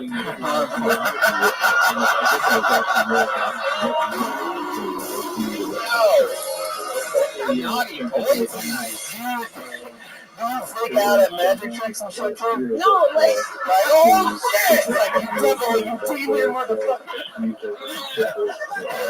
paranormal. Jeremiah, what do you got for us? Oh God. You guys gonna make it rain or something? She flinched. There she goes, ladies and gentlemen. Mina Q, the debut of Mina Q. And that was yet another episode of the #1 live podcast in the world. Kill Tony with our guest, Tom Segura, ladies and gentlemen. Thanks, man. What do you got coming up that you want to let people know about? The hundreds of thousands. Let's see. I'll be in Ann Arbor and Northfield, Ohio, and then I'm going to New York. Yep. Hawaii. They're all at TomSegura.com. Go to Hawaii. You should go to Hawaii. Fucking TomSegura.com, right? Yeah. Listen to Your Mom's House podcast with the great Christina Krasinski, who has a brand new Netflix special coming out tomorrow. Big part of our big family. Good Mommy Jeans with the Netflix regime. I love it. The great and powerful Jeremiah Watkins, ladies and gentlemen. Look at him over there. The feature, the article, the monster himself. Jeremiah, go ahead. Follow me on social media at Jeremiah Stand Up. And also, I'll be in New York City for the New York Comedy Festival with Stand Up on the Spot on November 7th. And The Wave from Comedy Central will be headlining the La Jolla Comedy Store on November 30th. I love that. That worked out, huh? That makes me very happy. Patty Reagan has the only comedy albums that I ever listened to, ever. Those are all available streaming everywhere and on iTunes and everything. Pat Reagan, what else? Check out the movie Miller's Crossing. There you go. He's plugging Miller's Crossing. Perhaps a new advertising deal we got through the good people at Miller's Crossing. Joel Jimenez. Joel. I'm mostly sorry watching Ethan for you. I worked in the art department for this last year. Check it out. Make some noise for Joelberg. Slinging heat back there. Patty Reagan, Jeremiah Watkins. I'm going to Australia, and so many other fun places. All those dates just went up today at TonyHinchcliffe.com. Melbourne, Sydney, Brisbane, and Adelaide. I sold out 10 shows last November, last time I was in Australia. I only have a month to do it, so you fuckers that are listening, you have to go now and buy tickets right now. Don't get stoned and forget. TonyHinchcliffe.com for those tickets. And what else, Brian? Nothing else. Make some noise for the great Brian Red Band. Yeah. Josh Martin, the 360 team over here. Thank you so much, live audience. Have a great night. Bye. Good night.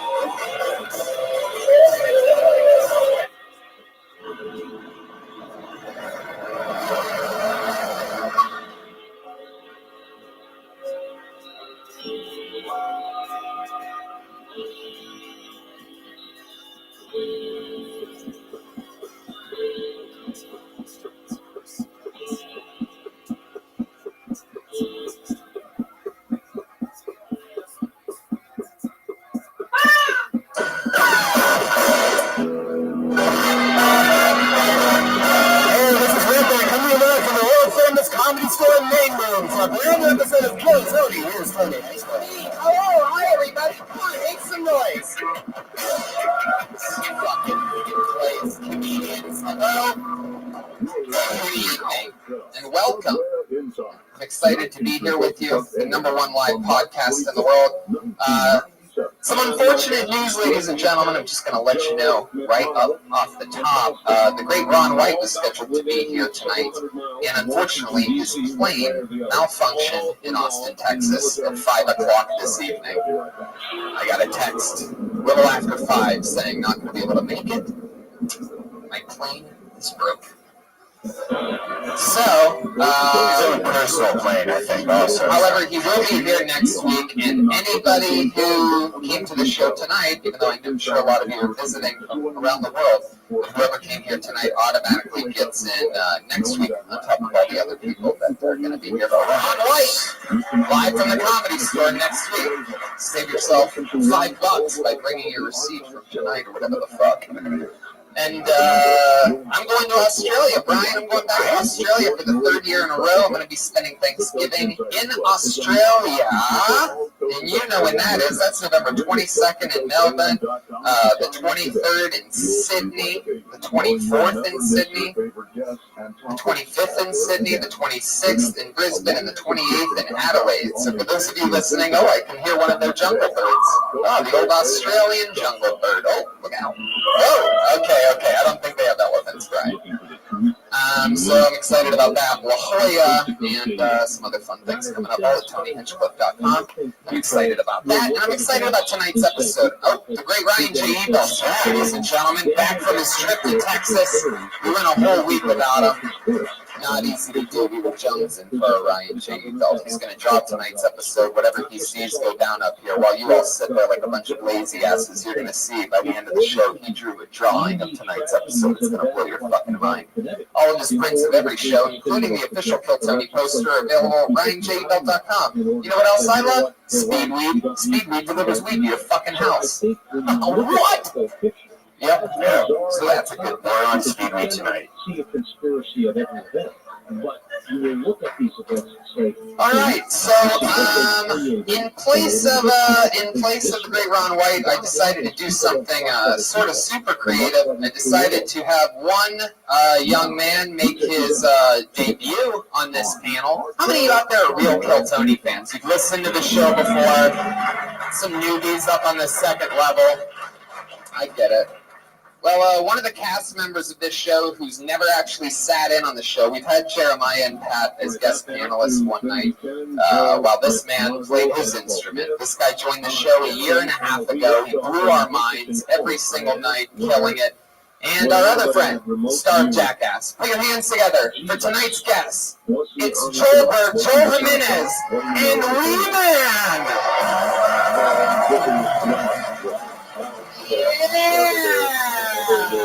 Yes! Dreams really do come true. You can hear the Joelberg chants. Listen to that, Brian. Do you hear that? Listen to this fucking Warzone, Joelberg.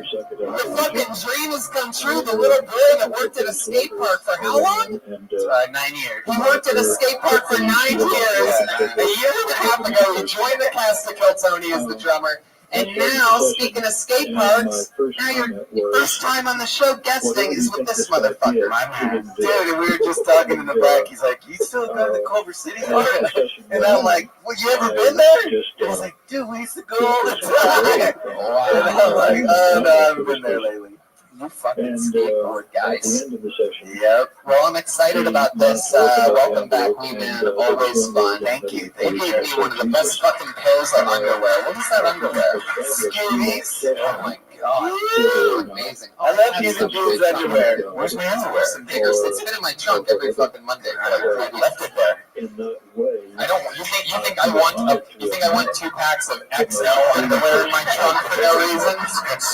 Every time I open my trunk, I'm like, why the fuck haven't I given that to him yet? I also have a fun. This is what happens on Mondays. We have so much fun after the show. I also have your what's his name? The country music star. Oh yeah, yes. Will Walker Jr. Will Walker Jr. I've had a vinyl album with your. It's in your made out to Red Band. If it's in your car, it's melted. It's out for 3 months in the heat. 3 months. I'm sure that's not good. If you ever wanted to listen to it, it's gonna be fucked up. And we're also gonna do something special with the band tonight, guys. You must be wondering who's gonna fill in for Joelberg. In a very, very exciting revelation, we have a super band here tonight. Not only do we have the Kill Tony band, we have the Kill Tony band plus. Put your hands together for them. It's the greatest fucking band in the land, the greatest band in all of comedy. It's the Kill Tony band. Pat Reagan, Jeremiah Watkins, Tal Wilkenfeld, and Chris, the bass player, on drums.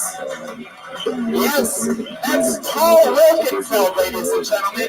Bass player for The Who, Jeff Beck. Real musician. Oh, jeez. And also, it appears to the cats. Damn cats. Oh my god. Tal is also a cat. And Jeremiah is a cat. I cannot believe you guys are going to be fucking cats tonight. If you don't know, every week the band comes out as different characters, and they try to commit to those characters and make jokes out of those characters as the show goes on. They are just wild black cats. They are really crazy about yarn. I've never even seen, obviously they've never seen how a cat actually plays before. Ever. These are two non-cat owners doing their weirdest panicky cat impression. Like a cat has to unravel the ball of yarn to put some kind of fire out or something. Like there you have two black cats. Two black cats. Well, there they go. Put your hands up for the band. There they are. Is that where you're going to sit, Paul? You don't want to be up front with those guys? I think there's a third stool up there for you. Paul Wilkenfeld, ladies and gentlemen, doing her West Coast California tour. Some really awesome venues the whole month of November. She's at the Troubadour here in Hollywood, November 30th, Solana Beach, Sacramento, Mill Valley, Santa Barbara, Hermosa. Amazing tour. Put your hands together for Paul Wilkenfeld, ladies and gentlemen. Pat and Jeremiah, you're a couple of fucking cats. How you feeling over there? I want to go in outside. Outside. I'm on my ninth life. I'm a stray cat. Oh my god. It's a crazy fucking cat. I've never let him inside before. I'm a house cat, if you haven't guessed, Tony. Oh, you're so prissy, and then you have that fucking in-heat fucking dirty bitch of a cat next to you. I'm a house once. Fuck yeah. Hey Tony, I made a new drum kit for the show. Can I? It's weird that the night I bring the new drum set, I'm not on the drum set. But. Wow, Joel brought a new bass drum. I see, and by the looks of things, it looks like it is a trash bag. It's a trash bag bass kit. What the fuck? It's like Kill Tony Christmas. Cool. Wow, that's the real logo. You're so likable. We'll see by the end. Put your hands together for a new bass drum here at the Kill Tony band. Let's start the fucking show. Let's jump into it. You guys know how it works. I have a bucket full of names here. A bunch of comedians signed up for the chance. Sometimes it's a comedian, sometimes it's a completely insane person who's never even seen the show before and they just signed up for things. But if I pull your name out of the bucket, you have to do 60 seconds of stage time uninterrupted. And that 60 seconds is up. You'll hear the sound of a kitty.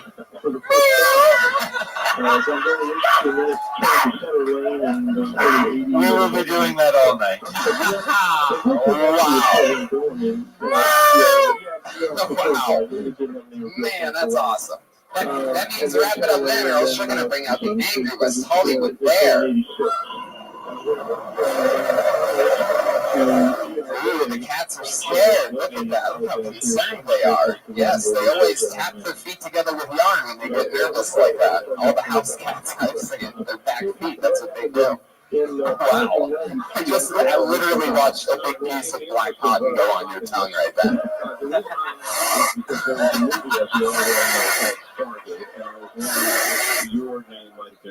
You guys ready to start this motherfucking show or what? Here we are. This is it. It takes a while for all the pieces to get in place. This shit's about to go down. I'm going to pull a name out of the bucket. We're going to get 60 seconds of uninterrupted comedy. And then all of a sudden, the person becomes a guest on a live fucking podcast that not only is streaming out to the world right now, but it's also streaming live in virtual reality 360. If you look at that little black cylinder right in front of the microphone there, that means that people can see you from all around the world. So don't be stupid. Pay attention and enjoy yourselves. The first name I pulled out of the bucket tonight is Jer-D. Here we go. Getting things kick-started with Jer-D. I feel like I've seen this name once before at least. Here he comes.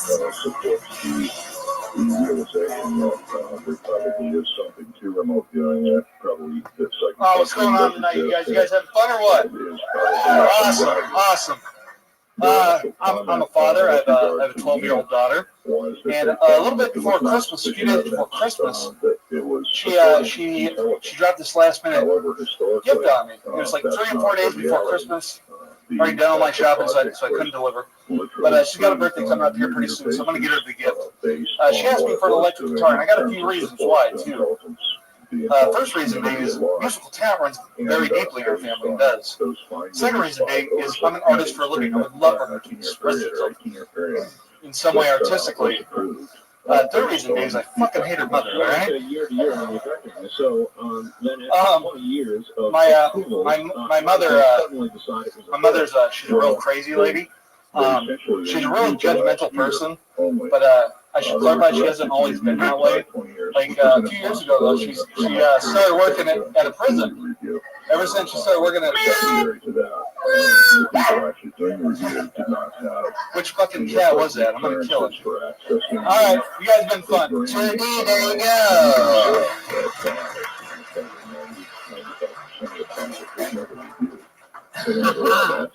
Judy, so why do you look like you just got divorced? Like immediately, like today, you got served papers. No, it's been almost 10 years. If they ever made a reality show version of Cheers, you would be in it. I guarantee you that. Is that the Cheers theme? Is Jer your real first name? It's Jer, and no, it's not. What's it short for? Jer? Wee Man wants to know what that's short for. Yeah, it actually, it's short for jury duty because he looks like every person on jury duty. Wow, look at the house cat. Off and running. Good Lord. No, actually, it's short for, why don't you be a real animal, like a fucking dog or something, alright? Whoa, because I already see a bitch in front of me.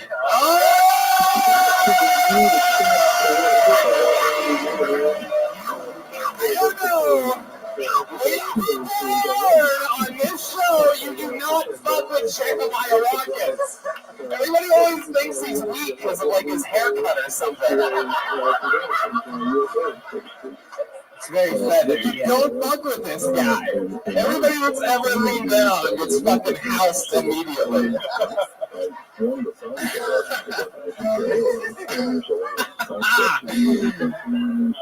Well, it's actually short for Jeremiah. Is it really? Whoa! Yeah, there's only one Jeremiah in the show, but it looks like Charity. It looks wide to Jeremiah. How long have you gone by Jer? Is that just a stage name for you? No, it started back in high school when my first year playing football. Yeah. Yeah, like I do something stupid. You still have pigskin, so it's incredible. Alright. I do something stupid and everybody be like, oh, Jer. You dropped the ball. Yeah, exactly. Jer, why do you look like you do? Like, what do you think? What is the combination of what you do and don't do to make your shape? Like, what happened there? Is that like? I don't know. Like, I used to, like, back. You're built like Homer Simpson, and he's a cartoon. Yeah. You've never seen it like the Homer build in real life, like the hips and the belly and the very, very, very small shoulders, like the smallest shoulders out of anyone on this stage. I'm sitting next to Wee Man right now. I can't help it. I know. I'm saying you do. Because literally, if we put them side by side, I guarantee you. No, like, will you go up next to him for a second? Can I see those side by side? Dude, Chad. Yeah. I mean, Chad, get down for a second. Kneel down for a second, Chad. Am I right? Thank you. That's what I call master hosting right there. You're damn right I was right. We man has bigger shoulders than you, JD. What do you weigh? Oh, just probably like right under 300 right now. Let me get back to my original question. What's your diet like? I'm curious. Cheese. Yeah, it's a lot of it's a lot of steak, a lot of cooking, like steak, but like I marinate it in butter and shit. Like ooh, you're butter marinated. I butter and marinate steak all the time. You ever eat trash and find a baby?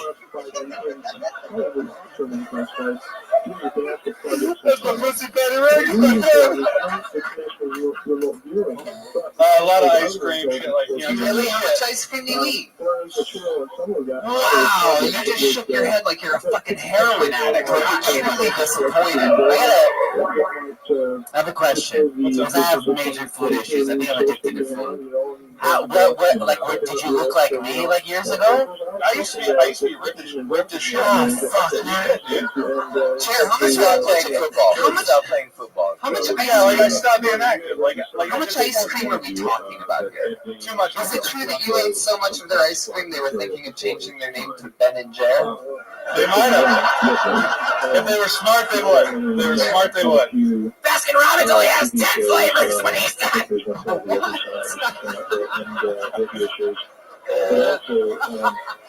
I fucking love that dirty outdoor cat over there. Evil beast. Alright, Jer. Wait, what do you do for work, Jer? Good question.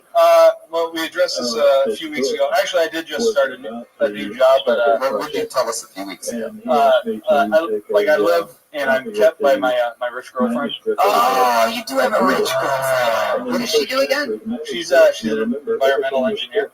Wow, and she found you asleep leaning next to a tree. She's like, so good. Wow. So what's your new job? It's really weird. I just work from home. And by the way, of all marinating stuff in butter, did she kick you out? No, she didn't kick. But I'm like looking to leave her. Really? Oh, I'm telling you, just by the way you're built, the last thing you need right now is a sugar mama.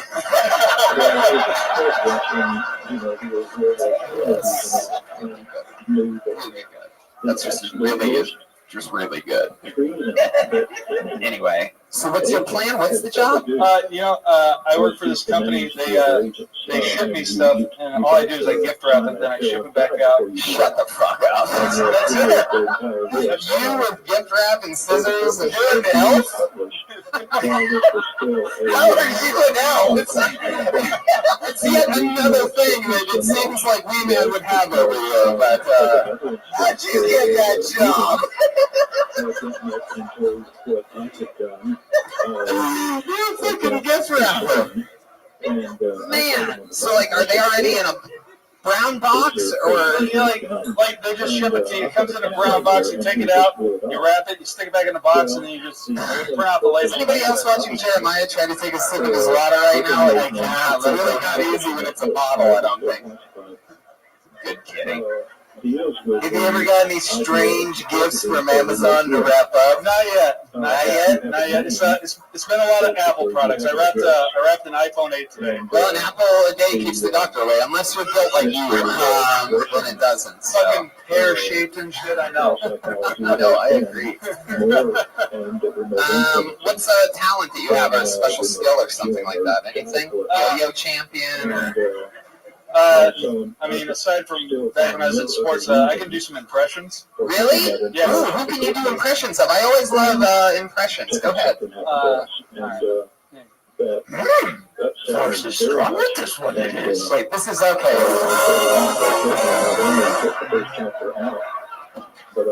That's Chris. That impression something too. Okay.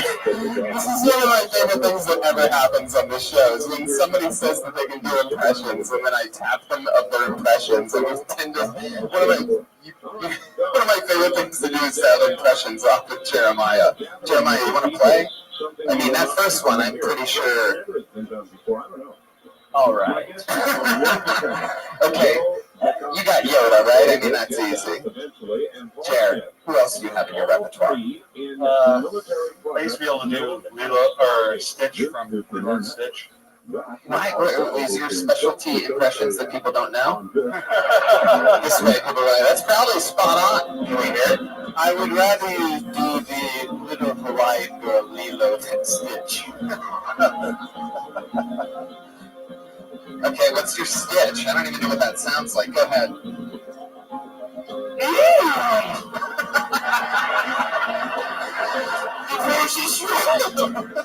What? Lilo, come here.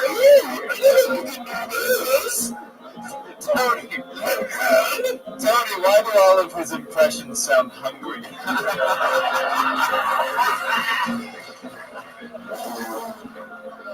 You're a child, that's why.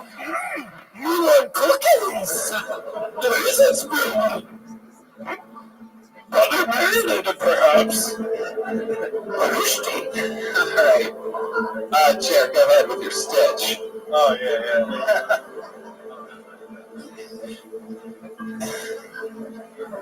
Ohana non spambo. Bambo non.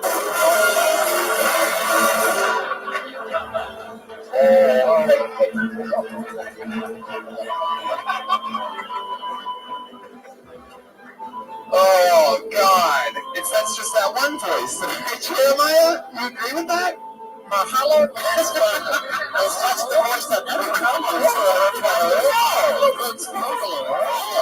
I mean, we've all been doing comedy together for a decade. None of us do impressions. None of us say we can do impressions. But what's your next impression? You know, if Stitch is in the number 2 spot, we're in big trouble, people. Big fucking trouble. Well, did you ever see episode 134 of Full House? There's a character that walks through for a moment. He was like, where's the funny? Okay, Chair, what's number 3? Alright. Oh, I got one! Oh, go ahead. The outdoor cat. Do an impression of an Asian fish market at 4:35 a.m. It's like Twitch from South Park. I just figured that out. Alright, Jer, what's impression number 3 on your, this was your SNL showcase. You already got Stitch out of the way. What would number 3 be? Your mean one, Mr. Grinch. Wait, what? Your impression of the guy that sang the songs for the Grinch? What? Number 3? That guy? That's your go-to? That voice? That's it? I couldn't even, I used my wildest comedy writing imagination for like 30 minutes. I don't think I would have realized that about something quite that. Do you know who that is? I have no clue. You just know, wow. I just heard it. Okay, Jeremiah, what do you think about the guy from that can sing? You're a big one. Not even trying at all. Ryan J. Ebell knows who that was. Ryan, who was that? There you go. That's a good point. I should use Ryan J as a human encyclopedia more often. I didn't really realize how easily I mean, he's a G. We only had amazing talks before the show in which I realized that he is, but I never really utilized He it. not only draws, he reads. That's true. Yeah, that's it. Let's go to our fact checker, aka the only one that reads on the show, Ryan J. Okay, now do I dare to ask if you have a 4th impression? I know I'm spending way too much time with you, Chair, but this is amazing to me. I just love it when people think they can do it. Do you have any female voices? Yeah. Do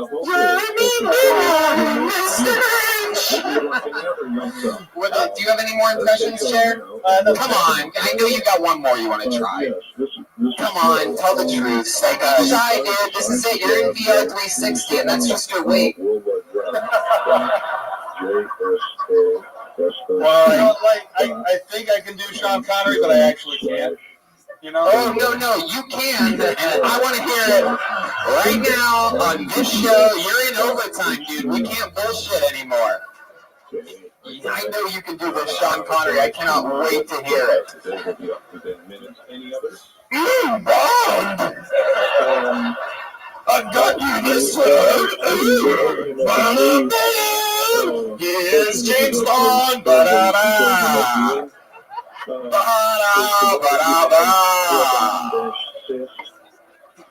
right, go ahead, Chair. Okay, there is another as well, and it's the older one.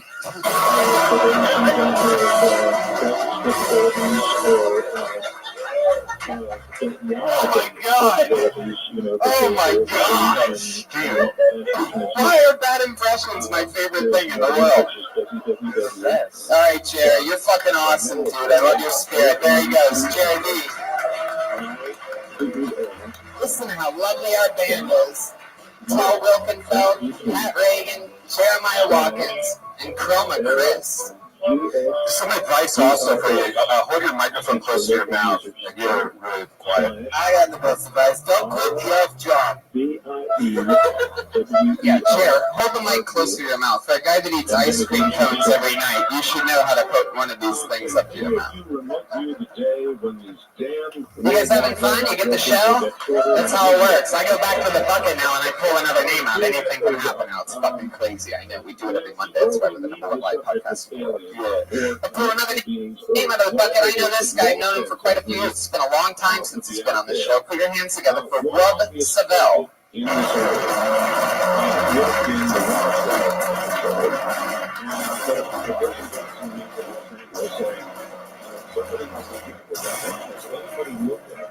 And if so, what have you determined? I can respond. Getting tired of people assuming I have a monster cock. I had a private client who actually called me against Rothschild, and I don't know who starts these rumors. To the actual target.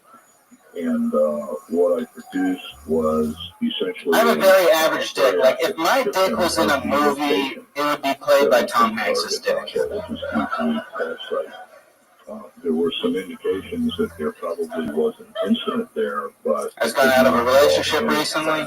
It involved a possible mid-air collision. Nothing to do with the dick thing. Unrelated. Some earthbound traffic. Very irresponsible relationship. Like, we had a lot of unprotected sex, no condoms, no birth control. Never had a pregnancy scare. Yes, But she did swallow so much of my cum, she wouldn't shit an entire baby.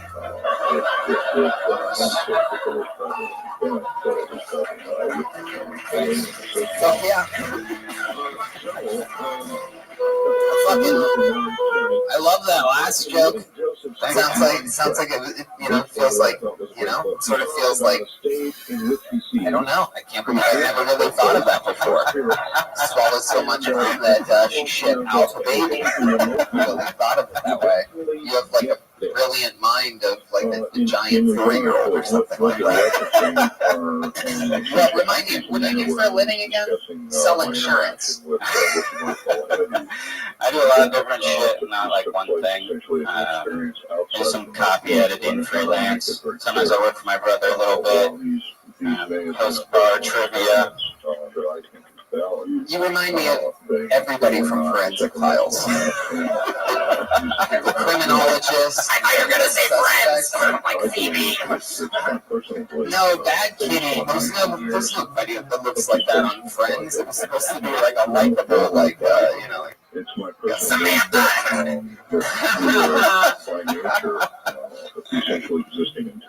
How long have you been on stand-up, Wub? I don't know, a few years. And to ignore the experiences from a spiritual side. No, I don't know. I was asking you. Probably like 5 years. 5 years, yeah. Have you ever pooped in a box before? Good question. Somebody say yes. Well, I have been to China. What is the weirdest place you've ever pooped? Definitely in China. Was it? What was that like? Like the squat toilet deal, where you're just shitting in a hole. How did that make you feel? Terrified I was going to ruin my suit. You were wearing a suit? What are you wearing a suit in China for? I went on this trip where it was a deal like if I pretended to be interested in investing in China, that I would get like this kind of free trip. So you were going to invest in China? Why would people think you would invest in China? Because I look like this. They just go up to people that look like you and they're like, hey, you want to go to China? Want to invest in China? Well, this was like set up like with this trip. I used to do a bunch of kung fu. Wait a second. What just happened? How was that a thing that you just said, and how did you have that sound effect so quickly right here? He was still saying food when you hit the gong. What is a bunch of kung fu? Yeah. Never seen a bunch. I thought they came in bundles. That's right. Can you show us? Yeah, you absolutely have to. Well, I don't really do it like anymore. I do like Tai Chi now. I and think stuff, that you but- should show us how really, I don't care. I think I've always wanted to see the funeral director bust out some kung fu. You know what I mean?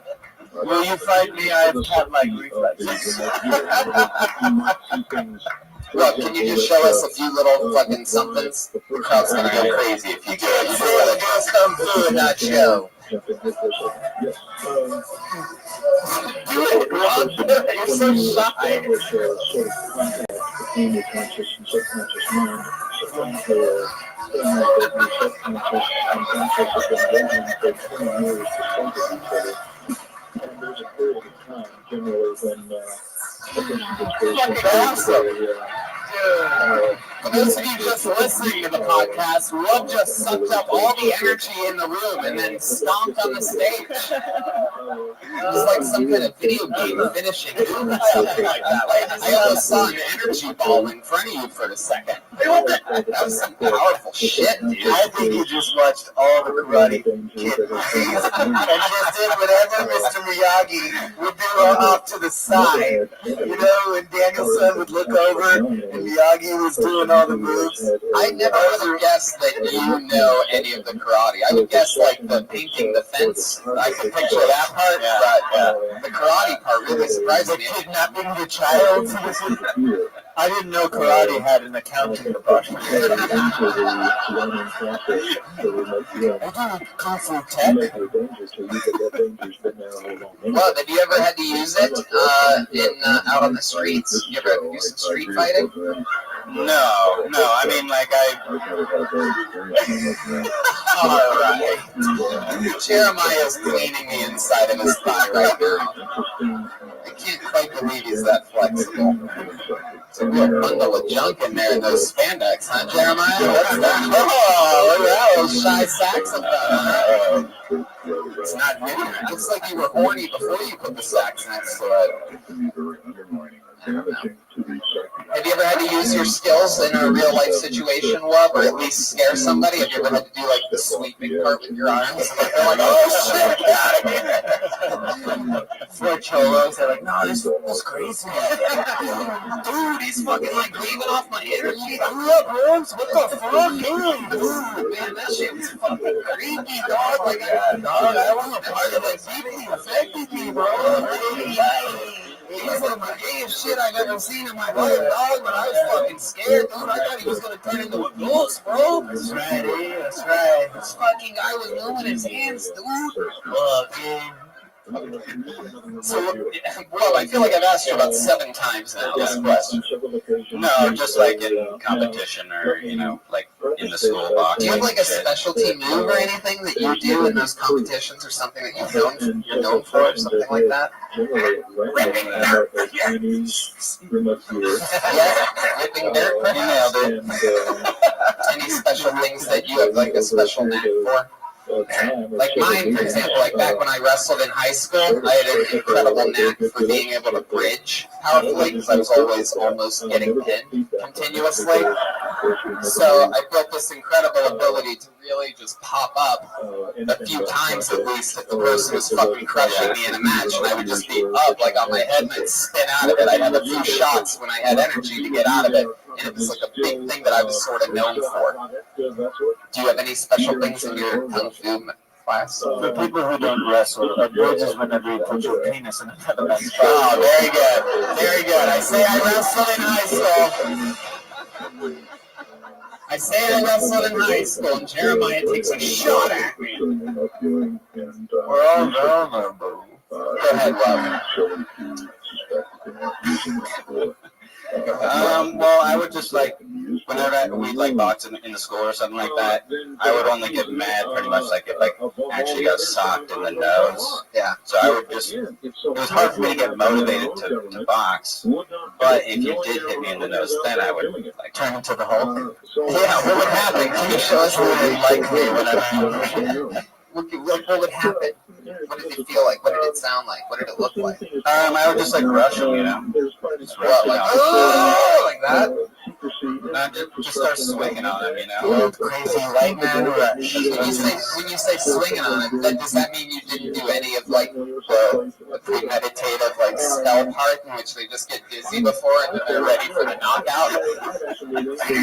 Yes, that's good. Yeah. I feel like that's what that thing would do. Like they do it, and then in the end they feel like, oh my god, the stomp. Like if you did the hand in the fist stomp thing, they just fall over after that. It's like, oh no, Floyd was doing crouching tiger, hidden faggot again.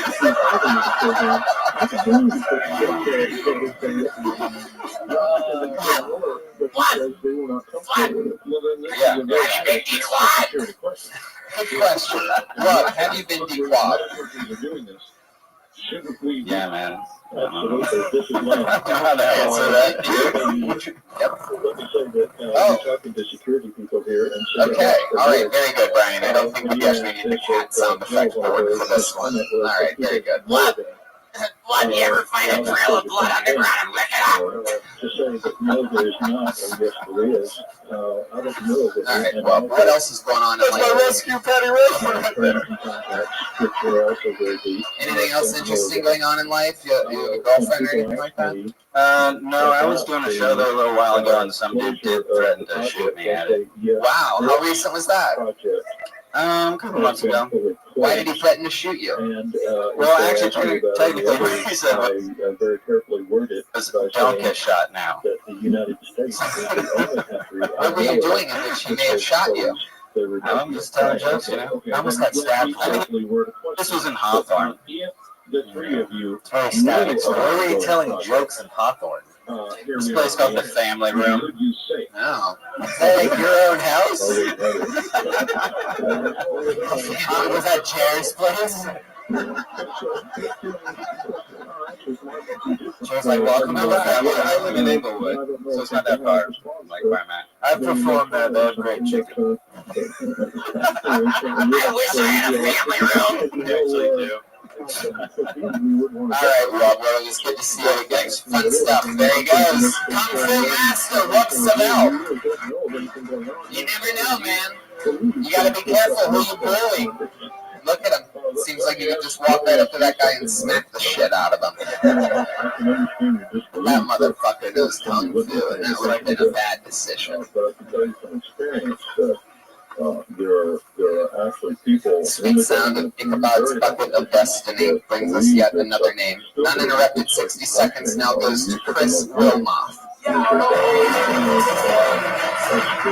Is that movement? Is that Chris? Make way, people. There's a show going on. People right next to the door. Fuck yeah. Here he comes. The slow, smooth pace of Chris Wilmoth. Here he comes. He's still coming on the stage. Okay. Chris Wilmoth, everyone, come on. Yeah.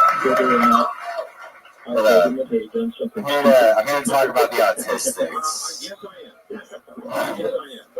you're offended by me calling them the autistics, then you're literally not autistic. So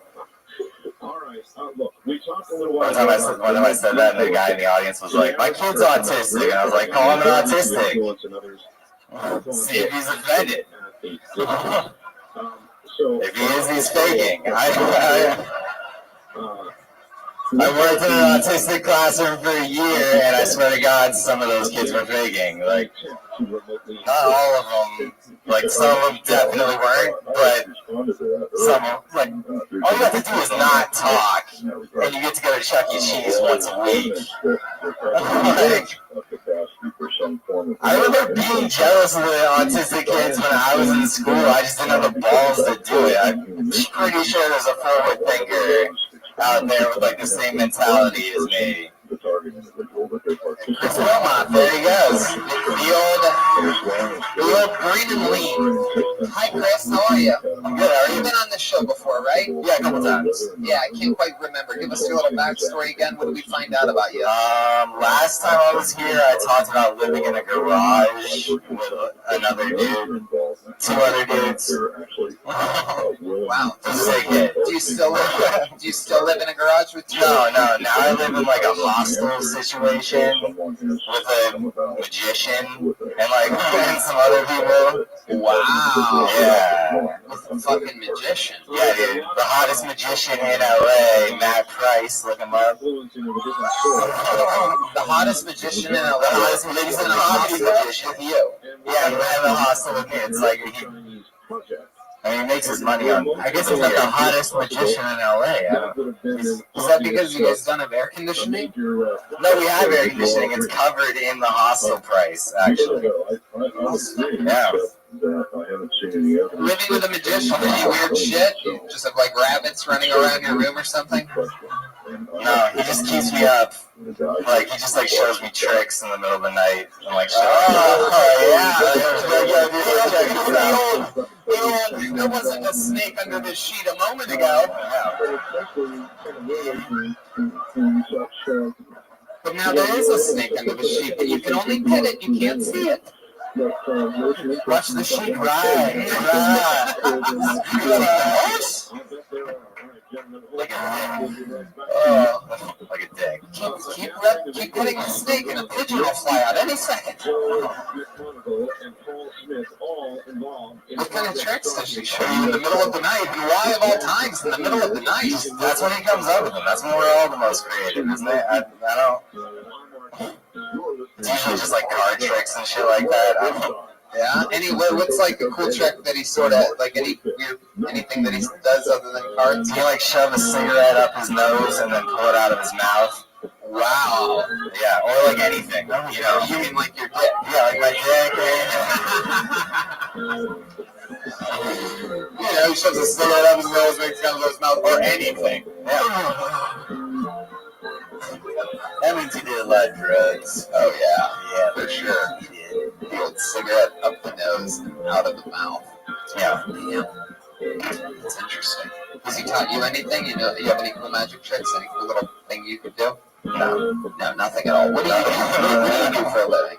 I work for a catering company. What do you do for the catering company? You just do whatever random gigs. Like, I've been washing dishes at Google headquarters like for the last couple of weeks.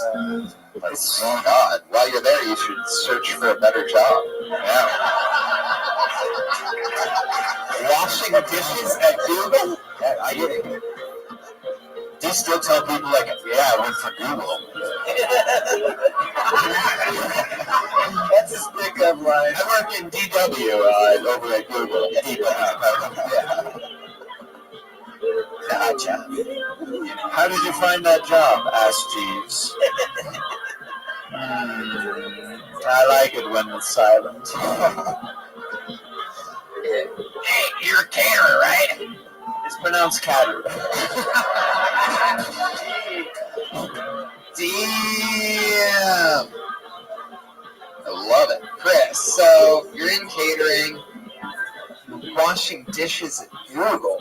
Man, have you met anybody cool over there? Not at all. Just a bunch of nerds, different ethnicities. They have dogs. Yeah, they have dogs in the office. Can you believe that? Sounds cool. What's your love life like? You take any chicks back to hang out with the magician at night? He surprisingly does. Sometimes. Why is that surprising to you? Because there's a lot of people living in this hostel. There's an improv actor. There's a magician to make him disappear. Fat Mexican chick. Oh, okay. I take offense to that. That's okay. I like that Mexican chicks. They're always I think this guy plays bass. Another guy there plays bass. It's a real creative community. Wow. Man. Yeah. It's a creative community and an improv actor. Oh yeah, If you guys are so creative, why don't you draw a picture of a rainbow? All right. Why would a dirty outdoor cat say that? Chris, so the magician takes a lot of girls back to this hostel? Is it like open beds and like shit like that? You see what goes on over there? You ever jerk off to the magician getting laid? That sounds like the saddest existence in the world, right? Just under your own sheets, like, I think you saw somebody on that.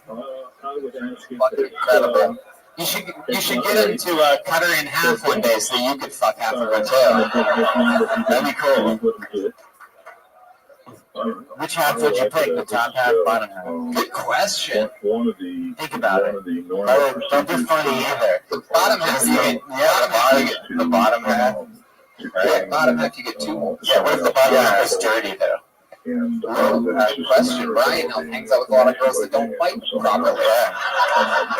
Back to front. I guess the top half is safer. Yeah. All right. I love that we got a real was that dope? If your magician buddy cut his girlfriend in half. All right, Chris. Well, it's good to meet you, buddy. Oh yeah. Talking about Chris Wilmot, everyone. He's on Twitter at the real Barack. BROC. Whoops about is whoopsie daisy. Jerdy's Jerdy comedy.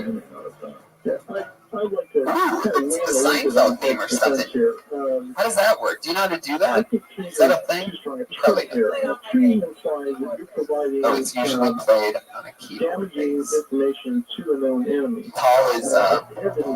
Tall is Australian. You know, in the various venues in which you use whatever information you give. We're living in a hostel. He's a prodigy. So lucky to be friends with her. She's the coolest. I pulled another name out of the bucket. Put your hands together for AJ Faji. I believe that's what this says. Or A, is it, hold on 1 second. Hold on, wait. Is it A, if you have the name, oh yeah, it is AJ Faji. F-H-A-I? No? Alright. AJ Faji. Sounds like he's about to blow himself up in another room.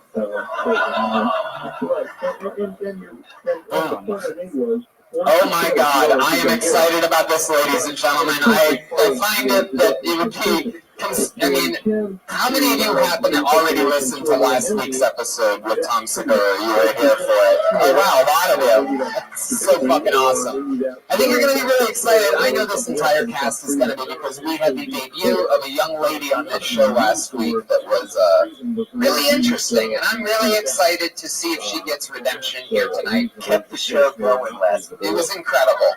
Her name has 2 exclamation points, and it's only one word. Put your hands together for Bunny! All this, there she is. All right, this right here is an anthem for all my gap-toothed brothers and sisters. The with your gap don't matter. Your smile's beautiful and it lights up your whole face. Let's go! What you want to say about my gap tooth? Speak louder when you talk about my gap tooth. Because I'm here to listen, I won't say a peep. I just might whistle through the space in my teeth. Haters suggesting veneers and braces. They're just a bunch of gap tooth racists. Say what you want and do what you do. Now I know I got space, but your breath smells like poo. Oh! And summer in the pool, I got water in my mouth. I won't stay there long because I'm spitting it out. So my teeth comes out in a steady flow, looking like a glass of water fountain and run. Saving money on floss and toothpicks. Saving money on floss and toothpicks, because food falls out with a good strong tongue lick. Say what you want and do what you do. Now I know I got space, but your breath smells like... Alright, that's it. That's a minute. Alright, buddy, relax. You know I've been waiting for that all week, bro. What's the chances? How are you, Bunny? How do you feel right now? I feel like that was really fucking good. Besides the point that I forgot my lyrics. This is what I said last week. It was a goddamn anomaly. For those of you that didn't listen to last week's episode, Bunny came on, did a rap. It was silent pretty much throughout the entire rap, the audience was. And then she said she did good.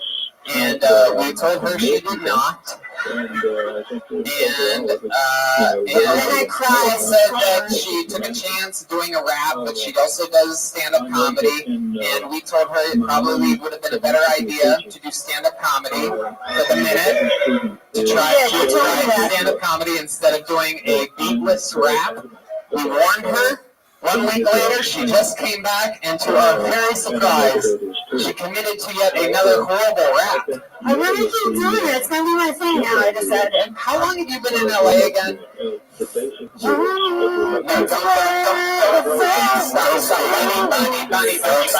Bunny, you can't. Bunny, don't do your own thing. You have to listen to the questions and answers. No, 3 weeks. I was gonna do it to the song. 3 weeks. No, don't do anything to the song, Bunny. It's not working for you at all. Okay, alright, you're right. 3 weeks. You gotta start, not me. Bunny, alright, let's jump right into this. You're 3 weeks in. I'm about to save your life. You ready for it? Don't ever fucking rap on a stage again. It's horrible. It's unbearable. It's not good. It'll never be good. Whichever of your friends told you that was a thing that you could just do on a stage, they all lied to you. Those friends are liars, and you should cut them out of your life. I'm being serious. This isn't even a joke. They're cracking up, but that's because they're a bunch of assholes.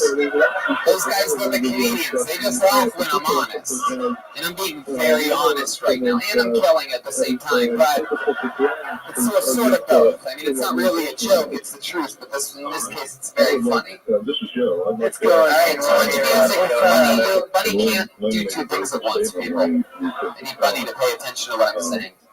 Bunny, what makes you think that, people are gonna just commit to raps, laugh at real? Well, I mean, I don't think I'm like an Eminem rapper, but have you ever heard of Aaron Carter? I grew up listening to Aaron Carter, and I just wanted Aaron's party to come get it, you know? Bunny, I need you to put your listening ears on. What did you just say? Do you know who Aaron Carter is? They look like my cat. I know her. Do you see this? Bunny, I need you to fucking focus on me, or else you're gonna bomb on both your performance and the guest part. I need you to really pull focus right now. You ready? What else do you do here? What's your plan? You're here for 3 weeks and you're rapping on a stage every Monday. What do you do for work? Actually, I just got a job. I'm going to be a behavioral technician for kids with autism. I was going to say she had ADD. So, you know. What are you going to do for kids with autism? I'm going to perform for them. I'm going to show them. No, we can't let this happen. I'm going to teach them all out. No, I need to write a letter of recommendation to the school to make sure that does not happen. I cannot have know that kids are out there becoming more autistic because of your performances. Even kids with autism would be like, no, thank you. It's true. Oh my God! She's a band mad that she's appropriating cat culture right now with that T-shirt. I know. It's like meant to be. No, it's not a good thing. Yeah. So you rap, but you come out with the name Bunny. Rappers have tough names. Come on, Red Eyes. Red Eyes. Red beady eyes doesn't Red fit you open. Rabbit. Do you do drugs or anything? You do any drugs? Yes, I said it in my last rap. I like weed and mushrooms. Oh, weed and mushrooms. You said that in the rap last week or this one? The rap is unlistenable, so I have no idea. So weed and mushrooms. How often do you do mushrooms? I like to spread it out probably once every 3 months. I do it or I microdose and just hang out and people are like, oh my God, you're so fun. And microdose. No uppers though, huh? Oh my God, I try to do coke and it's it does nothing for me. You try to do it, you're already there. You're already coked up, yeah. I do a lot of information. What I'm fishing for. Oh, there you go. Fish around the Can I take one strand? She picks up a ball of fucking yarn. Honey, I'm gonna move on from you this week. I felt like you would. Yep. There you go. Well, you know what? No, it's okay, Bunny. You don't have to talk anymore. Thank you so much. There she goes. It's Bunny, everyone. Thank you.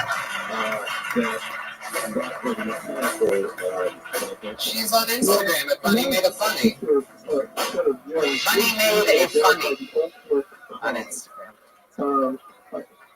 Kitty feels pity. It's a ruthless world. I mean, if the guest doesn't listen, then the whole thing goes off its tracks. Then I just have some yapping person up here that's super annoying. Oh, wow. We met this young lady. She made her Kill Tony debut a few weeks ago. She listens properly during the guest portion. She performs. We're very excited to bring her back up here again. She killed last time she was on. Put your hands together for the second ever Kill Tony performance of Leela Hart, everyone.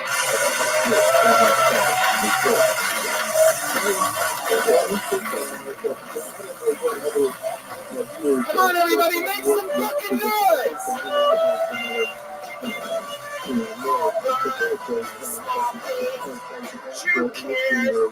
Hi guys. So I'm originally from Seattle. I'm a Starbucks, coffee starts your growth. My dad's a correction officer, and growing up, he always used to say, Lila, don't get a DUI. And I didn't. I never got a DUI, but what I did get was a DUI, and that's when you get arrested at the Oakland airport. And they're like, man, you had a little bit too much to drink. And I'm like, what? I'm not even flying this plane. But apparently you shouldn't talk back to police officers because they did handcuff and arrest me. And I just feel so bad for all those innocent people at the airport. They must have been thinking, like, what did this child do? She's a threat to America. Is that right? Was it? Oh, okay. Anyways, you would think that's when I would realize that I might have a drinking problem, But that's not what I was thinking when I was laying there in jail. I thought to myself, oh my god, I'm gonna fucking make it. Fuck yeah. Can I start by saying one thing? Yeah. Will you marry him? Even better than that. Yeah, go ahead. If Lila and I had a kid, it'd be a normal-sized kid. And adorable. It'd be Jer. It'd be Jer. She's like, yeah, I'm dating a rich girl. My parents are really people. I don't. How small they are. Lila, that was a fucking awesome performance. That was really great. You did it again.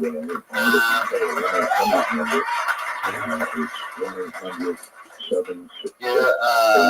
the people listening to the podcast, how tall are you, Lila? 4'6". 4'6". Well, I think I'm 4'4", but I just round up a little bit.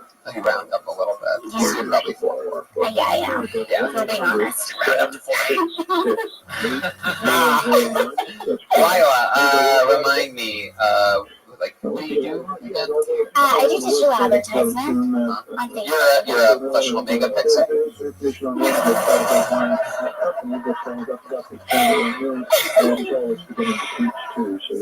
Well, that was better. All right.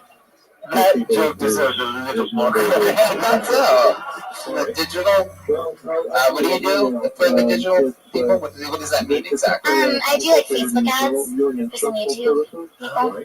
Okay. Just the smaller windows that pop up there, right? Oh, what the fuck? I was gonna say you could probably fit into a YouTube. Yeah. Literally into the tube. Wow. Wow, they're giving you the chance even though they hated it.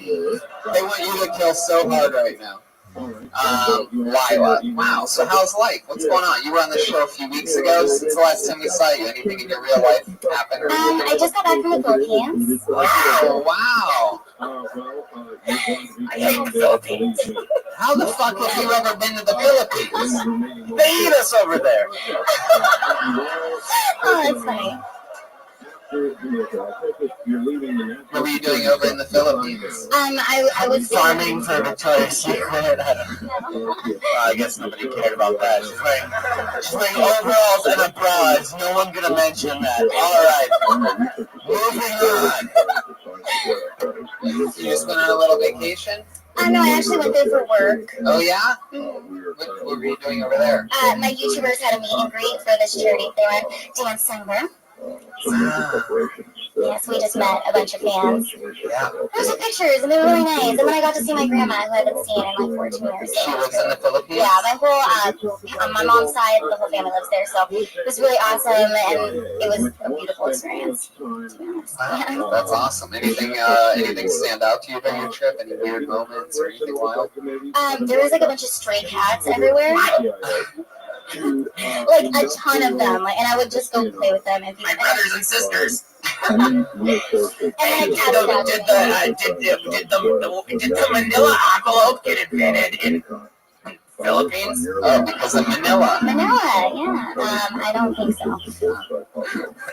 So there's a bunch of stray cats at one point in your trip to the Philippines. Yeah, there's a bunch of like stray animals everywhere. Oh, That's fine because you can play with them. That's sounds really just as beautiful as you said it was.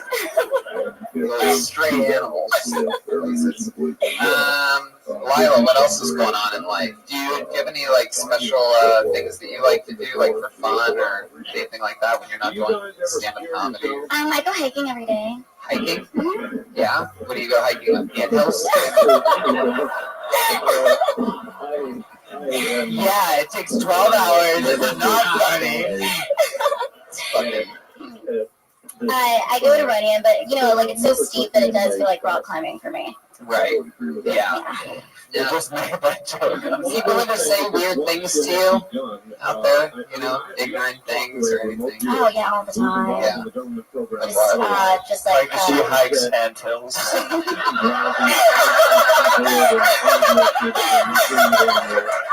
It doesn't count. We're in a comedy room. Is that how that works? Do people ever interview you awkwardly? What? I'm catty, Tony. Alright. Bunch of litter happening over there. Lila, so how about that? What's an example of that? A lot of it's kind of like sexual, like, oh, could you, like, can you even have sex, stuff like that. You know, or like, what would it be like to have you? You do drink, right? No, I don't. I used to, I don't anymore. Oh, how long have you been sober for? 128 days. Wow, 128 days. That's fucking cool. Not only is AA where you go, it's also your bra size. What the fuck, people? She's tiny, not because of the tits. That got it off too. It's a sense that they love you, Lila. I can't even roast you. They turn on me. I love you guys too. It's just oohs and ahs when I make fun of you. Frank, you got anything? Roast battle champion, reigning, defending Frank Castillo working the door here tonight. He just can't let go of his job at the Comedy Store for some reason. Doesn't want to really take it to the next level. He likes taking pictures of himself working at the Comedy Store all the time. It's absolutely the weirdest shit. We're about to start another shift. Follow him on Instagram at Frank Castillo. Tell him to fucking quit his job and start doing more stand-up. It's one of my favorite people. Alright. Well, Lila, how is your love life going? Anything fancy happen? I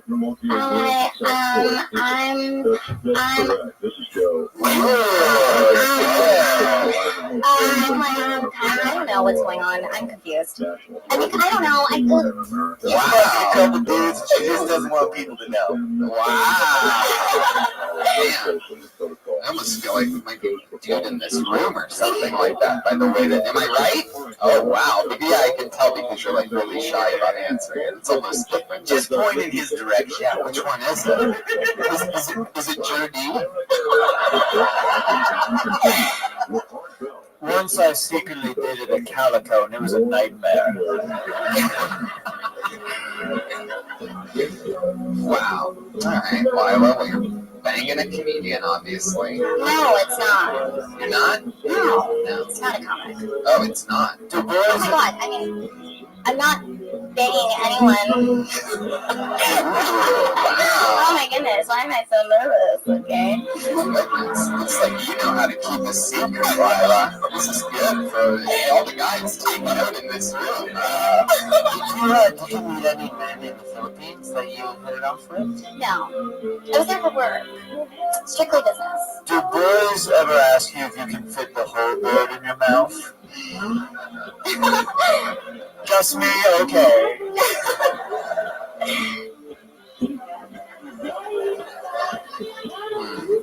All right, Lila. What scares you? What are you afraid of?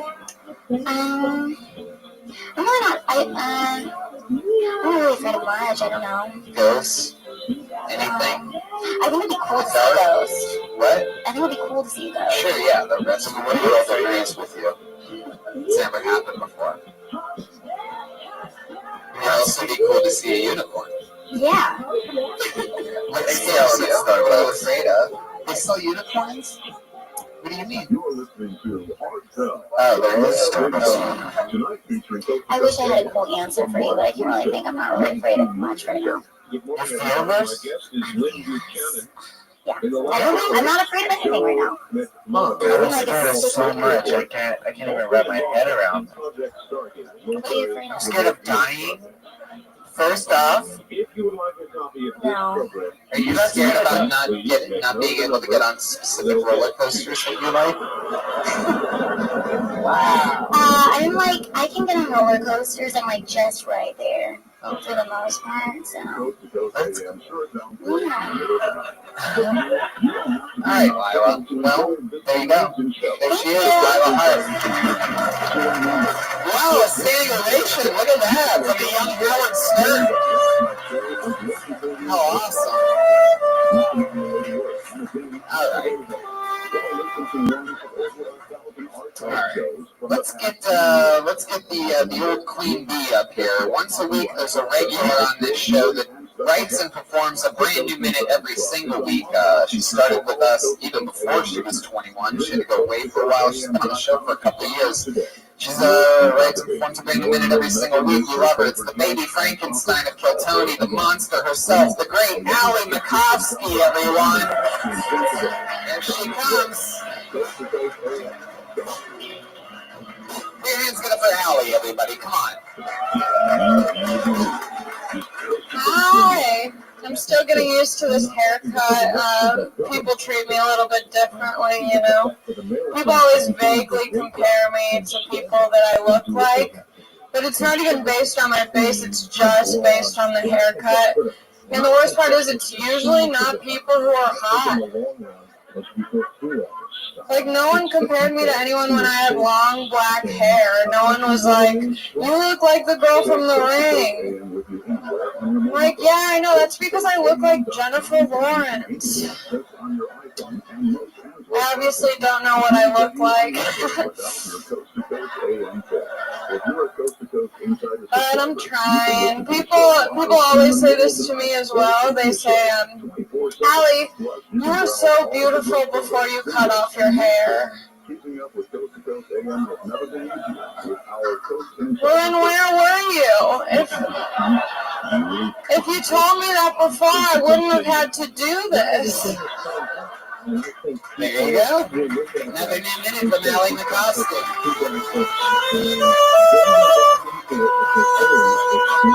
Beautiful. Easy breezy. What do people tell you that you look like? David Bowie's in the movie Labyrinth? I've gotten that one. Have you really gotten that one? I mean, just now, yeah. There you go.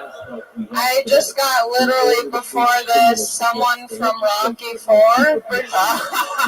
Yes, indeed. The hair has completely, yes, it has evolved into that. Yeah, and it's always people who've, like, later on in life lost it all. You know, like people who've gone to rehab, who've died of overdoses. That's true. David Bowie's doing just fine right now. Anyway, you're not Lila. Allie, what are, great, Allie, great, that last joke I think is great. Thank you. It feels like a classic, like it feels Thank like you. it's really good. Thanks so much. Allie, you look like every photo in every salon ever. Yo, I've gone through all the haircuts that they have. There's like pictures. It's like, do you want number 1? Do you want number 5? I'm all of them. I've been all of them. The girl from Rocky IV was like the original Melania.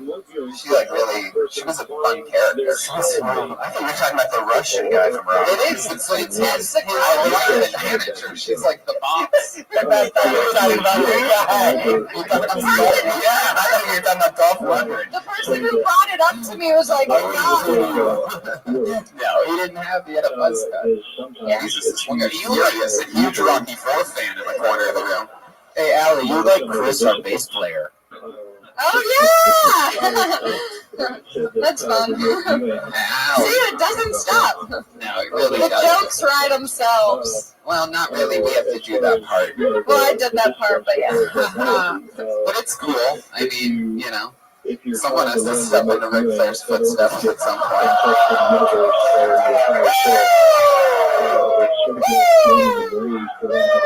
So what's the? I just write themselves.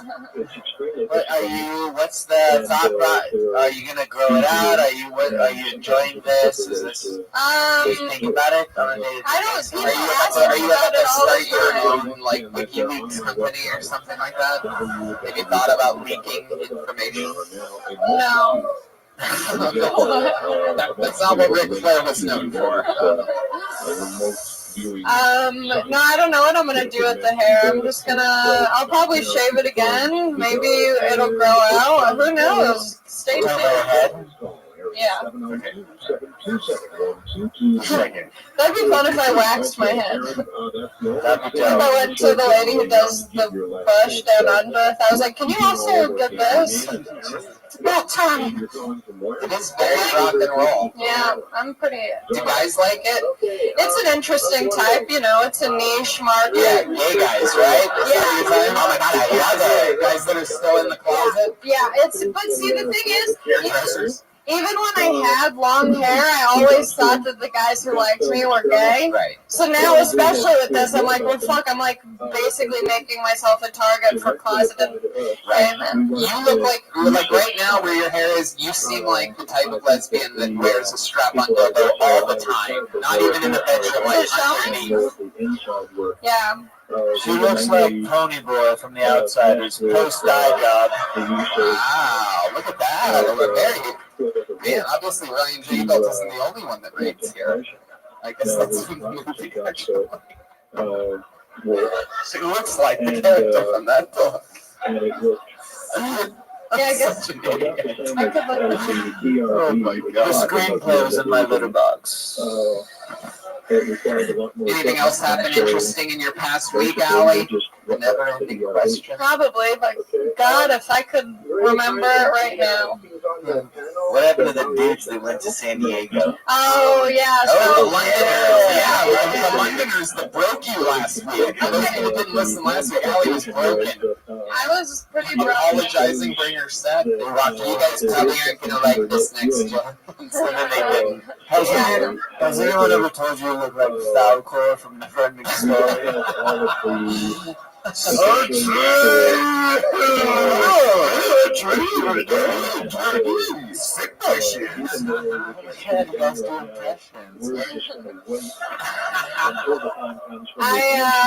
don't have any impressions? Nah, dude. How about you, Jason? Nope. Nothing? Not an impression. Really? Nope. Guys can't even. All right. Yeah. Anything that you surprise yourself? Lately, I realized I downloaded a few System of a Down songs to my playlist, and I realized that I have the ability to turn into that front man from. No, I'm not doing it. No, Brian, don't do it. I'm not doing it. Dude, I'm doing it in the goddamn way. No, dude, I'm doing it in the goddamn comedy jam. It's very exclusive. You got it live right here. I can't do it. It's for another show.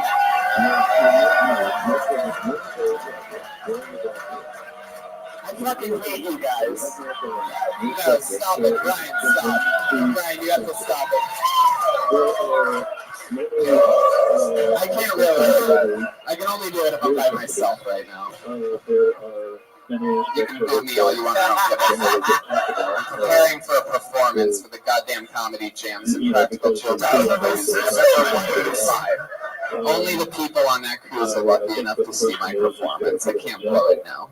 Jeremiah, it's not happening. You can get down. Yes. Bad kitty. Well, Down kitty. kitty. We need to call a fireman right now. This is when we look at the feedback. His one session where right in the middle of your session,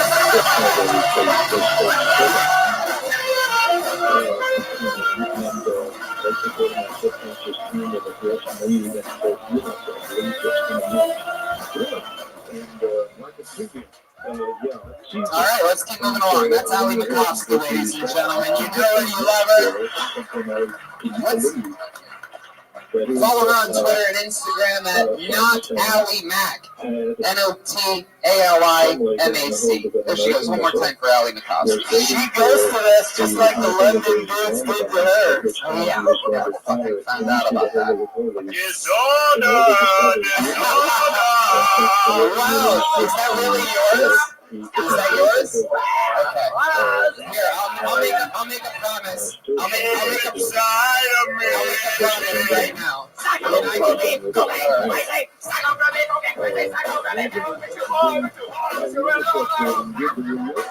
Okay, so I fucking love System of a Down. Me too. And I'll make a promise with you right now, Jeremiah, is that when we get back from the Impractical Jokers cruise, I'll have an impression off of you, and we'll do that guy from System of a Down. Showdown. Ooh, the suspense is killing this audience. What I'm catching. You already used that one. I pulled another name out of that too. This looks really interesting. A lot of words on this piece of paper right here. That's always a pretty decent sign. Put your hands together for Kevin Alexander, Cowboy Parachute. Kevin Alexander. Is this Kevin? Here he comes. Kevin Alexander, the one and the only.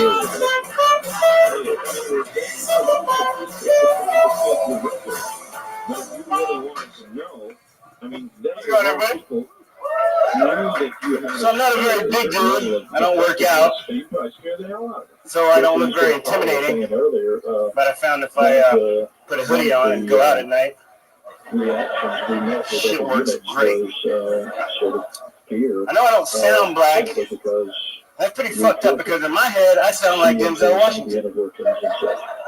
What you hear sounds more like Gary Coleman fucked Kermit the Frog.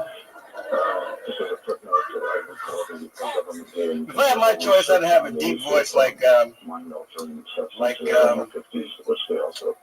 White. Just go around singing whatever, whatever. Baby, licking your ass tonight. I was born with a rare disease. Some of you might have noticed it. It's called SF. Stands for stupid face. Fuck yeah, Kevin Alexander. There he is. What's Cowboy Parachute? What's Cowboy Parachute? And what's that next word? Cowboy Parachute rigger. I guess he's allowed to say that word. No, that's our word. No, stop, Brian. Thank you, Brian. No, rigger is our word. You can't say that. How long have you been a rigger for? All my life. All your life. Your parents were riggers. You were like a rigger with attitude. You know why? I love you.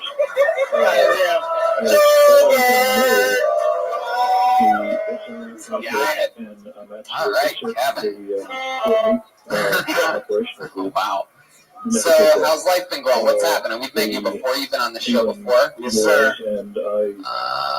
Life's been going great. Yeah, just working hard. I love coming here, listening to you guys' podcast. You guys kill me. You've been rigging. Great. You've been rigging. You've been rigging? I've been rigging. What does that entail exactly? What does a rigger? What does a rigger do? Is it like? Tread carefully, Tony. As a black cat, I do not like this. Black cats matter. That would certainly be one area I pack parachutes for NASA. Yes, and I think Wait, that's the opposite of what I told a rigger does. Oh, anyway. Well, you didn't pack the parachute for dude that jumped from space, did you? No. I knew it. All right, moving on. Go ahead. Tell me the next question. Wow. Has anybody ever told you you look like the rich Jamaican from Cool Runnings? I never saw that movie, but no. So you pack parachutes for people? Yes, sir. Right. Let's slow things down here for a second. How long have you been doing that? With this company, I've been with this company for 5 years. Have you ever had any failed parachutes? No. Wow. People are always safe with you. Yeah, riggers got to be sure. A rigger is the last one to let you down. And I was always told riggers were lazy. I love you too, man.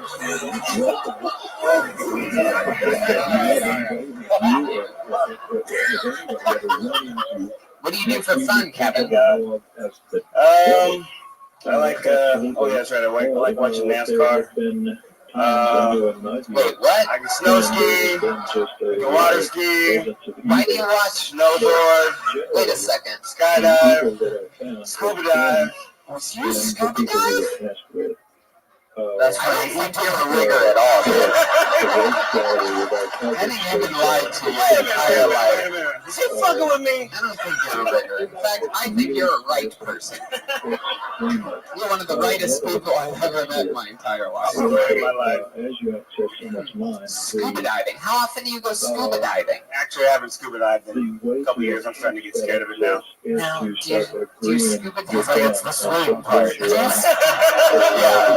I feel like you scuba diving is how a lot of people skydive. Like you're just attached to a white guy and he's Tony's.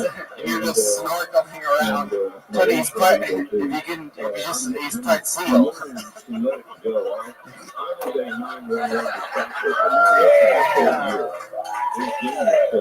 This part seal applies not only because of the animal, but also because of the musical artist.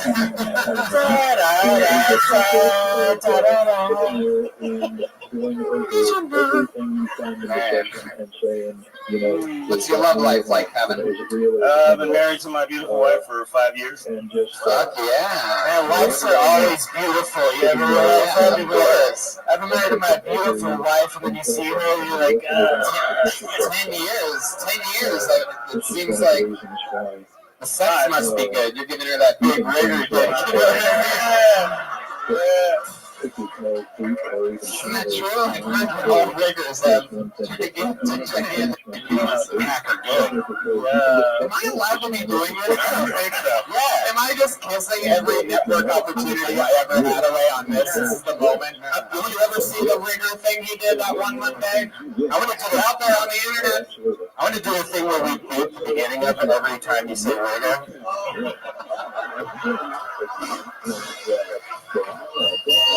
Just take out the front letter though. Just keep the. I say that. It feels worse saying just. Not right. Egger? Are you gonna say egger? Yeah. Yeah, it does feel worse. It does. Rigger is an actual thing. The only thing I find comfort in is after we all get killed tonight, I have 8 more lives. Jeremiah motherfucking Watkins. How are you able to keep your love life sustainable after 10 years of being with the same woman? 5 years. Well, same fucking question. Just happy. We're just happy-go-lucky people. We're just like having fun. We just laugh. Is your wife white? Yes, sir. Of course she is. You think his black wife is going to watch NASCAR with him? No, that's why I asked him. She doesn't even watch it. Did you meet her in the air? You were like falling and you looked at her and do you guys still wear a parachute or do you free fall? Damn! She's fucking powerful. Oh, yeah. Now you have feline AIDS. Where'd you meet her at? Yuma, Arizona. Wow, what were you doing up in Yuma? What crime were you running away from? Everybody living in Yuma. It's like all the Wild West shit. We were That's how long did you live in Oh, she's Yuma? a rigger also. I didn't know she's a She's a bartender. white rigger. She's a no, Joel. I believe the word you're looking for is rigger. She's a rigger lover. You know, I've always said that about her, and that's why I'm happy you guys ended up together. Thank you. Thank you. What do her parents think about her dating a rigger? We're good. Her dad's Do off. they don't know. It sounds like Oh, they they don't know. know. They know. She's like, it's all right, Dad. He watches NASCAR and scuba dives. He's like, what is that? He's a rigger with a job. That's right. And Just imagine how awkward that must be with them. Sure, like her father's probably a little bit older, and they're on the phone like, Dad, I'm dating a rigger. God damn it, Susan! It's like, I told you. What does he do for work? Oh, Dad, he's a rigger. God damn it, I know he's a rigger. Does he have a job? Yes, Dad, he's a rigger. Yes, I saw the picture. I know he's a fucking rigger. It's just unbelievably funny to me. If I gave up my career tonight, well then, we're going to start a Patreon. I think we should just start a Patreon next week anyway. I'm pretty sure this show's costing me every job I audition for and everything. They Googled me once and they're like, oh, it's insanity. That's why I rationalize my lack of success. There's something funny about doing white people shit. Like, do you ever jump out of a plane? Oh, yeah. How many times have you skydived? Like, I got about 850 jumps. Wow. I got a bit called doing white people shit. I once got jumped by a black guy. Yeah, 850 jumps sounds like a Gucci Mane album title. It's got jumps on jumps on jumps. Yeah, jump man. You wear Jordans when you do this? You skydive like this?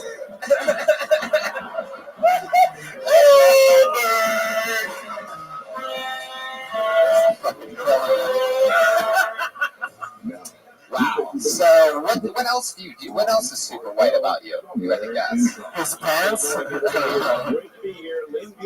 they're short. You have a big black 4x. Whoa. 4x? 4x4. That's short for 4x4. See, I'm like a little boy. I don't even know this shit. 4x. Wow. Big black truck. Big black truck. Wow. White comedy. Yeah, right? Yeah. Why do you do it? How long have you done it for? What's that? Comedy? Yeah. Oh, I've only done your show this is the third time I've done it. That's the only 3 times you've ever been on stage? Wow, very cool.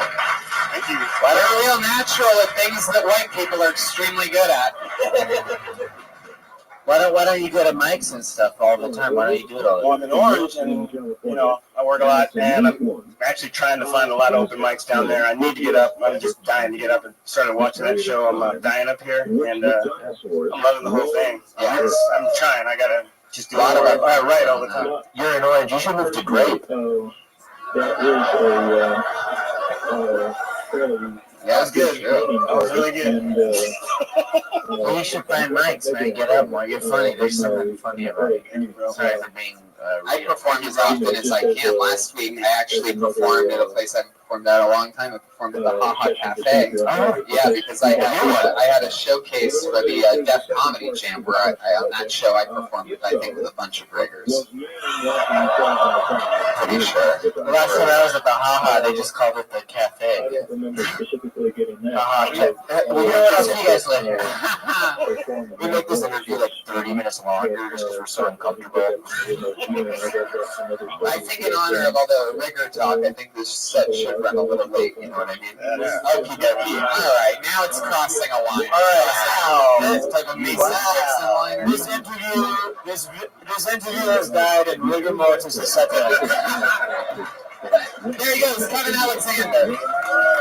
Thanks, everybody.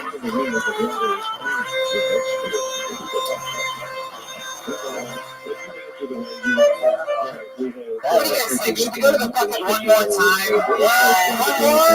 Yeah, we're not even clapping our hands. They don't even want it. Oh, thumbs up? Gladiator style? All right, let's do it one more time. Let's see who the fuck's gonna get lucky. Could be anybody. All right, let's see what happens here. Put your hands together. I think this guy's been up here before. Put your hands together for King Hassan. King Hassan. Here he comes. Fuck yeah. Make some noise for King Hassan.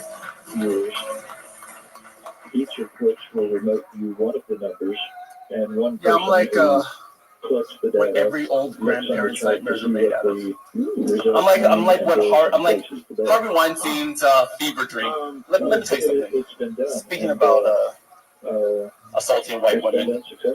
Well, if remote influencing is possible, how about sending The juice is loose, baby. O.J. Simpson's out. Here's the one thing that bothers me about O.J. Simpson. He was actually a pretty good comedic actor, and he broke every single NFL rushing record there was at the time. But he's going to go down in history for allegedly killing one white woman. Right? That's what he's going to be known for forever. Magic Johnson was an NBA All-Star in the 80s with AIDS. I allege he killed way more white women. Because of the AIDS, people used to. Alright, I'm gonna end there. King Hassan! But yeah, you are by far one of the funniest blind comedians we've ever had on a show before. In a car accident! You were in a car accident? Well, I was walking and a car hit me and ran me over, and I smacked my head on the ground. And like I have 8 stitches under here. Really? Yeah. Wow. It's the best impression of a stitch that I've seen all night, I'll tell you that. King Hassan, you got run over by a car. Now you realize what you were just telling me. He's the stand-up gazillionaire. Yes. You just started stand-up how long ago? 2 years ago. And you sold a company a few years ago for a lot of money. We figured out for you. If you don't mind me saying, you're rigor rich. I really hope you were here for the last comedian. Really hoping you didn't just walk in and your feet happened to get pulled. I don't care either way. And that was the last time we saw Joel. Wow, so you're rocking the sunglasses, life is perfect, you're a fucking millionaire, you're living a life, you have a good body, a good look, everything's good, you feel like you get hit by a fucking car. How does this happen? How the fuck does it Literally no broken bones, no internal bleeding. What kind of car was it? Jetta. I can take a Jetta. You got hit by a Jetta? Oh my god. Fuck Volkswagen. Jetta's total. Yeah. Total. Yeah. Never to be seen before. What happened? It was an 80-year-old lady. Oh my Yeah. And I was walking. And you were driving her car, I was walking behind her. She drove by. I was walking behind her, and I guess she thought she saw a parking spot, and then realized. You thought you were a parking spot? No, that is not right. Right top. Jumped Look at that black mass! That must be a parking spot!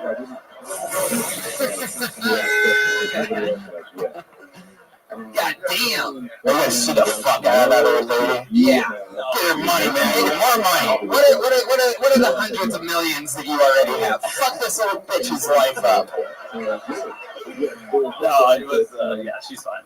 Everyone's fine. I got up and walked away, so I had to go to the hospital. But, wow. Can we see your eye? Will you show us? No, it's just stitches along the brow line. Yeah. Now you're fine. Yeah. Looks like a fucking expensive doctor did those stitches. Yeah. I get migraines when I look into bright lights now. Fuck out of her. Yeah. I'm pretty sure everybody gets migraines if you look directly into the bright lights. Wow. So Where were you walking that she hit you, though? Where you weren't on a sidewalk, you were in the street. Maybe you were a little bit to blame. What were you wearing? Black t-shirt, black pants? I was at the Burbank Farmers Market. Burbank Farmers Market? God, you really are rich. It was just before. That's the whitest thing I've heard since Kevin Alexander said anything. That was at the Burbank Farmers Market, you know, doing some scuba diving crap. Also certified scuba diver. Are you really? Wow. Scuba battles, that's what's up! Right here, yeah. Scuba, go! Wow.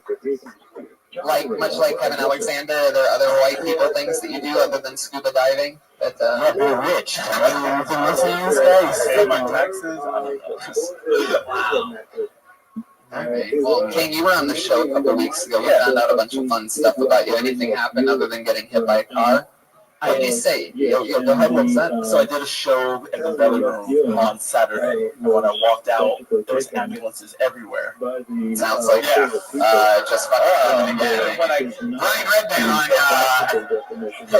I got to my car, there was a guy being strapped down into a gurney and put in an ambulance, and I was like, oh no, I hope he's all right. And then I realized he was a drunk driver who ran his car into my car, my parked car. Yeah. What? Just happened on Saturday. Saturday here. When did you get hit by that other car? Saturday before. What are you doing this Saturday?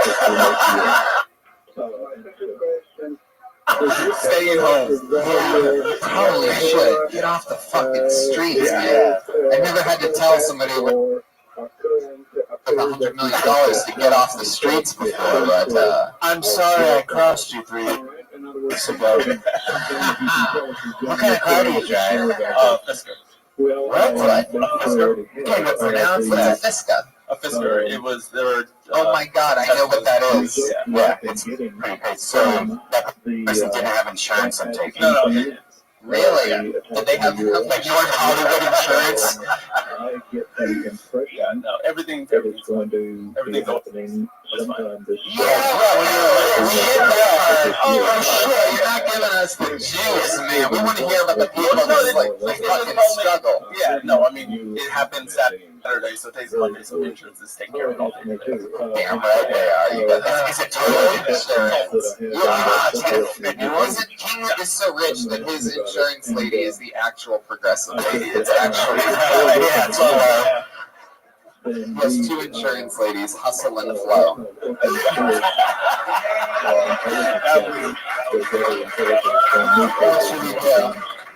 Golden Pony. Anything else? What else is going on, King? How's your love life? What's going on there? Love life is good. I got a pajama show. You got a what? I host a pajama party. A pajama party? Wow, you should have these guys. They're the cat's pajamas. When do you host a pajama party? At Floppers. Once a month. It's Floppers? Floppers. The Floppers is for the heavier comedians. So what goes on at a pajama party at Floppers? I'm just in the 6'3" onesie telling jokes. Wow. How do you buy a 6'3" onesie? So, do a lot of people show up in their pajamas? Yeah, sold out every, yeah. Sell it out? 75% of the audience comes in pajamas. And 25% are too. So, fuck them. That's fucking interesting. I'm surprised how successful a pajama show is. I've never really thought about making the audience dress up or anything. Just the band. October 29th, we're having a Death Squad Halloween show where all the comics are going to be dressed up. Oh, cool. We're in the main room.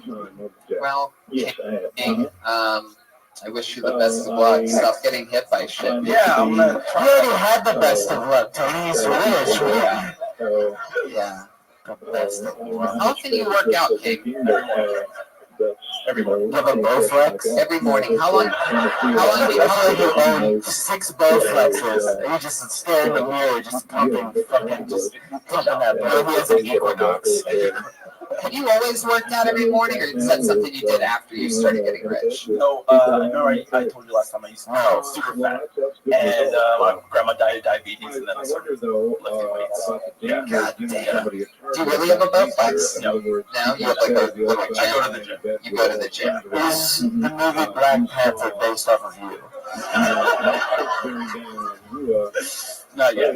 That joke, you'll listen to this podcast in 3 months or 4 months from now, and you'll be like, that was great. Because he's a cat. King, you have a very, very compelling story. I love it when you come on here. You're different than all the other people. You have hundreds of millions of dollars, and you still chase your dreams, and clearly you're working hard at it. There he goes, King Hassan. He's on Twitter at Like Game Love. Kevin Alexander. Love Lila Hart. Money made of money, whoopsie daisy, the real Brock journey comedy. Look at this amazing drawing from Ryan J. Ebelt. And it was another amazing drawing I saw today last week. So Tom Segura and Ralphie May was a great one. This is another one.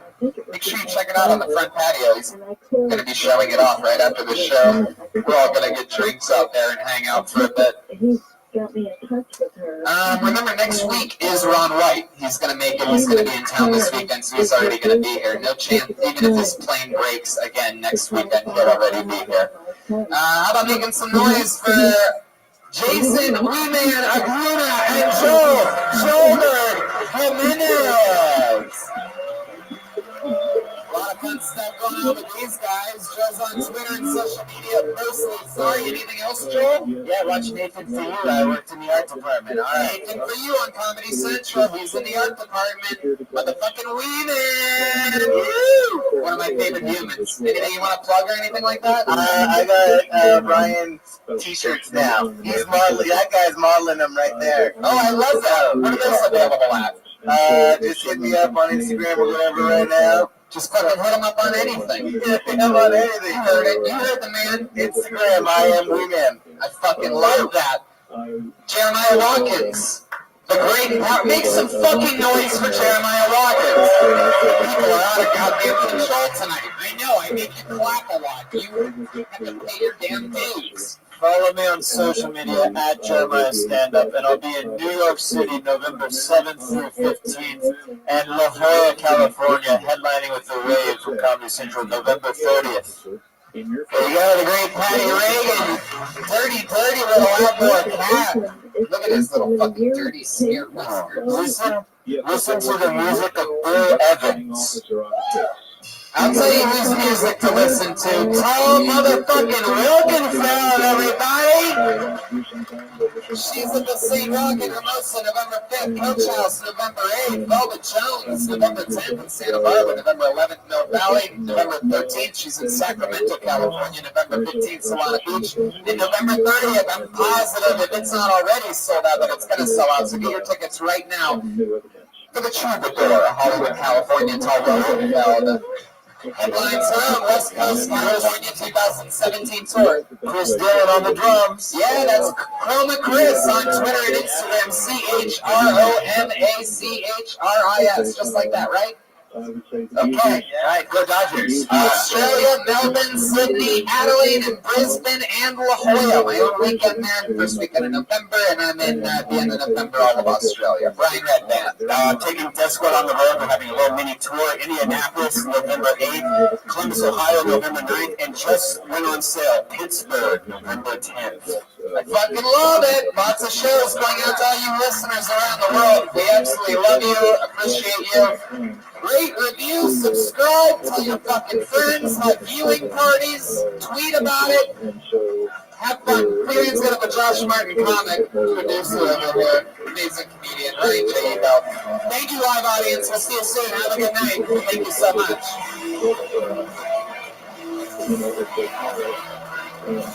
Local police departments on as well. And nothing is done on daily. We have tremendous backlog here.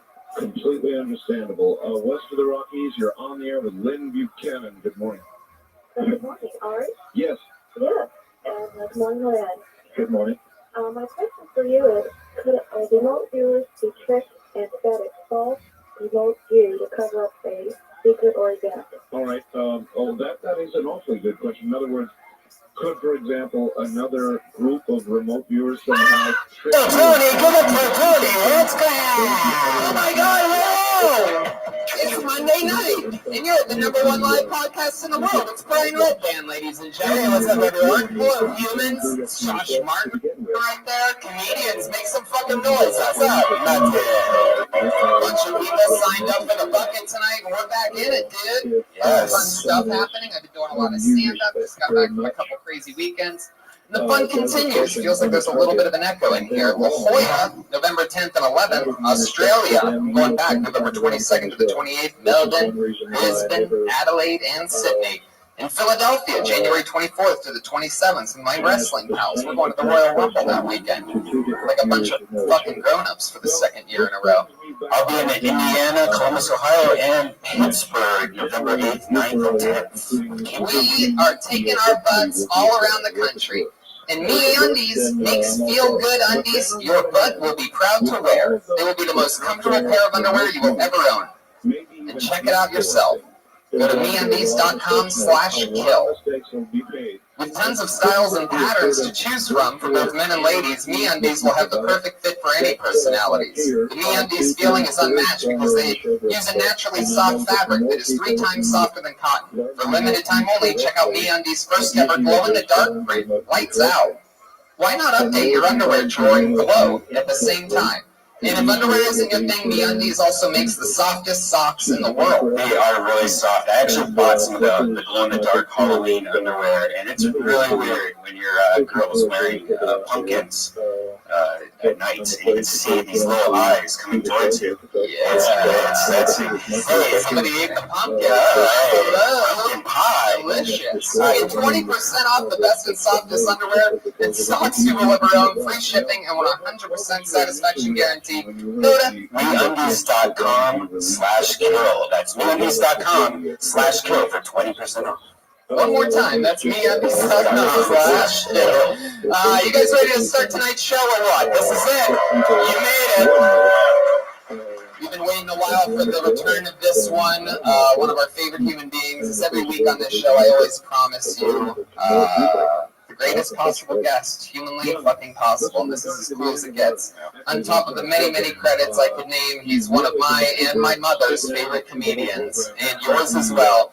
Put your hands together for the return of one of our favorite humans and one of the greatest comedians in the world, the great Ron White, everybody! Holy shit! Holy shit! Holy shit! Holy shit! Oh, it's about to fucking go down, bitches! Sporting his trademark #1 tequila, multiple shot glasses.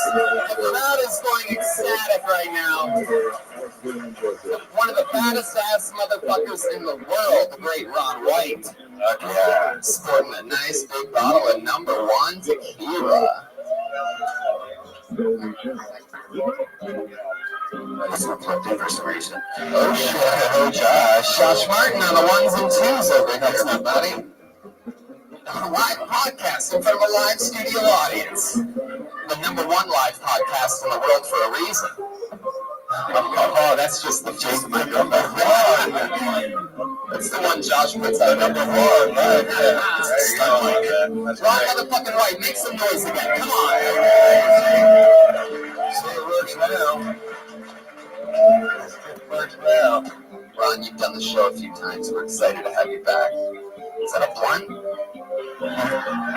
No, I would never do anything as un-American as smoke dope in public. I swear to God, I wouldn't do it. The great Ryan J. Ebelt is drawing tonight's episode. All of his prints of every single episode are available at RyanJebelt.com. I just saw an amazing t-shirt he made with our friend and guest of last week, Wee Man. Wee Man jumped in the saddle when you couldn't make it from Austin last week. Yeah, sorry about that. Wee Man stepped up big time, which is very hard for a guy like Wee Man to do. LA Speedway, thanks for the fun. What a great green room we have tonight. Very powerful. Real great. I'm actually getting a dial tone right now in my head. That's all I hear is a dial tone. I usually hear that. I've gotten good at like ignoring the impending panic attack that I always feel right before, right after smoking Speedway. I all of a sudden hate my wife. It's just something she did a couple weeks ago, and now it's bugging the fuck out of me. I'll get over it.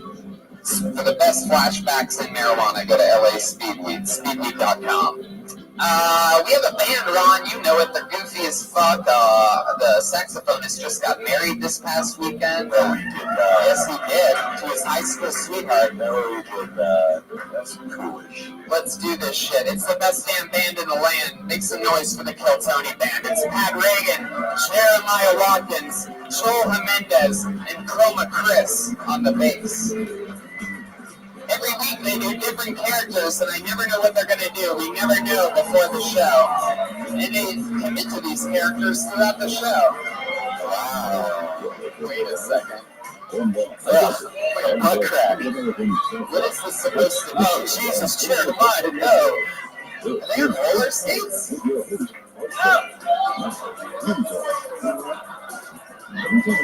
I almost brought my mother here tonight.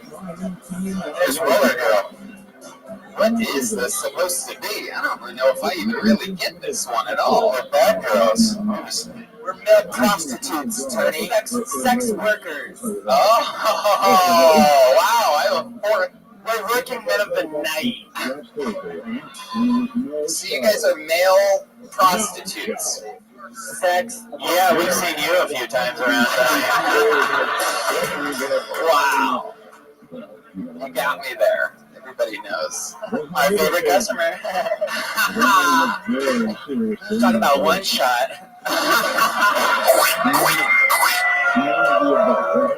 Joelberg's already on.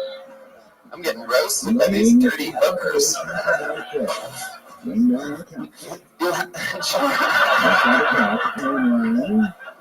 I don't think we've ever bumped heads quite like that before. Oh, we have. Oh, Jesus Christ. I am so excited about this. It's like I got a room with the view. I mean, come on. All right. Well, I'm excited to see you guys try to stay in male hooker characters for the next hour and a half. Let's jump right into it, guys. It's motherfucking Kill Tony, shall we?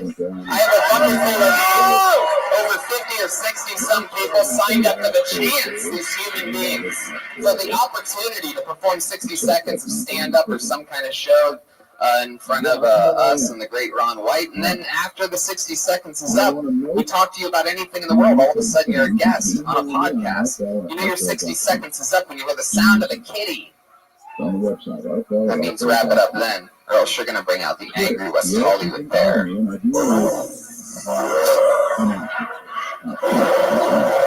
There you go. I just squirted. You guys ready to start this motherfucking show or what? Here we go. Kill Tony. Probably 150 something or something crazy. I don't even know. Who's counting this show? Oh, shit.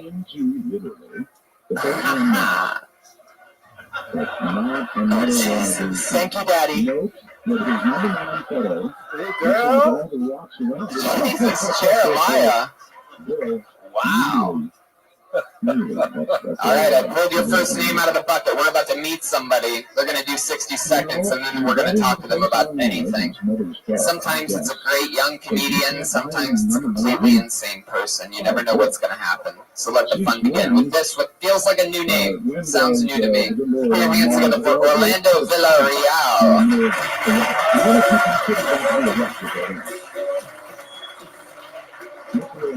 I don't see movement. Let's just keep moving on. It's probably scared. It is a new name. Oh, this looks interesting. Put your hands together for Lando VC. Lando VC. I'm excited about this. Here we go. Put your hands together for Lando VC, everybody. What's up? Check, check. Where's that guy? What's up? Hello? Check. All right, a little loud, a little loud. What's up, everybody? My name's Lando VC. Off to a great start, right? My real name is Orlando Vincent Cordova, so I go by Lando VC, all right? I don't speak Spanish very well, even though I'm Mexican-American. All right, it's really embarrassing for me. I go to family reunions, go up to my uncle, say a little Spanish, pretend like I know something. Hola, tío, ¿cómo está? hi, how are you, uncle? You don't look like Indian, so. And he knows right away I haven't learned Spanish still, and he's like, oh, mijo, you shame to family. You must speak Spanish, shame to family. My Spanish so bad he sounds Asian in that joke. Alright, thanks guys. I think I'm going to leave it right there.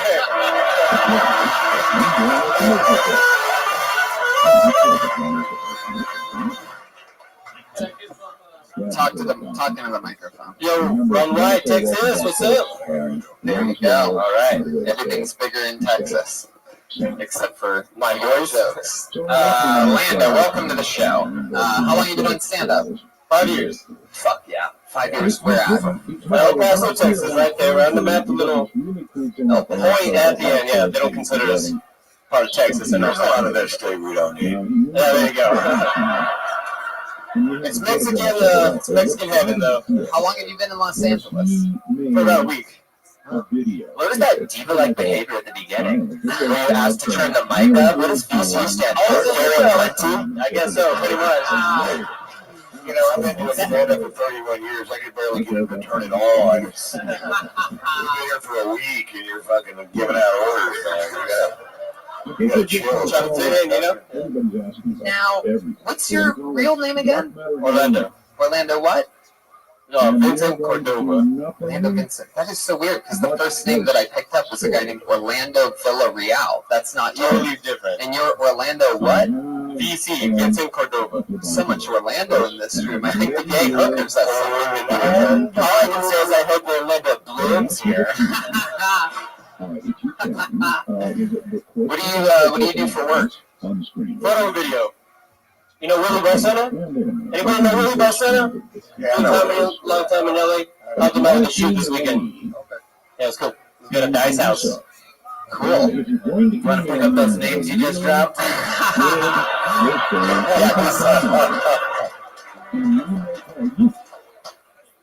So are you just visiting, or you just moved here for a week? Just visiting, leaving tomorrow. Leaving tomorrow.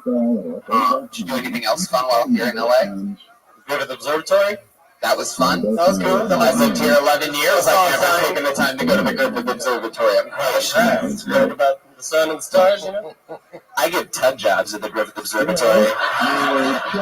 That's my slut patty rig. Wow. Orlando, you 100% Mexican? Yeah, a little Italian. I mean, no, you look sleepy is what you look. People tell you that a lot. The dark eyes, yeah, that's the Italian bit, you know? He's in the gay community what we call a chupacabra. You don't know if he's actually Mexican, but he loves anal. What? Ooh, rattlesnake is out. Orlando, I feel like we don't really know much about you. Tell us something interesting about you that we think would be surprised to know. He knows Willie Barcena. He already said it.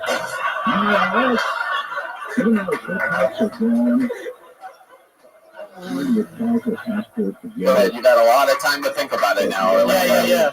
I mean, I have a joke about it. Grandfather died the same day I was born, so it's kind of... That's the most interesting thing about you? Your grandfather died the day you were born? Yeah.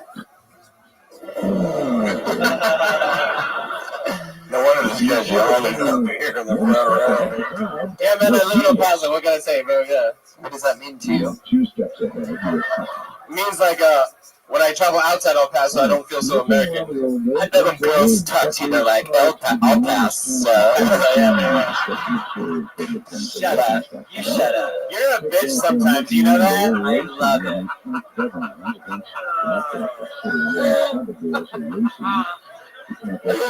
Oh, shit. Oh, my God.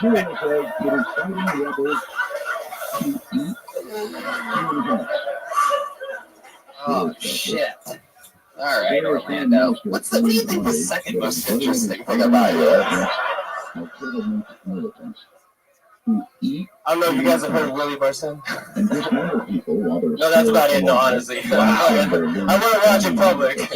You date a lot? I got a girlfriend 4 years. Man, how boring is she? She stayed home, I'll tell you that much, though. In El Paso? Just getting some of that Longhorn, you know? Damn. All right, Orlando. Well, you might be one of the most least interesting people we've ever had on the stage before. You know those Dos Equis commercials? He's like the opposite of that. That's my time. No, we decide that. You don't get to say that's your time. I decide when that's your time. And cut. That's a wrap. Straight to print. All right, Orlando, that is your time. There you go. Orlando, VC. There you go. Rabbi Marina on Twitter. Fuck yeah, man. It's like a Mexican, more tired Jimmy Kimmel. This is a very, very interesting story. I got good words for you. Shorter, funnier. It's good advice. All right, I pulled another name out of the bucket. Let's see what destiny brings us. Put your hands together for Eric Friedman. That movement is walking towards the stage. Here he comes. One more time for Eric Friedman, everybody. This first joke's dedicated to the band tonight. There's an HIV billboard in LA right now. It's just a girl and her doctor, and it says "Trust Matters." No, trust is why you have HIV. That's how that. Trust matters. That's what the sign should say. What I'm getting at is dating's difficult. You hear a lot of people say, I think people think dating's difficult because they don't know what they're looking for. Like, I had a friend recently, he's like, I know exactly what type of girl I want. I want a girl who's horny all the time and wants to smoke weed and play video games. I was like, oh, you're looking for a 13-year-old boy? That's what you just described to me to a T. He's like, gross, I'm not gay. I'm like, that's not the bad part of what I just told you. Gave a homeless guy $1 recently. I gave him the buck. He's like, I'm going to pray for you. I was like, oh, you're going to have to give me that $1 back because it's not working for you. I don't want any part of what you got going on with him. I thought I was giving you money for drugs, not paying for bad luck. That's, fuck yeah, Eric Friedman.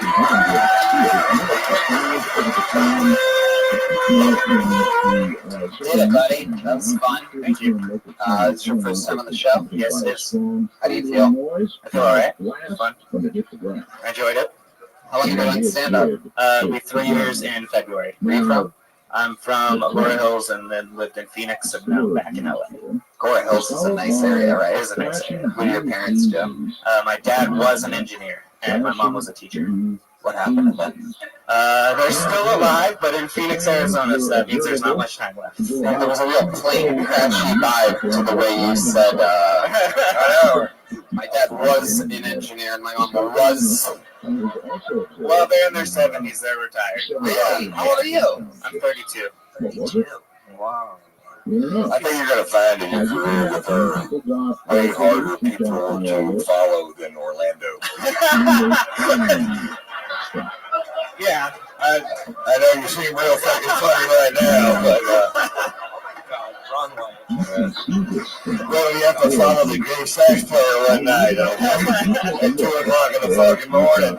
Horse of true and I had to follow Ron Jeremy once out here already. That was wow. That was the weirdest. Afraid to ask what you had to follow him in.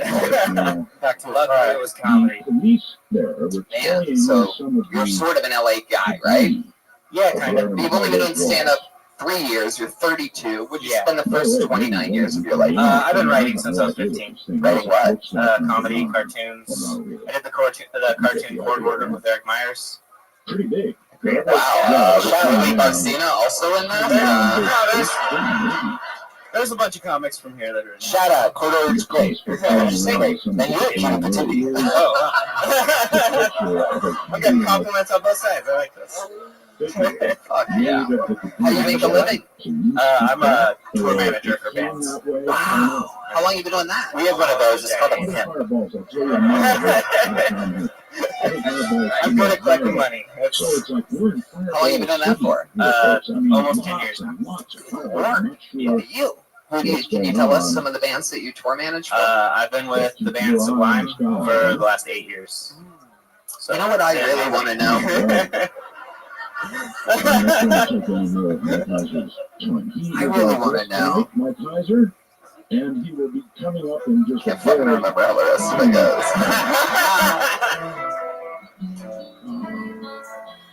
Wow, look at that. You have any fun road stories with Sublime? I have a lot. That's where most of my stories for stand-up come from, is being on the road. Give us like an Contracted gonorrhea. That's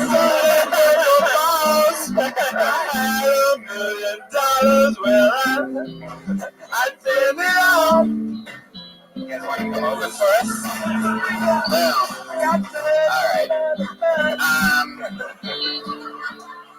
Gosh, you're Sublime's the big one. Yeah, that's the main one that I've worked with for. How long have you been with Sublime? For 8 years since they came back. Wow. Sublime with Rome now. Yeah.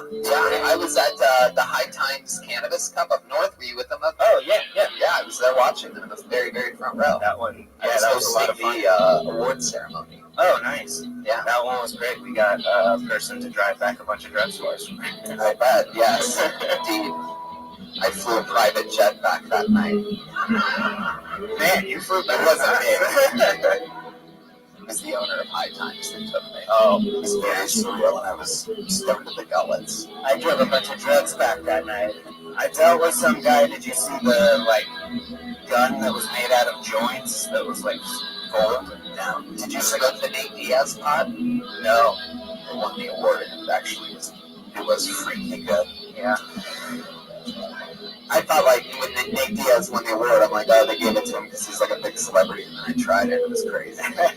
Feels like he just got slapped. Yeah, he just put his name on a good weed.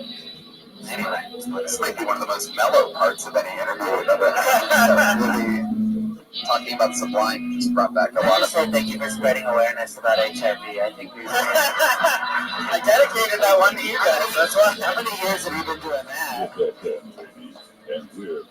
Can I do a shot with you, Rob? There you go. Eric Friedman. This is what happens when you go for it. Hey, man, did good. Good in the interview portion. He's very honest. He wanted a shot with Ron White, he asked for it, and that is how show business works, ladies and gentlemen. Now you get to do a fucking shot with Ron White. Okay, now don't forget, this is the best tequila in the world, so don't forget to smell it and taste it. It is amazing. That's what I tell my clients.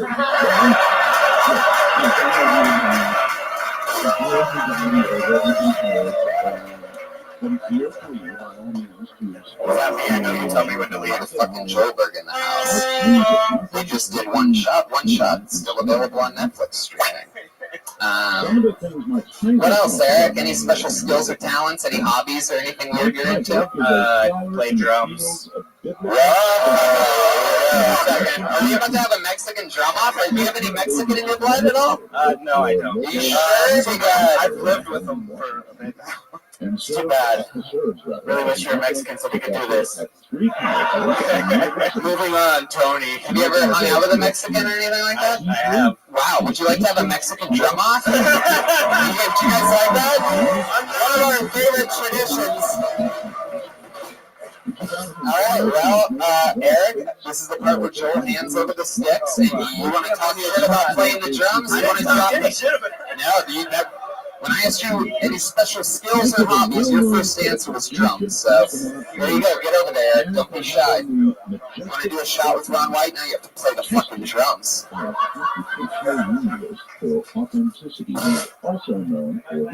Joel drinking tequila, or as he calls it, breathing. Alright, ladies and gentlemen, here he goes with his drum solo, challenging the throne of Joelberg.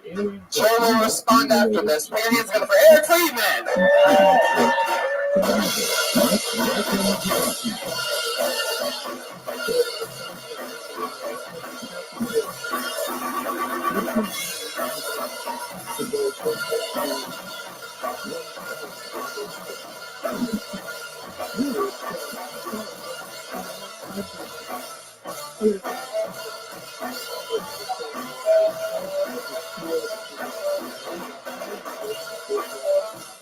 I mean, okay. That was a good beat. That was a good rhythm. I guess I could probably challenge for the Mexican drama. Yeah, you're a guitar singer. And I pretty much do that for 5 minutes when we do sound check every Monday.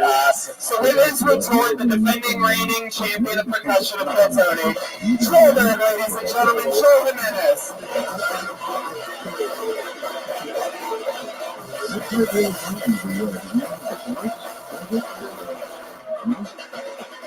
Whoa! Look at that.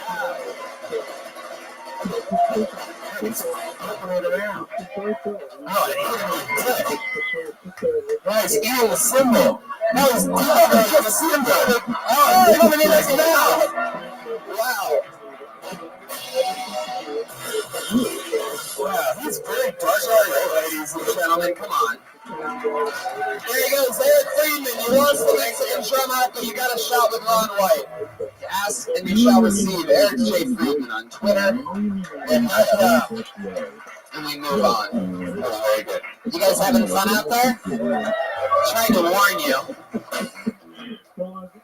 All right, your hands together for Terrence J. Miller.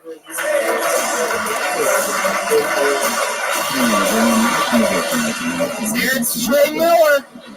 Is that a human? Is that Terrence J? Nope. All right. Got some scaredy cats. You must be present to win. Aaron Bright.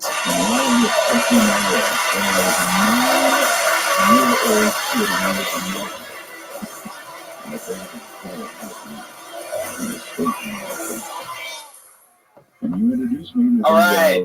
This is going to happen. Great. Wow, okay. I feel pretty good. I'm feeling pretty good. I'm getting mature. And I know that because I like nature now. When I was a kid, I didn't care about nature. Now, nature's a priority. I've turned down sex because of nature. One night this girl was up to me. She was like, "Oh, Aaron, take off your pants. Let's get it in." I was like, "Bitch, you're supposed to shoot a star. That is crazy. You down there, you just got a wish, and I just got a nightmare." What is it? 57 hours. Crazy. I can't wait. I want to go get some food. I just found out one of my friends, he's a food blogger.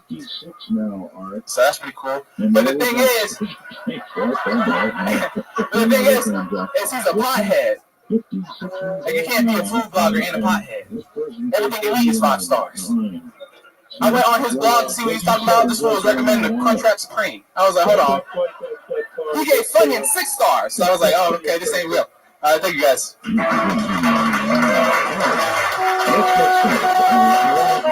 was fun. That was interesting. I really kind of weird that nature turned you into a black guy.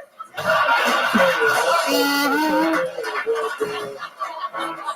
right. I have black in me. So I do? Yeah. Fair enough. But my mom is black. Yeah, you do. I didn't say bad. I said interesting. Tony, how black in me as well. Oh, yeah? How is your mom 100% black? Mom's half black. Mom's half black. Dad's what? White. Real white. Blake Griffin? Is that really white. Yeah. Is your full set longer than your undershirt? Yeah. Yeah. Has anyone ever told you that you look like a overworked Derek Jeter? Yeah. All the time. All the time. Aaron, where are you from? Seattle. Seattle. How long have you been in LA? About a year and a half. What have you been doing? This and working. Where do you work? I work at Phil's Coffee. Phil's Coffee? Yeah. Where's Phil's Coffee at? Downtown. I mean, there's 5 locations, but we have one downtown LA. You work at the one downtown? Yeah. Good location? Great. Really? Yeah. Are you telling the truth? Absolutely. Okay. Why would you work at a shitty coffee place? There's so many. Because I get to work in the morning and skip nights are free. What other places do you perform your stand-up? Other than Glory House. Anywhere I can get on. So, I mean, I've got a few sets here. They've all been like bringers. Also, like host a show. What's your dating life like, Aaron? Because I can't tell whether you're good looking or ugly. Yeah, it's an interesting conundrum that I find. I don't know. I can't tell. He's good looking. He just needs to shave. And I don't know what it is. Like, do you get a lot of like Jeremiah? What do you think? It's either one or the other. I smell one of our own. I like him. He's got these large eyebrows, and I just feel like I could catch a lot of cum. Oh wow! Aaron, have you ever been with a man before? I have not, no. You have a girlfriend right now? Yeah. Yeah. How long have you been with her? Forever. Where'd you meet her at? High school. Wow. How old are you? 25. 25. You're with your high school sweetheart. Yep. Jeremiah Watkins. Oh. You're gonna fucking hate it. We don't even know her. I can tell you right there. She's a trainer. She's a physical trainer. Oh, physical trainer. That's a good job. Tony, I have a really strong elf fetish for this guy. Eugene Levy fetish. Fucking eyebrows. It's a good Eugene Levy reference right there. When the Eugene Levy breaks. That's a bad Eugene Levy reference. There. All right, Aaron. Well, I mean, I really don't. I feel like there's something missing here, though. Your dad's white and your mom's like white. Yeah. What does your dad do for work? Hey, the winner plays guitar. What was that? My dad passed. Oh, Yeah. wow. Who did he pass it? He was an engineer. He was an engineer? He was an engineer. No. No? No, he worked for the Navy. No. Wow.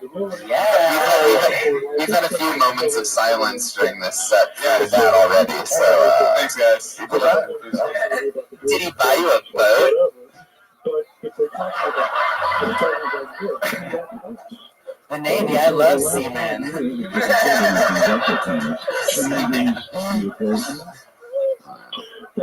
Aaron, I see a crosser on your neck. You're a religious guy? I'm not very religious, but I believe in God. Yeah. Yeah, I'm a Christian.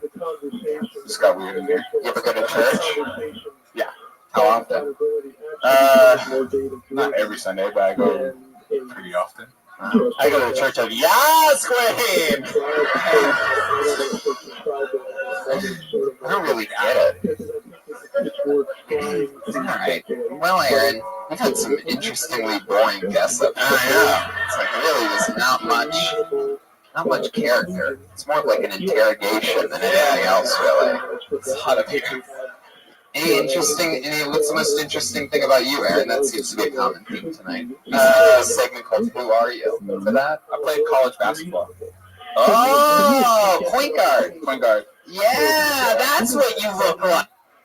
Now I get it. That's I fucking like. I can't believe I didn't like reference that. Handle my ball sometime. Come over. No, Brian, that's a different sport. Wow, Aaron, where'd you play basketball? At Stanford. Oh, I played at UCLA. How was your team when you played there? Sophomore year, we won the NIT, and senior year, we went to Sweet 16. The point guard on my team back in grade school used to always cry. He would start crying the second we would go down by 1 point. But if we got the lead, he would just stop crying and be really good again. But then they made another. You have a horrible crying problem. You ever cry? I'm not that big of a crier. What's the last thing you think you cried at? If you could try to remember. What was the what? What's the last thing you cried at? I forgot your dad died. It's probably that. Yeah, that's it. It was that. At least you never got to see you do this show. Respect. You are a real bitch sometimes. I love it. Respect. Aaron Bright, you even have like the name of a basketball point guard. Yeah, it was fun. Any highlights to your career or anything fun like that? Ever make like a buzzer beater or anything? I was the MVP of the NIT tournament. We won it. Wow. That was cool.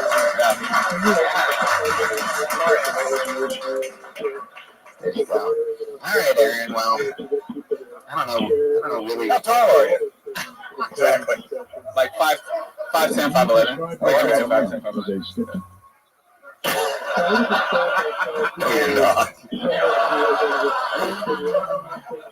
Alright. I love it. Well, Aaron, it was nice to meet you. Thank you guys. There you go. Thank Fun you. times. Way to go. He had some good accidental punchlines. One of my favorite, one of his jokes was, my roommate's a blogger. That was like the whole thing. The way he said it was funny, though. I don't think it was on purpose. That's a good joke. My roommate is a blogger. Well, he's also a stoner, so he gave everything 5 stars, which is pretty funny premise. Alright. I pulled another name out of the bucket. Let's meet another stranger. Put your hands together for Dave Yates.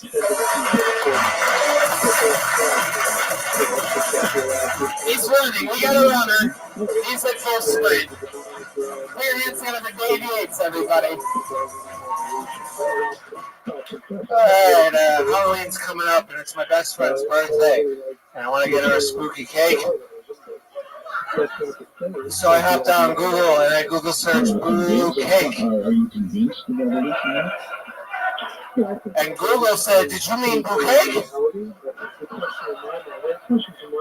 But they didn't spell it the same way I did. I clicked on it. I didn't find so much cake.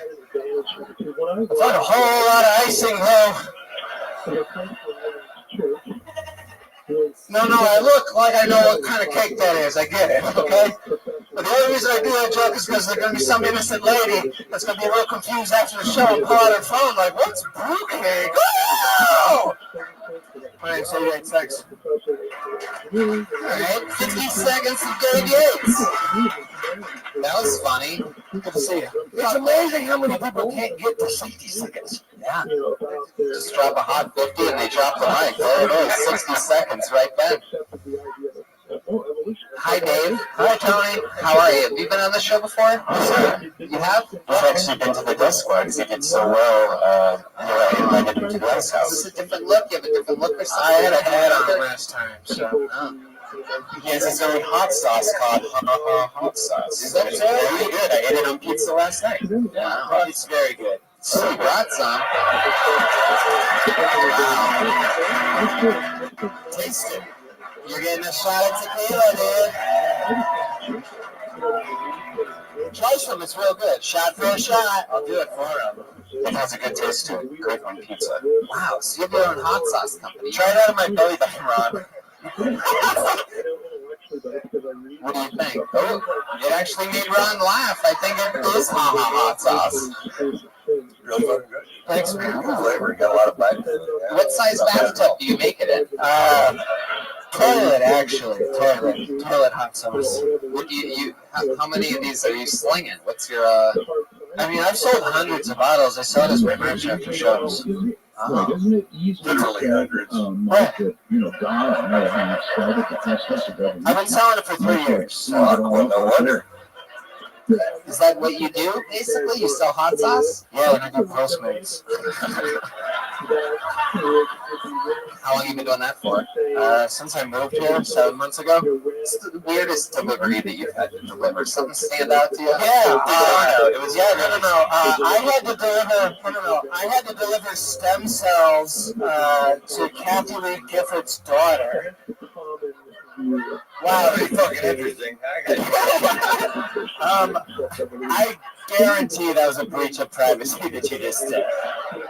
Wait, where do you get stem cells at? Some nondescript building in West Hollywood, man. Postmates just gets any of that, huh? Yeah. Monster died in that building. Right? Stem cells, sure, they're for her daughter, right? Well, I don't Just know, getting man. those injected right into her so that she She would tips, die. so that was cool, you know? Really? Not everybody tips, that's the shitty part, man. Right? They're circumcised. Dave, what else? When you're selling, when you're doing Postmates, have you ever tried to upsell your hot sauce to somebody? No, but I probably should. Yeah. Yeah, I think that'd be a good idea. You should make little packets that have your website address where you can buy it. Or Just whatever. stick them in the bag. Stick them in the bag. Act like the place gave it to them. I mean, I would, as soon as I get the FDA approval, which costs a lot of money, I will, because, I mean, I can't run the risk of someone fucking their shit up and then I'm screwed, you know? Yeah. Maybe not. For fun, Dave. What do you consider fun? I like going to see live music. I like supporting other friends' comedy shows. I don't make hot sauce. I play guitar. That's fun. Yeah, right. Caucasian guitar. Caucasian guitar. Wait, is that true? Is the thing that they use as a guitar player? Is that the music for Caucasian guitars? Alright, let's do this shit. Yeah, I'm down. Where'd Pat go? Pat doesn't even know he's going to be part of a Caucasian guitar. Pat's having a colonoscopy right now. Dave, are you in love? No, dating, no. Yeah? How's that going for you? It's alright, yeah. I mean, it's good. Like, I mean, I'm not bad with the ladies, but I'm not like Post Crushington, you know, like Post Crushington. Very good, Dave. Post Crushington. How's my AOL screen name? Like your last date, what was that like? Last date, went to the symphony, actually.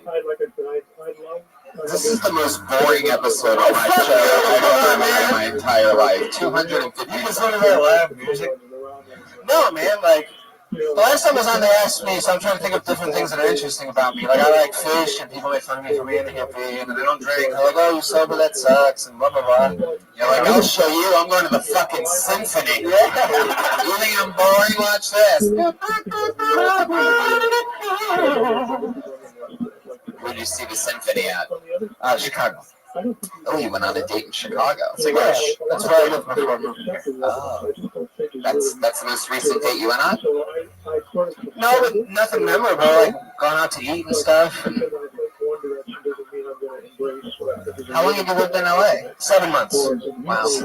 Yeah, what area of town do you live in? Culver City. How do you feel about Culver City? What are your thoughts? It's all right, man. There's worse places in this town, for sure. All right. I really just don't know what to do anymore. I think there's something off in the cosmos or something like that. Have we ever not released an episode? Yeah. Have we ever just done it just for the live fun and then, just sort of like pretended like it didn't happen? Oh, you wouldn't let this episode come out. I see what you did there. I have a question. Do you know the Scoville rating on your hot sauce?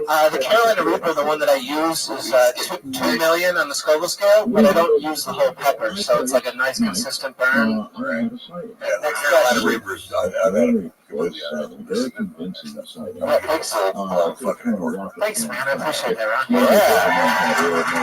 Wow. Holla, holla. You can't use my name or anything, but I'm still going into it. The new labels are coming in. There's someone who loves it. Thanks, man. I appreciate it. We liked it.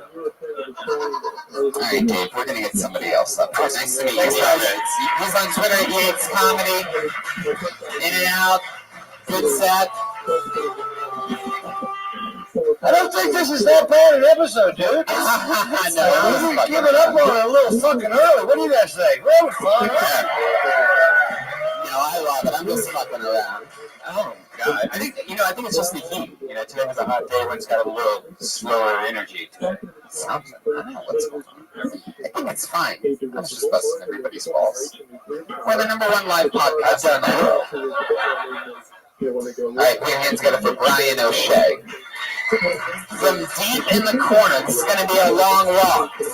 He's got a fast pace. He's got a good, solid jog. Good, solid jog all the way. Wow, it's like a before and after with Dave Yates. Here we go.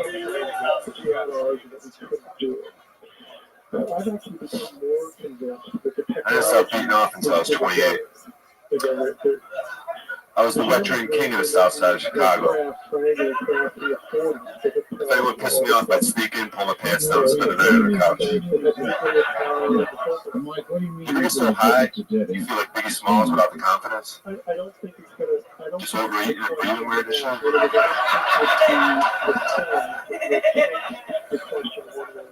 I smiled at a girl in the 3rd grade. She said I had yellow teeth.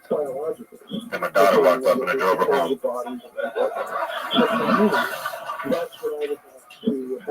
That's it. That's about a minute, right? Damn it. You got 22 seconds. Holy shit. I'm into big girls. Big fat girls. The bigger the better. But I haven't had any luck lately. So I bought a waterbed instead. You're there. You got it. You got it.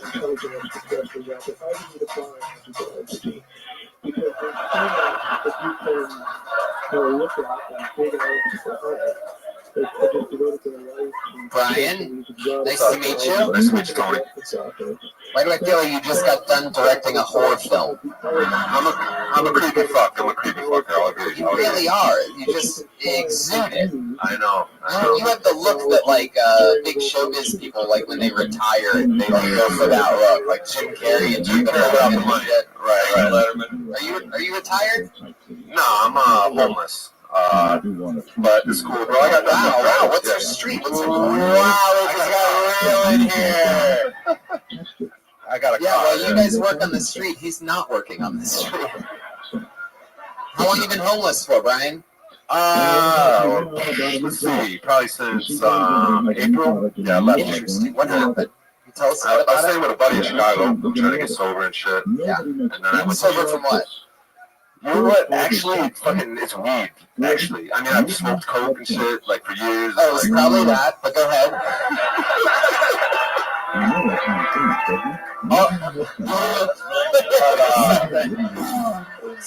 Unbelievable moment.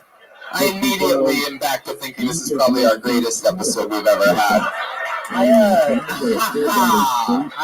love this. Let's keep this honesty and cool, compelling thing going. There's a moment there where you said it's weed. I mean, you said you smoked coke. I did. Which is basically crack, buddy. Yeah. And it's 20% off the first order. So, speedweed.com. Your weed pro. Okay, go ahead. Yeah, I mean, from like 19 to 21, I like smoked fucking coke on weed, like sprinkled it and shit. What have you been doing the last 55 years? Yeah, exactly.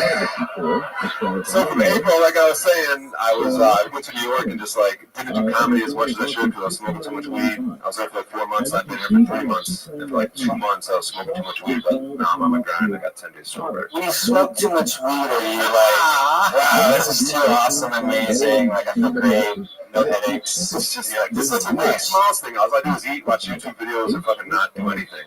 Like, just sit in my car and fucking eat. You're addicted to being lazy. Yeah. Yeah, man. That's interesting. So what have you been doing the last 10 days? How has not smoking weed changed your life? What's your new day? Well, actually, at 1 p.m. they have a 12-step meeting here that I attend every day. For pot. It's for a wide range of substances. Okay, well, I mean, you're really honing in on the pot thing, it seems. What's the widest range of substances? I mean, I've done heroin, PCP, crack. When's the last time you did heroin or crack? Heroin was probably like 3 or 4 years ago. Like 3 years ago. How about crack? Crack probably like 20 years ago. 20 years ago? How old are you? I'm about to be 43. But get back to the weed. It's the real problem here.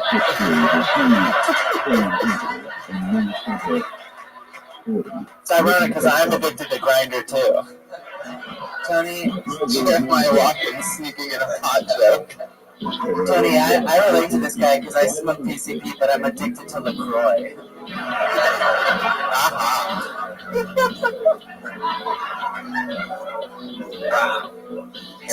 Brian, what part of town do you stay in? Actually, I had this deal with this guy with an Airbnb. I clean up, and then I could stay there in between guests, and I just fucked it up because it wasn't clean enough. What did you do? Like, the person complained that it was like dirty. There was like mold and fucking hair in the shower, and like there's some food in the fridge. And, You didn't do that might matter? It was an Airbnb, you were staying there for nothing? Yeah, the guy was like, we worked out a deal, like I clean it, and then how'd you fuck that up, dude? I know, right? Jesus Christ, what a I might have a second chance though. You like fat girls? Try Airbnb. So he said you could stay in the Airbnb when it's not being rented out as long as you keep it clean, which literally means keep the hair out of the fucking shower. Get the shit out of the refrigerator. One job. Yeah. What did you do? They said you had hair in the shower, and what? I mean, it's not like it was filthy. Like I actually tried to clean it, but it was like not good enough. I mean, it's a lot of work. Fucking. I fucked up though. I fucked up. You need a maid. You need an employee. Somebody in the home that's good at cleaning. You hire them for a nickel a week. And fucking bring them on. Let them stay in the fucking place too, man. Clean it up. Come on. Don't give up on this. And go back and talk your way back into this fucking place. You just make things happen, right, man? Right, man?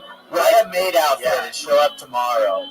So where are you staying at now? Because I always wonder, like, if I was homeless in my car, would I still, like, live in, like, Van Nuys or something like that? Or would I actually, like, oh, I'm going to Beverly Hills? You have a car? I hang out here and I just stay around here. Not lately. Yes, I have a car, bro. Fuck it, you're going to be homeless. Be homeless there. In Malibu. Fucking sweet. All right. So, what kind of car do you have? 06 Ford Taurus, beat up, filled with a bunch of shit. What's it filled with? Fucking shit. I can buy 75%. I can buy throw out. Just fucking clothes I don't wear. Stuff from the Airbnb. It's like old Coke, old PCP. What was your low? Like, what was your lowest low on drugs? You seem to have done a lot of drugs throughout your life. What do you remember? I'm from Chicago, so probably just like homelessness in Chicago. Gonna go to my mom's house, like fucking sleeping in hotels, sleeping on fucking wherever, just doing weird shit, getting wasted, just weird places. No, I slept like in a fucking stairwell of a place. I used to work in a hotel and shit. What hotel did you work at? It was like Hilton. I was a waiter. Wow. Some shit. You were a waiter at a Hilton at one point? What other jobs have you had in your life? I was a salesman. What were you selling? Travel, Mr. Travel. You ever jack off and a tear comes out? Probably the saddest fucking thing I've ever heard in my life. What other jobs did you have? I was a poker player from 2005 to 2011. How did that work out?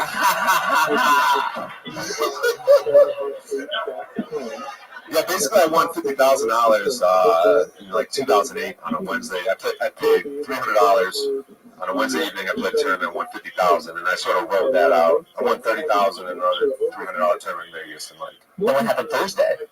Right. Yeah, and like you hit like a full no house. Yeah. It sounds like you really royally flushed it all down the drain. Yeah. But then, I got into this. What drug did you like? What made you start doing like heroin? Like, were you always doing drugs like in high school or like in college? Did you? Yeah, it's like we never fucking did a bunch of drugs. I mean, heroin's a pretty big step. You know, crack's a big step. You done heroin, Rob? Wow. Now I see you snorting it, right? You didn't do like the needles and I had a hard time finding my way, and I also had days that I had no place to stay. So. I got you. I mean, I pulled out of it a little before I was fucking 43. But I'm a late bloomer, dude. Yeah, you are. We'll see. I don't think you've really bloomed yet, dude. Yeah, you might be a never bloomer. Bloomless. I was like, a fun fact. I was a virgin until I was like 24. I didn't start beating off until I was 28, like I said. Wait. I almost just passed out for a second. Hold on. You didn't have sex until you were 24. Even that I could even sort of accept. But then you said you didn't jerk off until you were 28? Didn't you realize when you had sex with a girl what you were capable of? Didn't that feeling feel good? I didn't really start having sex till like 35. Not even on a Wednesday? How did you just go back? Whoa! What just happened? This has got to make some sense. Start over. What? I was a virgin when I was 24. Like, it was a one-night stand, didn't ejaculate. Like, 3 years later, another one-night stand, fucking maybe ejaculated. Started beating off when I was like 28. And I really didn't start dating until I was like 35. But I got it in, believe me. When I had some poker money, I was fucking all about that shit. I used to be a gangbanger too. I'm shot. And tomorrow, what? You're a gang member. See, a lot of people, by the way, often say, Tony, why do you go so long with the guests? Because some of them start getting the correct answers 8 minutes in. Yeah. Tomorrow, gangbanger. Tony, tomorrow I had an interview with CBS News here in L.A. for the Chicago CBS News because my friend FreeMattSopan.com, he got wrongfully convicted, and I was part of the trials and shit, and they were interviewing me about it. Like Dateline style? Yeah, I guess, whatever, yeah. You're going to be that guy? I was a gang member. I've been shot. What do you mean you were? What did you do for the gang? I mean, I wasn't very good at it. I mean, it was a bunch of white dudes, and you were also a lousy fuck. It's hard to do a drive-by when you can't get your arm out of your car because there's newspapers stacked up to the ceiling. You keep nodding off. Yeah. What was like? Give us an example. You're on a comedy show here. You might as well give us an example of one of the most dangerous things you ever did as a gang member. I borrowed a gun from a dude in the gang. We went to this rival's house. We fucking broke all his windows, and I had the gun for protection. And I went. What kind of gun was it? Just super shitty little gun. I don't even know if it worked. It was like a 32 or something. I don't even know if it fucking worked. Wow. And I gave the gun back, and then that night we went to get beers and got to fight with some dudes, and we ended up beating the shit out of them, and a fucking cop pistol whipped me. At the end of the night, he left a scar on my face. A cop pistol whipped you? Yeah, I ran. Where'd the cop come from? We called him Super Cop. He lived in the neighborhood, and he fucking saw me like about to break this dude's window because he had just broke the window on my car. So I had a golf club, and I was ready to break this dude's window. And the cop put a 9mm in my head. He said, freeze, and I threw the golf club in the air and just started running. And then eventually I was running around a car. It was like little kid shit. Like we're running around a car. And I just got so tired I put my hands on like this. And he was just like, bam, cracked me right in the face with a 9mm. You had a gun yourself. Well, I had returned it earlier in the evening. It's the whitest shit. You should do this on stage. This is fucking hilarious, dude. Yeah, sure. A golf club is the lightest weapon, and you should have yelled 4 before you broke the window. Then the cop would not have chased you. Seems like in all your years of gangbanging, your most dangerous stuff pretty much comes down to breaking windows, huh? You were like the window breaker guy. Yeah, like fighting and that. Yo, like, Brian, go break this motherfucker's windows, dog.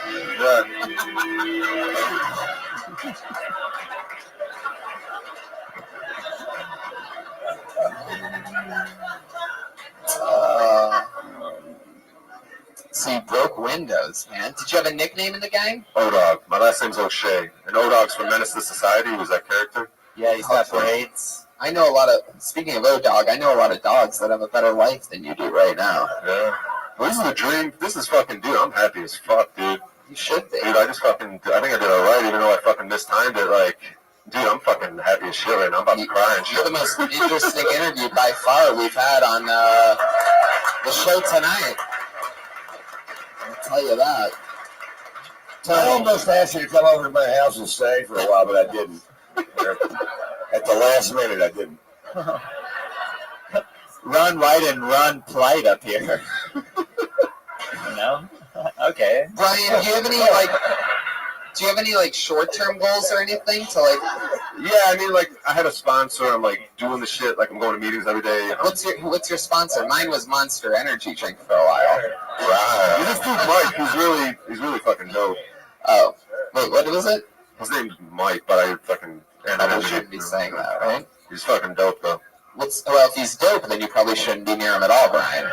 Sounds like my sponsor, Speedweed. Check out LA Speedweed. There's a lot of comedians, though, that fucking. I know. One day maybe you'll be one of them. Oh, shut up. That's okay. That's a legitimate fucking statement. Yeah. That's legit. Maybe you will. I mean, you've got potential.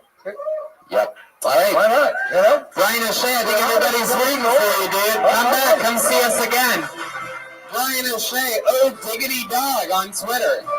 O-Dog for you gang members out there. Were you a blood or a crip? A what? A Pope? That sounds like the most polite gang ever.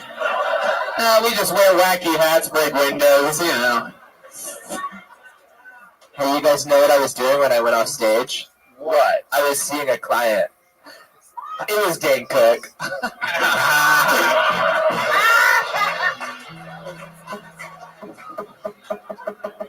pulled another name out of the bucket. Let's make some fucking noise Monday night for Jackie Little. Jackie Little. I don't see any movement. That's not Jackie Little, and that's not Jackie Little. This is Jackie Little. Hell yeah. Come on, one more time for Jackie Little, everybody. Oh my God. The last time I got applause like that, I was being sentenced. The last time I got applause like that, I paid my rent on the 11th. Last time I got applause like that, I went to an audition and got a call back from my parole officer. Man, you know what? Fuck, dude, I should have came here first. I moved to fucking Monterey originally. I'm originally from New York City. That was the wrong thing to do. There's no black people in Monterey. Seriously, the first restaurant I ever went to wash my hands. The hand sensors didn't even recognize me. Seriously. I'm not even kidding you. I took a fencing class because I thought they were going to teach me how to get rid of the shit I was stealing. No, just a bunch of motherfuckers fighting around with swords and shit. Seriously. In February, they had, for Black History Month, they had an 8-man march. And only 6 of us showed up. Yeah, you fucking laughed. 3 of those motherfuckers were my roommates. Seriously. 2 of them from that fencing class, and the other motherfucker was my parole officer. Oh, dude, it's fucking brutal. Hey, how many people got kids out there? I got a 20-year-old at home. We just broke up, but she still lives there. Thank you, that's my time. Fuck yeah. Jackie Little. Yeah. I'm excited about this, Jackie. I am excited, I am. First of all, let's get this straight. My name is not Jackie. My name is Timothy Paul McCrae, but you called Jackie. Jackie's a friend of mine, and she wasn't going to come up here, so I came up instead of her. Oh, wow. Yeah, dude, balls. But, I'm keeping it real. Dude, I've been here for fucking, I've been here like the last 10 weeks, and I've signed up for the last 10 weeks, and I had to come up under a fucking alias, so fucking, here I am. That's how let's count it. So wait, you're saying that you put in your name and there's your friend Jackie's name? No, my friend Jackie signed up, but then saw some people get ripped up here just now, and so when they called her, she decided that she wasn't going to come up here. Right, so that's not how the show works. Your name's in the bucket too. My name is in the bucket. My name is Timothy Paul. As a standard, we're gonna talk to you for a couple minutes. Okay. Just to let you know, it's just or else everybody would just do that every single time. The first person sitting there. Anybody out there, clap your hands if you signed up for more than 10 weeks without getting on this show before. See, there's a bunch of other losers out there. It's not fair for any of these people, and it really pisses me off, actually. There you go, Brian's extra mad. Yeah, I feel like editing you out of this episode. Anyway, so let's just get into it, Jack. It didn't bother me a bit, dude. You want to go can I do a shot with you? Fuck yeah. All right, there you go. So, Jackie, let me ask you a question. How long have you been doing stand-up? I've been doing stand-up on and off for, I don't even know, because... Since the Fugees broke up? Yeah, pretty much. On and off for about 4 years. You hold that mic so well, I really thought you were going to bust a rhymes, you know what I mean? It's fucking good, man. Why so on and off? Because I'm an actor. Oh, really? What, have you been in anything? I do stage. Oh, really? I do a lot of stage, yeah. Like what? I do a lot of Shakespeare. Yeah? Really? Yeah. Can we hear a little? Sure. What do you want to hear? Yeah, sure. Certainly. I just finished doing my second season out at Theatricum Britannicum. We know you're good. You just played Jackie Little for 70 seconds. Yeah. Yep. Do you want to hear something? Yeah, I would love to. All right. I just played the Wall in Midsummer. In this same interlude, it doth befall that I, one snout by name, present a wall. And such a wall as I would have you think, that had in it a crannied hole or chink, through which the lovers Pyramus and Thisbe did whisper often, very secretly. This loam, this rough cast, and this stone does show that I am that same wall, the truth is so. And this, the cranny is, right and sinister, through which the fearful lovers are to whisper. Wow, that's beautiful. Fuck yeah. Hey, Tony. I don't remember that part of Django Unchained. Django. As a Mexican, I take offense to the wall. Sorry. And did you say chink at some point in there? You said chink. Yeah, yep. I like that part. I liked that one. Thank you. Man. All right. Well, Timothy. Yeah. We're gonna keep flying through. We're gonna get somebody else out of the bucket up here. There you go, Timothy McRae or something like that. Fix that, Timothy. And we are making it official. Don't ever try it again. What? It won't be funny next time. It's been done, and we're don't try it again. But what? To get up here like that. I mean, but I thought it was. Yeah, don't cheat the game. Yeah. Oh yeah, exactly. Yeah, guys, you can't ever do Don't that. confuse seeing through the game with winning the game. Right. Yeah. It's better to burn out than to fade away. That's a line from North Dallas 40.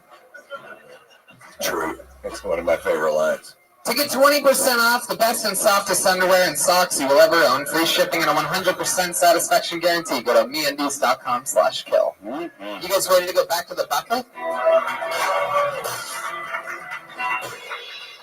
Put your hands together for Lamont Oakley, ladies and gentlemen.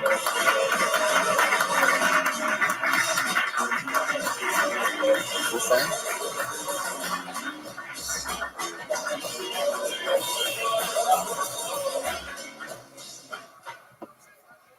I was born an uncle.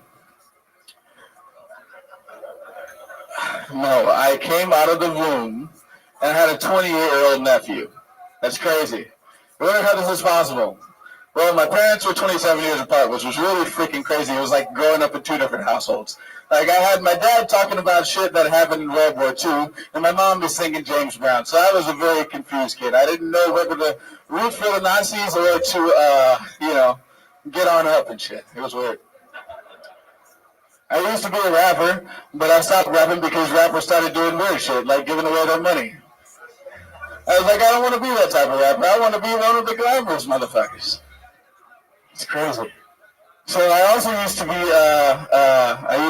so when I did my rapping, I had like a band and stuff, and it was crazy.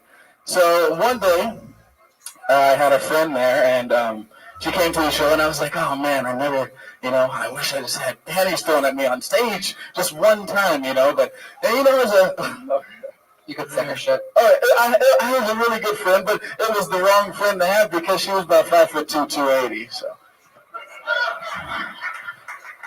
Thank you very much. Lamont Oakley. Lamont, you got up from sitting right next to Jackie Little. You're really Lamont Oakley, though, right? Yes, I am. I can show you my ID. That's fine. Is this your first time on the show? Yes, it is. That's cool. Where are you from? I'm from Oakland, California. Wow, a lot of Oakland here. Good area. What do you do for a living? I'm a bellman and I'm an actor. I'm a theater actor, too. Wow. Where are you a bellman at? At a fancy hotel. Oh. You ever do any services for anyone at a hotel before?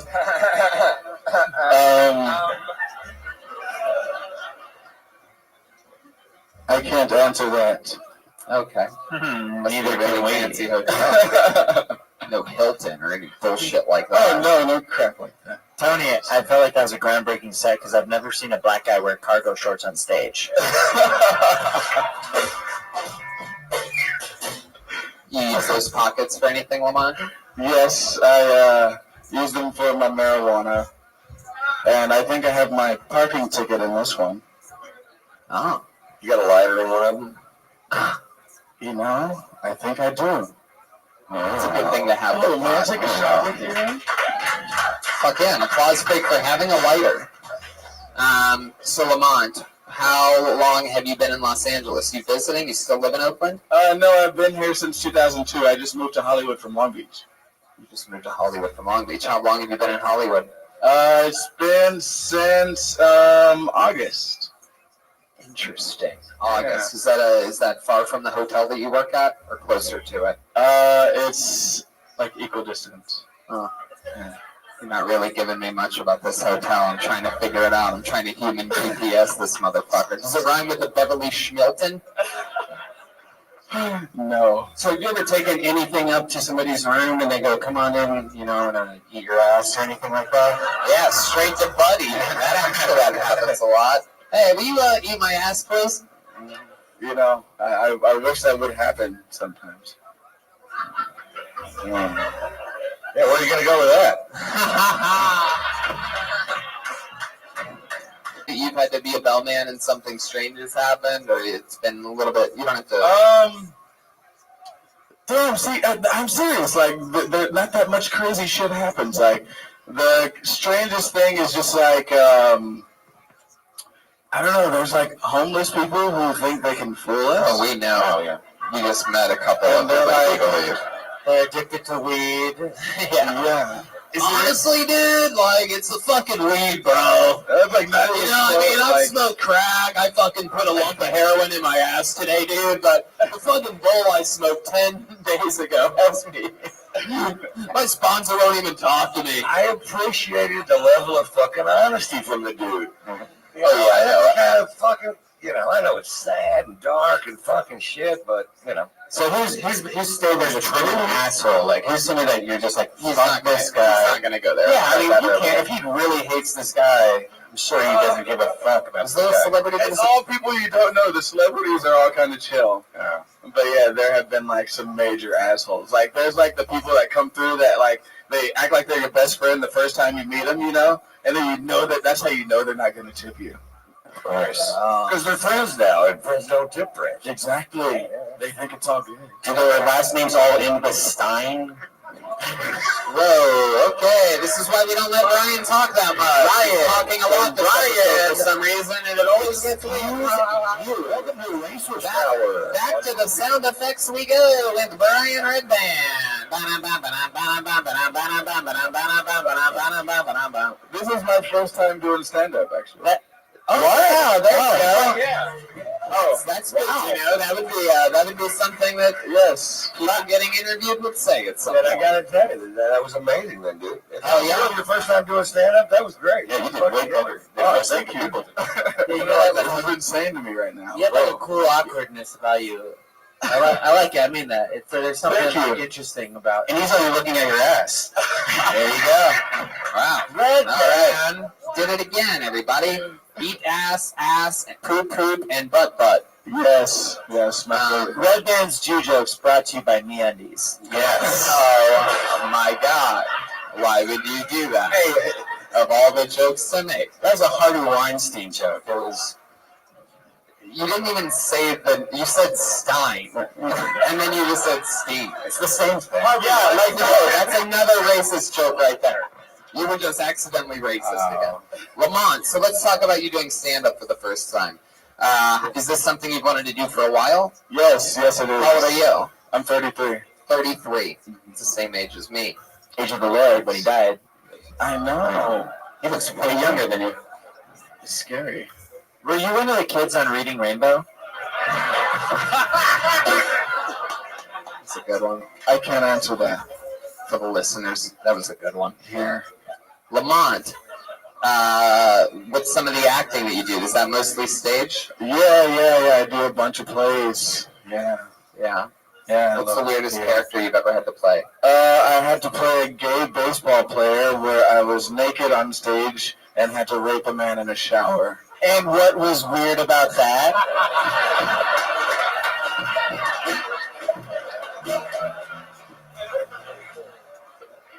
Man, can you give us one of your lines from that? Like, what were you verbally saying while raping a guy? Could you do a demonstration on me? Wow. Yeah, let's do it. Sax off. From the sax scene to the sex scene. Here we go. Lamont Oakley reprising his role in. Go ahead, Lamont. Give us a little slate. Lamont, slate for us. I don't know. It was something I thought rape. I didn't quite reach around, but I was tempted to. But I Go for it. Wait, hold on. Wait. Lamont, what happened then? What do you mean? Just then, that was a Did real you have connection. lines in this movie, or was it a gay porn? No, I had tons of freaking lines. So I sort of grabbed him here, I put this thing in my butthole, and I acted. You know what I mean? Hey, I got a question. Lamont, in this scene, did you have your socks on? No. That's not very black of you, but all right, moving on. But I did get that note to take off my socks sooner. Did you really? Yes. What's your real sex life like? You fucking a bunch of white bitches? No. Really? Do you want to? Yeah, it's fine. My sex life is it's as busy as I need it to be. Really? Yeah. How busy is that? Like I'm very busy, so it's gotta be like on call, you know. Really? We're always on call. Yeah. But it's like it takes planning and shit, which sucks because I'm always busy. It's like, oh, can we meet up Thursday? No, I can't Thursday. How about Saturday? I'm like, fuck, I work Saturday. You should try Wednesday. I know. $50,000 worth of sex. What? Hey, there's this thing. Oh my God, Lamont. There's this thing called okay, so there's this thing. You ever heard of Lamont Crunch cereal? You haven't, but there's this thing called the Lamont Crunch cereal, and that's what I would do your butthole.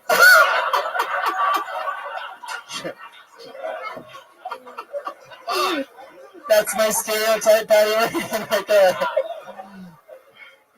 What the hell is going on today? I don't know. Something in the air tonight. Yeah. Lamont, special skills or talents or hobbies or anything? Oh, I used to drive a tractor, a backhoe.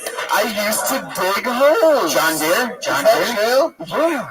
Wow. Used to work with a hoe? Yes, several. What? What's that? Yes. Were you in Philadelphia? All right, over here, Lamont. So where were you driving this tractor at? I was doing it in the whole LA area. It was my. What'd you say, in the LA area? In the LA area, yeah. We used to put in sewers and stuff for people. So I used to actually touch shit with my hands.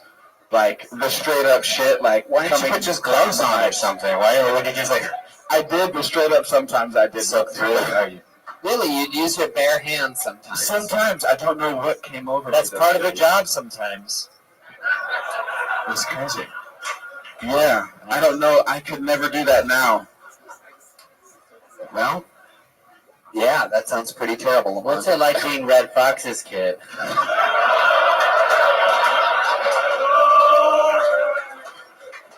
All right, Lamont. Pretty sure that's it. No Twitter, huh? No social media for you? Well, I have a Twitter, but I never use it. It's at Mr. Chug Mug.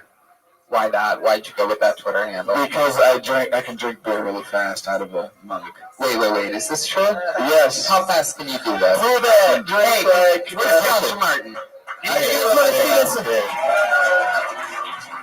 It's another situation. It's been a while. Can somebody get us a fucking goblet of beer or something?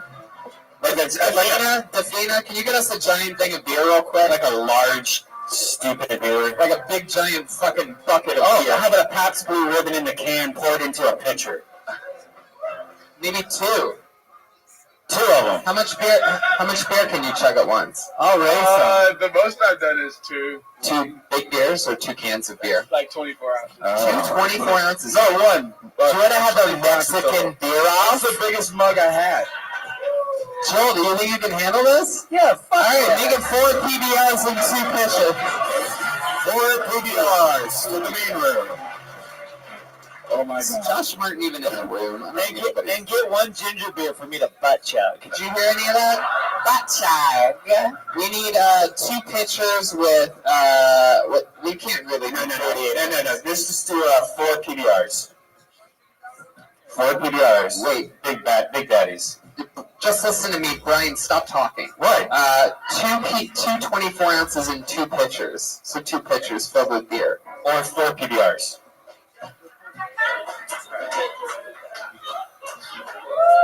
2 pitchers. 4 cans of PBR. But pour 2 in each pitcher. I can't believe this still isn't happening. You don't have pitchers? No, just get 4 PBRs and make a drink each one when they're done and put it down. But no, that's different. The mug's different than the can, Brian. I don't know if you've ever chugged a beer before, but gravitational pull maintains it in a can. It's an If you put your car key on the other side and make a little thing, right, guys? We know what the fuck's going on, but that's not his specialty. He's Mr. Mud Chug on Twitter. That's his thing. You want to give him some type of advantage, right? Wait, what is Joel about to chug his beer out of? He's chugging Jeremiah's dick. All right. Really? I mean, if you just... Oh, he is. This looks like a very wide open episode. Did you see his underwear, by the way? Joel's underwear. He's wearing some weird kind of thong thing. For you podcast listeners, that is well, correct. for the video listeners, so they can look at right now. The VR people are loving this. Is this beer thing happening? This was one of my worst ideas I've ever had. Here we go. Josh has got it right there. Wow, there they are. I guess we're about to shotgun 24 ounces of PBR. What do you need? Like a key or something, right? What is that? No. Are you guys just gonna chug it right out of the can? All right. A mug would really show off my skill, but well, you don't got a mug. So I can figure this. All right. You have improvise tonight. Here we go. It's the first ever. I've opened up both of them. They're chugging both. In a very up and down episode of Kill Tony, you are now at the first ever live Mexican chug off. Joel Jimenez versus Lamont Oak.